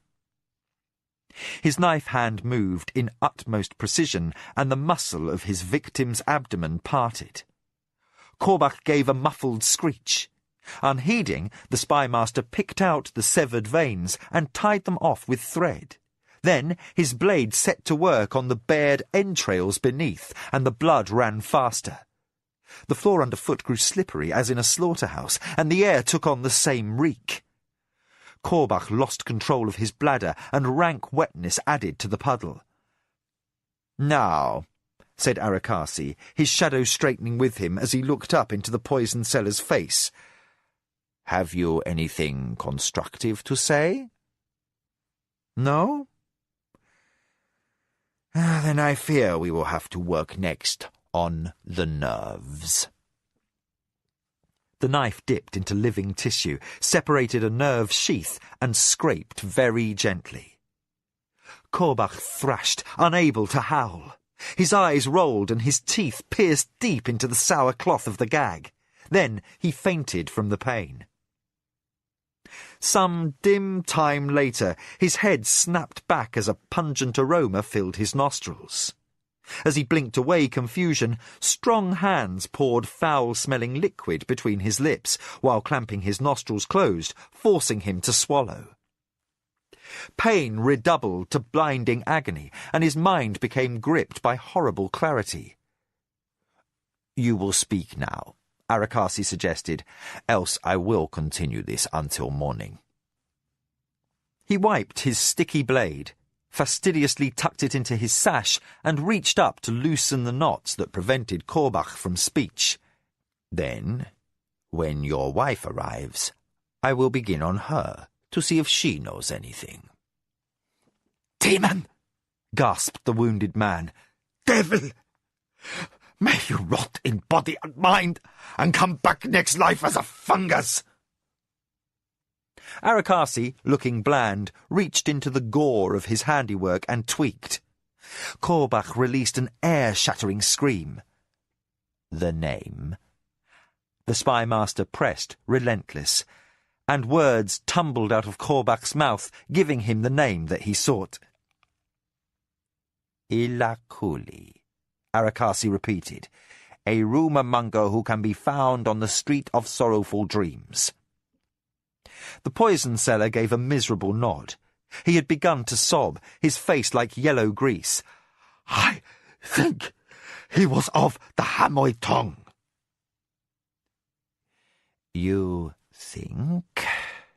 Arakasi sighed, as if correcting a child. "I know so." "What of my wife?" "The Tong may seek her out. That is a risk you knew when you agreed to sell to them. But I will be hours gone when she returns, so in that she is safe." Arakasi reached up very swiftly and cut Korbach's throat. He jumped back as blood sprayed, and his victim kicked his last in this life. Arakasi immediately snuffed the wick of the oil lamp. Merciful blackness fell and hid the carnage in the foyer. Arakasi worked on in the dark, his hands now trembling in spasms. He pulled Korbach's robe closed and tied the sash so that the young wife would not be greeted with the full grisly details of the night's events upon her return. The spymaster cut down the body and laid it in a posture of repose on the floor. About the blood he could do nothing. His earlier search for the lamp had revealed that the household kept no washwater to hand. He wiped his fingers as best he could upon a tapestry, a prayer mat being the only other choice that would serve for a towel. Then, in the corner of Korbach's bedchamber, he succumbed to his nerves at last. He knelt, clutching an unemptied nightjar, and vomited violently. He retched long after his belly was emptied.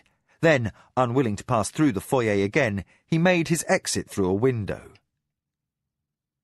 The streets were all but deserted, the riot long since quelled. A few stragglers hastened homeward, and more shadowy figures lurked in the darkened alleys. A shivering, bedraggled priest had nothing of value to rob. Arakasi was left alone. The night wind in his face helped to steady him. A brief stop by an ornamental pool in the entry of what was probably a brothel allowed him to rinse the rest of the gore from his hands. Blood was still crusted beneath his fingernails, but right now he lacked the stomach to use his knife to scrape them clean. He jogged, and to drive back the nightmares that lingered from Korbach's foyer, he turned his mind to the information he had sickened himself to win. Ilakuli he had heard of, and there was a man in the city who would know his whereabouts. Arakasi hurried into the night. Hokanu ran on foot. His 2 spent mounts jogged at his side on leading reins, their chests lathered and their distended nostrils showing scarlet linings. Fear for Mara's life kept him on his feet long after muscle and sinew were exhausted. He still wore the loincloth of a penitent. Of the clothing he had recovered from the inn, he had paused only to lace on his sandals. The rest he had stuffed into the roan gelding's saddlebags. Never mind that he looked like a beggar, half naked and coated with dirt and sweat. His sole concern was the recipe for the antidote that offered the last hope for his wife. Mist clung in the hollows, rendering trees and landmarks ghostly in the pre-dawn gloom. The prayer gate to Chochikan hulked up out of whiteness like something from the spirit lands ruled by Turakamu, god of the dead. Hokanu raced under its spindle arches, barely aware of the painted holy figures in their niches or the votive lamp left lit by a passing priest.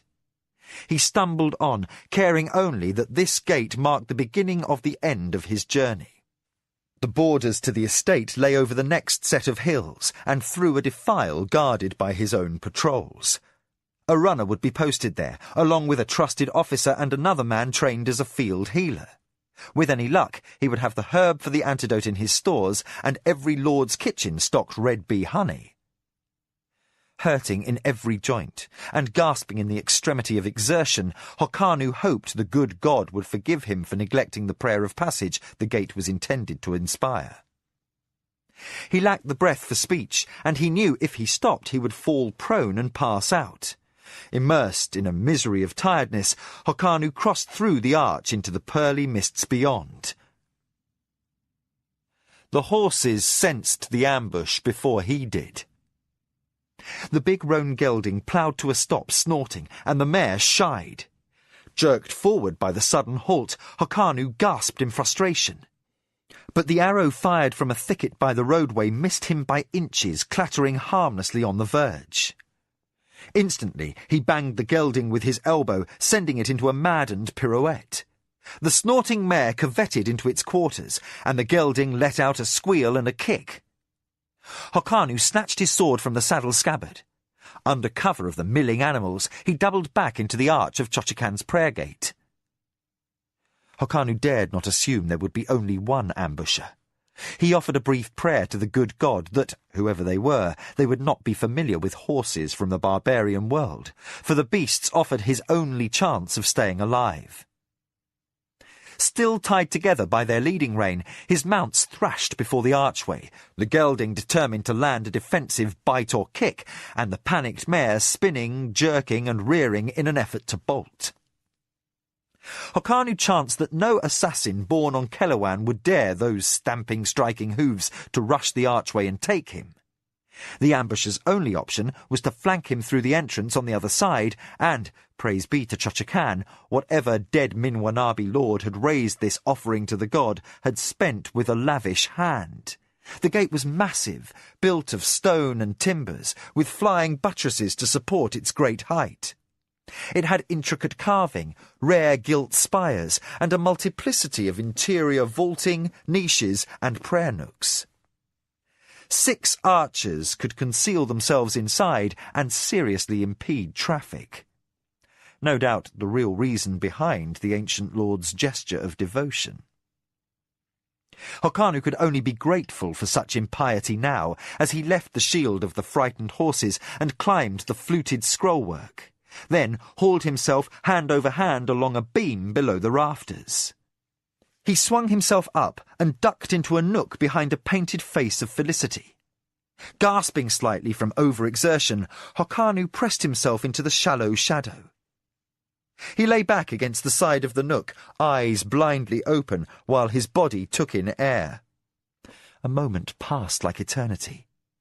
As the dizziness left him, the Shinzawai noble noticed that the face above him was hollow. The backside was built like an embrasure, with holes drilled through the eyes, from which a man in concealment could observe anyone who entered the prayer gate coming or going. Had Hokanu not been breathless and in deadly danger from an assassin, he might have laughed aloud. Within the Empire, not even religion was free of the game of the Council. Obviously, past Minwanabi lords had stationed watchers here to give warnings of arrivals to the estate, and also to spy upon traffic and commerce that chanced by upon the road. Whatever subterfuge had been launched from this place in the past, Hokanu seized the advantage of the moment. He grasped the support beam that held the mask in its niche, pulled himself up into its hollowed back, then looked out the eye-holes. The mare and the gelding still spun, now hopelessly entangled in the leading rein. One or the other had kicked a support post, for there was a hoof-shaped depression in one of the caryatids that supported the entry arch. Suddenly, the animals turned as one, the gelding with a snort. Both stared into the night, tense ears forward listening. Warned by the horses, Hokanu saw movement in the shadows beyond the prayer gate. Black-clad figures stalked there, spread out in flanking formation. The 3 in the lead carried bows. 2 more followed as rear guard, and, to the profound relief of the man they hunted, all of them scanned the prayer gate's crannies and corners at ground level. The mare sighted the men before the gelding. She flung up her head with such force that the rein snapped, and, with a whistling snort, she bolted back down the roadway. Fear drove her to a flat gallop, a horse's instinct guiding her back toward home and stable. The marauders in black leapt out of her path and reformed. The more phlegmatic gelding watched, ears and tail tautly lifted. Then he shook out his mane, rubbed an itch in his neck against the arm of the dented caryatid, and trotted a short distance away, dropping his nose to graze by the roadside. In the night-damp cavity of the prayer gate, all fell suddenly silent. Hokanu knew a stab of dismay. His starved lungs still laboured from his run, and an effort to quiet his breathing left him dangerously dizzy. Left with an ugly decision, he chose to be discovered and to fight rather than to pass out and allow enemies to take him unconscious. His 5 attackers heard him immediately. They stiffened like dogs pointing game and faced their quarry's hiding place. Then 2 slung their bows across their shoulders. The 3 others arrayed themselves in defensive formation, while the lead 2 began to climb. Hokanu turned his sword and flung it like a javelin. The weapon caught the bulkier man through the throat, piercing him down behind the breastbone through the heart. Silenced before he could scream, he fell with a dull thud that made the gelding start and look up. Hokanu was peripherally aware of the horse moving nervously around the pillar beyond the gateway. More immediately, he flung himself down and back into cover as 3 arrows whizzed toward his hiding place.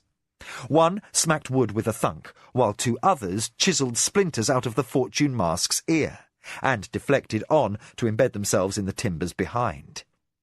Hokanu grasped the knife he had kept hidden in his loincloth. He shoved back as far into the cranny as his size would allow, and reached up left-handed to wrench one of the arrows from the wood. A black-clad figure emerged, an outline against the dark bulk of the beams that braced the interior of the prayer gate. Hokanu's thrown knife caught him in the neck, and he toppled back with a gurgling sound. His companion was not fool enough to follow, but ducked, unslinging his bow. Hokanu saw the weapon tip gleam in the gloom. His skin prickled with his awareness that an arrow would soon fly to impale him. He flipped the shaft in his hand around in a position to stab and prepared to rush the archer. A gruff voice called from below, "Don't hurry. Keep him pinned, or Idzu will climb up the other statue and fire on him from above." With a wretched, sinking feeling, Hokanu realized his cover would only protect from a sally from below. On either side, the towering likenesses of the god offered the perfect tactical advantage upon his position. Should he attempt to hide from whoever climbed, he would clearly be vulnerable to bow fire from below. Uglier and most cruelly final. Knowledge of the antidote that might save Mara would die with him. Arakasi would have no cause to doubt that he had made it through. Hokanu cursed the haste that had caused him to leave Kentasani without taking the extra minutes to assemble an escort. Even had he lacked the time to requisition soldiers from his father's or Mara's townhouse, he might at least have hired mercenaries. Any sort of armed backup might have foiled the assassin's ambush. But he had foregone the escort of warriors in favour of the speed he could make alone, mounted on the exotic kingdom horses. The creatures could outrace the swiftest runners, and Hokanu had placed his wife's peril ahead of his own. Now, Mara would pay for his folly. She would die, the last of the Akoma, never knowing how near the man who loved her had come to getting the antidote to her. As the furtive sounds of men moving reached Hokanu's ears, he cursed. Not one, but both of the surviving assassins were climbing the statues. He would be fired on from either side, and, given the bent of past Minwanabi minds, he did not put it past the dead lords to have placed concealed embrasures behind the other carvings in the prayer gate. He might be picked off without ever seeing his attackers. Desperate, cornered, and trembling with exhaustion and rage, Hokanu grasped the arrow that was his sole weapon. He prepared to rush the one man who held him pinned. He would die, but perhaps he could take another of his enemies to the halls of Turakamu with him. But, as he tensed to shove off from the wall, an arrow hissed out. He ducked flat, too late. The shaft smacked into his hip and embedded with a thump and dull agony into the bone. Hokanu's lips peeled back in a silent snarl of agony. Animal hurt and white-hot anger burned him to preternatural clarity of mind. He caught the shaft and snapped it off. The resulting agony caused him to recoil involuntarily. A second shaft cracked wood where his torso had been. Braced on one knee and weeping tears of pain, he scrabbled with bloodied fingers for some purchase point to hold himself upright. Shock made his leg useless, and the one not wounded seemed cramped. By some miracle, his hand closed over a smoothed end of wood that had been rounded to the form of a handle. Hokanu grimaced at the jolt. He used his last strength to haul his crippled body upright, and cried out as the handle turned with a creak and gave way downward. It was not fixed, he realized in panic. He barely heard the thunk as another arrow bit wood beside his ear. Overwhelmed beyond recovery, he felt himself sliding downward as a section of wall gave way. Of course, he thought, and in the rush of adrenaline that followed, he laughed aloud. The nameless old Minwanabi lord had built his spies an escape hatch, and he had accidentally discovered the release. The trapdoor opened outward, dragging him from darkness and a crossfire of enemy shafts into a dawn like a new pearl. His feet were snapped helplessly off the beam as the doorway gaped wide, leaving him hanging by the release lever in the air. The drop was nothing for a healthy man, a mere dozen feet, but with an arrowhead in his hip, Hokanu feared the shock of the fall might kill or cause him to faint. He flung away the useless arrow he was holding, kicked, wrenched and scrabbled, but failed to gain a second handhold. His wound hurt mightily, and his eyes still watered maddeningly. A black-clothed warrior arrived behind the niche he had just vacated. He moved gloved hands, notched another arrow, and began a steady draw. Gasping, Hokanu looked down to see a ring of other enemies converging from the roadside. All that held them back from an open rush was the gelding, innocuously cropping grass with its reins trailing. The horse was harmless, but the assassins remained wary from the display of equine irritation they had just witnessed. The animal saw the approaching assassins and ambled away from them, until he stood directly below Hokanu. "Chocho-kan, bless you," Hokanu half sobbed. He let go. His stomach turned with the plunge, and the slam as his body struck the saddle all but undid him. The torment in his hip became eclipsed by the insult to his manhood. The gelding grunted, ripped up its head in astonishment, and stumbled to its knees under the impact. "Run, you meat for dogs!" Hokanu screamed, as much to relieve his own agony as to motivate the horse. He flung forward, gripping the mane in both fists. Though his seat was halfway out of the cantle and one leg trailed down the gelding's flank, he pounded with the heel that still functioned and drove the horse to its feet. That moment, the archers began to fire. Struck in neck, shoulder and croup, the gelding bucked, but fortune still smiled on Hokanu. The movement threw him upward and allowed him to hook the saddle flap with his good leg, keeping his seat. The gelding exploded into a gallop toward home. The pounding threatened to shake Hokanu loose. He clung, dizzied and deafened by pain. His hand stayed locked white-knuckled in the horse's mane, and his blood dripped and flung away on the wind, mingled with that of his mount. He tried but could not balance his seat. His lame hip prevented him from centering himself in the saddle. He had not come this far, he thought, with clenched teeth, only to spoil things by falling off. But, inexorably, he slipped to the side until his ankle dragged in the dust. He clung now by only his knee, and the gelding had begun to crow-hop. 1, 2, 3 gyrations, he hung on, and then his hands wrenched free, his body arced out into air, and was caught, roughly and unceremoniously ripped from the follow-through of inertia by a pair of gauntleted hands. "Damn!" Hokanu yelled, and struck earth.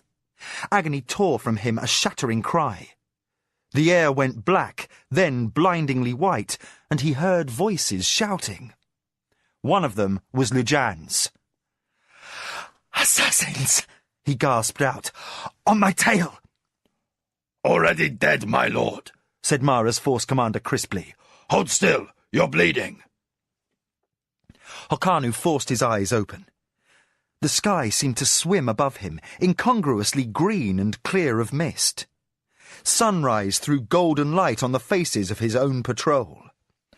"We saw the mare come tearing in riderless," someone was saying. "We assumed trouble on the road. Was Arakasi with you?" "No," Hokanu gasped. "Kentosani. Just listen." And he managed through his pain to recite the recipe for the antidote that was the only hope to save Mara. With the practiced efficiency of a field commander, Lujan ordered his swiftest warrior to strip off his armour and run to the healer with the instructions Hokanu had just given. As the man hurried away, and through the exploding bustle of activity as escort was arranged, Hokanu clung grimly to consciousness. More men were sent for a litter to carry the lady's wounded consort back to the estate house, while Hokanu's vision swam from patchy black to painful sharpness. He heard cloth tear, felt air against his inflamed skin as Lujan bared his wound. "My lord," said the Akoma Force commander, "you're going to need this arrowhead cut out very quickly if the flesh is not to suppurate." Hokanu mustered a dogged breath. "You will have nothing done with that arrow," he grated. "Not until I am back at my lady's side, and I have seen her restored by the antidote with my own eyes." "Your will, my lord." The Akoma Force commander arose, all brusqueness and hurry. "Strike leader!" he shouted to his sub-officer. "Pick 4 men and make up a stretcher. My lord Hokano would be at his lady's side as swiftly as possible."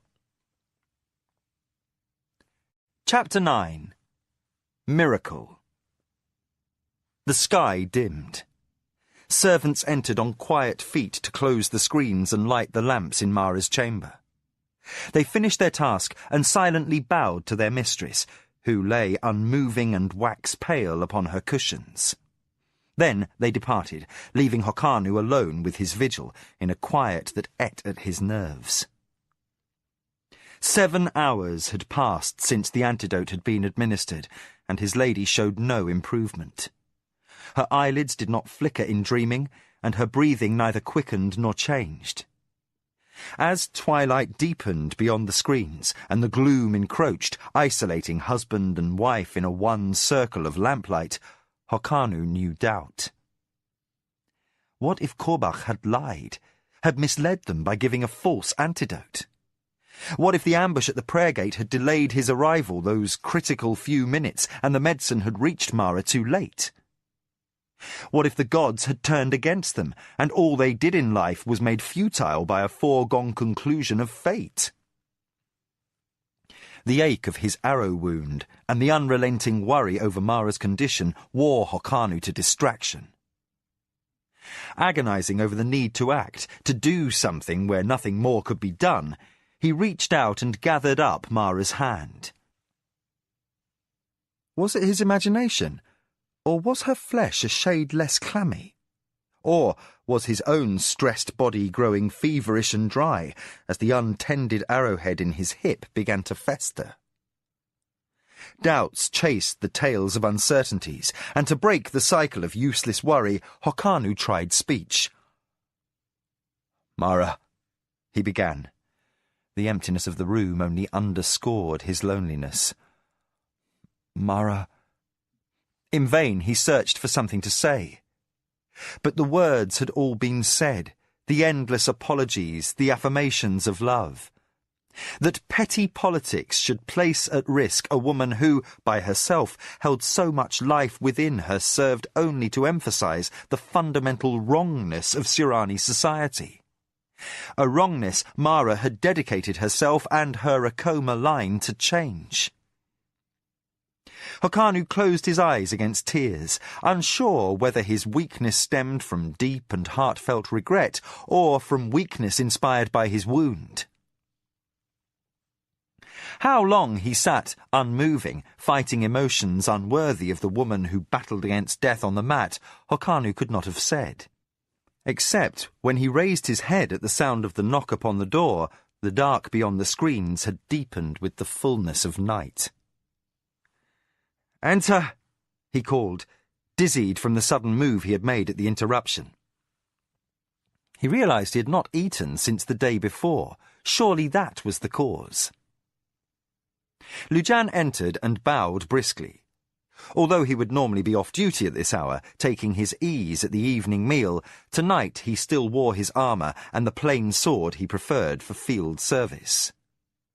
Dusty, smelling of sweat, he straightened up, regarded the master with a penetrating stare, and compressed his lips into a line while he awaited permission to speak. Hokanu gave a listless wave.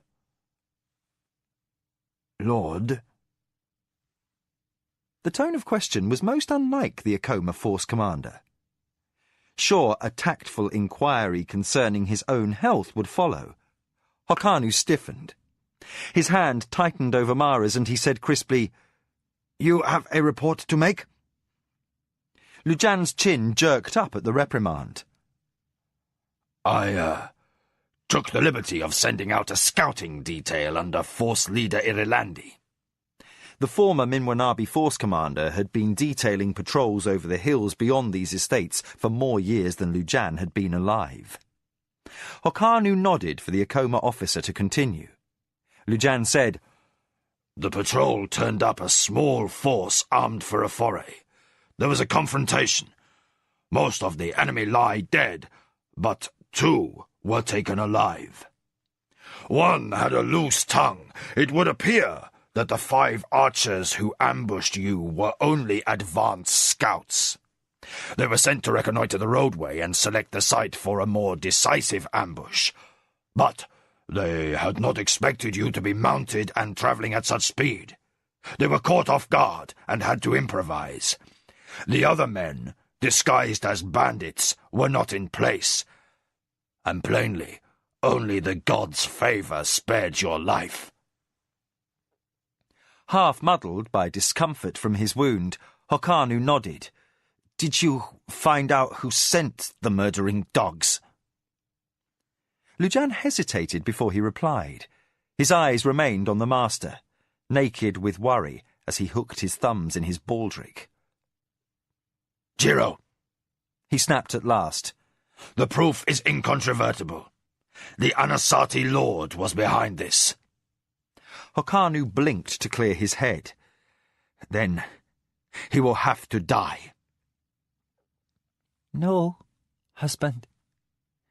You must not even voice such a notion.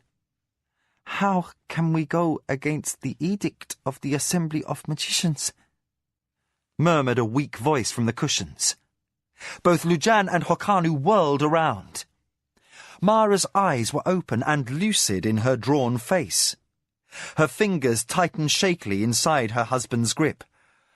"How can we kill Jiro when the Great Ones have forbidden our blood feud?" "Thank the good God!" Hokanu exclaimed. He bent over his wife and kissed her cheek, though the motion left him dizzy. "Beloved, how do you feel?" "Annoyed," Mara confessed. "I should have known better than to taste that chocolate. My greed to gain a trade monopoly nearly became my undoing." Hokanu stroked her hand. "Rest now. We are lucky to have you with us." Mara's brow puckered into a frown. "The baby? What has become of our son?" But the anguish on Hokanu's face told her all she needed to know. She braced herself and closed her eyes. 2 sons, she whispered. 2 sons dead, and we can spill no blood in retribution. The phrase seemed to exhaust the last of her resources, for she drifted away into sleep, a flush of anger still staining the pallor of her cheeks. Servants descended in force upon the sick chamber the instant the lady stilled into slumber. A healer with a satchel of remedies directed them to air Mara's bedding and to turn down the wicks in the lamps. Lujan did not wait for orders, but stepped forward, caught Hokanu in his strong arms, and lifted the master bodily from Mara's side. "Force Commander!" snapped the Shinzawai irritably. "I can walk on my own, and as of this moment you are dismissed." For answer, he received Lujan's most disarming grin. "I am my lady's man, Master Hokanu. Tonight I will take no orders from a Shinzawai. If you were one of my warriors, I would forbid you outright to move with such a wound. And, truth to tell, I fear my lady's wrath the more. I will have you off to visit the surgeon to have that arrowhead removed. If you were to die of Jiro's plots while Mara slept, that would be doing her no service. His tone was almost insolent, but his eyes spoke heartfelt thanks to the man who had saved the woman who was paramount in both their lives. The surgeon set aside blood-stained instruments, looked up from his work, and met Lujan's eyes. Lamplight burnished the sweat-streaked planes of his face to reveal a strained expression. "No, the light is quite sufficient," he said hoarsely. "I can see well enough to work." Then the prognosis is not good, Lujan whispered back. His hand stayed steady and firm on Hokkanu's leg, an assurance to the injured man as much as a restraint to keep an inopportune flinch from disrupting the healer's touch. Dosed with sa wine, laced with a narcotic herb to dull pain, Hokkanu might not realize where he was or what was happening well enough to hold his honor and keep motionless. Still, no matter how muddled the consciousness of a man became, his spirit would remain aware. If the news was going to be bad, Hokkanu's wal, his inner self, did not need to hear before he was sufficiently recovered to maintain self-control. Yet, either Lujan's words were not quiet enough, or the wounded man was unwilling to relinquish consciousness enough to be spared. Hokkanu weakly raised his head. "If there is something wrong, I'll hear of it now." The healer wiped his hands on a cloth. He mopped his brow also, though his infirmary was not hot. He turned worried eyes to Lujan, who nodded, then looked back at Mara's consort. "The arrowhead is removed, master, but it was deep into the bone, and your attempts to move and run caused much damage. Tendons and ligaments are severed, some frayed beyond my skills to sew back." He did not add that the wound was deep and the lacerations invited infection. He would pack the tears with poultice, but that was all he could do. "Are you telling me I won't walk again?" Hokkanu's voice did not quaver, but held only the sharpness of command. The healer sighed. "You will walk, master, but you will never lead a charge onto a battlefield again. You will limp, and your balance will be compromised. In combat, any competent enemy would see your lameness and kill you easily. My lord, you must never don armor again." He shook his grey head in sympathy. "I am sorry. That is the best I can promise." Hokkanu turned his face toward the wall, utterly still. Not even his hands tensed into fists. His rage or his pain stayed hidden. But Lujan, who was a warrior, also knew his mind, that he was yet his father's heir, and had stood as Shinzawai force commander. It was an ill thing for a man in line for the mantle of a great house to become a cripple. Lujan noticed the barest tremor in the sinews under his hands.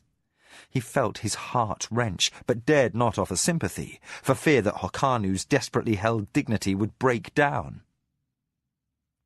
And yet the man that Mara had married showed once again the sternness of his fibre. "Get on with your work, healer," he said. "Sew up what you can, and, for the love of the gods, give me no more medicinal wine.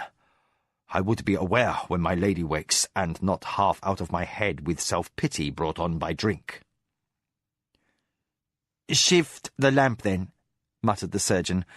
"I'll have this over with as quickly as may be." "Good servant. In that I may be of assistance," said a quiet voice from the doorway. The surgeon started in surprise, his hand half extended toward his tray of instruments. Lujan all but released hold of Hokkanu's leg in his initial annoyance. "I told the guard of this corridor that the master was not to be disturbed for any reason." He half turned, drawing breath to dress down the lax shoulder, and checked, appalled. The wizened man in coarse brown robes who stood at the edge of the lamplight was no servant, but a priest of Hantakama, the god of healing. Lujan had seen his like once before, on the day Kyoke's life had been saved from multiple battle wounds and a leg amputation gone septic. He recognized the stranger's order by the shaved semicircle at the back of his head, and by the intricate braid that trailed from his nape. Mindful of how difficult it was to gain the services of such a priest, Lujan bowed as deeply as the lowest scullion to atone for his thoughtless address. "Forgive me, good priest, for my ill manners. In my mistress's name you are welcome here. My brutish behaviour a pitiful reflection on the honour of this house." The priest stepped forward, silent on bare feet. His sun-browned face showed no affront, but only deepest sympathy as he touched the warrior's shoulder. "With master and lady both hurt, you would be a poor guardian if you did not seek to spare them from intrusions." Lujan spoke with his face still pressed to the floor. "Good priest, if you have come to help, my feelings are of no consequence before the needs of my master and lady." Now the priest frowned, a fearful expression on a face that habitually was serene. His hand tightened in surprising strength, and he raised Lujan from his posture of submission. "On the contrary," he snapped, "the spirit and the feelings of any man are equal in the sight of my God. You are forgiven your lapse of manners, worthy warrior. Go now. Leave me to my business with your master, and mind your post by the door with all vigilance." Lujan snapped the priest a salute, hand over heart, and stepped out as ordered. The surgeon gave a hasty half-bow and made as if to follow, but the priest waved for him to stay as he stepped to Hokanu's bedside. "My novice is but a boy, and too tired from travel to assist. He sleeps, and if I am to be of service to my God, I will need help." The priest set down his satchel. He took the sick man's sweating fingers into his own and looked into Hokanu's eyes. "Son of my God, how are you?" Hokanu inclined his head the best he could manage for courtesy. "I do well enough. Blessings of your God, and Chochokan's favour for guiding you to this house." He drew a difficult breath and forced his voice steady over his pain. "If I may presume, I would ask that you look after my lady. Her need is greater than mine." The priest pursed his lips. "No, I say not." He held up a hand forestalling Hokanu's protest. "And it is my judgment to make. I have seen the good servant already. I travelled here in answer to her need, for her sacrifice and her love for her people are recognized by the followers of my God. But she is mending well enough without Hantukama's blessing. You brought the antidote in good time." Hokanu closed his eyes, his relief palpable. "I am grateful to hear she will be well again." "She will be well." The priest paused, his face suddenly careworn. As if he chose his words carefully, he added, "But you should know, as her consort, that she will bear only one more child. The poison caused damage, and that was the best the healing powers of my God would allow." Hokanu's eyes flicked open, black in the flicker of lamplight. His warrior's composure held, and nothing of his anguish leaked through. That his lady could not have the many children she craved to secure both her line and his also. "That is enough, then, good priest." A silence fell over the chamber, with the surgeon standing motionless in respect for his master's feelings. The hiss of the oil lamp blended with the whisper of the breeze beyond the screen, and, farther off, the tramp of a warrior answering the change of the watch. With summer past, the amphibious creatures were silent on the lake shore. Only insects sang in the soft warmth of the night. Out of that stillness and the peace that ruled the late hour, the priest of Hantukama spoke. Master Hokanu, that is not enough. The eyes of Mara's consort focused with an effort through the dulling effects of drugged wine. He looked at the slender, wizened little priest and pulled himself half upright. What more would you ask of me that I have not already given? The priest of Hantukama sighed and returned a thin smile. It is that you have given too much, son of my god. Your love and devotion to your lady consume all that you have and all that you are. For her, the heir to the Shinzawai has risked the wholeness of his leg, and for her he would lay down his life to spare her own. I say, as the voice of my god, that this is too much. Now Hokanu's cheeks flushed red in anger. What honor would I have if I saved myself before Mara? The priest pressed him back against his cushions with a touch that was gentle but firm.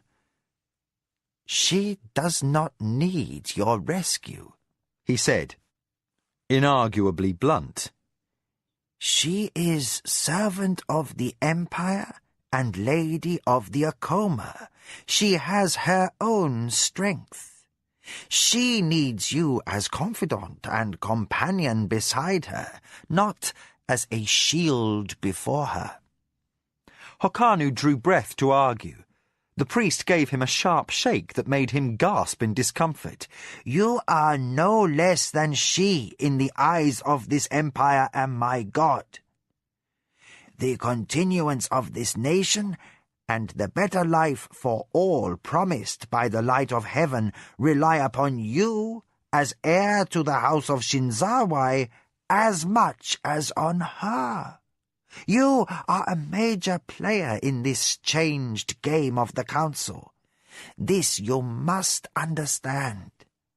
Too weakened to argue, Hokanu sank back. You sound as if you know the future, he said tiredly. What is it you see that we do not? But the priest would not say. Instead, he stepped from Hokanu's shoulder and laid his hands on the flesh at either side of the wound on Hokanu's hip. Softly, firmly, he addressed the surgeon. Open my satchel, good healer. If this man is to rise without a limp, there is a long night's work ahead, and a need to invoke the blessing of my god. Word of the ambush against Hokanu and the certainty of Mara's recovery caught up with Arakasi on a river barge bound downriver from Kentasani. The messenger who brought the news arrived just past dawn during a stop to load fresh fruit. He boarded with the slaves carrying the baskets of jamach and slipped unobtrusively forward to the huddled mass of deck passengers, who bought their comfortless passage for a centi each. The barge was crowded with 3 families of migrant fruit pickers, 2 scabby beggars who had been run out of Kentasani for plying their craft without license from the Emperor, and a guild runner with a swollen ankle bound south to ask charity of an uncle while his injury healed. Arakasi was seated between 2 lashed casks, his dark hood drawn over his face. Since he was as dirty as the beggars, and looked as shifty as a street thief, the peasant mothers, with their fretful infants and gaggle of skinny children, had given him wide berth. The newcomer found enough space to squeeze down beside him and whisper news from the Akoma estate. Eyes closed, head lolling against a barrel, the spy master appeared asleep. He had charcoal under his fingernails and an untended scab on his chin. He smelt as though he had not bathed in a 7-day, but his ears heard well. After a moment through which he thought furiously, he grumbled sleepily, rolled on his side, and returned the barest breath of a whisper. I will not be getting off at the river fork. Tell the connection there to convey my regards to our master and mistress. If I am needed, have the net ask after me from the jewel setter adjacent to the trophy stuffer's shop in Soulancourt. You'll know the place by the Harolth skull on the signpost. The messenger touched the spymaster's wrist in confirmation. Then he made a noise of disgust, leaned over toward the nearest of the passengers, and began to proselytize for an obscure priesthood of Lulandi, god of farmers. "Be off, pest!" snapped the bothered victim. "I don't love vegetables, and the flies are bad enough on this journey without your carping on top of them." The messenger bowed, carelessly banging an elbow into the knee of a peasant wife. She cursed him, lashed out a foot, and caught him a blow in the shins. The disturbance brought the attention of the barge master. "Hey there! Mind you stay quiet, or I'll heave the lot of you overboard." The farm wife returned loud protest. This scum is here soliciting. And did you get a coin for his passage, anyway? The barge master scowled, tramped forward, and peered at the prostrate man the farm wife pointed her calloused finger at. "You, vermin-carrying, sores-ridden wretch! Have you a centie to pay for your space?" The barge master held out his hand, sweating in his annoyance. The man he singled out muttered pitiably, "Oh, for the goodness of Lulandi's blessing, I ask that you let me stay." The barge master scowled and snapped his fingers. "I'll show you Lulandi's blessing." At his signal, 2 polemen arose from their resting place by the rail. Muscled like wrestlers, they came forward on bandy legs and bowed before their master. "Heave him off," the barge master ordered in disgust. "and none too gently either, since he thought to stow away." Identical grins spread across the faces of the polemen. They grabbed their victim by the wrists, raised him, and tossed him over the side. He landed with a smack and a splash of dirty water that all but swamped the fruit seller's dugout, tied alongside for the transfer of goods. The slaves whacked him away with their paddles, and the barge crew, the deck passengers, and bystanders gathered on the shore all laughed as the wretch kicked free of the strangling folds of his cloak and swam like a river rodent for dry land. "Lulandi's blessing indeed," harumphed the barge master. He whirled his mind back on business and stepped over a snoring Arakasi without so much as a glance. 2 days later, Mara's spymaster disembarked in Soulancourt. He made his way across the riverfront, unobtrusive in the noon shadows. The streets were nearly deserted, the shops closed in siesta. What few loiterers were about either slept in the shade of the window awnings and balconies or poked through the refuse in the gutters in search of a crust to eat. Arakasi made his way to the House of 7 Stars, a brothel that catered to wealthy nobles with odd tastes. There, under a back-door arch adorned with kissing cherubs, he knocked in a prescribed sequence. The panel opened, and an immensely fat woman hung with beads and kokara necklaces pulled him inside. "Gods," she murmured, in a voice as deep as a man's, "do you always have to come here smelling like a sewer? We have clients upstairs who might be offended." Arakasi flashed a grin. "Now, Bubara, don't tell me you've used up all the bath water with the kakali leaves and citrus so early in the day." The madam grunted through her nose. "Hardly. The girls and boys have to smell sweet." She twitched a flabby arm through a curtain, and a naked, deaf-mute child with skin the colour of chochola beans scurried out and bowed before her. She motioned toward Arakasi and nodded. The little boy looked at the dirty visitor, cocked his head to one side, and grinned in delighted recognition. Unmindful of the smell, he took the charcoal-marked hand and led the spy master off. Arakasi tousled the boy's hair and from some hidden pocket produced a chojar-made candy. The boy smiled, showing a pathetic expanse of gums where teeth should have been at his age. He made soft moans of pleasure and bowed his forehead to his fists repeatedly as a gesture of thanks. As an afterthought, Arakasi added 2 shell coins. "Somebody should buy you some clothing," he muttered, and caught the boy by the elbow, tugging him upright as he made to prostrate himself on the floor. He patted the boy again on the head and waved him off, as he had been this way many times and knew which room he sought. He moved off down the corridor, touched a section of carving that unlatched a hidden door, and climbed the narrow, shadowy stair beyond to a cubbyhole under the eaves, while, behind him, the little boy clutched his treasured gifts and grovelled upon the pretty carpets for long unnoticed minutes. In the cramped chamber, under the heat of shingles ablaze under the noon sun, Arakasi picked from an assortment of carry-boxes and chests which held garments of all types, from beaded, glittering robes to field workers' smocks. He selected an orange and purple livery and a dusty pair of sandals with a hole in the toe of the left one's sole. Then he bundled his unwashed robes in another chest that held what looked to be beggar's rags, and, clad in nothing but his dirt and a soiled loincloth, made his way back downstairs to avail himself of the madam's bath. An hour later, he was on his knees in the offices of the Moneylenders' Guild, a scrub brush and bucket in hand. Afternoon trade had resumed, and if he spent overlong cleansing the tiles around the desk of the clerk by the aisle, no one commented. Merchants tended to kick him out of their path as they came and went, particularly if repayment of their loans was behind schedule, or if their need for credit had resulted from misfortune, a caravan load lost to bandits, or a silk shipment spoilt by damp weather. Arguments tended to flare in the heat of afternoon, and no one noticed that the servant muttered under his breath as he scrubbed the tiles.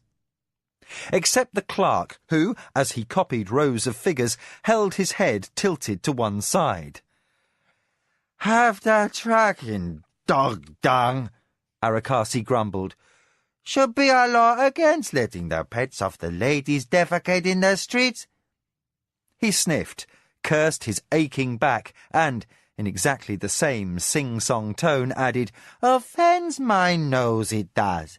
And did you notice whether the red boy took out any notes that might have been for blood money? Crap in the washwater again, and I'm tired of refilling my bucket." The clerk scrubbed sweat from his brow, picked a slate off a corner of his desk, and made a notation. Then he shuffled it into another stack, smeared with erasures and chalk dust, and lashed out with a foot, catching the floor scrubber a hard blow in the ribs. "Here, you! Clean these!" Arakasi tugged his forelock and pressed his nose to the wet tiles. "Your will, master, your will." He accepted the pile of slates, shuffled off to fetch a rag, and began the appointed task. His muttering continued, the inflection even as ever as he came to the slate with the blurred notation.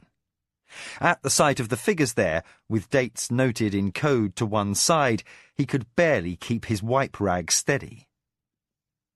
3 flicks of his wrist, and the slate was empty, the figures and dates committed to memory. His appearance remained innocuously bland, but his heartbeat doubled. For Red Boy was his code name for Anasati, and the clerk a carefully placed agent. The numbers exchanged had revealed large sums in metal taken out by the Anasati first advisor.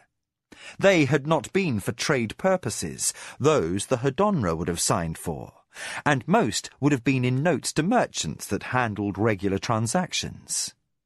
One of the sums had been borrowed just before the time of Arakasi's near-disastrous exposure in the silk warehouse. Could the events have been connected? And the other two, recently dated, might have been payments to the Hamoy Tong, blood money for specified assassinations. Arakasi polished the last slate and shuffled back to the clerk's desk. He resumed mopping the floor and roundly cursed when the clerk tossed a bit of Thizer paper at the waste bin and missed. The crumpled bit of scrap landed on Arakasi's cleaned tiles.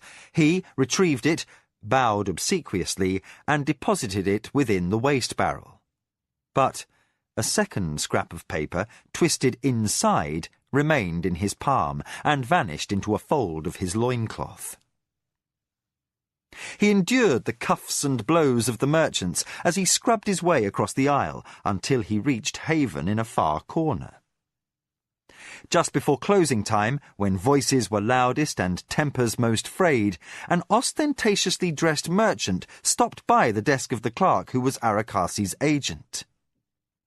He flicked a swift glance about the shop, saw that all on the floor were occupied, and made an inquiry. The apparently flustered clerk dropped his chalk. Arakasi dipped his scrub brush into his bucket and started on a new section of floor, but his bent head was angled so that he caught a clear view of the exchange at the clerk's desk under his arm. The two men spoke for a few minutes. Shell counters changed hands, invisibly to anyone who happened to be standing, but not to a servant bent down on the floor. The merchant glanced to left and right, his eyes bright with exhilaration. Arakasi, muttering, repressed a frown. "Where have I seen that man before?" he thought. "Where?" And in time the answer came to him, who was adept at separating details from circumstance, no matter how incongruous they might have seemed. He knew with a thrill of excitement that the man dressed as the gaudy merchant was none other than Chimaka, the Anasati first adviser. "Chochokan's favour," he grumbled. "Damn floor goes on forever." He dragged his bucket to one side, half blocking the doorway that led to the privy. A moment later, he was rewarded by another blow in the ribs as the clerk who hastened to nature's call tripped over him. "Damn you for a wretch!" He bent to deliver another punitive blow, and, between curses, said breathlessly, "The merchant wanted to know if anyone had made inquiry into the Anasati accounts. I told him several shifty and questionable men had offered me bribes to that effect, just to make him worry." Arakasi choked back a grin and pressed his face to the floor in a slave's bow of apology. "Sorry, sir, master, I'm sorry." "That's damned interesting news." "And forgive me for my clumsiness, I beg you." You aren't forgiven, shouted the clerk. Get out on the street and scrub the stoop. And make sure no street bats have made water on the pillars on the alley side while you're at it. Arakasi bowed and scraped and backed hastily out of the door. But, though he detailed his sharpest squad of street children to seek out the merchant's trail, no trace of Chumaka could be found. By sundown, Mara's spymaster was forced to concede the man's cleverness. It also left him worried. He felt cold to discover a man who could match his skills at subterfuge in the camp of an enemy. For not only was Jiro sworn to destroy Mara, he was the most dangerous member of the traditionalist faction that sought to bring down the emperor. Others might be more public in their opposition, but Arakasi had no doubt that Jiro sought advantage by letting others voice his desires. What progress had been made to change a governance fallen to stagnation and decay remained threatened. As evening fell, Arakasi hastened through darkening streets toward the House of Seven Stars. He must go there and shift identity, then return to his mistress straight away. For although he had run into a dead end in his lead to root out the Hamoy Tong, he had other disquieting news to report concerning political affairs within the empire. Still more upsetting was his chance discovery that Chumaka, first advisor to Jiro of the Anasati, had somehow discovered a need to guard his tracks. Which of his agents, Arakasi wondered in anxiety, had been found out? Chapter 10. Interval. Mara fretted. The debilitating effects of her poisoning passed too slowly for her liking. 2 months since the event, and still she was too weak to travel. She regarded the afternoon sunlight that striped the carpet in her study and frowned. She ought to be in the Holy City, attending the semi-annual convocation of the Emperor's advisers. Frasai of the Tommagu, the imperial overlord, had lost his health. Some whispered in corners that he was becoming senile. The rumours were baseless, but even in his vigorous years as clan war chief, the lord of the Tommagu had ruled with an uncertain hand, trying to please divergent factions. Mara worried. With Frasai's authority crumbling, and the imperial chancellor, Hokanu's father, Komatsu, hampered on all sides by traditionalist attacks that threatened not only his own prosperity, but that of his allies and supporters, this autumn's meeting could easily become a battleground. The bloodier days when the game of the council had been played under the rule of a warlord were still too recent to be forgotten. Mara hit her thin fist on her writing desk in an unwonted display of frustration and arose to pace. That she was too weak to walk without the aid of a cane made her flush with annoyance. The servants who attended her needs, and even the runner boy by the doorway, turned their faces away from the emotions that played with embarrassing plainness across their lady's face. But today she was too exasperated to waste effort keeping up a proper Surani facade. Kevin the Barbarian, had he been there, would have teased her for that. Mara felt a pang in a place she had thought hardened over with callous. "Damn the man," she muttered, and banged down her cane for emphasis. A gentle voice chided from the doorway. "The Empire won't fall apart just because its favourite servant is too unwell to go to council." Clad in little more than an overrobe dampened from sweat from his arms practice, Hokanu stepped in, the limp in his stride nearly gone. As Mara rounded on him in a fury, he caught her wrists. She had no strength. His fingers could circle her bones like shackles. She was so thin, and he had to take care not to bruise her. He spoke again with a firmness that of necessity he withheld from his grip. "My lady, Lord Hopara will have things well in hand. The council will not go to pieces because you're not there." She looked up, her eyes snapping. After a moment she said, "Stop treating me as though I were made of glass. You and I know the traditionalists will be vicious in their plotting, and not half of what happens will take place in the council chamber. Bargains will be made, terms set, and conditions agreed upon, and many who would otherwise act with caution will not, because I am not there." Hokanu smiled, freed one of her wrists, and straightened a fallen wisp of her hair.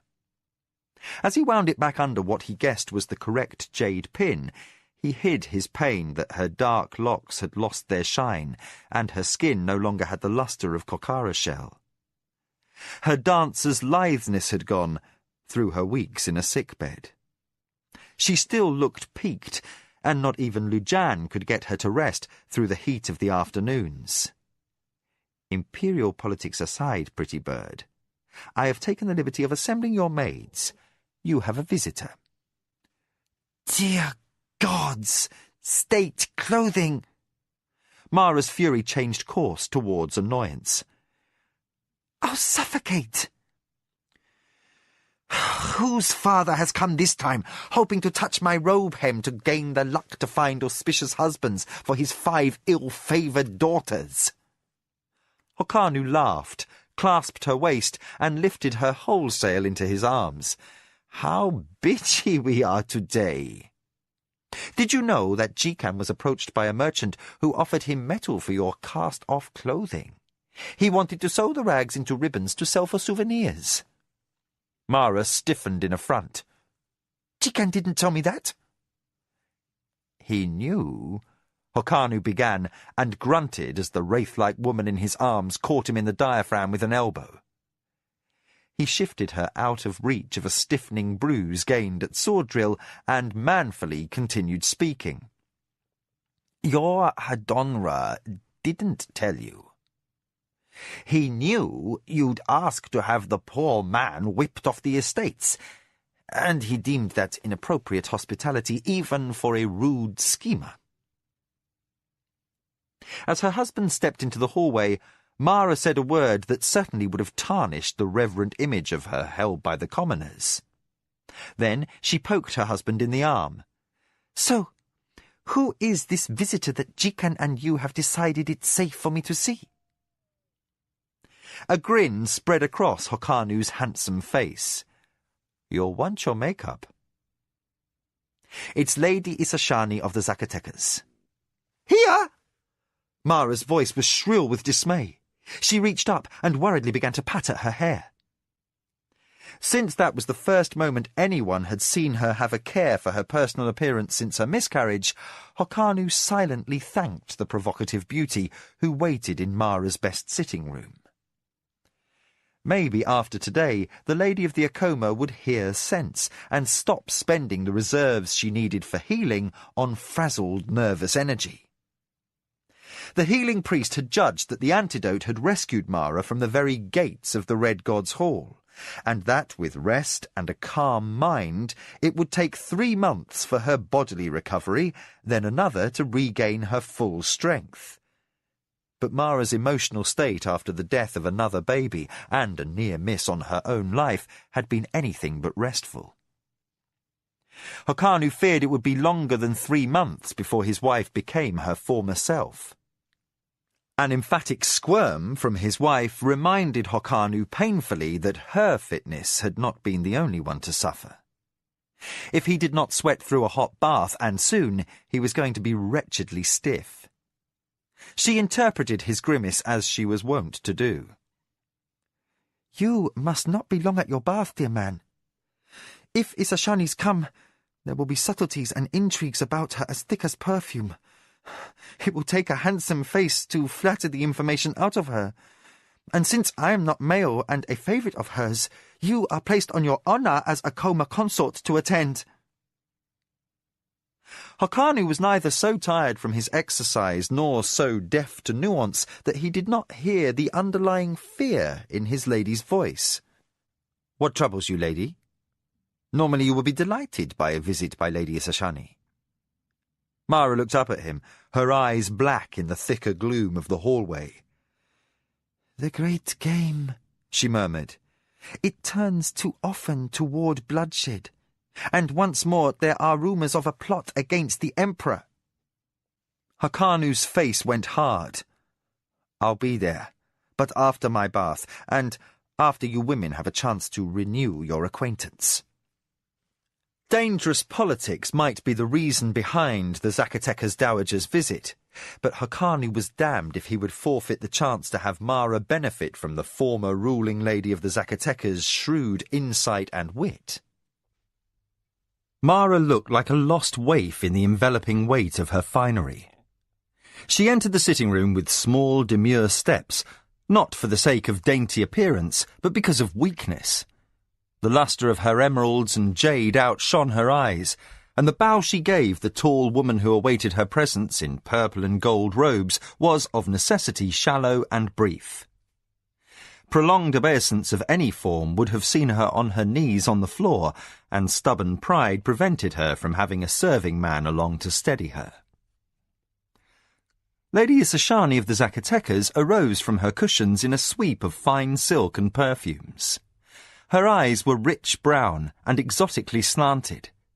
Her hair had silver mixed in with its auburn, and the Thizer powder she had used to burnish her distinctive cheekbones must have been mixed with sparkling bits of ground shell.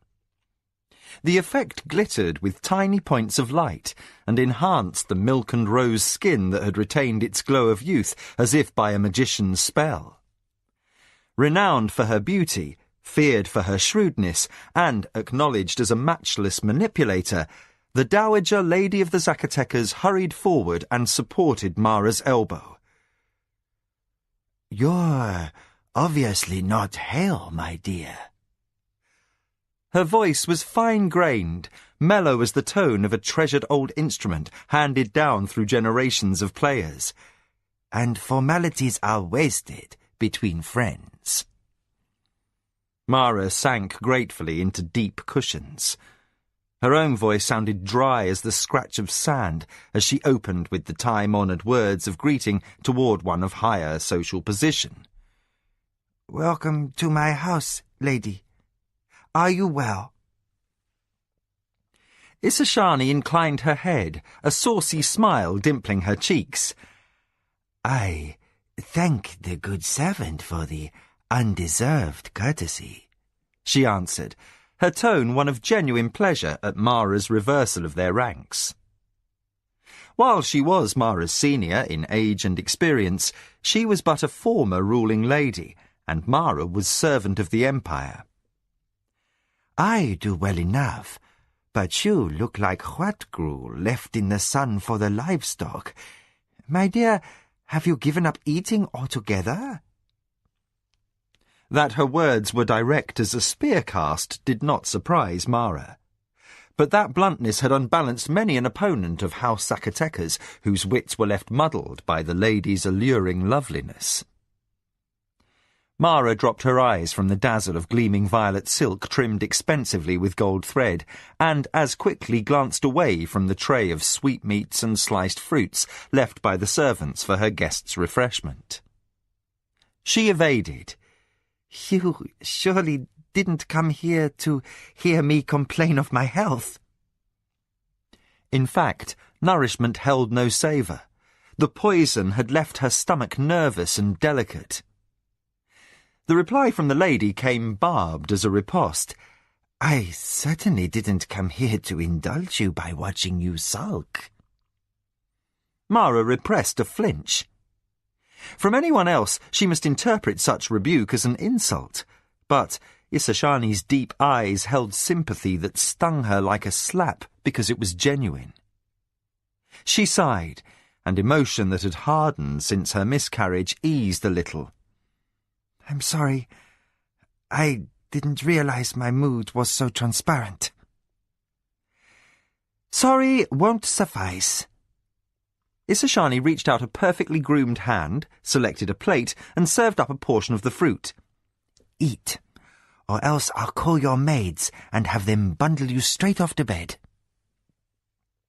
She would too, Mara thought, and her perfidious maids would probably obey without pause to question that the wish of their mistress might not be in accord. Isashani handled authority like an irascible field general, and folk in her presence tended to march to her tune and think the better of their actions afterward. Since Mara did not feel strong enough to argue, she began to nibble a slice of jamach. She, too, could be direct. "Why did you come?" Isashani gave her back a look that measured. Then, as if reassured that Mara's inner fibre was not as depleted as her physical resilience, she poured herself chocha from the pot upon the snack tray. "Lord Jiro of the Anasati has made overtures towards my late husband's oldest bastard son." Her voice was hard as rare barbarian steel, at odds with her fragile beauty. Mara set aside her half-eaten fruit slice, unthinking. A frown marked her brow. "Buenaseti," she said, quietly questioning. An elegant nod from her guest confirmed that this was the name of the bastard in question. Isashani returned a small smile in salute.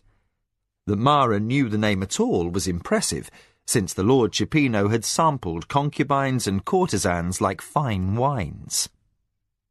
His bastards were numerous as vermin, and though all had been raised in even-handed fairness by House Zacatecas, their temperaments and characters varied like weather. The old lord had shared his sheets as readily for beauty as for brains, and though none of the mothers he got with child had been able to successfully challenge Isashani's preeminent position as lady and wife, some had been bitter in their defeat and had taught their resentment to their offspring. The current heir, Hopara, relied on his dowager mother's shrewd grasp of family politics to keep his sprawling collection of siblings and bastard relations in line. "It is our great good fortune," Isashani added with a spark to her eye that suggested a sharpness of circumstance smoothed over, "that Wenaseti is a loyal son to his bloodline." Jiro was rebuffed. Mara's frown did not ease, and the glint in Isashani's glance did not soften. As second-in-command to Lord Frasai as Imperial Overlord, Lord Hopara of the Zacatecas held a pivotal position in the Emperor's court. That he was young for such a powerful post made him vulnerable. His staunch advice and quick perception often stiffened Lord Frasai's suggestible nature to take action in time to avert setbacks from the traditionalist factions that sought to undermine, reform, and reinstate the abolished office of warlord. Lord Hopara removed meant a key defence lost, a dangerous step closer to bloodshed and the barely stayed threat of civil war. Something in Isashani's mien gave warning. Mara said, "You've had an assassination attempt." Isashani's face went motionless as porcelain. "Several." Mara closed her eyes. She felt weak to her core, pressed of a sudden by a weariness that made her long to give up the greater fight and to narrow her hopes and her efforts toward a coma survival in the face of perils that closed like a ring of naked swords. Yet she was servant of the Empire, and no longer the inexperienced girl torn from service to Lashmar's order to take over a beleaguered house. The enemies of the Emperor were Akoma foes also, for she was as the king post that holds the weight of a great roof. To bring down imperial rule, Jiro and his allies must first cut off her support. The thought that followed hard after was that the Hamoy Tong had been far too successful in its assassination attempts against friends and allies and family. For as long as Jiro ruled, the Anasati would continue to stoop to the hiring of assassins. The Tong had become a liability no longer safe to ignore. Mara would never forget the horror of near strangulation, or the pain of the miscarriage brought on by poison. For the rest of her days, she would suffer grief for Ayaki's death. Wrapped in bleak thoughts, Mara was made aware of Hokanu's entrance only by Isashani's words of formal greeting. She opened her eyes to see her husband bowing over the lady of the Zacatecas' hand. He was self-conscious as a boy, an odd mien for a man who had commanded armies in the name of his emperor and whose own social grace had made Mara the envy of unmarried daughters of great houses. Yet Isashani's skills at confounding men were so facile that it was rumoured that she was secretly a witch who manipulated her admirers through enchantment. Hokanu was one of her favourites, and her soft, bantering flattery set him at ease at once. Men she did not care for had been known to stay tongue-tied in her presence for remarkable intervals of time. Still half-dazzled by Isashani's charm, Hokanu took a seat beside his wife. He folded Mara's hand inside his own and said, "We are weary of playing Mojo Go against the Tong." He referred to a card game often played for heavy stakes. "Really, it would be a relief to us all if Ichindar would sire a son. A male heir to the imperial throne would do much to damp the fires of the traditionalist faction." Isashani's dark eyes flashed amusement. It has been a dull few years for matchmaking, I'll agree, with every high-born son taking concubines instead of wives, in the hope of winning an imperial daughter for marriage. The parties are getting quite vicious, with so many unwed girls spitting at each other like sarcat cubs. From there, the subject turned to the trade war between a consortium from the Omechian clan and a Kanazawa clan group, which was causing Hokanu's father setbacks in the resin market. Frustrated by the resultant shortage in the production of laminated hide, the Armourers Guild was on the verge of joining the fray, with the shipmasters and stevedores in Jamar upset by embargoes that disrupted sailing schedules. Since the Akoma had Nidra hides mildewing in warehouses in Sulanku and the Anasati did not, the consensus was that Jiro's allies were behind the disturbance. It did the Omechian no good to recall that their own disunity had provided the opening that had given the Emperor absolute power to begin with. Afternoon blended into evening. As Mara's weariness became evident and she excused herself to retire, Isashani at last took her leave. Seated in her litter in the dooryard, with her bearers in place to depart, she raised her dark eyes to Hokanu and planted one last barbed comment.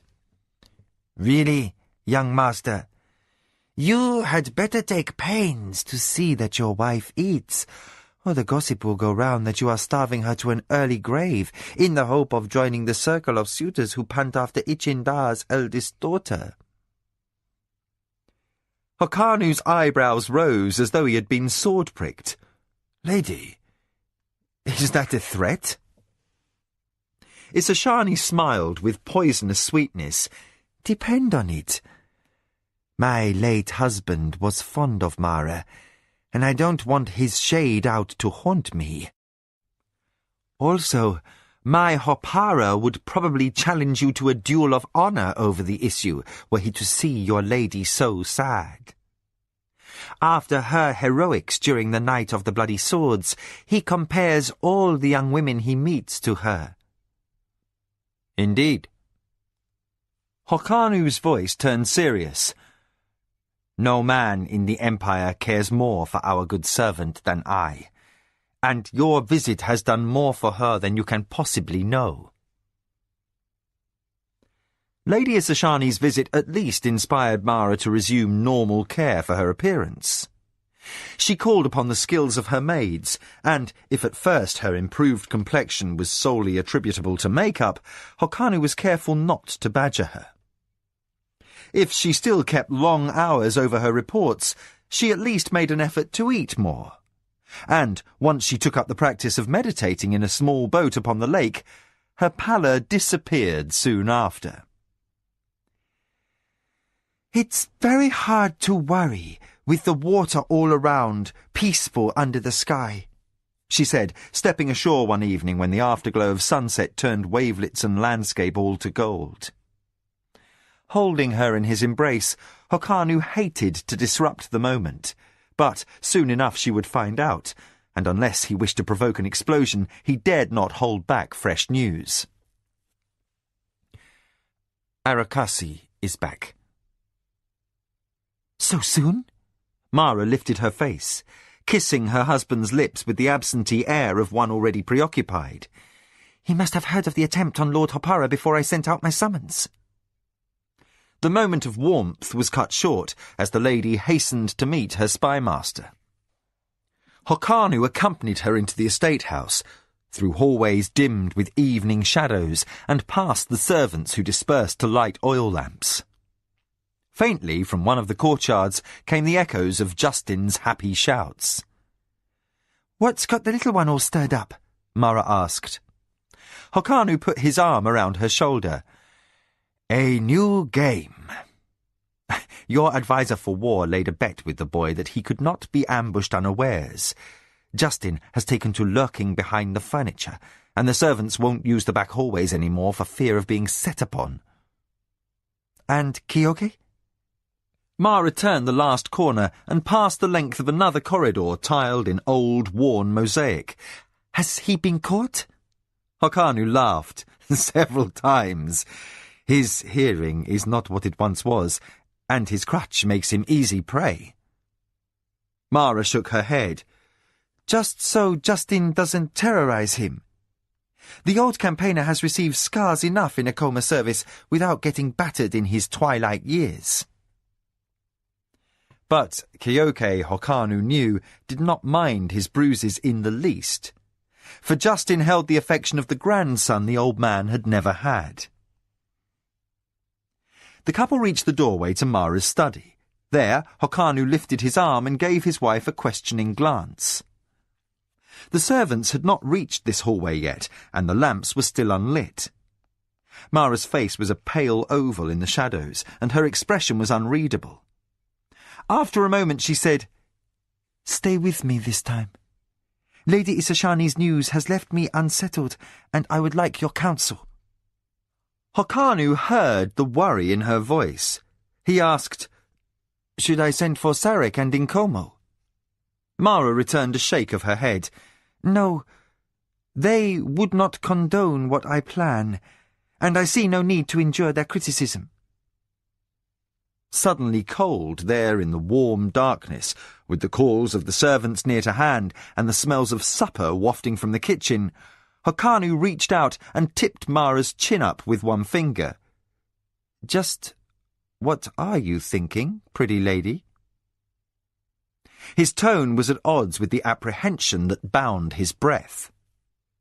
Mara answered after a pause, "I am thinking that the Hamoy Tong has made trouble for far too long. I have lost a son and an unborn child to it. I would not see Lady Isashani suffer the same loss, and I owe her late husband Lord Chipino at least that much." Hokanu released a sigh, distressed by the strain that came between them over the subject of children. "It is not the Tong, but the enemy who employs it that is to be feared." Mara gave back a fractional nod. "I know. That is why I am going to ask Arakasi to penetrate its headquarters and steal its records. I will know its employer and have his plots out into the open." "His name is probably Anasati," Hokanu said. "One of his names." Mara's tone was ominous. "I would know the others as well, that no more parents lose young heirs to the cause of murderous politics. Come, let us go and charge Arakasi to undertake this difficult task." Hokanu could only nod as he escorted his wife into the hall leading to her study. He held respect close to awe for the spy master, since watching him act on the night they had sought the antidote. Yet even for a man of his gifts of guile and disguise, to infiltrate the Hamoy Tong was asking the impossible. Hokanu had no argument for the notion that his lady was sending her spy master off to die at a time when she most needed his services. Arakasi departed his lady's study preoccupied. Talk had left his voice hoarse. This night's report had been extensive, the end result of many months of labour in the field. The spy master had pushed his agents hard, had exhorted them to seek out answers even in the face of the dangers posed by Jiro's first advisor, Chumaka. 2 men had forfeited their cover to gain information, and had chosen suicide by the blade rather than face inquisition and torture and risk betraying their mistress. And although they had winnowed out several traditionalist plots and shifts in old alliances against the Emperor, they had come no nearer to setting a name to the employer who had sent the Hamoy Tong against Mara. More disquieting news than the late failed attempt against Lord Hopara was that several other attempts had been foiled by Arakasi's agent in the Zacatecas household. Twice she had been clumsy around the cooks and spilt dishes of food she suspected had been poisoned. That report had caused Mara to flinch openly. Her face had paled and then flushed with a depth of anger Arakasi had never seen. Her words still rang in his memory, edged with a grief that never left her since Ayaki's loss. "Arakasi," she had said, I ask that you find a way to steal the records of the Hamoy Tong. These attacks against us, and now the allies of our emperor, must be brought to a stop. If more than the Anasati are behind them, I would have you find out. Arakasi had accepted the command, fist over heart in a soldier's salute. After months of attempts to penetrate the Anasati accounts and 3 unsuccessful tries to place new agents on Jiro's estate, he regarded the order to go directly after the Tong almost as a relief. Arakasi had conceded from frustration that Chumaka was by far the most clever opponent he had ever faced. But even as brilliant a player of politics as the Anasati first advisor would not anticipate a move as foolhardy as attempting to challenge the assassins. And while Chumaka might not know Mara's spy master by name, he was developing an understanding that let him anticipate Arakasi's methods. A dose of the unexpected, especially if no clear motives could be discerned, might throw Chumaka off balance for a while. Quiet as shadow and deep in his own thoughts, Arakasi turned, keeping to the dimmer passageways out of habit. This narrow hall crossed the oldest part of the estate house. The floors were built on 2 heights, legacy of some forgotten lord who had believed he should always stand above his servants. He, or perhaps one of his wives, had also been a devotee of bric-a-brac. The walls held cavernous niches for statuary and artworks. Arakasi personally thought the things a liability, since some were large enough to harbour an assassin or a large child. Consequently, he was not taken entirely off guard when an ear-splitting yell sounded at his back, and someone gave an athletic leap with intent to hammer him down from behind. He spun, light and fast, and found himself with an armload of 6-year-old, kicking and cross that his surprise attack had been anticipated.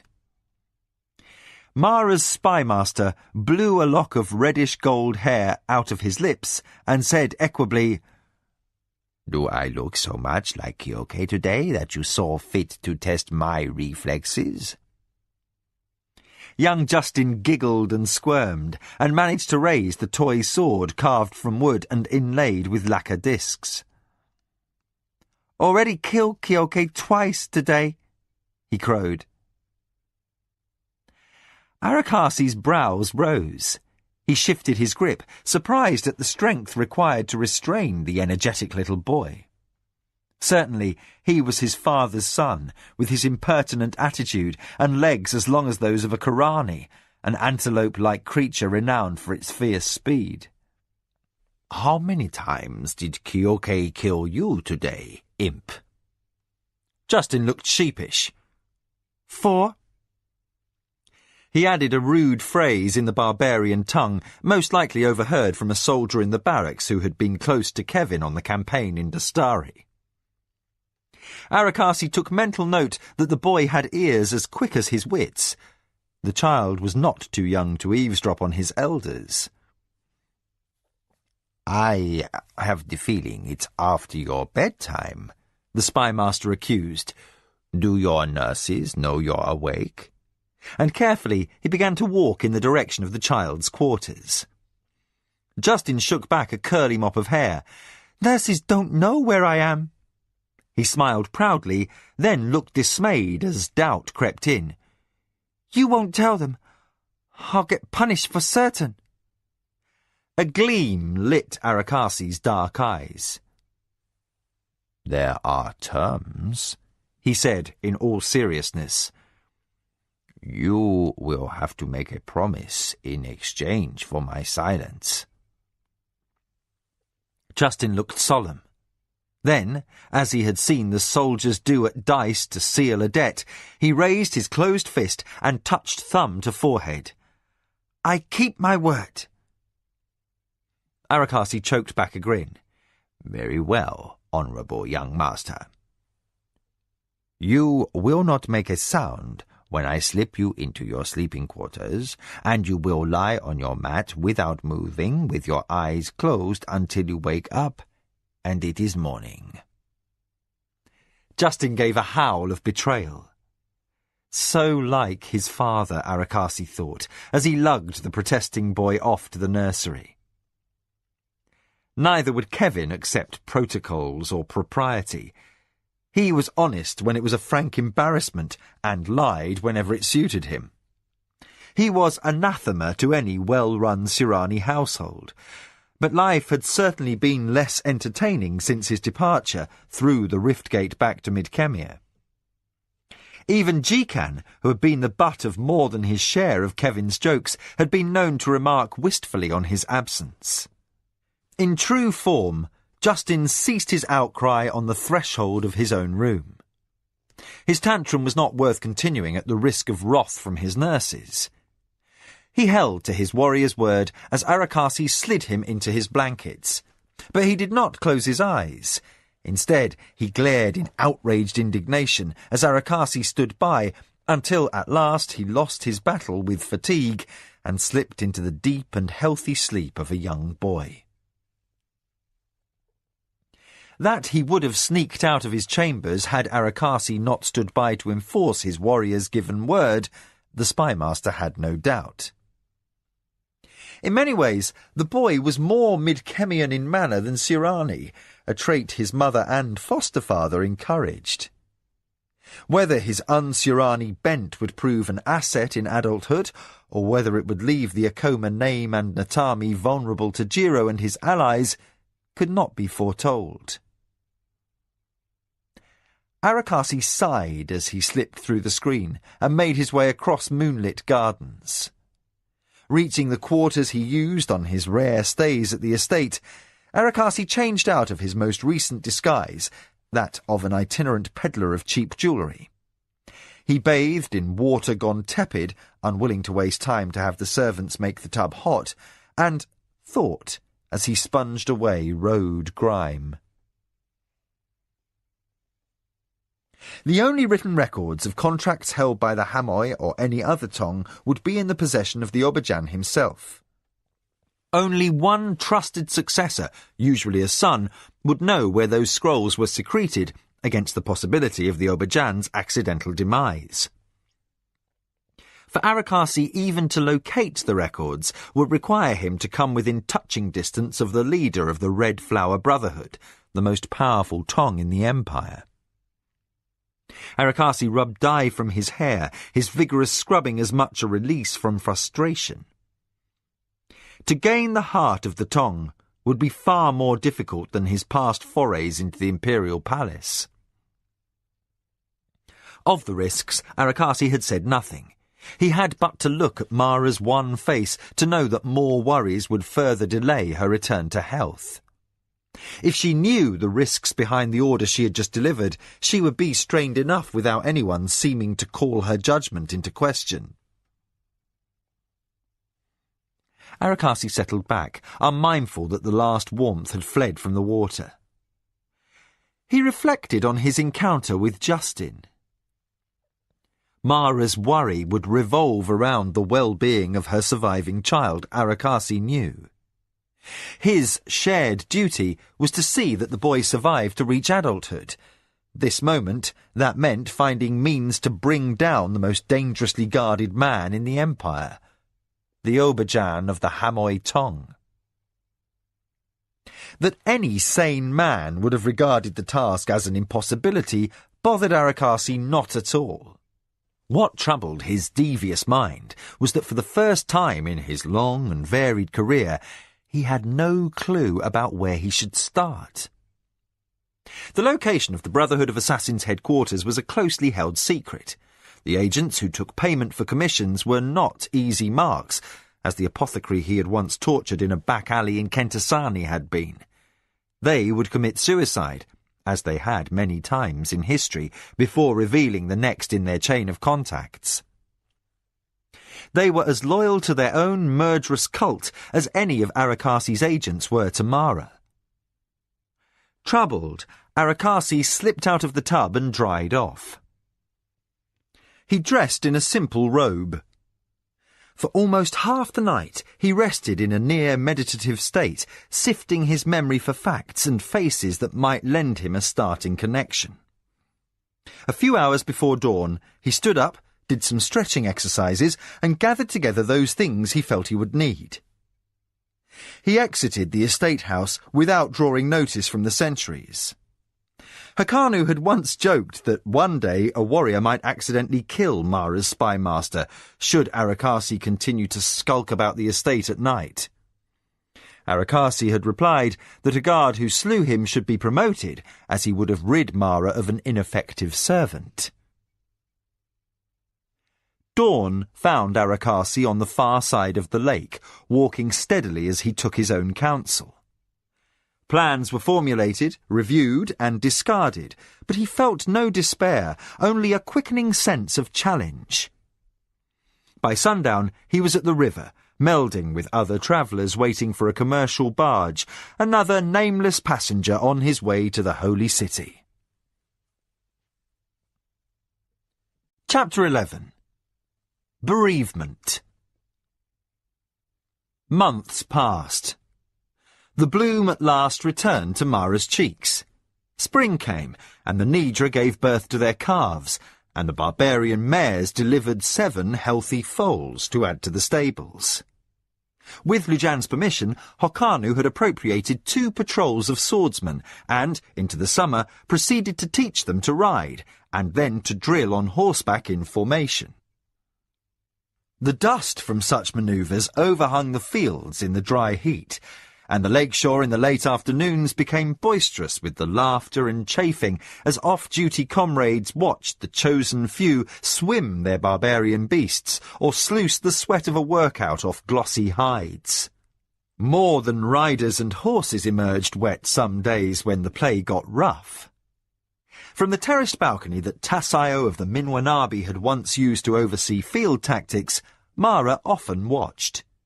She was attended by maids and her young son, and increasingly often by her husband, still wearing his riding leathers, sabre and quirt. One afternoon, as the sun sank low, as a scarred and grizzled old veteran bent to kiss his chosen mare on the muzzle, Mara gave the first carefree smile she had shown in weeks. "The men are certainly becoming used to the horses. Not a few of their sweethearts have been complaining that they spend more time in the stables than they do in their rightful beds." Hokanu grinned and slipped his hand around her slender middle.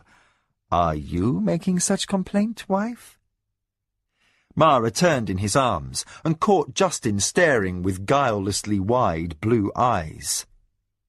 The look reminded her poignantly of his father before he made a rude symbol with his hands that he certainly had not learnt from his nurses. "You're going to make a baby tonight," he said, proud of his deduction, and not at all nonplussed when the nearest of his nurses gave his cheek an open-handed slap. "Impertinent boy! How dare you speak to your mother so? And wherever you learned that finger sign, you'll be whipped if you try it again." With a red-faced bow to master and mistress, the maid hustled a protesting Justin off to bed. "But the sun's still up!" His voice pealed back in protest. "How can I go to sleep when I can still see outside?" The pair disappeared around the stair that led down the hill, Justin's hair catching the lowering light like flame. "By the gods, he's growing up," Hokanu said fondly. "We're going to have to find him an arms tutor soon. His ciphers and writing are plainly not enough to keep him from spying on the servants." "He wasn't." Mara's hands tightened around her husband's trim middle, appreciative of the muscles that his hours in the saddle kept firm. "He sneaks out to the barracks or the slave quarters every chance he gets, and listens intently when the men boast of their feats with ladies of the reed life or serving girls. He is his father's son when it comes to staring at the women, and something he said to my maid Kesha this morning made her blush like a maiden, which she's not." Her head tilted sideways, and she regarded her husband through her lashes.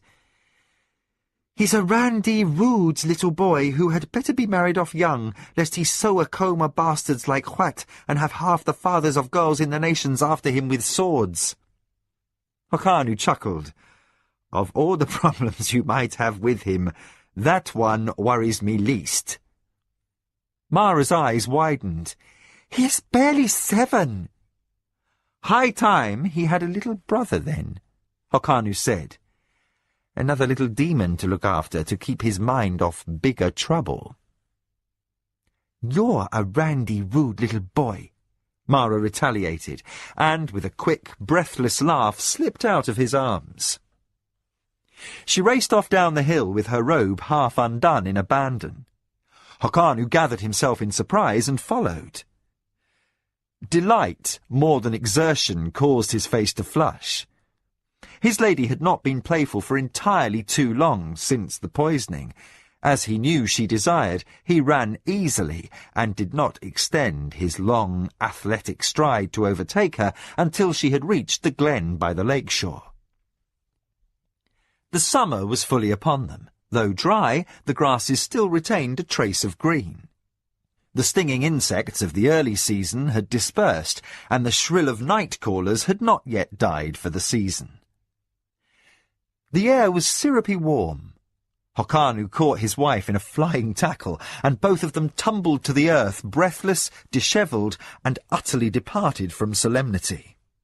Mara said, My lord and consort, we seem to have a problem between us, that being a shortage of heirs. His fingers were already loosening the rest of the ties on her underrobe. Lujan's sentries patrol the lakeshore after dark. Her smile came back to him, a flash of white in the dusk. Then we have no time to lose on several counts. That, Hokanu said gaily, is hardly a problem. After that, neither of them had the attention to spare for talk.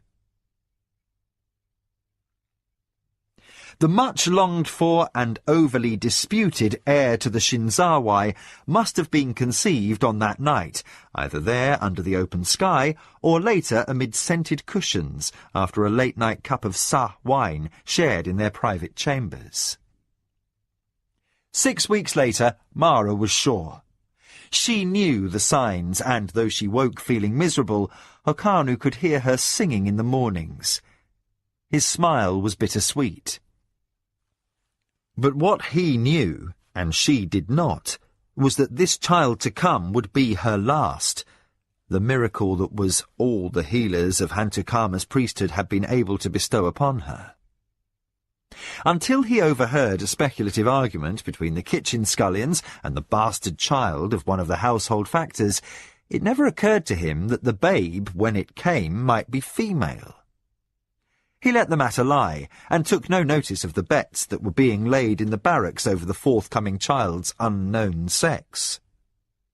That this, Mara's last child, who was to be heir to his family name and fortune, might not be a son, quite simply did not bear thinking about.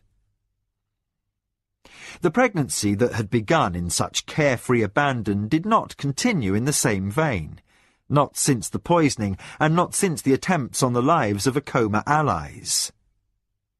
Lujan tripled his patrols, and personally inspected the checkpoints in the passes. The prayer gate over the river entrance to the lake was never without watchers in its towers, and a company of warriors was always armed and at the ready. But autumn came, and the Nidra culls were driven to market, and commerce went on without interruption. Even the silk caravan suffered no raid, which was not usual, and did nothing to set anyone at ease. Jikan spent hours mumbling over armloads of tally slates.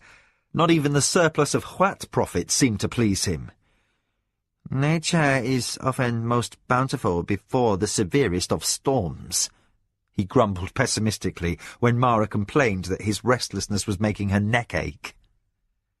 Weighed down by her swollen middle, she could hardly walk the floor with him to follow his rendering of accounts.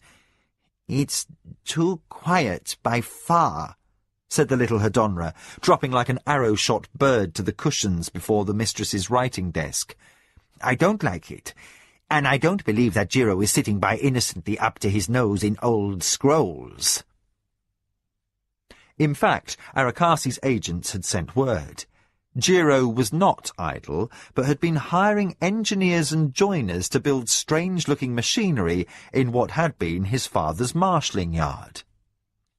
That the equipment was intended for siege and sapping was probable, and by dint of suggestively placed gossip, old Frasai of the Tonmagu had been convinced by Lord Hopara of the Zacatecas to spend imperial funds. Workers had been taken on to repair the cracks in the walls of Kentasani, and in the Emperor's inner citadel, caused by the earthquake set loose by the renegade magician Milimba when he had wreaked havoc at the Imperial Games years past. As autumn dragged on, and the wet season threatened, Mara found herself as restless as her Hedonra, and unable to do so much as pace. Her only respite came upon Justin's 8th birthday, when Hokanu presented him with his first real sword, not a mock weapon used by children. He had received the well-made small blade with solemnity, and resisted the impulse to rush around swinging it at everything in sight. If Kyoke had instructed him on the proper behaviour, such forbearance was lacking the next morning, when Justin charged with his bared blade down the hillside to his lesson from his arms tutor. Mara saw her son from the terrace, wishing she could go watch Justin take his instruction. But her healers would not let her stir from her cushions, and her husband, who usually was indulgent when she became stubborn, would not relent. The air that she carried must not be risked. To ease her confinement, anything she requested was sent for. Gifts from other nobles arrived as her time approached, some lavish, others minor tokens, the minimum tradition demanded. An expensive but undeniably ugly vase was Jiro's gift to the expectant servant of the Empire. Amused to sardonic humour, she ordered it be given to her servants so they might use it to carry out night soils from the house. But her most welcome gifts of all were the rare books delivered in chests that smelled of mildew and dust. Isashani had sent them, instead of the more usual lacquered boxes or exotic songbirds. Upon reading the inscription on the gift card, Mara had laughed. Beneath the make-up and the feminine airs, there was no limit to Isashani's shrewdness. It was her son Hopara who sent a traditional, if astonishingly extravagant arrangement of sweet flowers. Surrounded by painted vases, Mara breathed in the perfume of cut kikali blossoms and tried not to think of Kevin the Barbarian, who had first taught her what it was to be a woman in the dusk of a garden years past. A frown on her face that had nothing to do with the lighting, she studied a treatise on weapons and campaigns of war. Her frown deepened as she considered the likelihood that Jiro had also studied this very text. From there, her thoughts wandered. Arakasi's messages arrived irregularly since she had charged him with his mission to acquire the Hamoy Tong's records. She had not seen him in months, and missed his quick wit and his unfailing appreciation of odd gossip. Closing the book, she tried to imagine his location. Perhaps he sat in some distant inn, disguised as a Nidra driver or a sailor. Or he might be lunching late with a merchant in some distant city. She refused to consider that he could very well be dead. Arakasi at that moment lay on his side amid a tangle of silk sheets, and ran light, expert fingers down the thigh of a nubile girl. That she was, by binding contract, another man's property, and that he risked his very life to seduce her, was not at the forefront of his thoughts. He had come in through the window. The absent master's bedchambers in the mid-afternoon were the last place any servant or guardsman bent on protecting the virtue of a slave concubine would expect to find her with a lover. The girl was bored enough to believe herself immune to misfortune. Her latest master was old and fat, and his prowess had flagged with age. Arakasi posed a different sort of challenge. It was she who was jaded, having been trained for pleasure and bed sport since she was the age of 6. Whether or not he could successfully excite her was the sum of the issue at hand. For Mara's spymaster, the stakes that he dallied to win were a great deal higher. In the half-light shed by closed screens, the air smelled heavy with incense and the girl's perfume.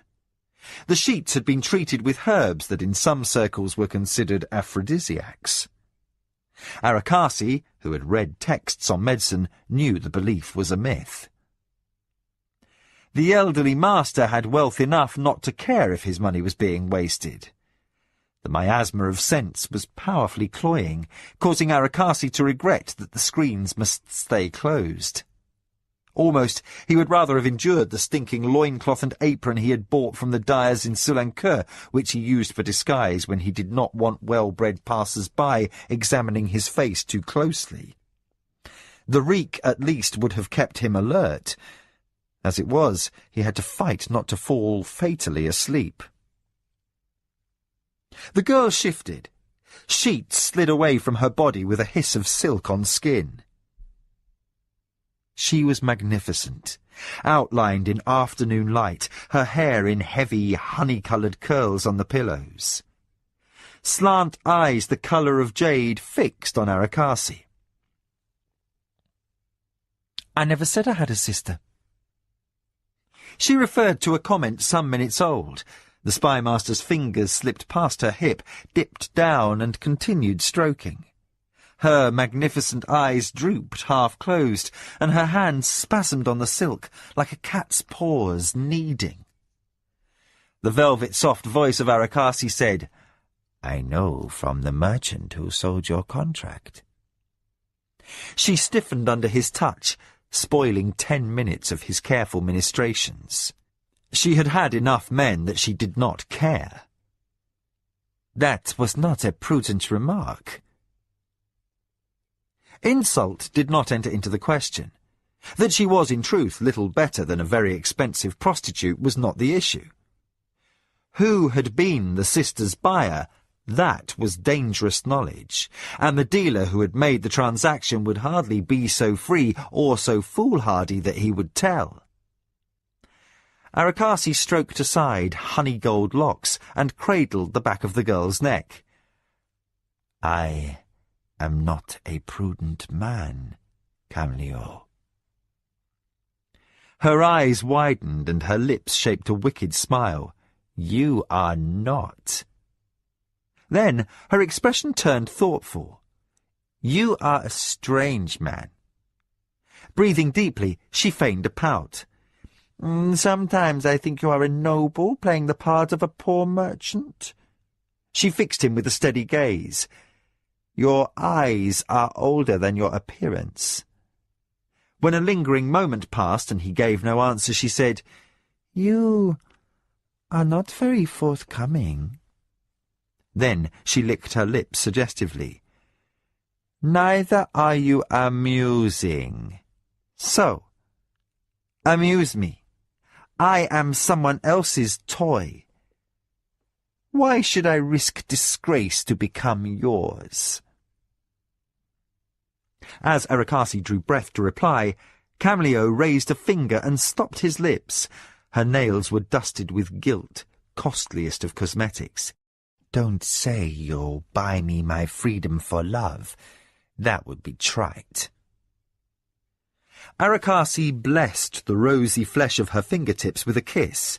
Then, very gently, he removed her hand so he could speak.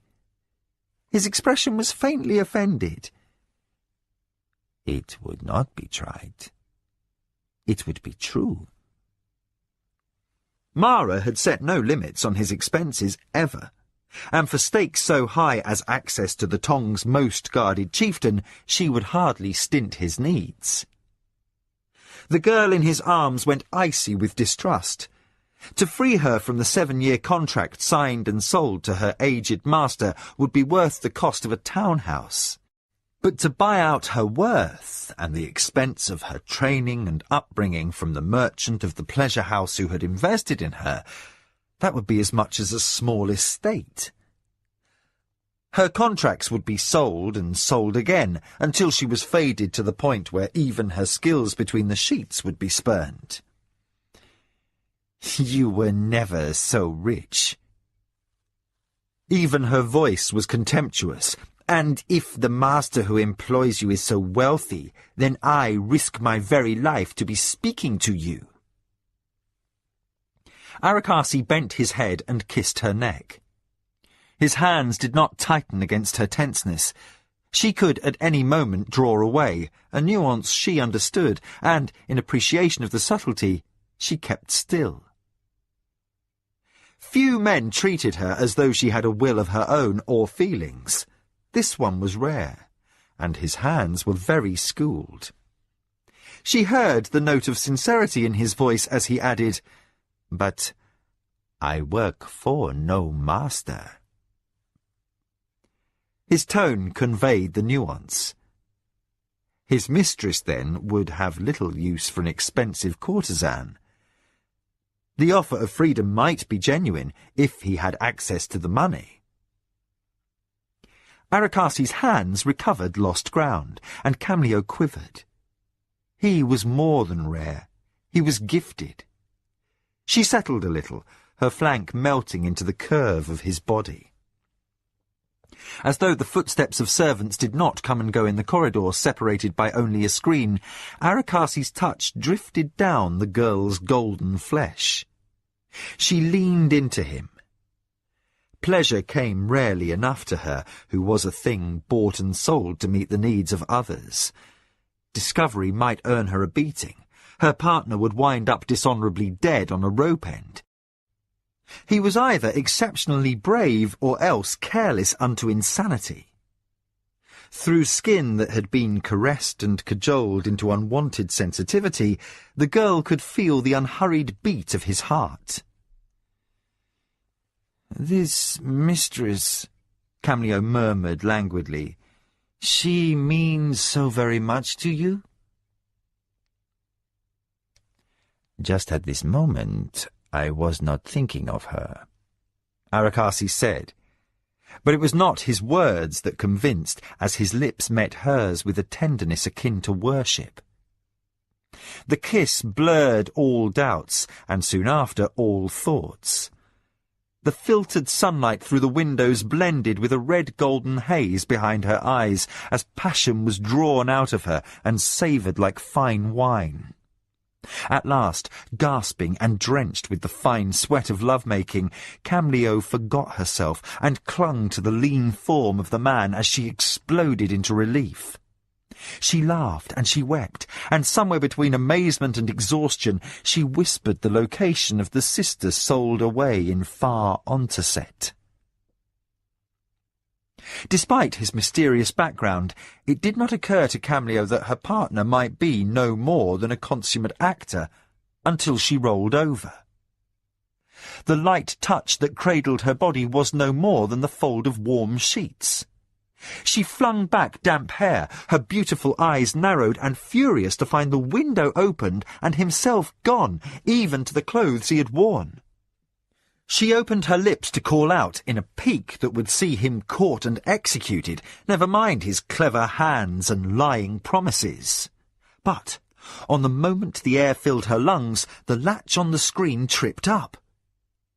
Arakasi must have heard the heavy tread of her elderly master, returned early from his meeting with his Hadonra. Stoop-shouldered, palsied, grey-haired, he shuffled into her chamber. His milky eyes blinked at the twisted sheets, and his dry, chill hands reached out and stroked her skin, heated still and damp from a surfeit of passion. "My dear, are you ill?" he said in his old man's voice. "Bad dreams," she said, sulky, but trained by instinct to use the mood to increase her allure. "I dozed in the afternoon heat and had nightmares, nothing more." Grateful that her deft, dark-haired lover had made clean his escape, Camleo sighed and bent her skills upon her decrepit master, who was harder, it sometimes seemed, to please than she was. Outside the window, screened from sight by a veiling of vines and unkempt acacia, Arakasi listened intently to the sounds that issued from the bedchamber. In relief and an uncharacteristic anger, he silently donned his clothing. He had lied only once. Never had he ceased thinking of his mistress. Over the years since he had sworn to Akoma service, Mara had become the linchpin of his life. But the girl, half-spoiled, fully hardened to the resentment of a whore brought up to the reed life, had touched him. His care for her had been real, and that by itself was disturbing. Arakasi shook off the memory of Camleo's long fine hair and her jewel-clear eyes.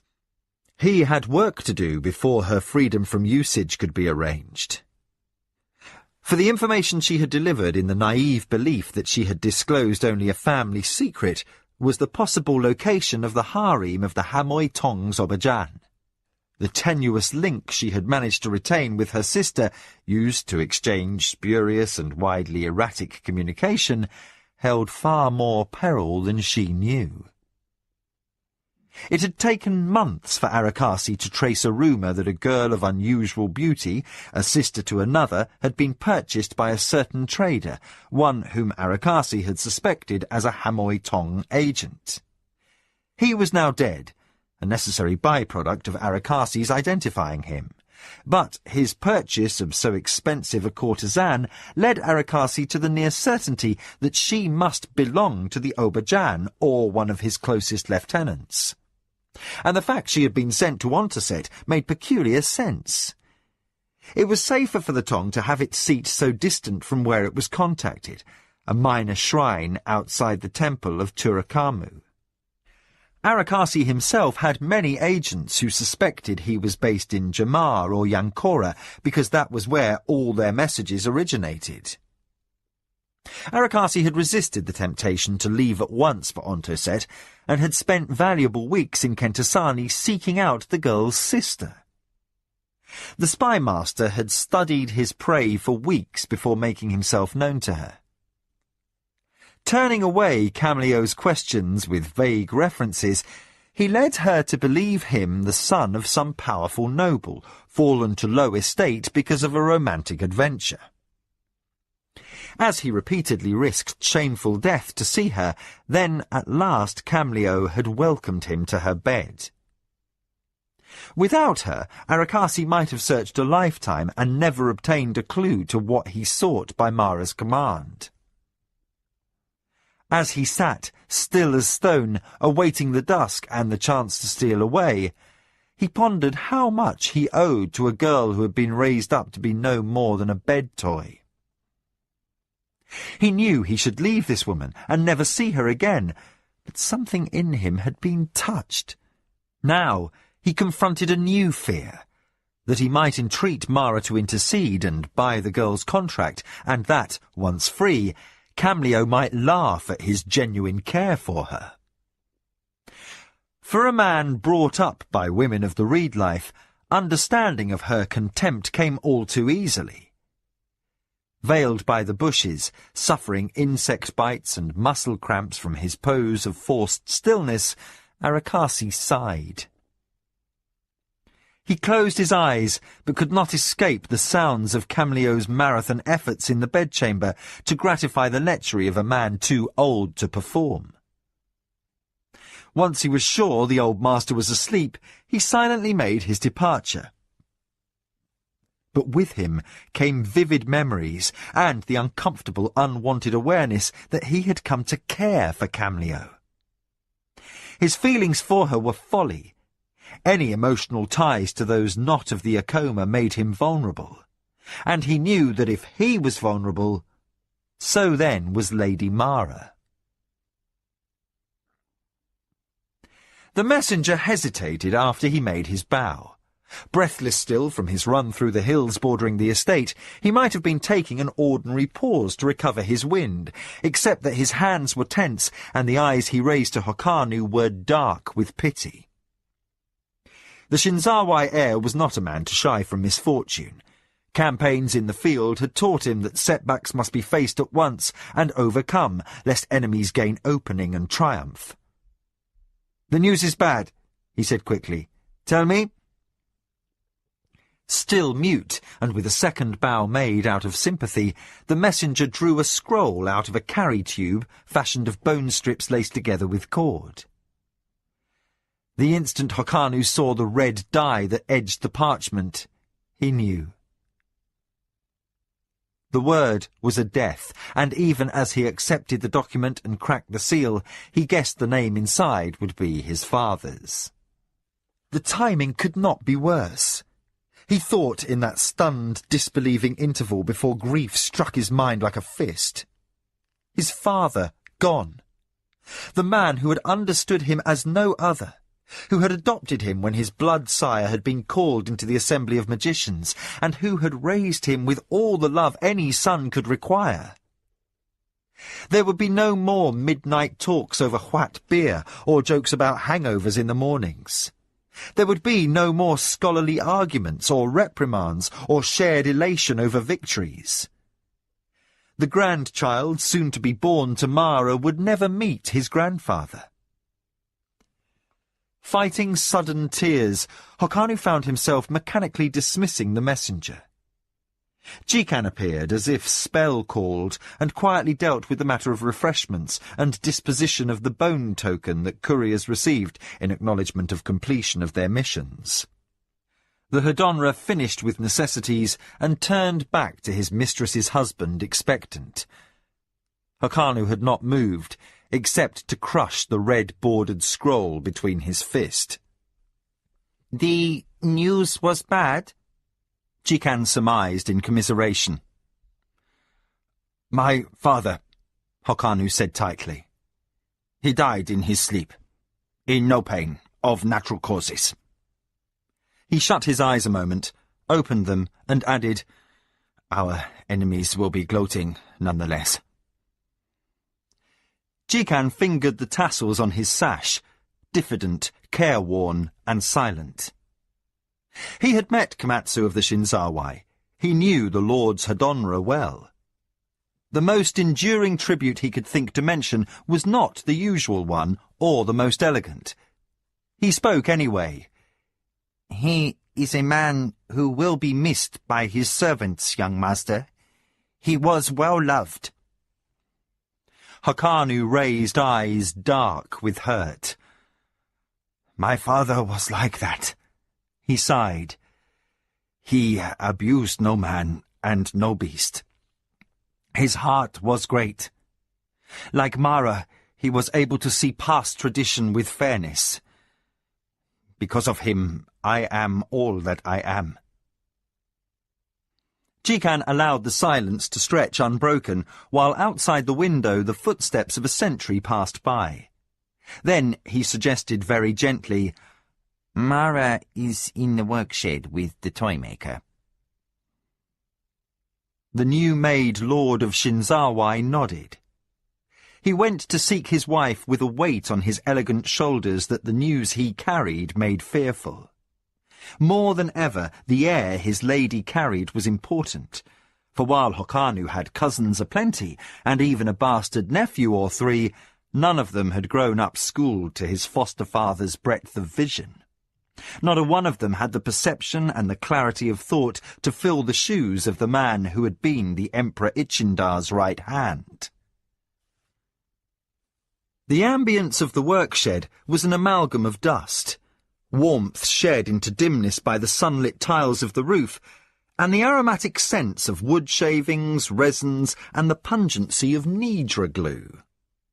The corners were murky with shelves of scrap cloth, baskets of feathers, and an orderly arrangement of woodworkers' tools, among which was a priceless metal knife imported from the barbarian world, and with which Mara had bought the undying admiration and services of Okato, toy-maker, genius, and dissembler, with a penchant for lewd jokes and drink.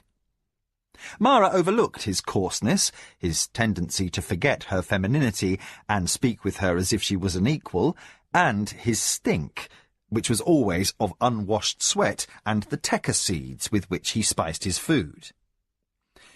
When Hokanu entered, lady and artisan were engaged with bent heads over a waist-high contraption of wood, around which were arrayed an army of painted toy soldiers. "There," said Okato in his tremulous old man's voice that also held childish enthusiasm. "If you'd pull that string and release that lever there, mistress, we'll know if we've wasted our time." His sarcasm was belied by the unholy gleam of joy in his eyes. Dishevelled, hot, and heavily pregnant, Mara bent a face marred by a smear of dust across one cheek. She gave an unladylike whoop and yanked a tasselled cord. The contrivance on the floor responded with a click, a whap, and a violent whipping of cord, timber, and wicker. What Hokanu recognised as a replica of an engine designed to hurl rocks over the walls of a besieged city did not perform its intended office. Instead, its throwing arm spun in an arc, discharging its missiles amid the neat ranks of its allies. Toy soldiers scattered and bounced through the dusty air, and rocks cracked in rebound off the walls. Hokanu ducked the ricochets and winced at the lady's unfettered yell of delight. Okatu, the toy maker, cackled with pleasure, and from a pocket beneath his Nidra-hide apron produced a flask. "A toast to the gods of prank and mischief?"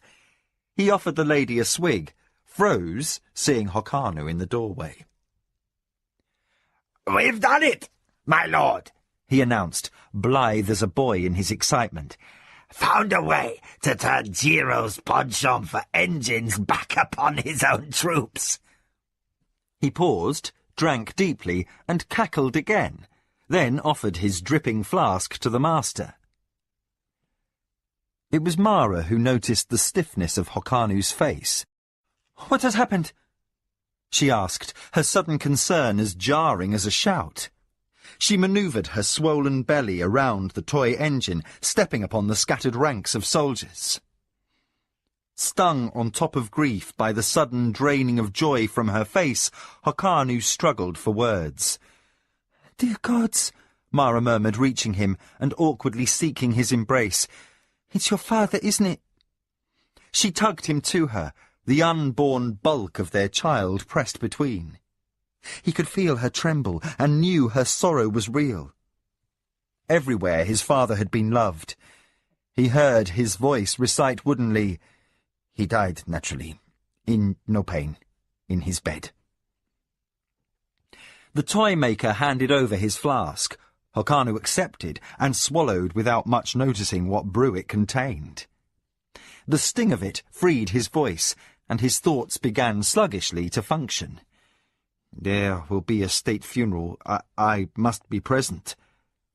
Too much was he aware of his pregnant wife's vulnerability, and the heir that now must not be risked. As he felt her drawing breath, he shook his head and said quickly, "No, you will not go. I will not expose you or our unborn child to our enemies." She moved on the point of protest. Hokanu shook her gently, uncaring that the noxious spirit slopped from the flask with the gesture, staining the shoulder of her robe. "No. Kamatsu would understand, my love. He would do as I must and implore you to go and visit your adoptive family, whom you have sorely neglected of late. You will travel to Kentosani and pay your respects to your Emperor Ichinda. He has lost a staunch defender in my father. It is seemly that you be there to temper his grief." She relaxed against him, and he read in that her understanding and her gratitude. She would not argue with him, although he knew by the way she hid her face in his sleeve that she wept for him, and for the fact that the ugliness of politics must see her parted from his side in his hour of bereavement. "My lady," he said softly, and buried his own face in her hair. Behind him, across a floor littered with the fallen effigies of Jiro's army, the toy maker slipped soundlessly out.